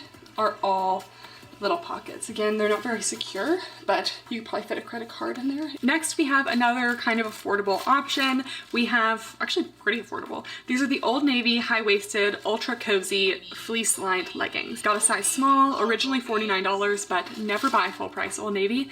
I will just randomly get 30% off at least every single time. So these I bought for $34. And much to my surprise, I received 2 packages in the mail from Old Navy / Gap. Literally like back to back, it was the Old Navy ones and the Athleta ones. It's no secret that they're owned by the same parent company. So I wonder if these are gonna be like kind of just like a cheaper alternative to the Athleta ones. So far, the thickness, they're feeling the same. And I'm actually liking the outer material a little bit better. It's Old Navy really can pop off sometimes, just saying. So size range, extra small to 4XL, and these also have 3 lengths. I think I just got the regular length. Okay, these are feeling thick. So we have a seam at the top, no elastic band, no drawstring on these. And so far, this is the thickest plush fleece that I've seen in a lining. I'll show you that in a second, but the outside feels more similar to the Lululemon ones. It feels, or almost kind of more like the Willet Amazon ones. Not super slippery, but definitely more sleek performance. So here's the outside, kind of shinier, going to be more pet fur resistant. And then this is the waistband lining, and then just wait.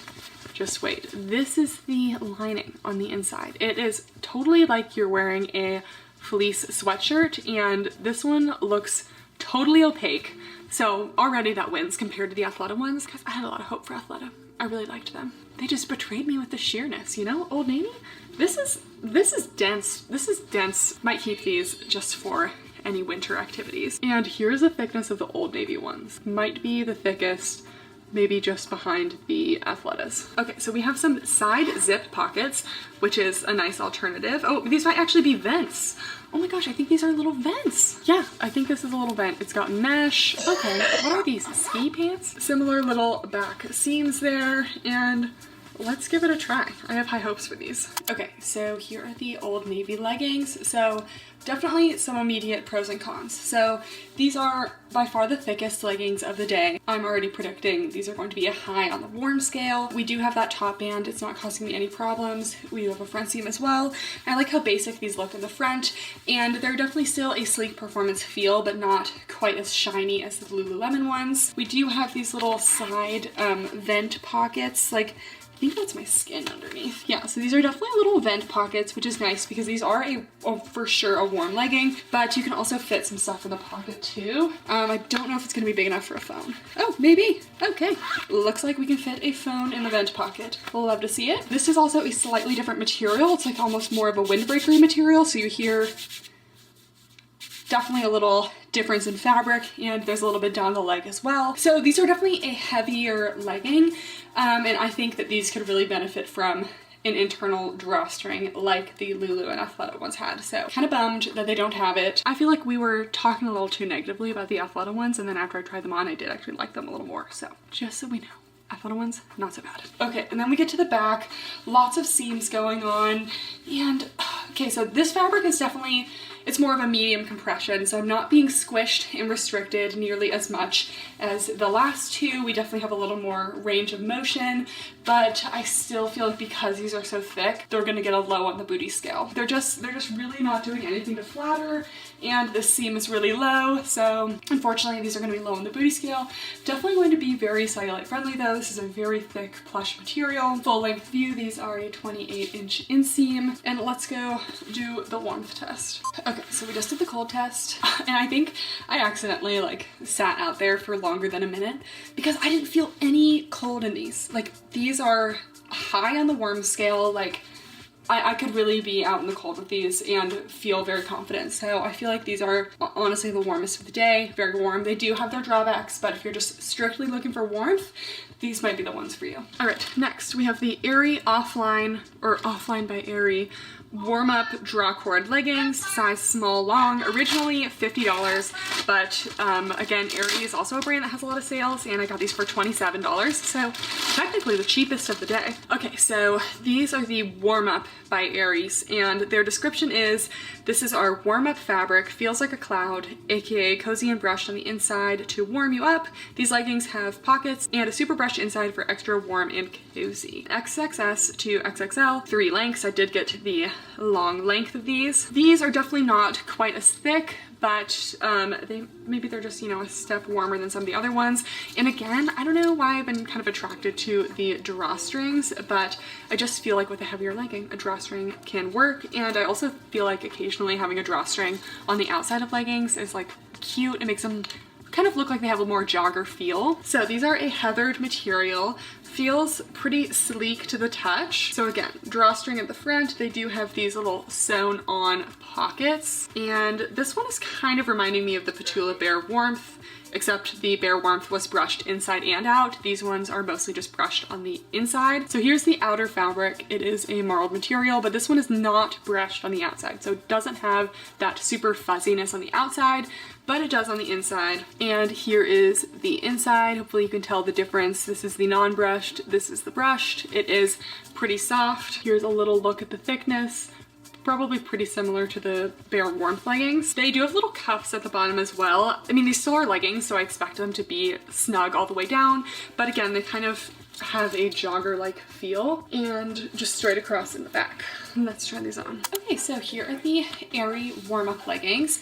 I think these are super cute, kind of like a cross between a jogger and a legging. I love these little front pockets. They're actually a really nice way to keep your hands warm because they are lined with the fuzziness. But these leggings are honestly most similar to like the baseline, like the regular Ptula Bare.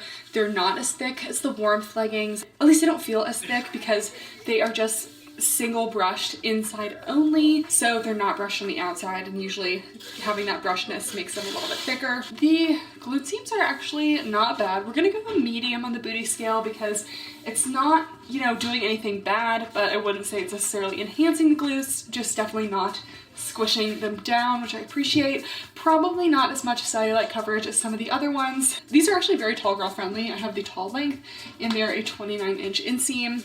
Light compression overall. We do have a front seam, pretty minimal problems. Here is the full length view. And yeah, I'm not expecting a whole lot from the cold test, but these do feel like, you know, a nice step up from a regular legging. I do feel like they're a little bit cozy, but they're not gonna be like super, super warm. But with that, you still get kind of like a more flattering, snug legging shape. Okay, post cold test results. Definitely feeling a little cold. I have to say, I thought they would be worse. Like, I don't want to give them a low on the warmth scale. Maybe we'll do low to medium because they are better than I thought, but I still did feel that cold metal when I sat down.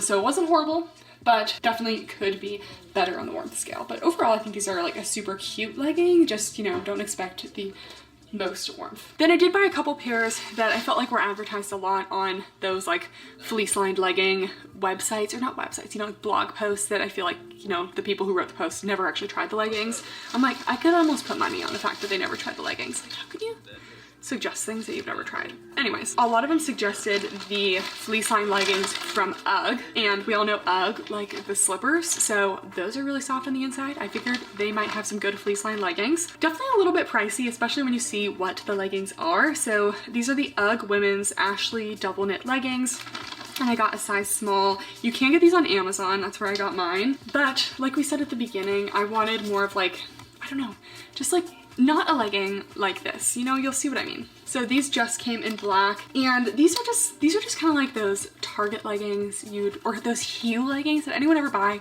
I always got them at Nordstrom Rack when I was younger. Like the Hue leggings with the elastic waistband that you lean over and your entire butt shows because they're just like not opaque.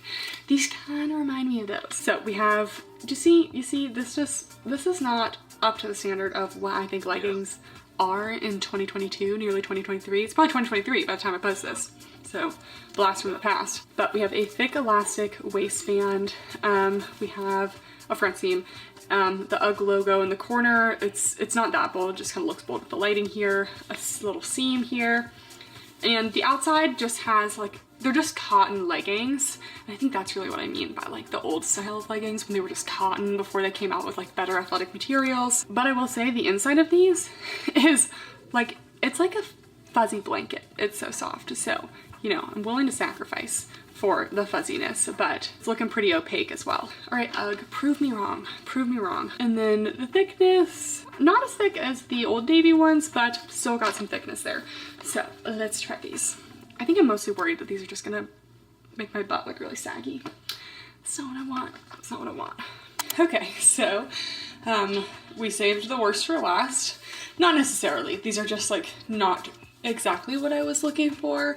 Like these are like expensive leggings, and it's giving like $10 Target leggings, you know? It's just, they're made of a cotton material, so it just never feels very luxurious to me. The inside is obviously super, super soft, so I hope that they are warm. It feels like they're like maybe like a medium thickness. They do have this elastic band at the waist, which is just like never very flattering. I'd say true to size. If you're in between, you can really go either way with like a lot of these today. It just really depends if you like things a little bit more snug or if you want a little more space. I'd maybe size up in these. They do definitely have like a limit to their stretch. They are just cotton leggings, so they're not gonna be like the stretchiest, most form-fitting. Overall compression is about like light to medium. I measured a 29-inch inseam, but these leggings also do not have a gusset. So again, just kind of speaking to that they just don't really feel like high quality.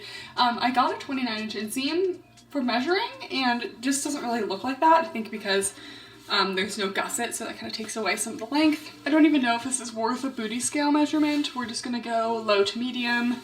Nothing crazy. And yeah, definitely a legging I would wear as a layer under things, not necessarily by themselves. Like, could you wear them by themselves? Maybe. I don't know. I don't really think squat proofness should be an issue. Most of the leggings today, it wasn't an issue, but yeah, I really can't see anything through these, so they're definitely thick enough. Let's go do the warmth test. Cold test results. I'd say not too bad. I would give them a medium on the cold test. Definitely thicker than the Airy ones and the Lululemon ones. And I could definitely see this being like a good layering piece. Just maybe not a legging to be worn for activity. Definitely don't think that they are made for that. So they have their uses, just probably not my top choice. Okay, now a brand that I've never heard of, but I also saw a lot on those websites. But I really think that these are not leggings that are going to be worn by themselves. These are the brand Plush. They're the women's fleece-lined cotton leggings. Size small, $75. Just don't think that these should be $75. I think I could find a pair of cotton leggings for like 15 or 20. So again, look at this little elastic waistband. No, no, no. This definitely feels like the kind of legging that I talked about at the beginning of the video. These are leggings that you wear with stuff over it. These are not to be worn by themselves.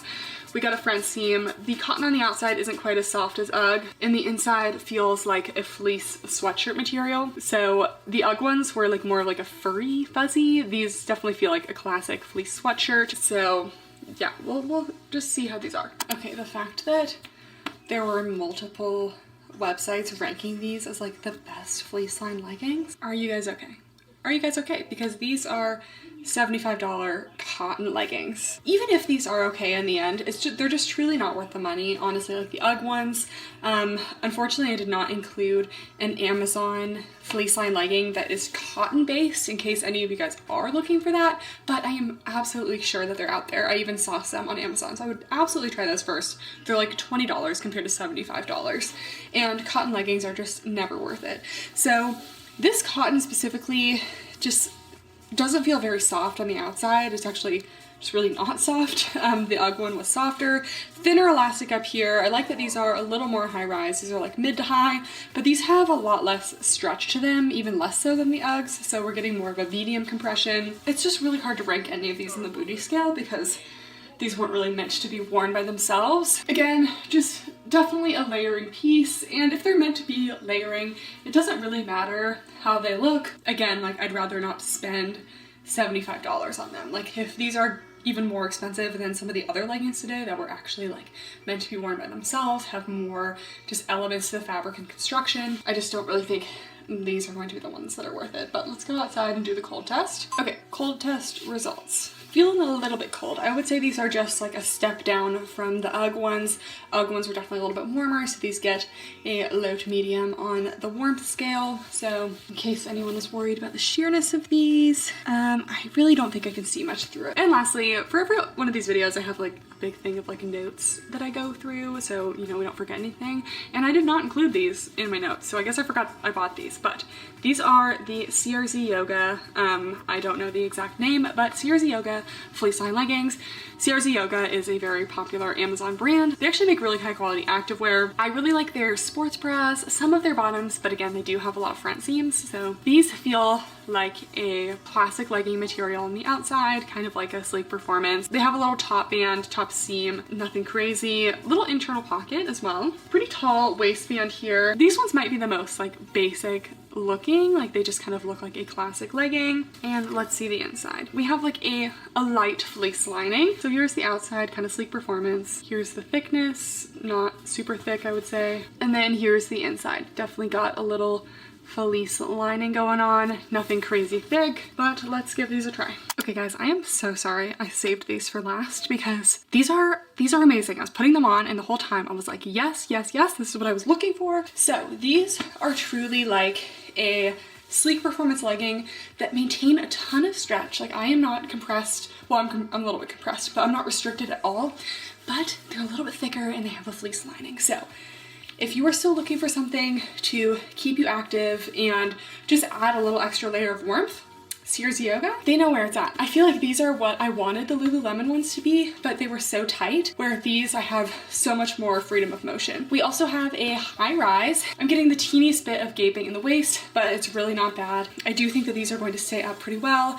The front seam is really minimally invasive. I forget what I rated this thickness. It's like between thin and medium. So not the thickest, not the thinnest, but it still just looks like a normal legging. You don't like look and you're like, oh, she's wearing like some thick weird leggings, you know?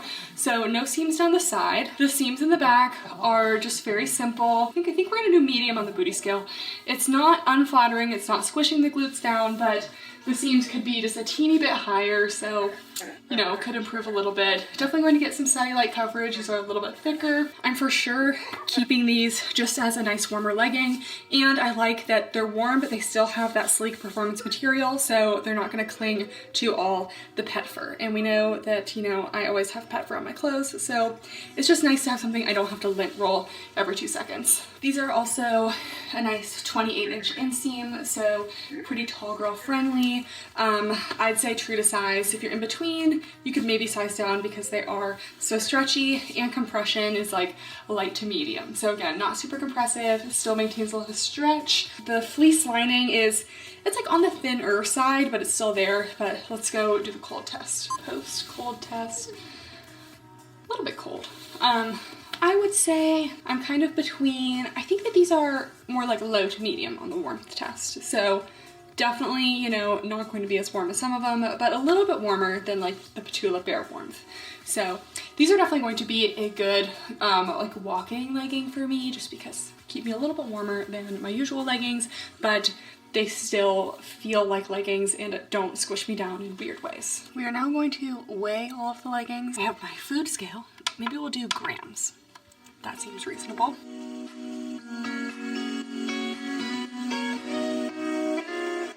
Okay, just weighed all of them, and the heaviest are the Old Navy, which makes sense. Those were like the thickest, the warmest, and the lightest, it's pretty close between the plush and the Ptula. The plush ones don't really like, the Ptulas I do like, so. And here are all of the leggings layered up, single thickness. I think this is about the correct order. So at the bottom, kind of ranking about the same in thinness will be Aerie and Ptula. Then we have Lululemon, a little bit thicker is CRZ Yoga. Then a little jump to the other Amazon, the Willet ones. And then we have the UGG and Plush, which, you know, I think the Plush one may be under the Willet Amazon ones. And then second to thickest is Athleta, and then the thickest is Old Navy. Okay guys, that is it for the video. I know this was a long video because I just spent 3 entire hours filming, so I'm tired. And I apologize if at the end we were not making as much sense. So let's just do a little recap. I'm just gonna choose my top favorites. I think definitely the CRZ Yoga ones are just like a good in between, if not too warm, but you know, just a little warmer than your regular leggings, but they still feel like a normal legging. Still obviously love the Ptula Bare Warmth, probably the least warm out of these today. Maybe about the same as the Aerie ones, but I just love that those are the only ones with no front seam, got a flattering waistband. And then in terms of like the warmest of the day, it might be between the Athleta or the Old Navy. The Old Navy maybe a little less flattering, a little warmer. The Athleta are still nice and thick, but just like a teeny bit more flattering, and I really liked the stretch of those. But overall, we definitely found a lot more options today. When I tried to film this like a year ago, none of the options were good. So I'm really happy to bring you guys lots of warm legging options. If you have any other suggestions for, you know, kind of comprehensive videos like this, testing the best X legging, let me know in the comments down below. Thank you guys so much for watching, and I'll see you next time. Bye!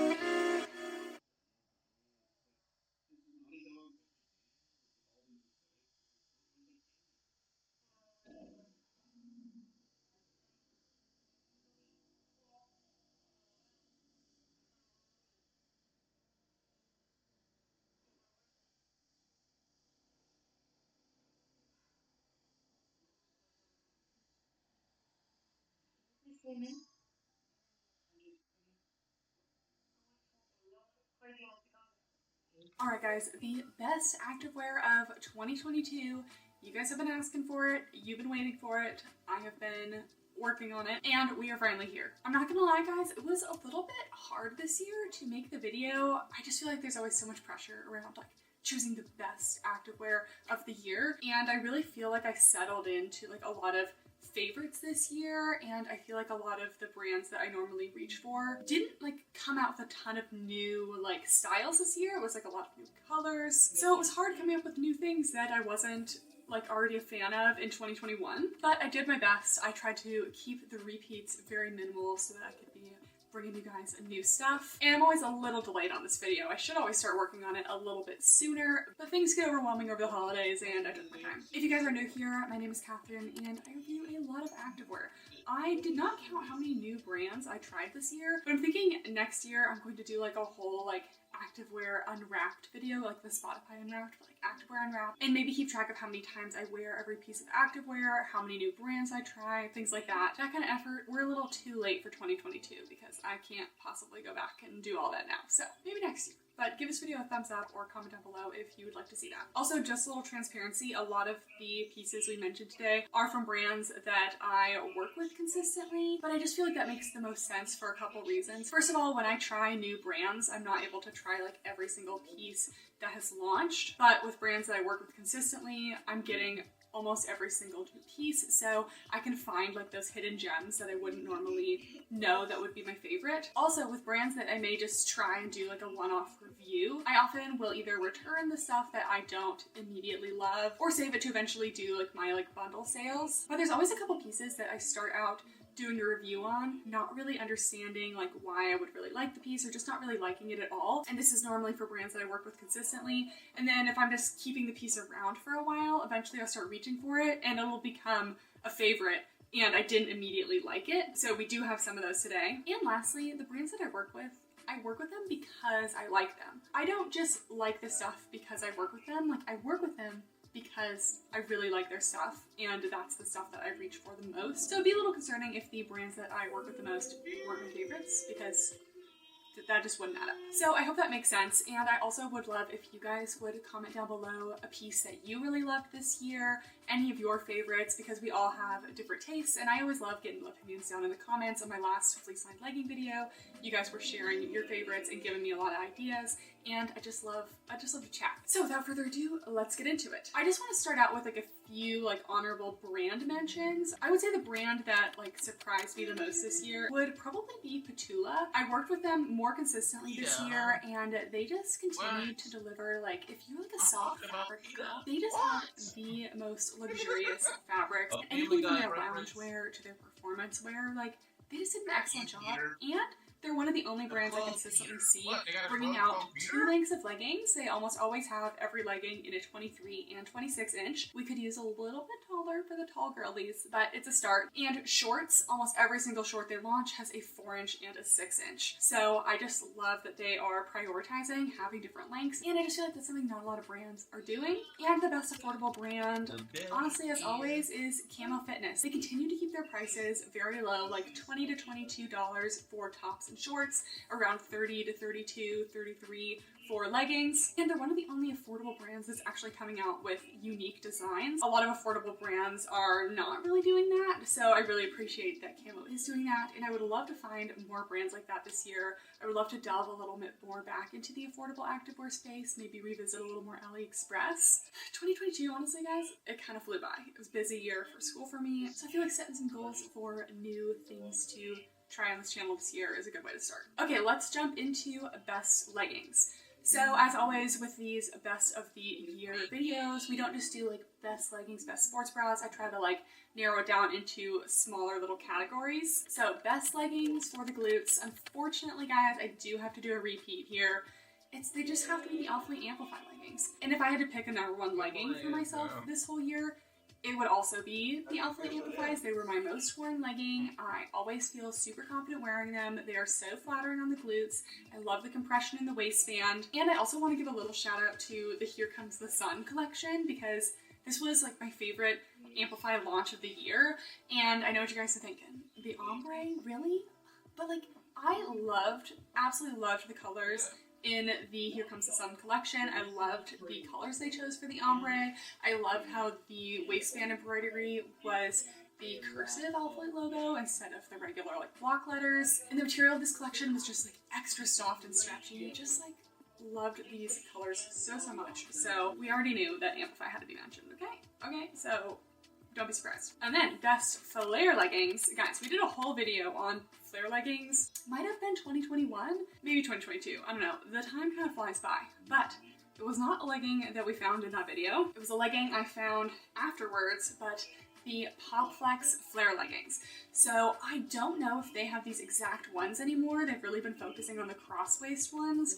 But for like an everyday flare legging, you know, just like a plain black flare legging, which I feel like is an essential for, you know, an activewear collection. More like athleisure to me. I don't wear these to the gym, but I feel like I just like the straight across waistband. I actually sized up to a medium in this one because I tried the small and it was like super compressive on the glutes, and I really like how the medium fits. It's not too big in the waist, so I would consider a size up in this one. The glute seams in the back could be a little bit higher, but I love that these come in 3 different lengths. I have the 33-inch inseam one. They could be a little bit longer. I don't know. It feels like a little short. Maybe I'll measure the inseam just to be sure. But I love how the front waistband dips down a little bit, gives you lower tummy control. It's really hard to find flare leggings with no front seam, and these do have no front seam, so that was automatically a win. And I've tried my fair share of flare leggings at this point, and some of them are way too tapered and like just cling to my calves too much, and then some of them are too baggy and flare like above the knee. And the point that the Popflex ones flare at, it's like just kind of where it starts to skin my calves, then it flares, but it's just a really good point for me. So absolutely love the Popflex flare leggings. I wear these a lot. Like, I wear them a lot to the movies, lounging, doing grocery runs, just things like that, because sometimes wearing like a full-on pair of tight leggings is just too much. My legs need just a little more freedom sometimes. And another little side note, I'm actually team flare leggings, not team yoga pants now, because if you think about it, it just makes sense. The leggings are flaring at the end. And like yoga pants, like any pants could be worn for yoga, you know? So I don't know, guys. I've changed my opinion on it. I think flare leggings makes more sense. Some people might be a little upset with that, but that's just how I feel. Next, my favorite cozy naked feel legging. You guys already know. The Ptula Bear 2.0. So these are not technically a repeat from last year because they did upgrade the leggings to a 2.0. So we have slightly more tapered glute seams in the back now. The seams are just a little bit smaller. They're essentially the same. Like they still do all the same things as the Ptula Bear leggings always did. These are such an amazing legging if you just want to wear something that is not like going to squeeze you in any way. Like I know some girls when they have like their period or bloating, they want a lot of compression to hold them in. But there are also some people when they're bloated just want nothing to compress them at all because they don't want to feel like a sausage casing. They're like uncomfortable. So personally, when I'm a little bloated, I honestly do love a nice stretchy legging that's just never going to squeeze me in an uncomfortable way. These are so stretchy. They're also a high on the booty scale, probably the highest on the booty scale you can get without having a scrunch because they just conform to every curve of you. You can pull them up the glutes a little bit, get some cheek separation.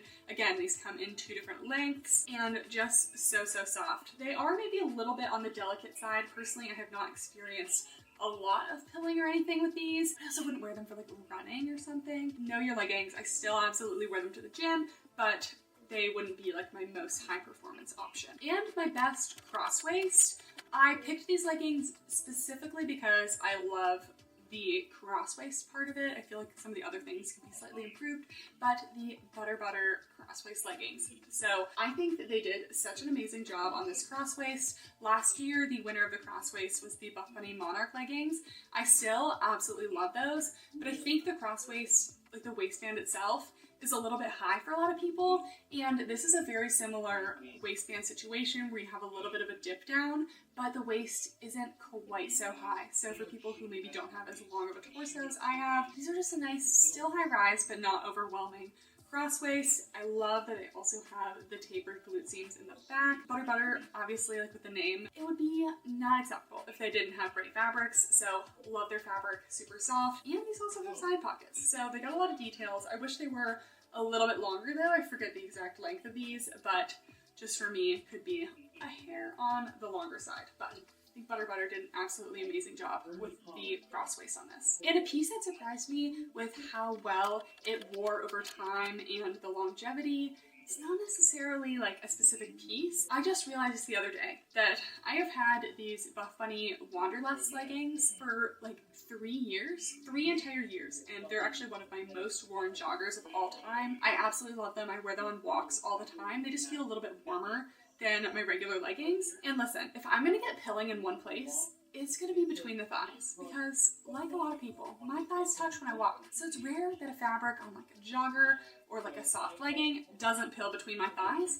And I realized the other day, like, I don't have any pilling between the thighs on these, and I'm actually shocked. Here's the inner thigh on these, and there is just 0 pilling. And since I'm constantly trying new activewear in my workouts, I don't get like 10 plus wears out of like every single one of my leggings. So sometimes it's hard for me to tell when a piece has a lot of longevity, but I don't think it's specific to these joggers. I guess just the Nubri fabric. So soft, but I would say it's pretty pill resistant. I actually don't recall having any pilling on any other Nubri pieces, but like I'm saying, I wore this way more than I've worn any other pair of my Buffbunny leggings, and very impressed. I really wish they'd bring back these joggers, although I'm not a big fan of this color. It's like a weird like grayish green, and I feel like it's hard to pair with other neutrals. I wear this specific jogger like all the time. Now moving on to best shorts. For me, the best shorts are going to be a 6-inch short because that's just what I like the best. I feel like it doesn't roll up on me. It's just the most flattering length on me. And I know a lot of you guys relate to that. And a lot of brands didn't even launch any longer shorts last year. So the best short, I could call these best shorts, or I could call these the best performance shorts. So either way, they're performance fabric. Like I told you guys earlier, Ptula is constantly launching 4- and 6-inch shorts. And I think we all appreciate that. And the Ptula 6-inch Yvette pocket shorts, these shorts have everything. Like I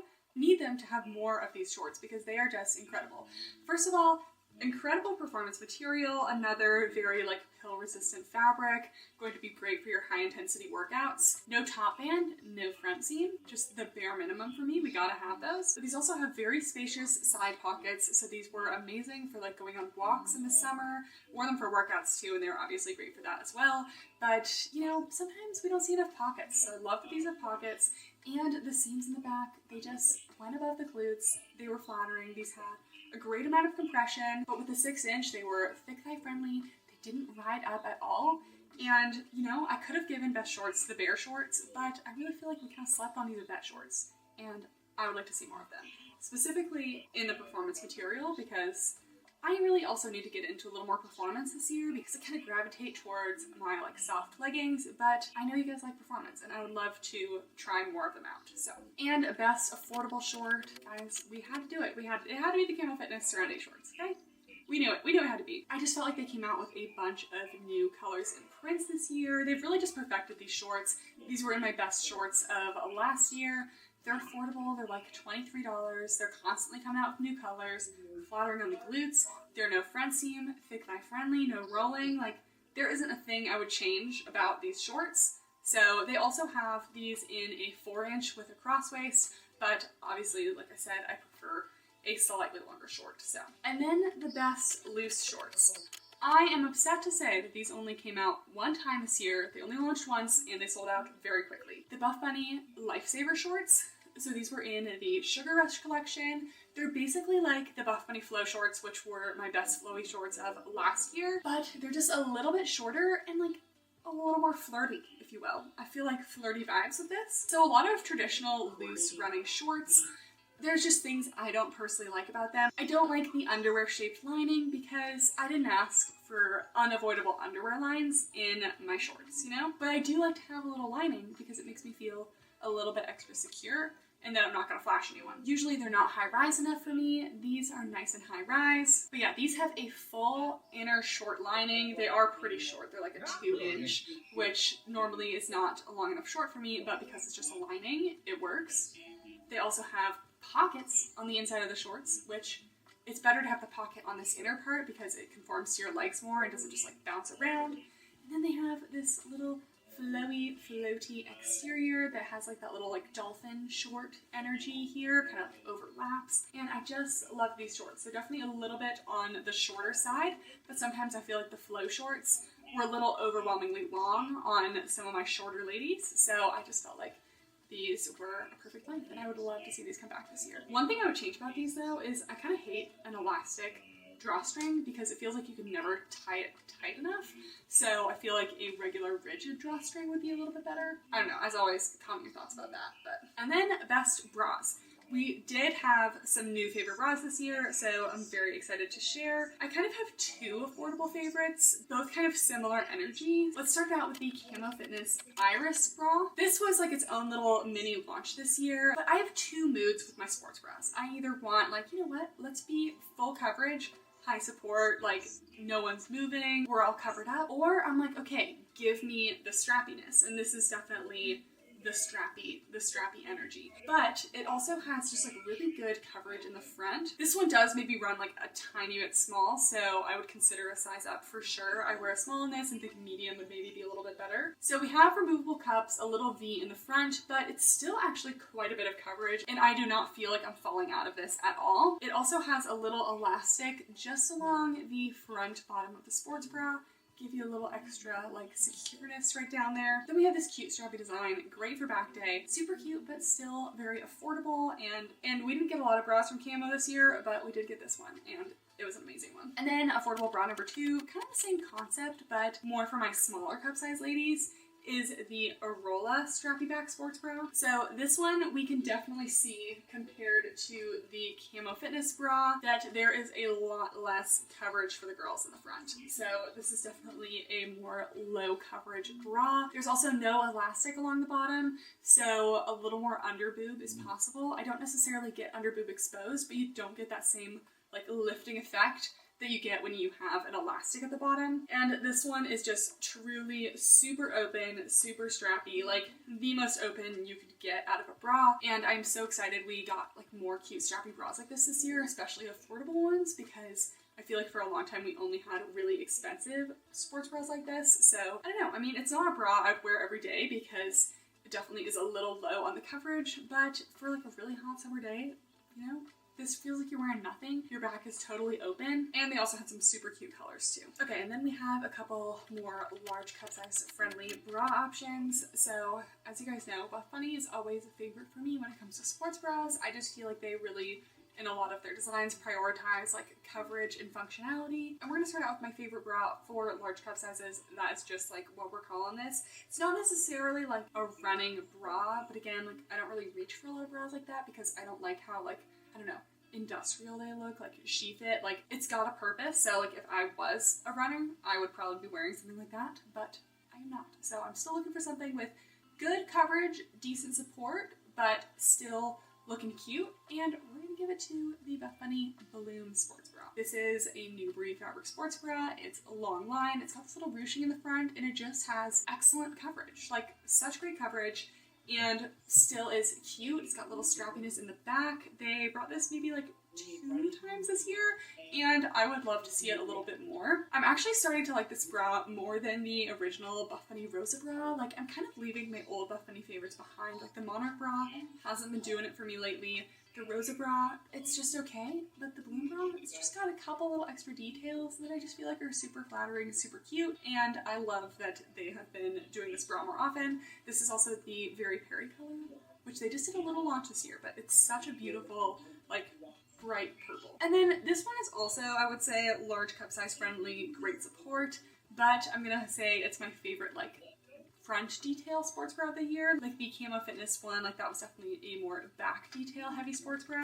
This one, the front detail is where it's at. You guys saw it coming. The Buffbunny Candy Wrap Sports Bra. This one just absolutely did it for me this year. I think it's so beautiful on small to large cup sizes, but it just has a really great amount of space. This thing, like, it like pushes the girls up in a way where you're compressed, you're supported, but it's also flattering you. Such a beautiful little front wrap detailing. It's so cute, but it doesn't stop there. It still has more functionality. These straps are actually made of like an elastic, and they're adjustable as well as just super stretchy. So they really did not have to go and make this have adjustable straps, but they did it anyway. Which, this doesn't happen to a lot of my sports bras, but bras can kind of like stretch out over time. So if that happens, you just tighten up the strap a little bit, and you're back to normal. I do actually prefer a size medium in the sports bra, so if you have not yet tried the Buffbunny Candy Wrap bra, I suggest a size up. I am a true small in almost every sports bra.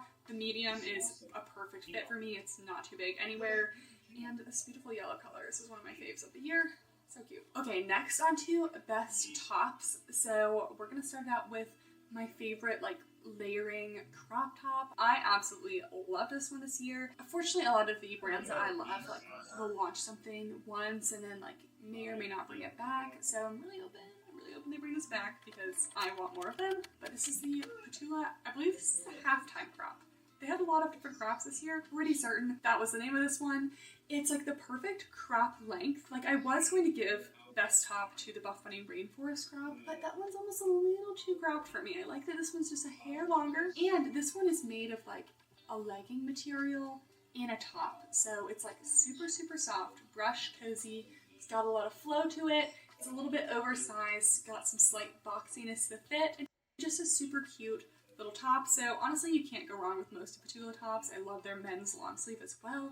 Super flowy, super comfy. And then I've also kind of been getting into graphic tees this year. This one is probably a little biased because I have not tried very many brands graphic tees. I guess maybe I've tried a Gymshark one, but I have tried quite a few of the Alphalete ones just because that is what I happen to get. But I really like them.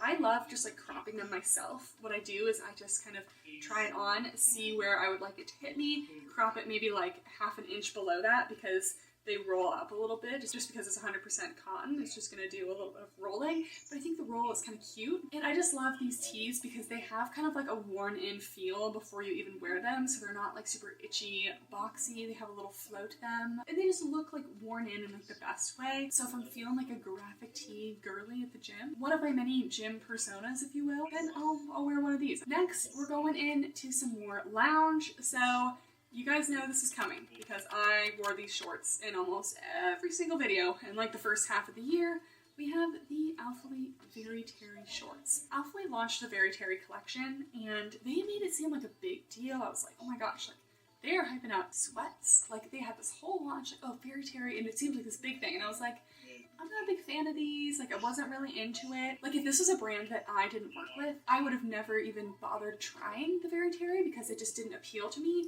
But these lounge shorts, I love these so much. Like these are probably my favorite lounge shorts I've ever had.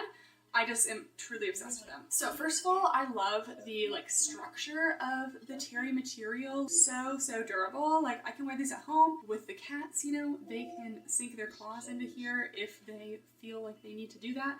And there's not a single pill, not a single little catch. I love the waist height. These are always snatching the waist. I feel like they just did a really good job on the waistband. The length is good. It's not too long, but I also feel like I'm not flashing anyone. And they do stretch out a little bit as you wear them. So like they might start out a little snug, a couple days of wearing them just because I wear them around the house, so I'm not gonna wash them every day, you know? So they'll stretch out after a little bit of wearing, and then you wash them. I sometimes dry them, I sometimes don't, but they go right back to their original size, and then they're good to go. I just love these. I do like the Very Terry like sweatshirt and joggers also, but the shorts, they really stood out to me. So I have these in multiple colors now. Absolutely love them. I've not found a lounge short that I've liked better at this point. I used to really like those Buffbunny like Gold Digger shorts, but the fabric was not nearly as durable. Like they were really nice shorts, but the fabric on these, I'd be surprised if I ever had pilling. Okay, next, more into the best lounge. I didn't feel like I really had like a best jogger of 2022. I loved the Ptula joggers that came out in 2021, but that will be 2021. So I don't know if we're gonna do a best jogger. I already have my sights set on best jogger of 2023 though. If you guys know, you know, comment down below if you can predict it. But for my favorite lounge set of 2022, this one is kind of a surprising one. I personally did not expect this one myself because I literally just reviewed it like a month ago and was like, oh, I'm not a fan of this. Guys, the Ptula waffle set. I just talked about the pants. I did not understand this set, but like I said, I just reviewed this set and I just, you know, it's not perfect, but I'm wearing it like every single day and that has to say something. Like if you guys follow me on Instagram, see my stories, my TikToks, like I'm wearing these all the time. So they're a little bit oversized. They're like this waffle material. In my review, I said I thought they were kind of like itchy, but the more I wear them, I am not getting any itchiness anymore. It's like this super cute little oversized little bell sleeve kind of top. I love a nice flowy sleeve. If there's something I want in a lounge set, I don't want anything to be touching my body in a tight way. I want to feel like everything is loose, cozy. I actually did like this Skims waffle because I really liked the wide leg pants of that, but the top, the sleeves were so tight and it just feels wrong to me for it to be in tight sleeves all the time. So I love this top. You can also wear this top as like a sweater with some jeans. I've done that and it actually looks like super cute. So it's a little bit multifunctional. The pants could definitely improve, but I love that they have pockets because sometimes people miss the opportunity to put pockets on lounge stuff. The length is good for me. They do have like a little back pocket as well, adds a little detail, but the only thing is that the waistband is just an elastic. There's no drawstring. It could really be fixed with a drawstring in my opinion, but for now I've just been rolling them down once and that makes the waist snug enough for me to not have them fall down. They're also not like 100% super durable. I've been wearing them all the time and I maybe have the very beginnings of some pilling between the thighs, which is pretty common for me to have in a lounge or a jogger. And like I said, like if the cats want to sink their nails into this, maybe half the time I get a little bit of a pull, but for things that I just wear at home, I don't care quite so much, and these are just super cozy. Okay, I asked for categories on my Instagram story, and I wasn't going to include this, but best active dress. I was going to maybe name this one the Popflex twirl dress, but the more I wore it, like it was just a little bit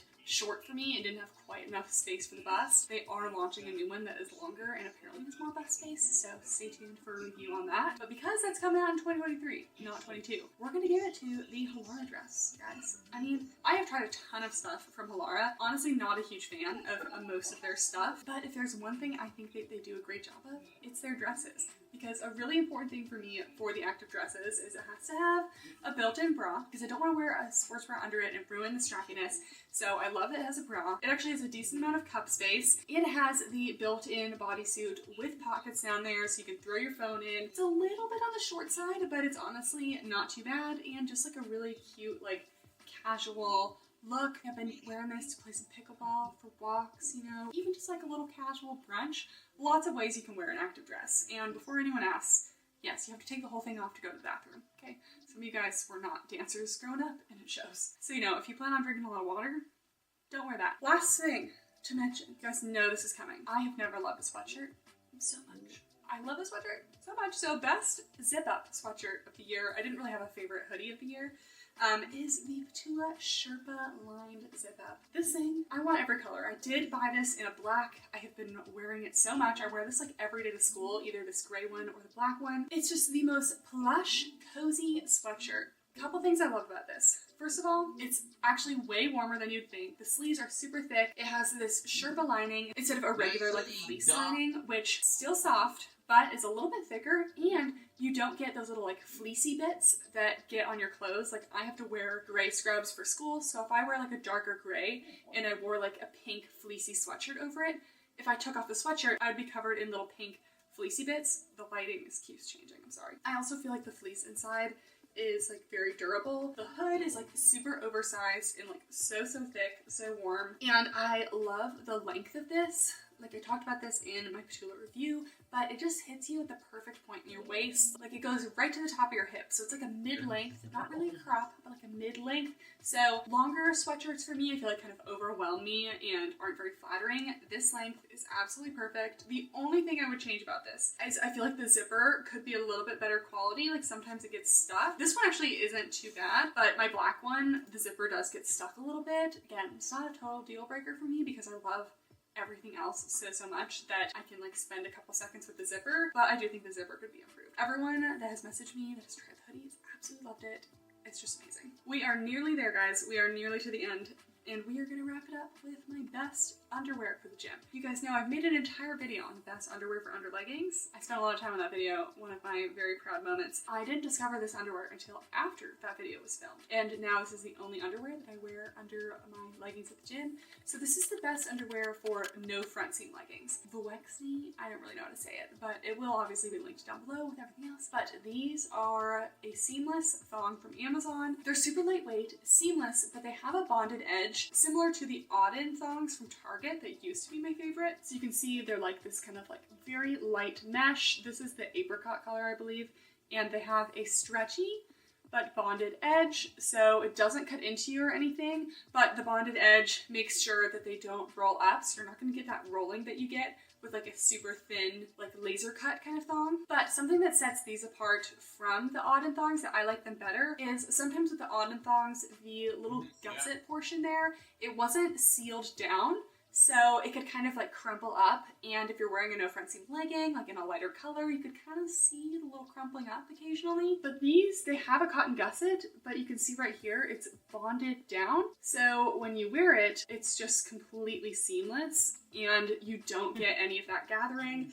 These just, they stay in place perfectly for me. They are the most like seamless under leggings. You can rarely ever see them, and I just know I can wear these and they don't like, I don't get any front wedging with them. If you're a little more on the wide set side, you might want to stick with the Auden ones. I feel like those have a little more coverage down there. But for me, I wouldn't necessarily consider myself like the most narrow set. Again, like it's only my body, so I don't really know. But I never get any wedging with these, and I love them. I literally have 15, maybe 20 pairs because I just keep buying the 5-packs. I love them so much. I never want to have a gym day without these underwear. And then we keep bringing it back to these underwear, but there's just really nothing like them. So these are the best underwear for front seam leggings that have an invasive front seam. So if you have camel problems, it's just good to have the Jiv anti-camel toe thongs in your underwear drawer, just for if you have that pair of leggings that's just not sitting well with you, you just throw this pair of underwear on.